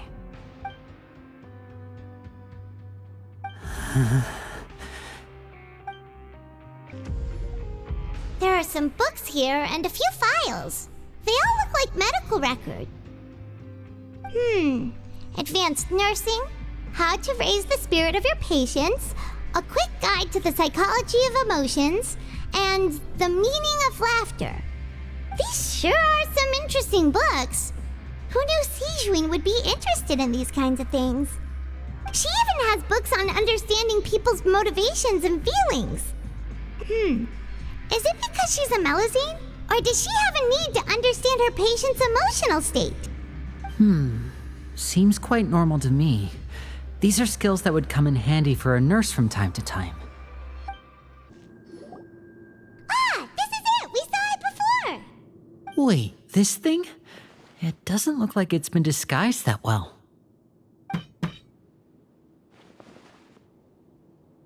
The space behind it is empty. From its size, I don't think it's an entrance that is meant to be taken apart. There's probably a mechanism around here somewhere. Could Lynette have tried to get inside? But if that's the case, she would have contacted me for sure.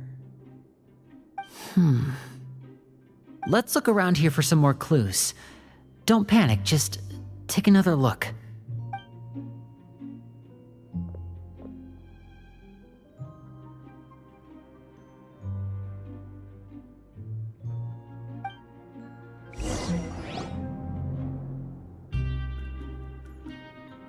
Hey, you guys, there's a slip of paper over here!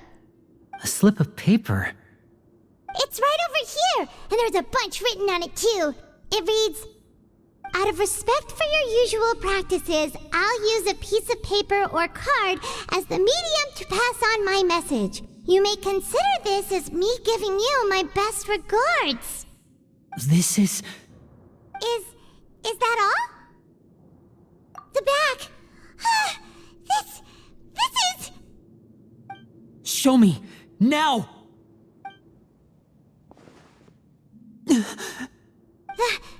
look on your face! Paimon's reading it now! Would you care to guess where Miss Lynette of the Fatui could be right now? No! Could she have... Is she already... Writhsley. Did he deliberately leave the infirmary unguarded to use it as bait? Wait, you mean he was aware of our goals from the very beginning? But why?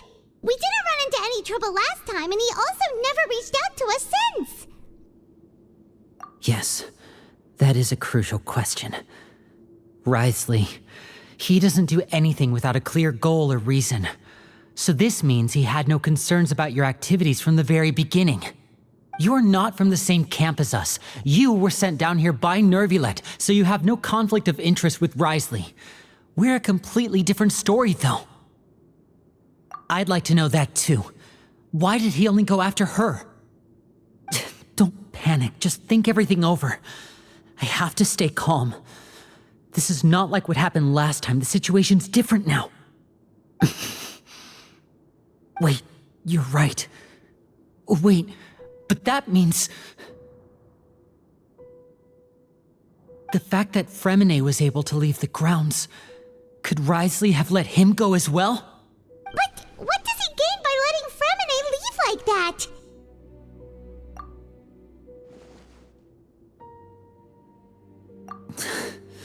So he's challenging me and trying to provoke me, I'm sure of it. We never should have sent out Fremine. We had to go through all that trouble to find an opening to sneak him around the guards and into the pipe, and we even thought luck was on our side. If Wriothesley let him leave on purpose, then he's probably in a terrible spot now as well. Lenny's getting more and more panicked. We have to calm him down. Don't be like this, Lenny. Fremine wouldn't have left if we hadn't told you about Child. That was our fault. No, I'm the leader of this operation, and I'm the one responsible for this team. I was the one who failed to protect them. I'll go talk to Wriothesley. Hey, don't be reckless! Traveler, please talk some sense into him. I simply cannot allow Lynette to be abducted again. I have to go. I'll find a way to get them back. He's rushed out the door! After him!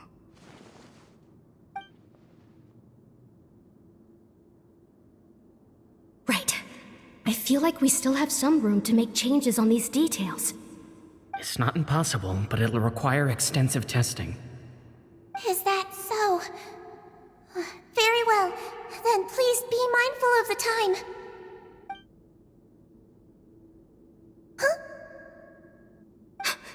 Is someone? Pack everything up. Whoever's outside is eavesdropping. They'll probably come in once we stop talking. Someone! Please help! She's sick!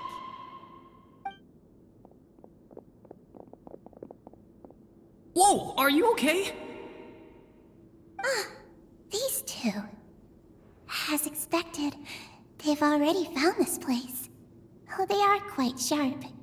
What a delightful turn of events. I like smart people, but I also like playing dumb. I like the feeling of being trusted. Oh my! What's wrong, little one? There's no need to panic. Take a deep breath before you begin. Being able to read human expressions is quite the useful skill. Lenny! Wait! It's no use. We have to catch up to him.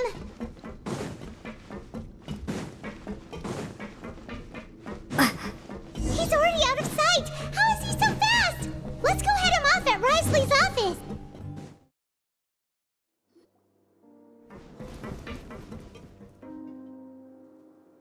Come out and face me, Wriothesley! Aren't we at an administrative office space? Why don't you at least try to follow even a couple rules from the fortress's indoor management regulations? What did you do to my sister? I ran into the young miss at the infirmary. I'd heard that she was suffering from quite the migraine, so I decided to invite her over for a cup of tea. I do have some teas in my collection that can work wonders against such an illness. Stop joking around! Where did you take my siblings?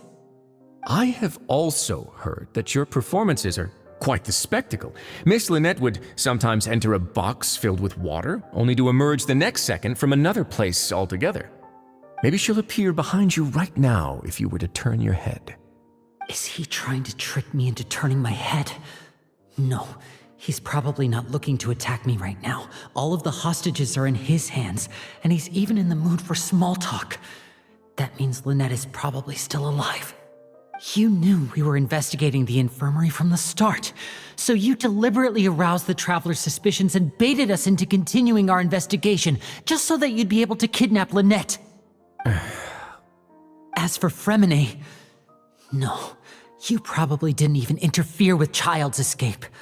You let him go so you could purge the Fatui members that we had planted into your ranks. There was no need to do so. The fortress of Meripede is a pretty pleasant place. Most people enjoy their lives here.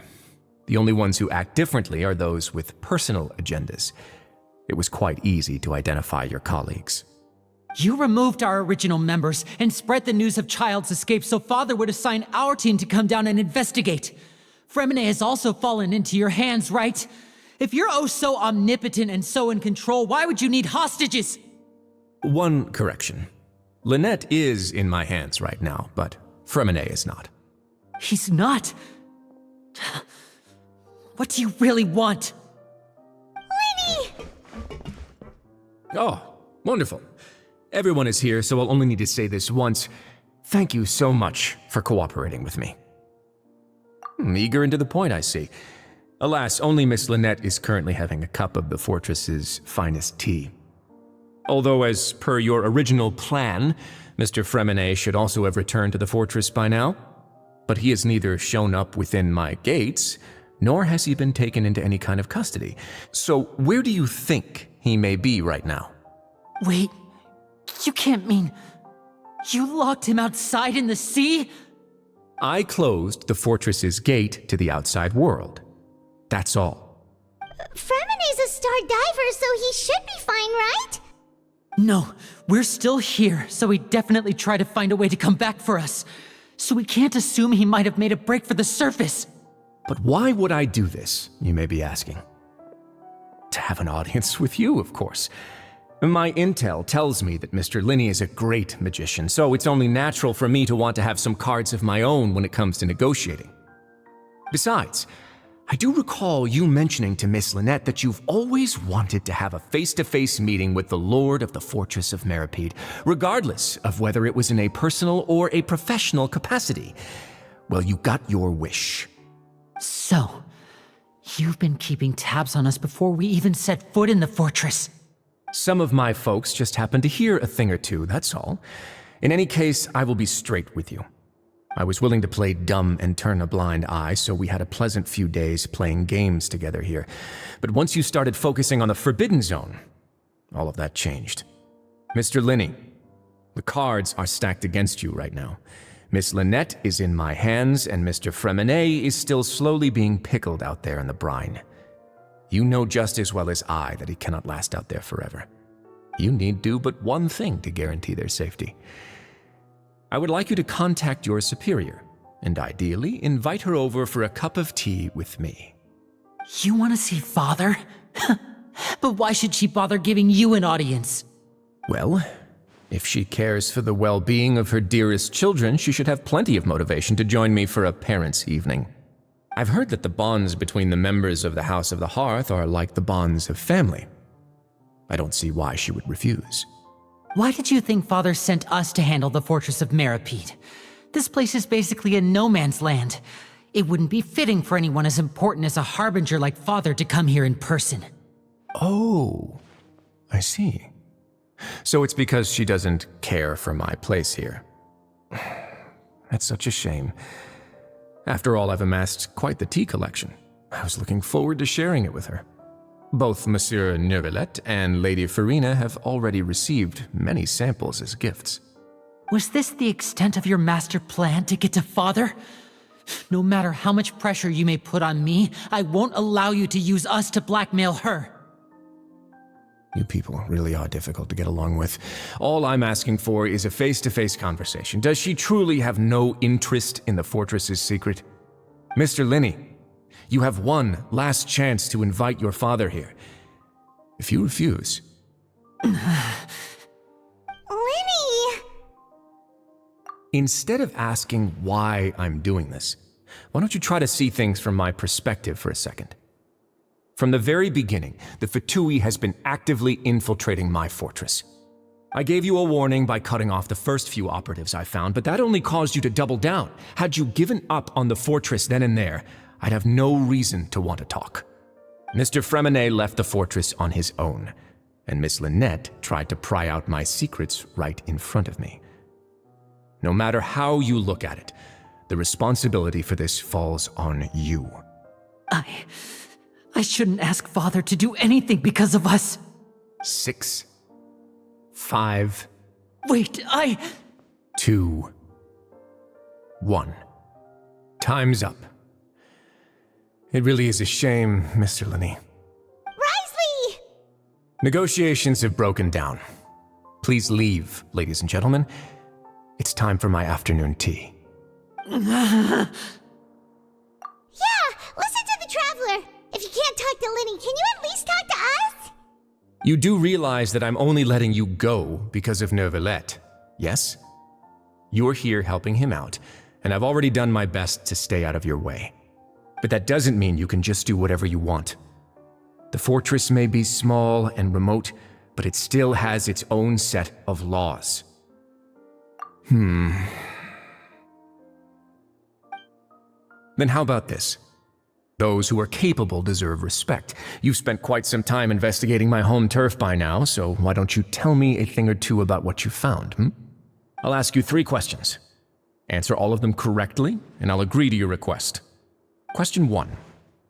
Regarding the hidden rules of the production zone, what is the truth behind the one about not being allowed to work for 3 days in a row?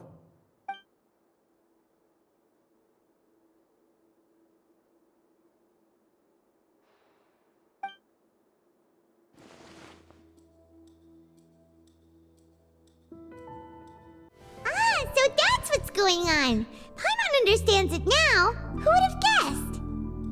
The hidden rule of the production zone.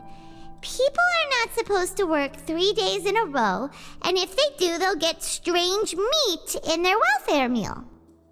At first, we thought this strange meat must have something to do with the people who disappeared, but in reality, they were all prepared by Sigewinne, the head nurse.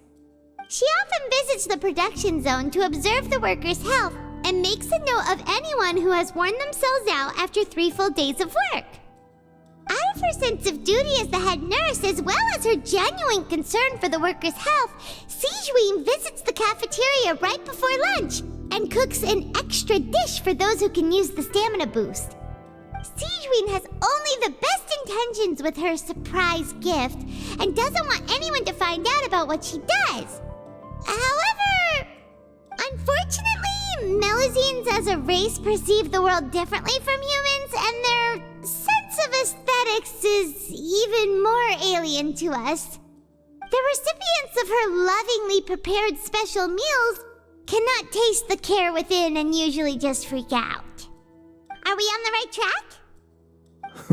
Not bad. You've uncovered Sigewinne's secret and even guessed her intentions correctly as well. It's nice to know that her efforts have not gone unacknowledged. All right, now for my next question. There are also some hidden rules in the Pancration Ring, including the one that you're not allowed to support both sides of a fight. Why is that?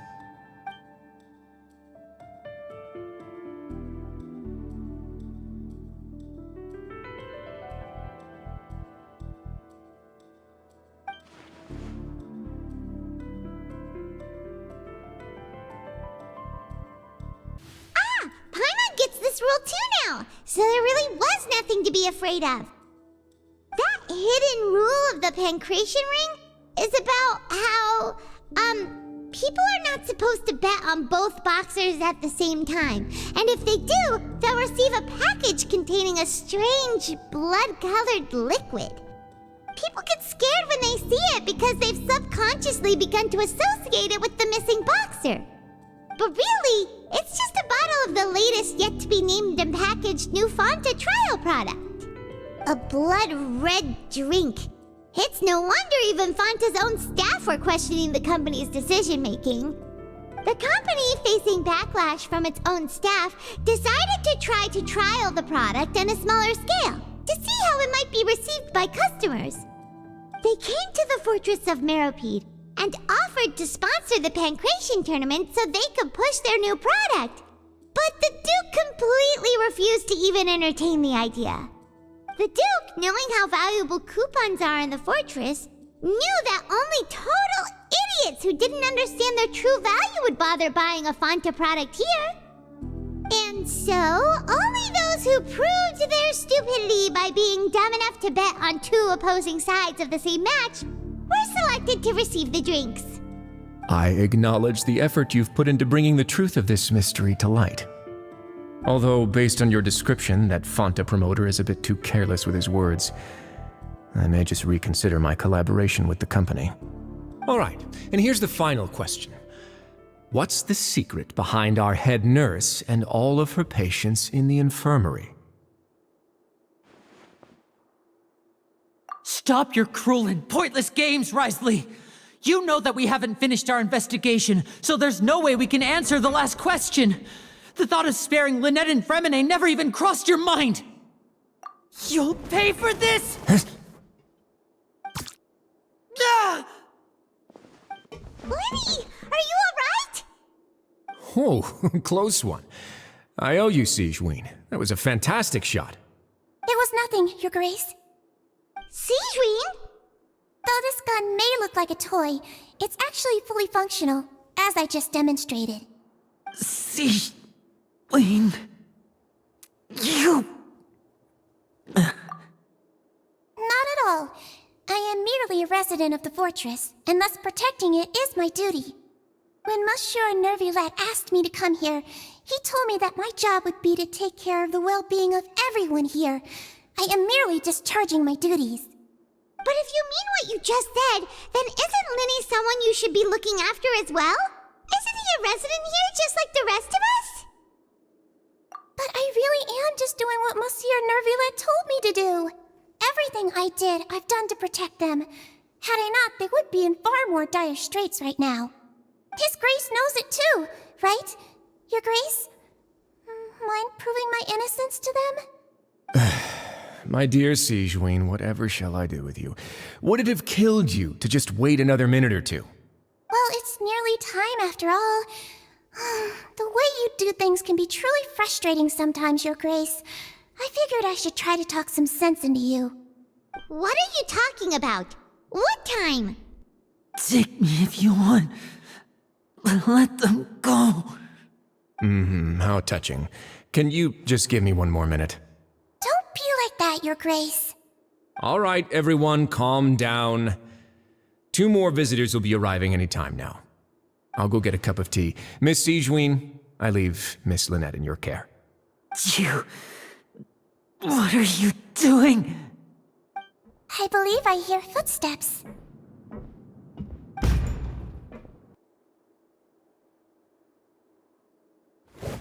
Some space, please. Ah, Miss Clarande. My door.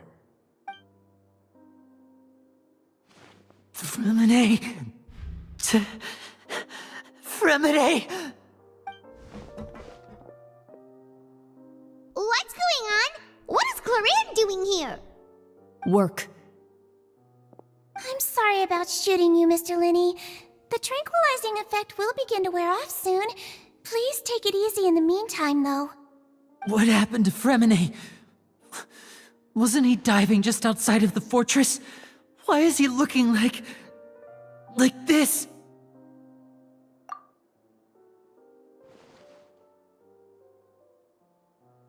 A flushed face, an accelerated pulse.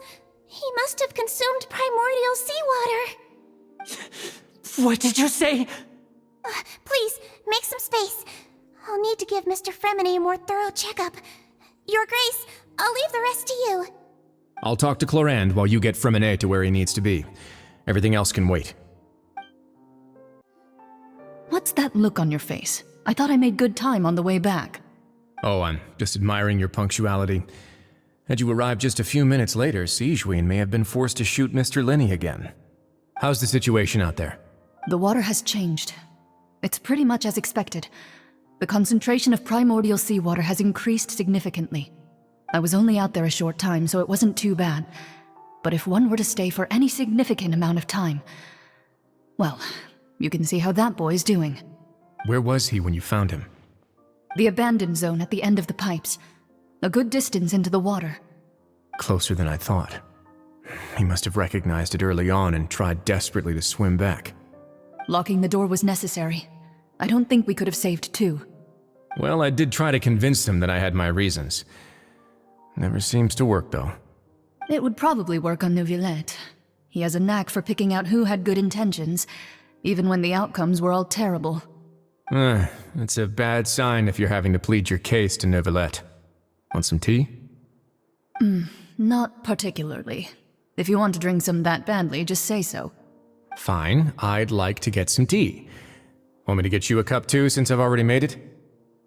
Might as well then, I suppose. Actually, do you have a towel? I would like to dry my hair.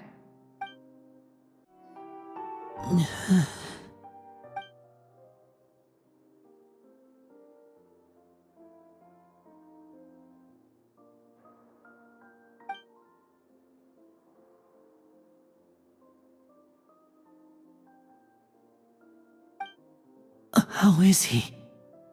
These symptoms are probably caused by an acute ingestion of a large amount of primordial seawater. Still, his condition is not critical. Of course, it would be best if he stayed for further observation. But let's leave him here for now, and move him to the infirmary once he's recovered a bit more. Sorry. I am aware that the infirmary may not be your favorite place in the world at the moment. We do only have a single clinic in the fortress, however. Why would he ingest a large amount of primordial seawater after leaving the fortress? How could that possibly happen? Please, look after Mr. Fremine for the moment. I'll go fetch some medicine and a respirator. Oh, I'll bring Miss Lynette back with me. Where is she? How is she right now? Oh, she just took a nap in an empty room after I tranquilized her. If my calculations are correct, she should also be waking up right around now. You might not believe me, but His Grace and I actually made some snacks and tea for her.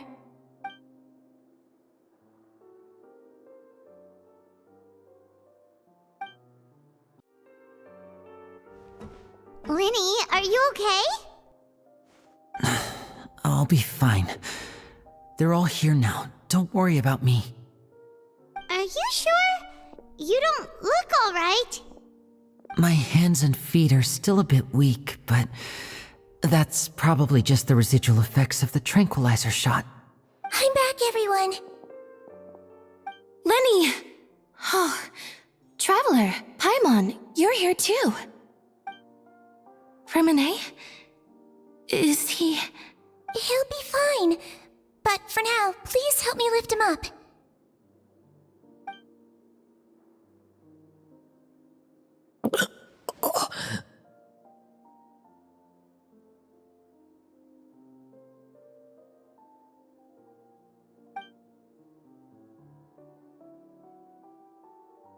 His breathing's beginning to slow down. Give me a hand and help me get him to the infirmary. Yeah, I'll take him from this side. Lynette, together? On it. Traveler, you seem pretty worried about him. Want to come with us? The Duke and Clarande are gone. They probably went to get some tea.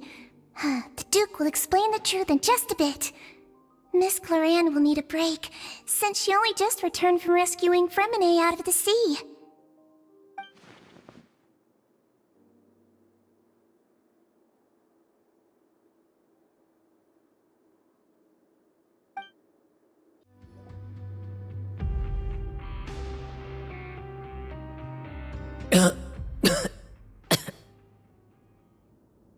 He's awake.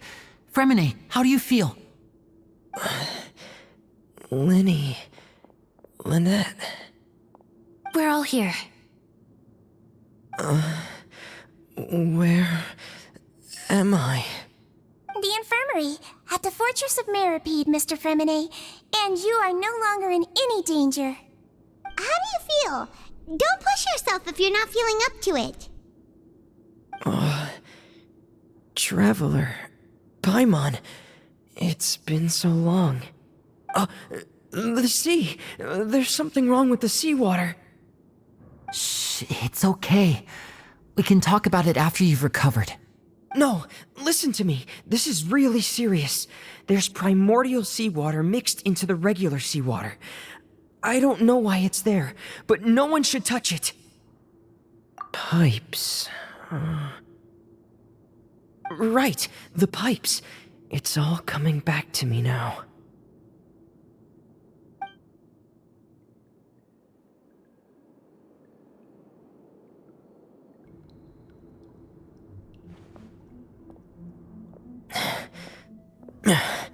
I'm in. Seems like this pipe hasn't been used in a long time. It looks abandoned.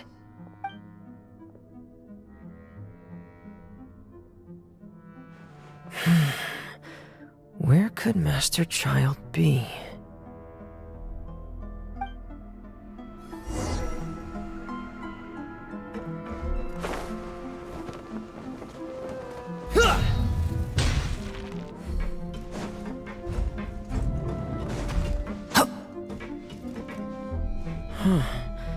This mechanism looks like it's been tampered with. Could he have done it?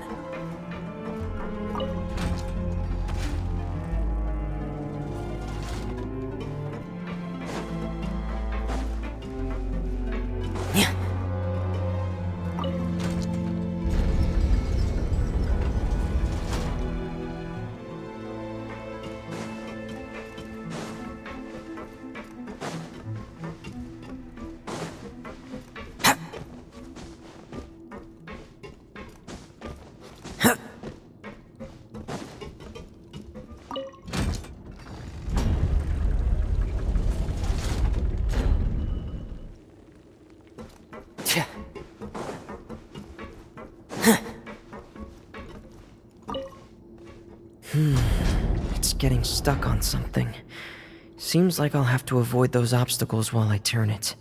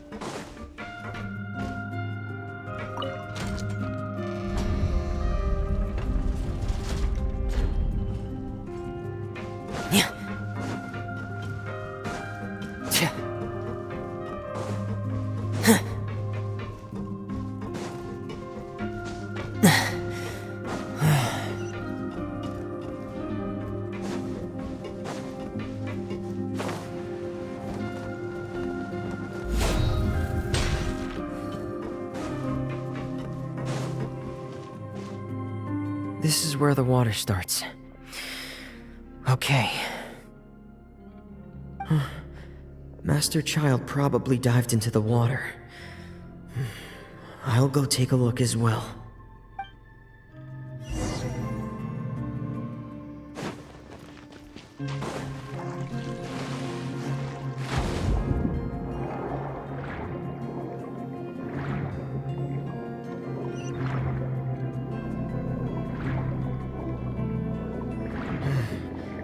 The vegetation here is a bit more sparse. These traces aren't natural. A person must have left them, and recently. There are traces here too. I need to keep going. Huh? The traces are gone. But I don't see where he could have gone from here. Wait. What the?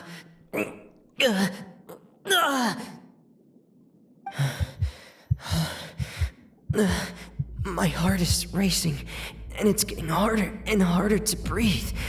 What's going on? No good.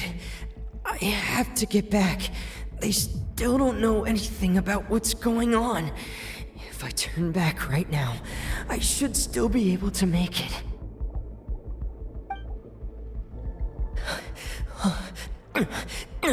I can't die here.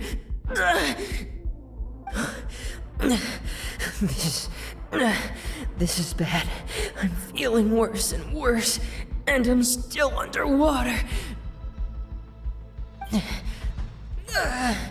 I have to push on.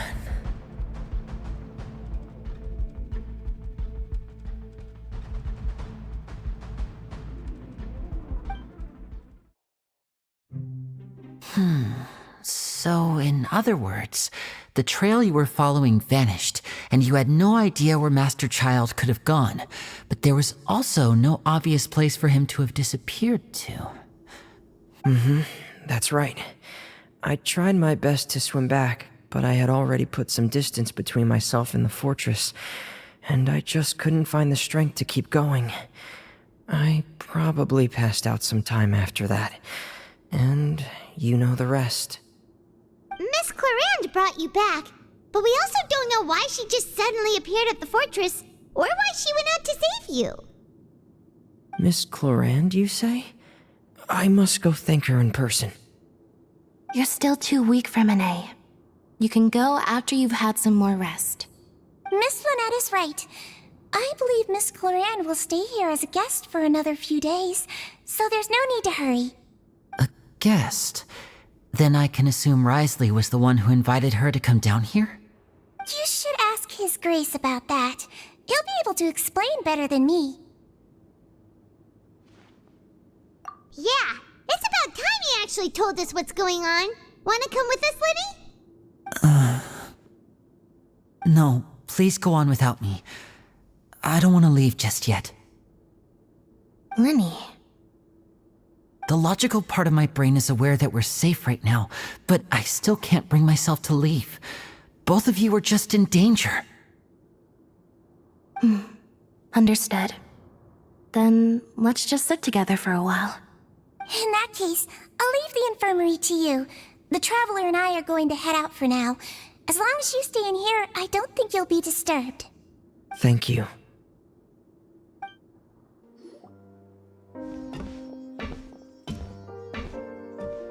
Excuse me? I take it Mr. Fremine's condition has stabilized? Of course. I wouldn't have left the infirmary otherwise. I've been expecting those two, but might I inquire as to the purpose of your visit, Miss Sigewinne? I wanted to check up on Miss Clarande. How are you feeling? Mostly fine, I think. If you don't mind, I'd like to perform another quick physical exam. It'll just take a few minutes. All right. Thank you for looking out for me. I'll take my leave for now, then. Well, want to explain yourself, Wriothesley? Of course, but I'm not partial to the word choice of explain. How about enlighten? Where should I begin? How about you start by asking me any questions you have? You can start with whichever one you'd like to get answered the most. Then Paimon will begin. Did you know about Lenny's goals from the very beginning? No. I just knew they were Fatui operatives sent to the fortress by the Knave.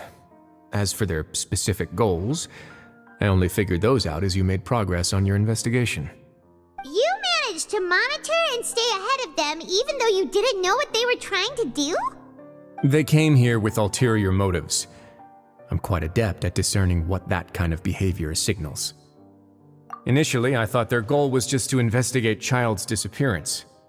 Linny suggested that I had deliberately let him escape, but in truth, I didn't really do anything special to help or hinder him while he was here. Everything he did, from finding helpers to leaving this place, he did on his own. Of course, it's inevitable that the Knave would make a big deal out of her fellow Harbinger's unexplained disappearance. I'm also quite curious about where that Harbinger went, so I figured I might as well let the Fatui do their own investigative work. All I care about is the answer. So you were hoping Linny's group would just do your work for you! You make it sound like that's a bad thing. Unfortunately, things didn't go as planned. I assume that Fremine has told you already, the ratio of primordial seawater around the fortress of Meripede is on the rise. The Forbidden Zone has always been Linny's target, and you got roped into that investigation after running into him. I began to intervene out of concern for your safety, and also to prevent the fortress from becoming entangled in more irksome matters. Are the rumors true? That you're also a former criminal? Why would you put it like that? Isn't staying here all day and serving as the manager of the fortress a kind of sentence unto itself? Another form of prison? I just happen to have some support from the rest of the inmates, that's all. Oh, right! Paimon wanted to ask, who invited Clarande down here? Me, of course. I paid her good mora to come down to the fortress for some field work. As a champion duelist, Miss Cloran could be considered to be an independent party. I needed to find an exceptionally capable person to help me get through the impending crisis. And saving Fremine was part of that crisis? You can think of it like that, yes. Credit where credit is due, that boy is quite adept at diving. Had conditions not been as hostile as they were, he probably would have found the missing Harbinger already. That's not something you should be asking after. Neuvillette only asked you to investigate Child's whereabouts. All I need to prove to you is that the Forbidden Zone had nothing to do with the Harbinger's disappearance. That should be clear now that you've spoken to Fremine. But we've already uncovered that there's something wrong with the infirmary, and we've answered a bunch of questions that you threw at us. Isn't it about time that you answer our last question in return? You make a compelling case. Do you really want to know the answer that badly? Yeah, Paimon really wants to know. Even if the truth may not be pleasant? Follow me.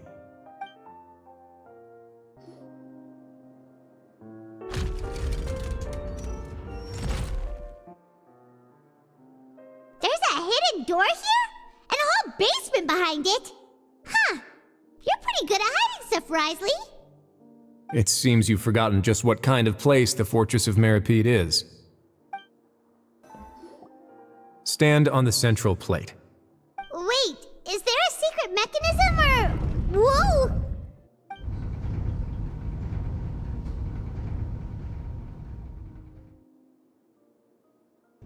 So, this is the Forbidden Zone? Honestly, for a place so well hidden, Paimon sure doesn't see anything special. What a huge door! There are 3 such isolation gates in total. Generally speaking, I'm the only one who's allowed to go inside. Hence the name Forbidden Zone. Am I correct to assume you're going to run on back and tell your little Fatui friends everything? Well, Paimon wasn't thinking of keeping anything from them. Well, I'd advise you wait until you've seen the whole truth of this place for yourself before deciding whether or not to tell them. Huh. So there's a switch on the side. Stand back.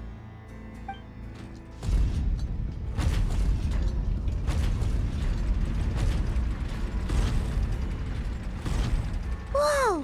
They all just went up one by one! Go on, have a look.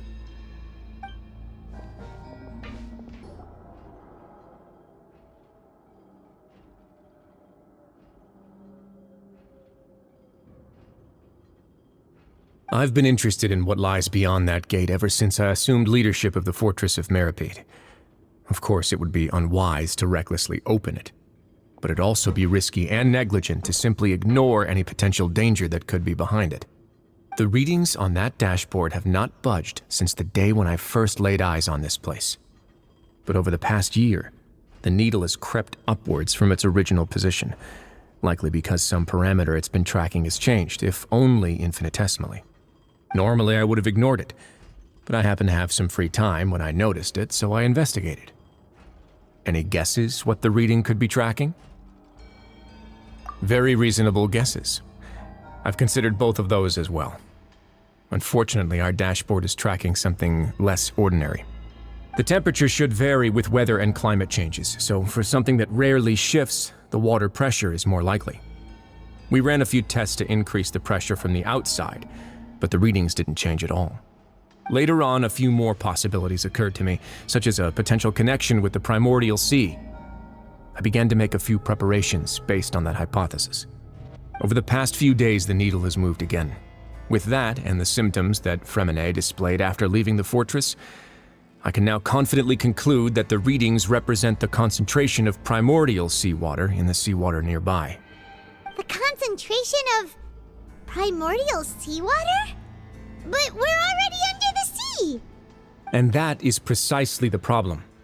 We're at the bottom of the sea, and now we're surrounded by toxic seawater. Somehow, primordial seawater got mixed in, and the concentration is steadily rising. Yes, that's very likely. But forget about the two of us! Not even Neuvillette knows where the primordial sea could be, much less where we could find and plug a leak. Oh. Seems like you've figured it out. I believe the primordial sea lies directly beneath this sluice gate. For some reason, the primordial seawater levels have risen significantly, and it's now very close to us. The indicators are now red. Although the gate still stands, some primordial seawater has already leaked out and mixed into the sea around us. If this continues, soon it will no longer be able to hold back the primordial sea at all. Yeah, you know what the legends say. If this place falls, then everyone in Fontaine will be turned into puddles in the span of a night. But that's just too weird! Why would the Fortress of Meropide be built right above a sluice gate for the Primordial Sea? Who built this place anyway? Your expression tells me you think this might be part of a vast, complicated conspiracy. To be honest, you might find the actual answer may be exceedingly boring. It's just that the secret of the Forbidden Zone had been long forgotten by the nation before I rediscovered it with my research. There's no single founder of the Fortress of Meropide in any traditional sense. What we know about its history has been left to us by the people who used to live here.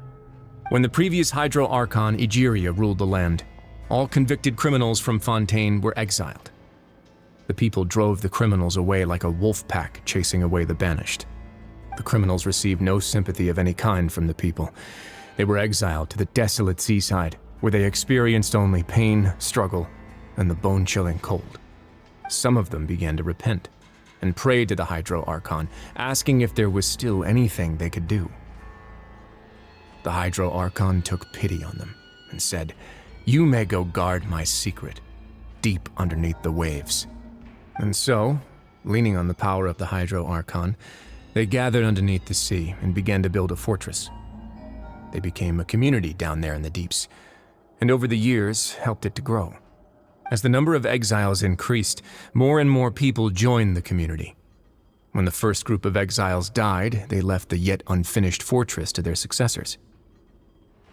The Hydro Archon continued to lend her support, allowing the fortress and what it stood for to continue growing ever larger. Before long, this dark underwater fortress became the sinner's only home. And with that, the people here stopped referring to the fortress as a prison. They saw themselves as repenting sinners who would regain their freedom once they had sufficiently redeemed themselves. But as time went on, people also realized that the fortress was a lonely place. Once they had gotten used to life here, they could no longer feel comfortable living in the overworld. Once they had finished serving their sentences, some people left and some others chose to stay. They'd find some idle position and let their withered souls fade away with the ancient secrets of the past. After many, many centuries, few people still remember the reason for the fortress's founding. Now they just see it as an integral pillar of Fontainian society, as the place where criminals deserve to be sent. Now and again, researchers manage to break one law or another and live out their days in the fortress. I learned all this from an elderly historian. Everyone else just thought he'd made it all up. But now you know every part of that history is true. Indeed. It's just as the prophecy says. If this gate fails, then everyone will be dissolved into the sea. To be frank, not really. But sadly, that hasn't stopped this prophecy from proving all too accurate. Prophecies are troublesome things. Just hearing one will create the first wave of panic. Seeing signs of it will bring about the second, and actually witnessing it in real time, the third. Let's go somewhere else. I want to show you something. This is it. Your Grace, perfect timing. The results from our last round of experiments have... Wait, Jurier, he's not alone! Huh? Lorvine and Jurier? No need to panic, you two. I've already told them about our plan. What?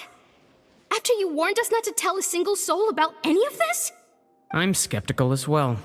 Are you sure they are trustworthy? The results speak for themselves, don't they?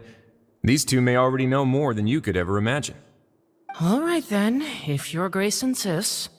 They seem harmless enough, so I'll trust them for now. Well, how about some reintroductions? This is Jurier, one of the highest-ranked researchers from the Fontaine Research Institute. He used to work under Edwin. I trust that you've heard of Edwin? He's the one who blew the whole institute sky high. Everyone knew he was a bit crooked in the head, but you're not local, so I guess it's possible for you not to have heard of him. Edwin's main areas of research were archaeum and gravimeters. As his assistant, Jurier is quite familiar with them as well. I hired him to be my technical consultant. You want to blow up the fortress of Meripede? Ah, what a lovely idea. I'm already imagining it in my head. Gotta admit, I'm tempted as well. Guys, focus! Focus! That taskmaster over there is Miss Lorvine, and is also one of my technical consultants. While Jurier used to be Edwin's assistant, she used to be Jurier's assistant. Ooh, are they together? See, everyone keeps asking this question. Are you too sure you're not a couple and just using your work as a convenient cover? Your Grace, I am not in a relationship with this man. If I dated her, I'd officially be madder than Edwin. Jeez, forget I said anything then. Follow me. Whoa, there's another door that goes right up. Your constant amazement makes it seem like the fortress can do anything. But Paimon really thinks everything's super cool.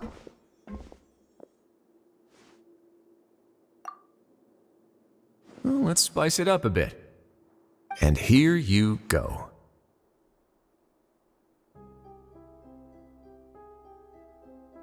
What a huge ship?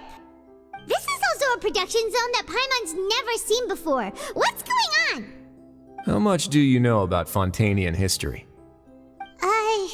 Not much at all. Well, then maybe you haven't heard the story of ancient Lemuria. To give you a quick rundown, Fontaine used to be ruled by the Lemurian dynasty. According to legend, the Lemurian king Remus came to this land after being inspired by divine revelation and found the seer Sibila, who had taken on the form of a golden bee. Taking the golden bee with him and riding on a huge ship, the Fortuna, he created his nation above the surging waves. He called his nation Lemuria and used the Fortuna to incessantly search for new tribes and islands, calling on them to join his empire. There's a ship in this story too? Where there's water, there'll be ships. People believe that hope can always be found at the end of a voyage. Do you believe that too? To a point, I think. As you've already seen, I have a whole factory's worth of labor, materials, and technology at my disposal. Certainly can't hurt to give it a try. So the moment I began to speculate that the primordial sea might lie underneath the gate, I also began this project. Were you inspired by the legendary Fortuna? Maybe. Fontainians need something to hold on to cope with the impending disaster. Were the workers to find out the truth behind this ship, riots would destroy the fortress faster than any catastrophe. As the fortress's administrator, I'd never make such a reckless call. All right, that's enough talking for now. I'll need another 3 cups of tea to soothe my throat. Do you have any other questions? Seems like you're good. Come on, I'll take you back. I'll leave you here for now. Oh, thank you so much. No worries. But don't forget, it's up to you whether or not you want to share what you just saw. What you do from here on out will likely affect those 3 as well.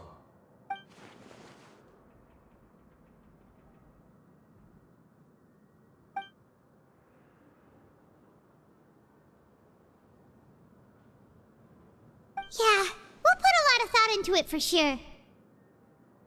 Great. I look forward to what happens next. We're back! Welcome back. Do you want a cup of tea? How can you be so much like Risley, always drinking tea? Huh. Actually, now that you mention it, I just remembered something now.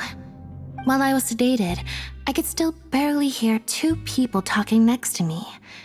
They were discussing everything, from the leaves to the water and even the teacups themselves. Must have been Risley and Seishween. Yeah, I heard 1 male voice and 1 female, so It should have been the two of them. They really were just talking about brewing tea.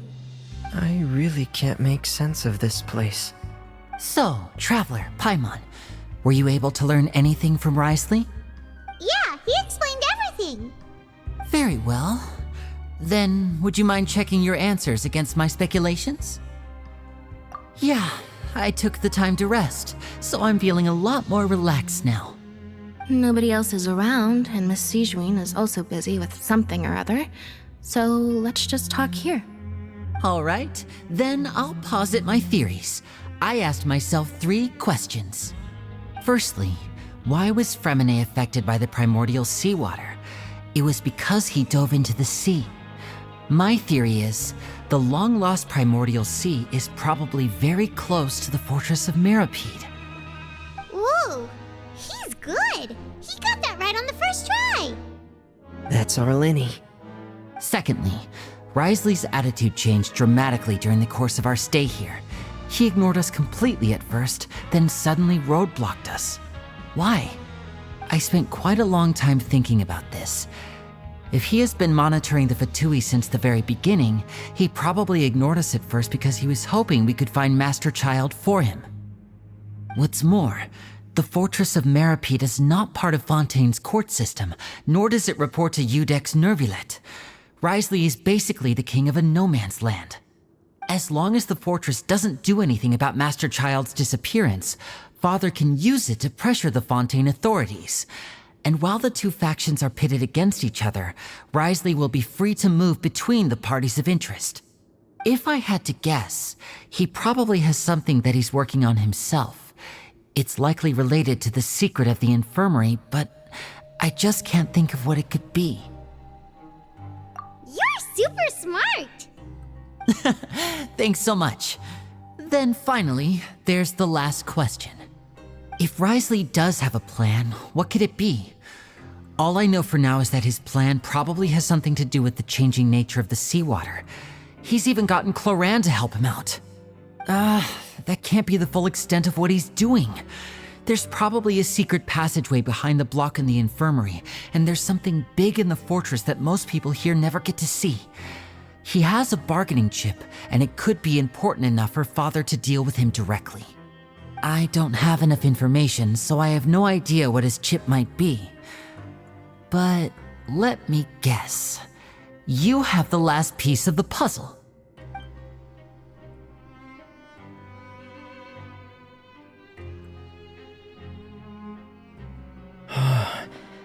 I can't believe it.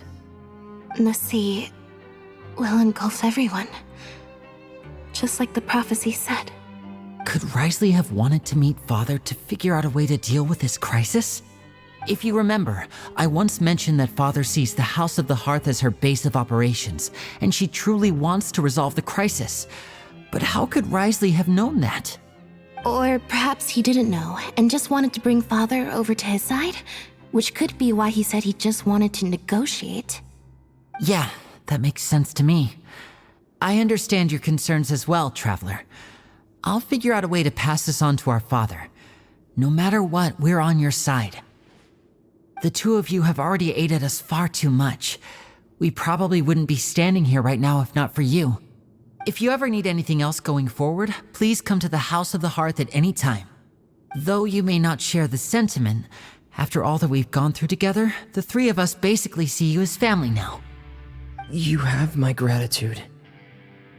Thank you for protecting Linny when it really mattered. And thank you for sharing the secrets of the fortress with us. We didn't think you were going to do it. Why are you being so formal all of a sudden?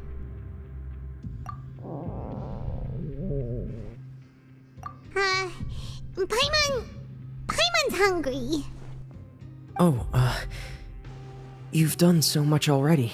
Go get some food. Alright, then we'll catch you guys another time. It's time for dinner. Welfare meals now being served in the coupon cafeteria. Come on, let's go pick up ours as well. Traveler and Paimon, over here. Are you here for dinner too, Miss Sigewinne? And I'm taking the opportunity to prepare Miss Cloran's dinner as well. Huh. You're right. She's actually sitting in the fortress cafeteria. What would you like to eat? Yep, you can. I've already talked to our chef, Mr. Wolsey. It's all on me today, so you can get whatever you'd like. Me too! Don't forget Paimon! No problem. Just leave it to me.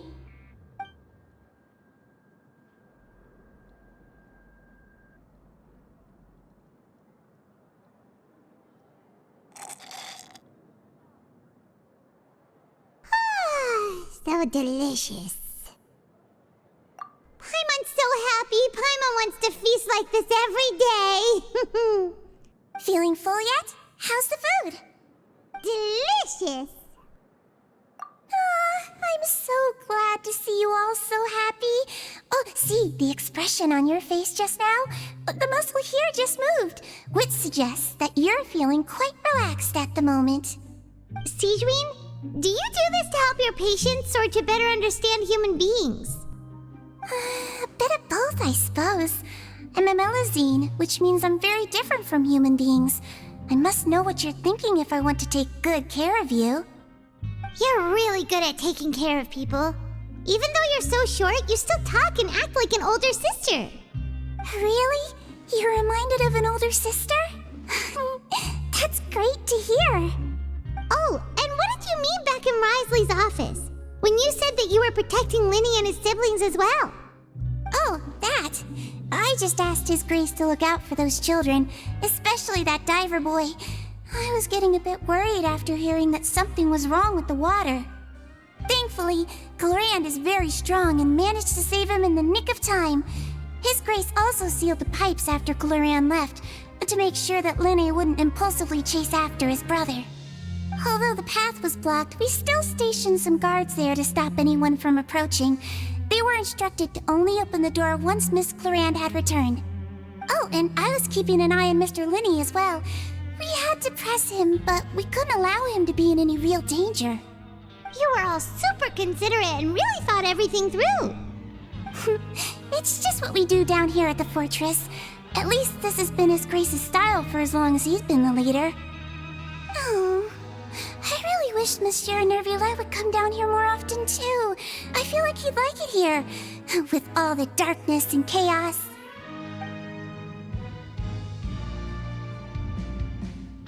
Get a good night's rest, you two. You both worked very hard. So much has happened. Paimon just feels absolutely exhausted now that she's finally relaxed.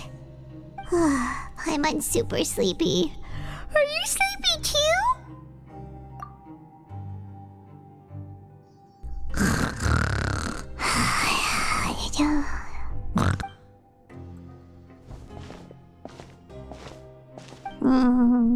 Delicious. Paimon wants seconds for free.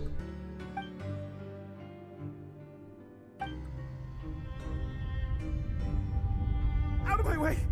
Get out of my way! What happened? Why is everyone running? No idea, but something must have happened. Stop asking! Who's yelling?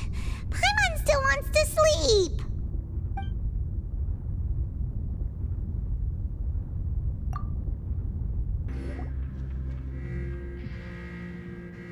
What happened? Why is everyone running around? Hey, what are you doing?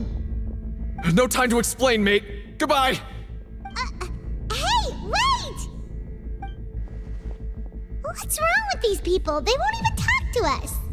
They're here! Yeah, there you are! Oh, thank goodness! Quisto and Lavaroon, do you know what happened here? We came here especially to inform you. Something seems to have gone terribly wrong just now. His Grace is telling everyone to evacuate and get out of here. Lavaroon was saying you two are new here and you don't have many friends, so you might slip through the cracks. Haven't you heard all the stories like that? An evacuation is successfully completed, yet you only find out once you do a head count that 1 or 2 people are missing. Wait, weren't you the one who brought that up? Why is it suddenly my idea? Hey, shut up! Okay, whatever. The point is, you should come with us. Yeah, he said to get as far away as possible, upwards and outwards.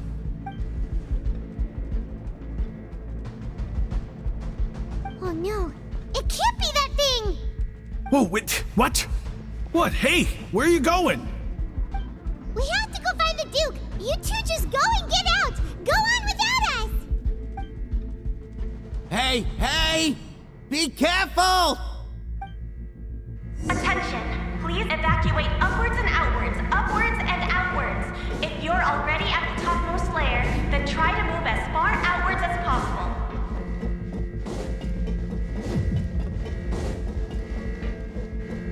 Attention! Please evacuate upwards and outwards, upwards and outwards. If you're already at the topmost layer, then try to move as far outwards as possible.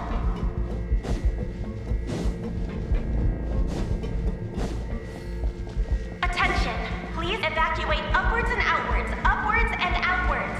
If you're already at the topmost layer, then try to move as far outwards as possible.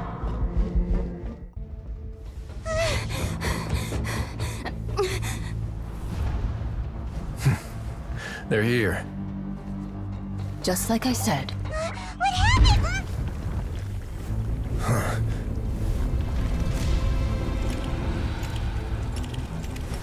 You're just in time. But be ready to run.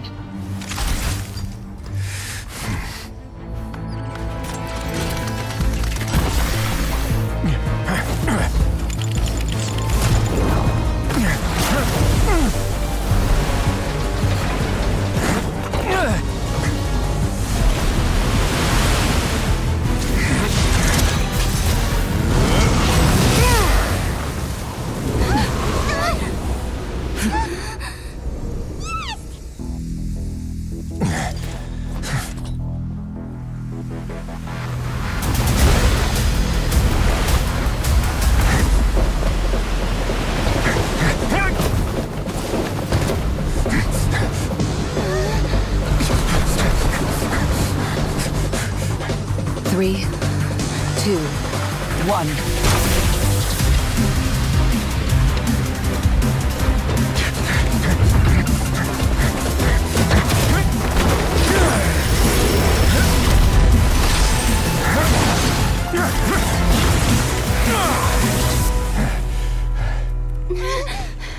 This won't hold it for long. Find Neuvillette. Tell him the defenses are about to collapse. Then what will happen to you? Until he arrives, we're the last line of defense.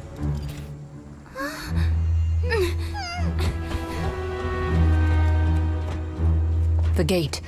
How long do you think it'll hold? That depends on us.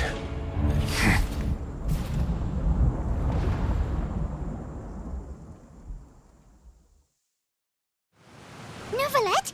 Why are you here? Traveler, I need you to head to the Opera House immediately. Farina will soon be meeting with the knave there. You must protect Farina and make sure she doesn't spend too much time alone with her. Will do. You have my sincerest gratitude.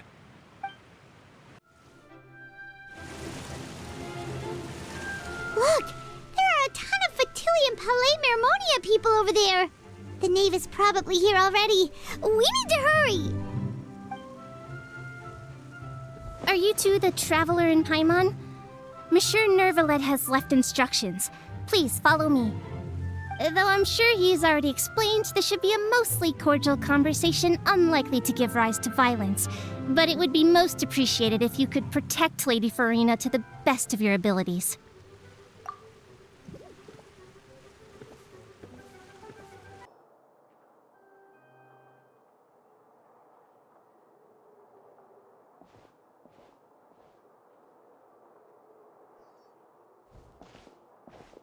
Oh, so you two are the honored guests Miss Farina mentioned. Of course! How could they not attend a meeting such as this? I must always have 2 or more guests at my dessert table. Otherwise, the occasion would be too lonely and unbecoming of my station.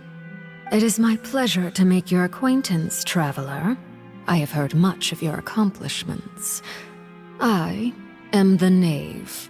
One of the 11 Fatui Harbingers.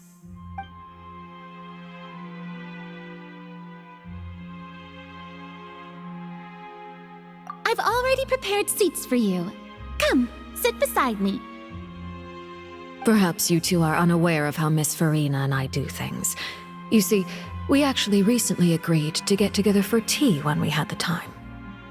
See this?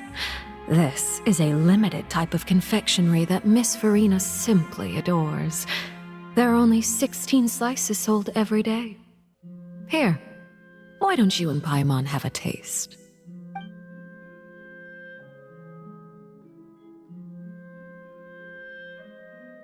Traveler, what do you think of this cake?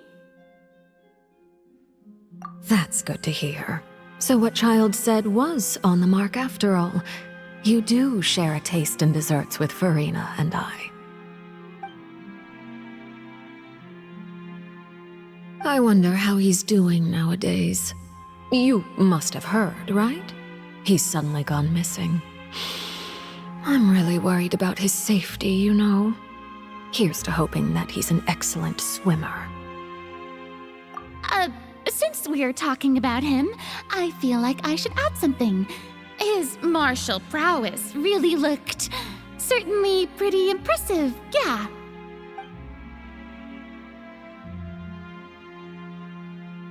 Oh, so you're also familiar with his aptitude for fighting, Miss Farina. Oh, right. I almost forgot. Child was subdued by Udex Neuvillette right in front of you.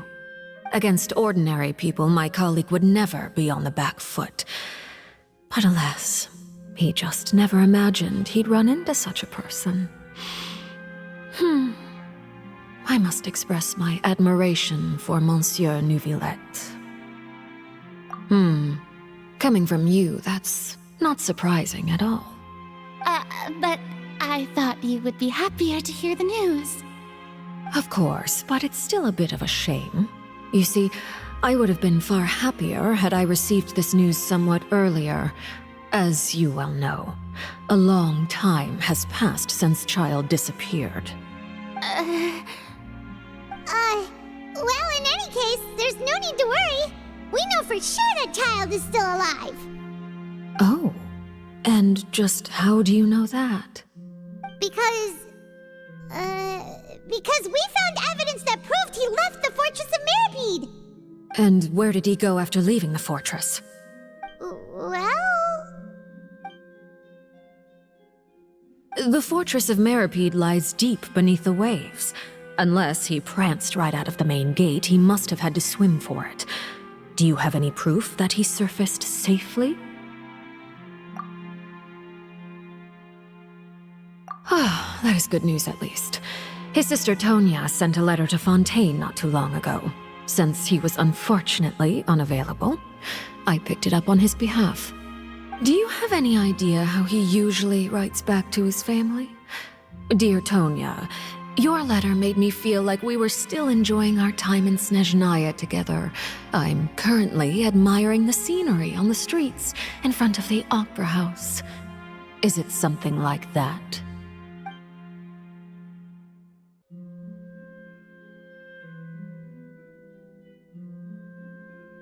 All letters tend to follow the same few formats anyway, right?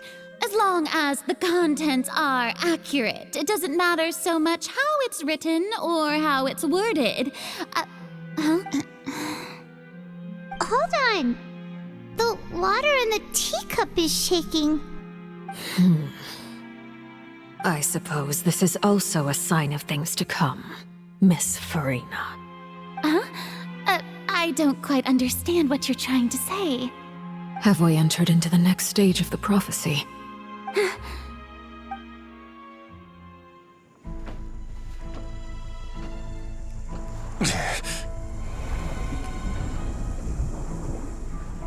My thanks to you both. I will take it from here.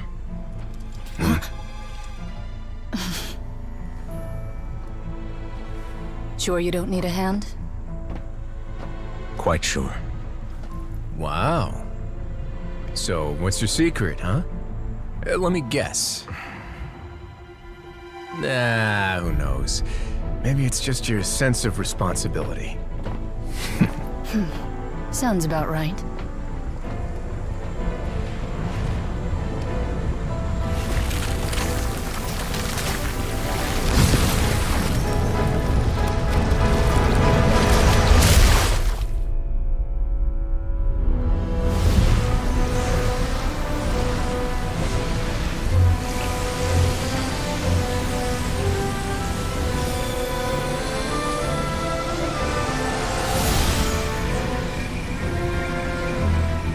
day may come when the prophecy is fulfilled and the waters burst forth. But it is not this day! This ancient power could easily obliterate an entire race. A tsunami of fury would unleash endless catastrophe.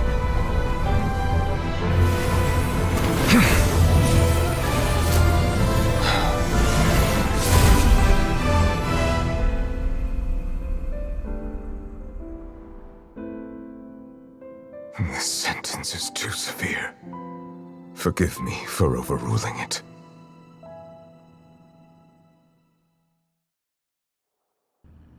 All right. Seems like the problem inside has been suppressed. Let me guess, we're safe for now. Indeed. But only for now. I win this bet. You owe me a present. Very well. It was indeed just as you said. You made a bet? We made a bet on the size of your entourage. Cloran thought you wouldn't come down by yourself. I figured you would have at least brought a few people along for appearance's sake. It appears I underestimated just how confidential the mission was. Shouldn't you have gotten used to confidential missions by now? That's just how the courts operate. So what gift must the loser give? Tea? He already has tons of tea in his office. I'm thinking about a set of legal codices. That wouldn't happen to be a dig at my lack of legal awareness, would it? Well, I'm sure His Grace doesn't consider the fortress to be outside the law. I was under the impression the residents of a place like this would be uninterested in the legal codices. That was obviously a joke. Anyway, you've still got some unfinished business to attend to in the overworld, correct? No need to stay here if you have a pressing matter.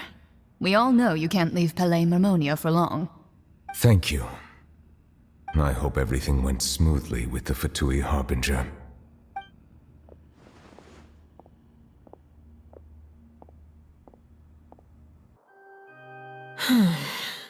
I must say, we've spent long enough playing house. Miss Farina, as the Hydro Archon, I am sure you understand the exact meaning of the phenomenon we just witnessed. Or should I say, that's what I originally thought. But looking at your expression, was I wrong? And you haven't a clue? What are you trying to say? At this point, I don't think there's any more need to speak as diplomatic representatives. Allow me to speak to you now as just a Fontainian. You know the prophecy by heart, and also that every part of it is being proven true. Yet, here you are, relaxing, drinking tea, and eating desserts as if it's all nothing more than a few stray bugs in your garden. Do you really think that's acceptable? The prophecy's hanging above our necks like a guillotine. Every faction is looking for a way to either avert the disaster or save their own. Even the orphans of the House of the Heart have devoted everything to saving their homeland. But you? It beggars belief just how nonchalant and carefree you have been. From the very beginning, you, the god Focalor, you have utterly failed to take action. You're wrong. I've never ignored the prophecy, nor have I just been passing the time in self-indulgence. Retract your accusation and stop doubting the wisdom of the gods with such absurd conjectures. I am not alone in my doubts, you know. All the children of Fontaine may be harboring the exact same thoughts right now. Oh, great Hydro Archon. How are you going to save them? Save us? How are the people you've sworn to protect supposed to survive in a land that will soon disappear beneath the waves? I have my ways, and I've been working on them for all this time. Even if you look down upon me, you have no right to judge me. Fontaine will be saved. Even if I still cannot see the true future right now, as long as I continue on as I am, I will be able to hold my head up high.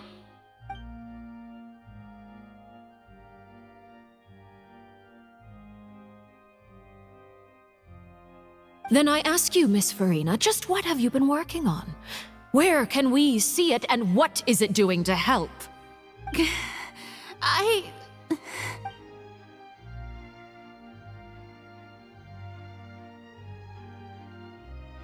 My machinations are just like the prophecy itself. They will only reveal themselves at the fated time. It is just that beings like yourselves are unable to perceive them as of yet. I see. As a god, the proof of your labor always lies beyond prying mortal eyes. Allow me to be so bold as to ask another way. Would it be possible for you to tell us the parts of your plan that are not confidential? Such as your emergency response plan for the impending disaster? An emergency response plan? Oh, that look in your eyes. Have you not even prepared one of those?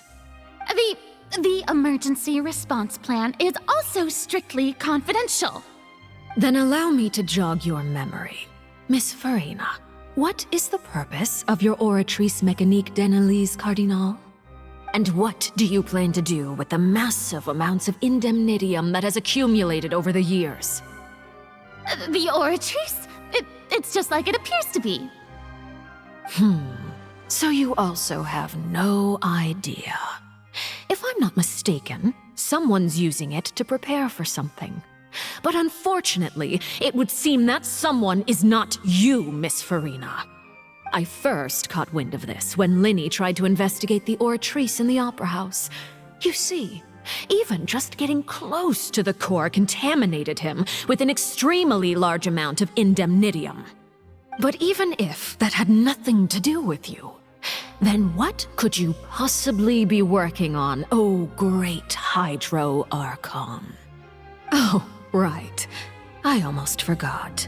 Udex Nouvillette is not at the tea party with us today. Miss Farina, I suppose you must have ordered him away to take care of some troublesome business. Yes, that's exactly right. Please keep it a secret for me. Of course I will. Although, I must say, Miss Farina, you seem quite insecure without the Udex by your side. Oh, very well. Let's stop that conversation here. There are still a few slices of cake left, so please, help yourselves, everyone.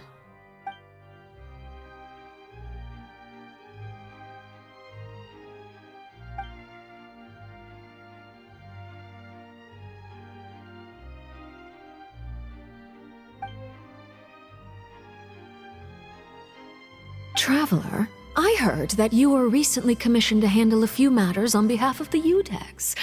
Why don't you take an extra slice of cake? Those who work hard deserve gratitude and praise. You too, Paimon. Thank you. Paimon will take you up on that offer.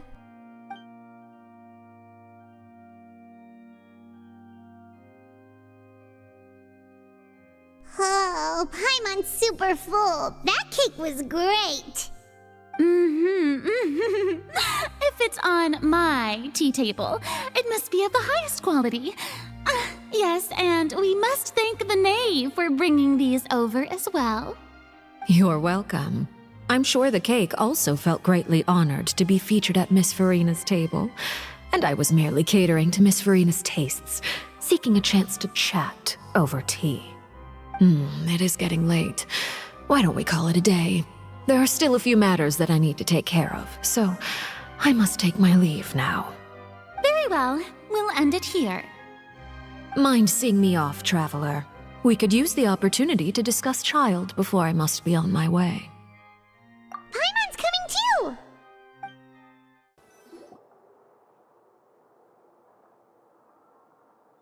I'm glad that you were willing to come with me. Of course, Child was just an excuse. I have no interest in your dealings with him. That's what Paimon thought. You lent your aid to the children of the House of the Hearth. As their father, I would like to express my gratitude. That was all. Formal topics should be discussed in formal settings, and informal topics in informal settings. I know you just returned from the fortress of Masquerade. Relax, I have no intention of trying to get anything out of you. Linny, Lynette, and Fremine are still there, and I trust their judgment and abilities. They've all been working very hard and have always done all they can to fight back against anyone who tried to stop them, especially Linny. You mean Ridesley. He's a tricky one to deal with. It's unfortunate that Linny's so eager to prove himself that he can't learn to rely on others, including me. By the way, and you can just consider this a bit of idle gossip, but what's your impression of Furina? You are outside of our disputes, and the freest person in all of Fontaine, able to move around most easily. Allow me to share my perspective with you. And that's everything that happened during the trial. Master Child was declared guilty and immediately transported to the fortress of Masquerade. Didn't he say he was coming here on vacation? Does he not feel an ounce of shame for all the trouble he has caused? Forget it. He did give us an opportunity. I will be meeting someone shortly. Do you require help with any preparations? No need. I will take care of it myself. I need to meet with Furina, the Hydro Archon. She is at the heart of Fontaine. But what's fascinating about her is that she often seems more like a celebrity than a working Archon. Oh? Come over here, you little critter, you! You dare to run from me? Stop right this instant! My goal is just to discover the location of the Gnosis. But I didn't expect the chance to approach Furina to be handed to me on a silver platter. This is so easy, it's actually making me a bit suspicious. Anything left unguarded is usually just bait. But no one will blame someone for taking the bait. After all, from the moment it was attached to the hook, the bait is meant to be sacrificed. It's just as I guessed in the second before I struck. The Hydronosis is not currently held by the Archon. In fact, this Archon doesn't seem like a god at all. And I sense that she's under some kind of curse. Who are you? And what are you trying to do? Please don't kill me! I'm begging you, please! The fear in her pupils is genuine, so perhaps she's not bait after all. Either way, targeting her has lost all meaning. I left the scene with ease. Nobody came looking for me, and nobody could serve as a witness to my near assassination of Focalor. I suspect even Furina dares not mention this incident to anyone. Not long after, my informants confirmed what I had guessed. After returning to her quarters, Furina quietly cried alone. She was so scared that she could not sleep that night, nor could she even bring herself to eat her cake. There's no doubt that there's something wrong with her. I began to entertain the possibility that she is not the true Hydro Archon. Perhaps Iudex Neuvillette is actually the genuine article. I have to find the Gnosis. If the Neuvillette hypothesis is correct, he is probably in possession of it. Alternatively, it might have been hidden in a place that's hard for ordinary people to access. Yes, Father. My dear children, please speak. News from the fortress of Masquerade. Master Child has gone missing. On top of that, the contacts and guards we bribed at the fortress have all gone quiet as well. Probably the handiwork of that Ridesley. I'm afraid so. This is a good opportunity. The value of a harbinger is much higher than most would imagine.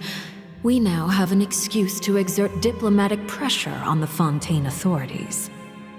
Set up a meeting for me. I would like to meet the Hydro Archon and Iudex Neuvillette. Oh, and I have an additional mission for you three. Yes, Father. Tartaglia's disappearance was not a part of my plan, but I can use it to make a breakthrough. With this as my excuse, I can ask for an official audience and continue my investigation of Farina and Iudex Neuvillette. The initiative belongs to the House of the Hearth. My wish to investigate the fortress of Meropide will be a front. Linny and his group will be responsible for the actual intelligence gathering. You should know the rest. Linny's group is quite close to you, so they wouldn't have hidden anything from you. You attacked the Hydro Archon? It wouldn't mean anything, even if you shouted it from the rooftops. After all, even Farina herself is still pretending that nothing of that sort ever happened. Alright then. I've now had 2 chances to enjoy tea with Farina. I have to say, the leadership of Fontaine is even more inscrutable than I had imagined.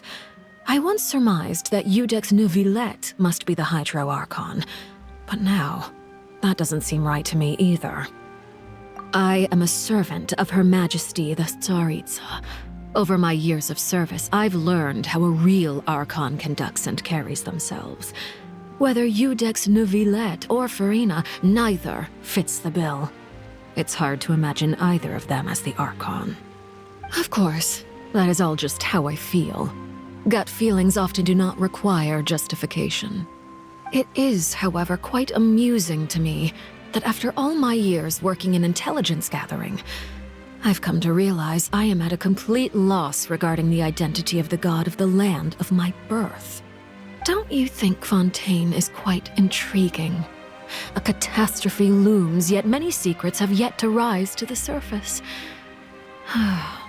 It looks like Fontainians will have no choice but to save themselves. Ultimately, though, one must survive in order to do anything else. Should the need arise, I would be happy to cooperate with you. You don't need to commit to anything right now, of course. I have a feeling that the situation will continue to evolve, and as your name is often connected with noble deeds, I'm sure we will work together someday. He certainly returned quickly. You must want to catch up with each other, so I'll leave you to him.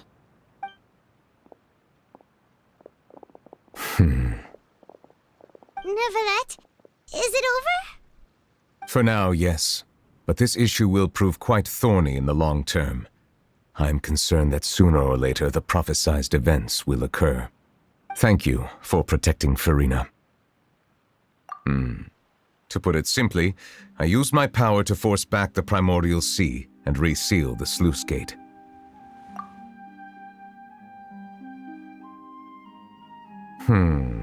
So as expected, the knave has turned up the pressure on Farina. She's trying to feel her out, though I'm still unsure as to her motives. Permission granted. Whoa. It can't be that you're the real Hydro Archon, right? But that's just a speculation on our part, though. You can't tell us? Then that's okay. We can talk about something else. We won't try to force you. You guys in Fontaine are super strange. If by the phrase, you guys, you are referring to Farina and I, then although I'm not sure just what you are trying to imply, I must clarify that I do not share her positions on a multitude of topics. I believe so. The fortress has a long and complex history. It has seen much grief and suffering. And now, another catastrophe will soon be upon us. I mourn this turn of events. Huh? Why is it raining all of a sudden?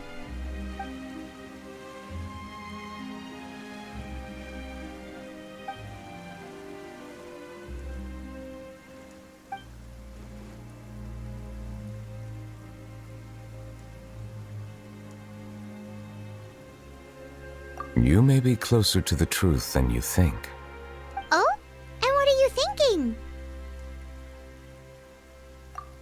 The dragon of... what? Huh? Please do not be so surprised. Farina? Nervalette,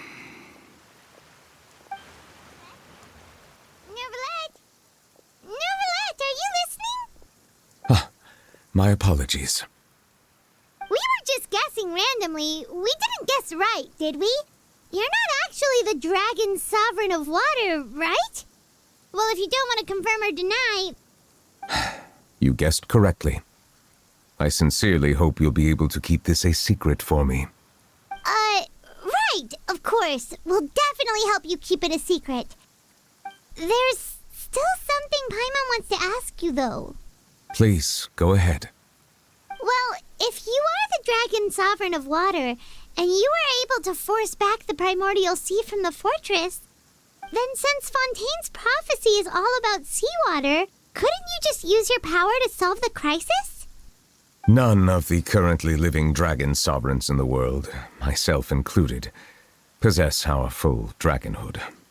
They say that when the first usurper arrived on Tivat, they seized a part of the dragon's power. Today, that stolen power is the basis of the Archon's authorities.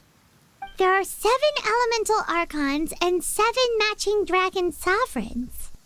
The dragon sovereign of water who lived through that era perished a long time ago. As their successor, I know far less of that part of our ancient history. In any case, I believe I will not be able to do much unless the Archon disappears and returns their elemental authority to me. Given the status quo, however, I would recommend finding another way to deal with the prophecy. Oh, so even you can't solve it.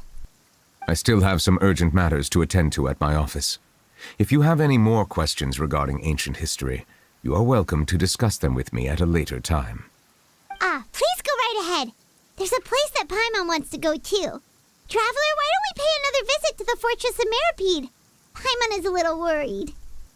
We'll see you another time. Take care. You guys are back? You guys didn't get caught and thrown back down here, right? Huh? No, not at all.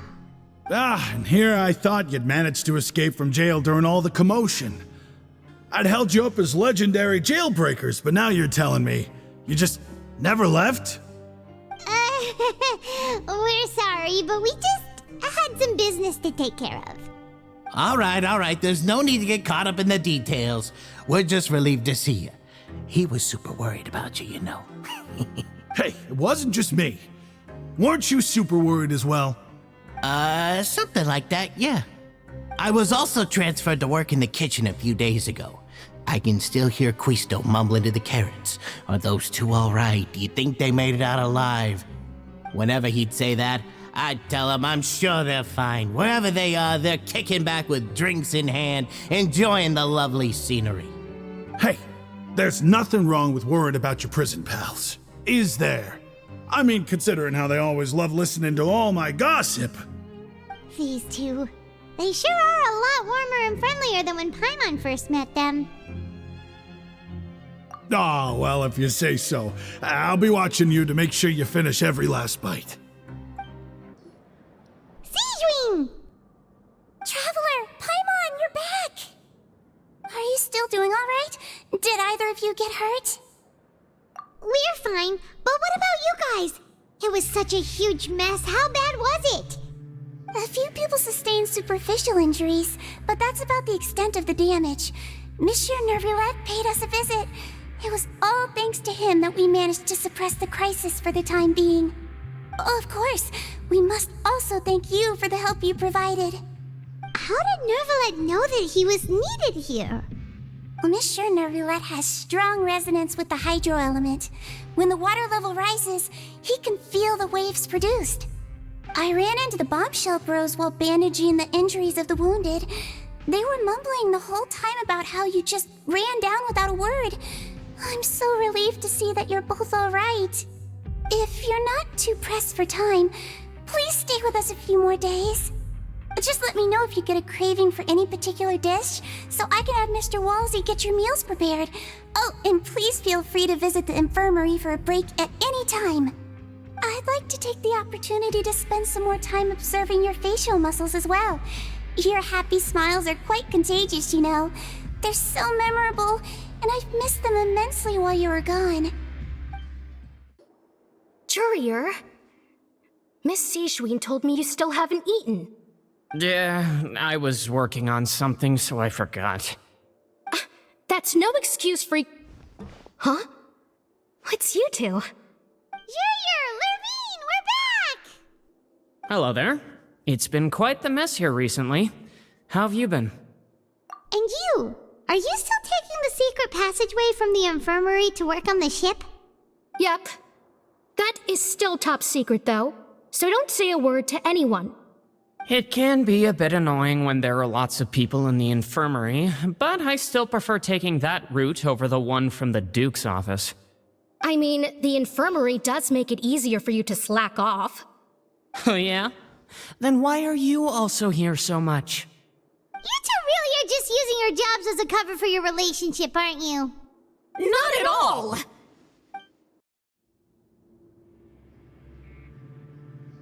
Now guess, what suit will this next card be? A bare-teeth cat? Well, well, look who it is. Traveler, Paimon. Hello, everyone. Looks like you're recovering nicely from it, eh? Mm-hmm. Thanks to everyone's support. Oh, right. I managed to work up the courage to thank Miss Clorand in person. Whoa, how did she react? She told me that it was nothing. It was as if saving a life wasn't a big deal to her at all. She also told me not to worry about it. She didn't want to stress you out, that's all. She's right, and it's best not to dwell on it. Yeah. Okay, but check this out. We went back to the opera house and we met the knave. You met Father? Did she say anything to you? She said a few things that were, a bit hard to understand. And also that she's looking forward to working with us in the future. Her attitude towards you is even better than what we'd imagined. That's fantastic. You should believe her. She has her own way of doing things, and she'll do everything in her power to help those she considers close, which now might also include you. Mm-hmm. Father is very capable, and also trustworthy. Oh, Paimon just remembered that she thought Lenny was a bit too proud as well. She said that you should learn how to rely on others sometimes. Got it. That does sound like something that Father would say. Hey! Are you going to stay here for the next few days? Looks like it, yeah. Excellent. I will host a tea party. For real? Then Paimon wants another serving of cake. Another implies that you were already served some delicious cake while you were up there. How lovely. Well, next time, you're going to have tea and snacks with us. Do my eyes deceive me, or did I just see two inmates come back after making it to the surface? Some strange winds blowing of late. We wanted to see how the fortress is doing. Is everything still alright? We're fine, for the most part. Neuvillette came down and took care of the worst of it. If that's the case, why don't you just ask him to stay here? Oh, yeah, what a brilliant plan. Let's go convince the Eudex himself to exchange the courts of Fontaine for a puddle of water in the middle of nowhere. He came here in a hurry and left without even stopping for a cup of tea. He did remember to take Miss Sijween's gift with him, though. He sure sounds super busy. Miss Clorand has left as well. She also took her gift from Miss Sijween. Were the gifts milkshakes? Neuvillette got the milkshake. Clorand received lipstick instead. Those aren't even remotely alike. Well, it's Neuvillette's own fault for making Sijween worried about his health by working so much. But besides that, our head nurse is still pretty fond of picking out beauty products for the ladies. Oh, and I have some gifts here for you as well. Are these from Sijween too? Nope, they're from yours truly. You've already wrapped up your work at the fortress, so you can return to the surface at any time. You haven't yet served your full prison term, however, so you may continue to use your cell until your term is up. For real? Then we could stay here for a really long time? You may access the cafeteria for free. Hooray! Just remember to come complete your paperwork once it's time for your release. We're back in our cell again. We're no longer prisoners, though, so it really doesn't feel the same. Sure feels that way. But the truth is, we never did anything bad to begin with, so I'm not sure why we put so much pressure on ourselves.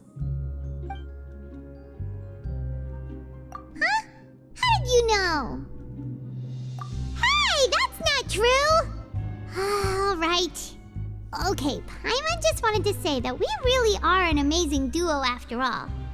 It's like we've now gone to so many places together and become friends with so many people. We've never stopped traveling or stopped meeting new friends. There are so many bad things in the world, and we're just two people, but we've still been solving problems no matter where we go. Isn't that pretty cool? You're counting Paimon today? Aren't you the only adventurer here? Then let's ask Catherine to give Paimon an adventurer handbook as well. Paimon will also be an adventurer from today forward. Just our thoughts making Paimon giddy. Paimon's gonna crash, so you sleep soon too. The last time we fell asleep here, we woke up to a whole mess outside our cell. The primordial seawater nearly rose up. That was so scary. We should be safe now, right? All right then, good night to you, traveler.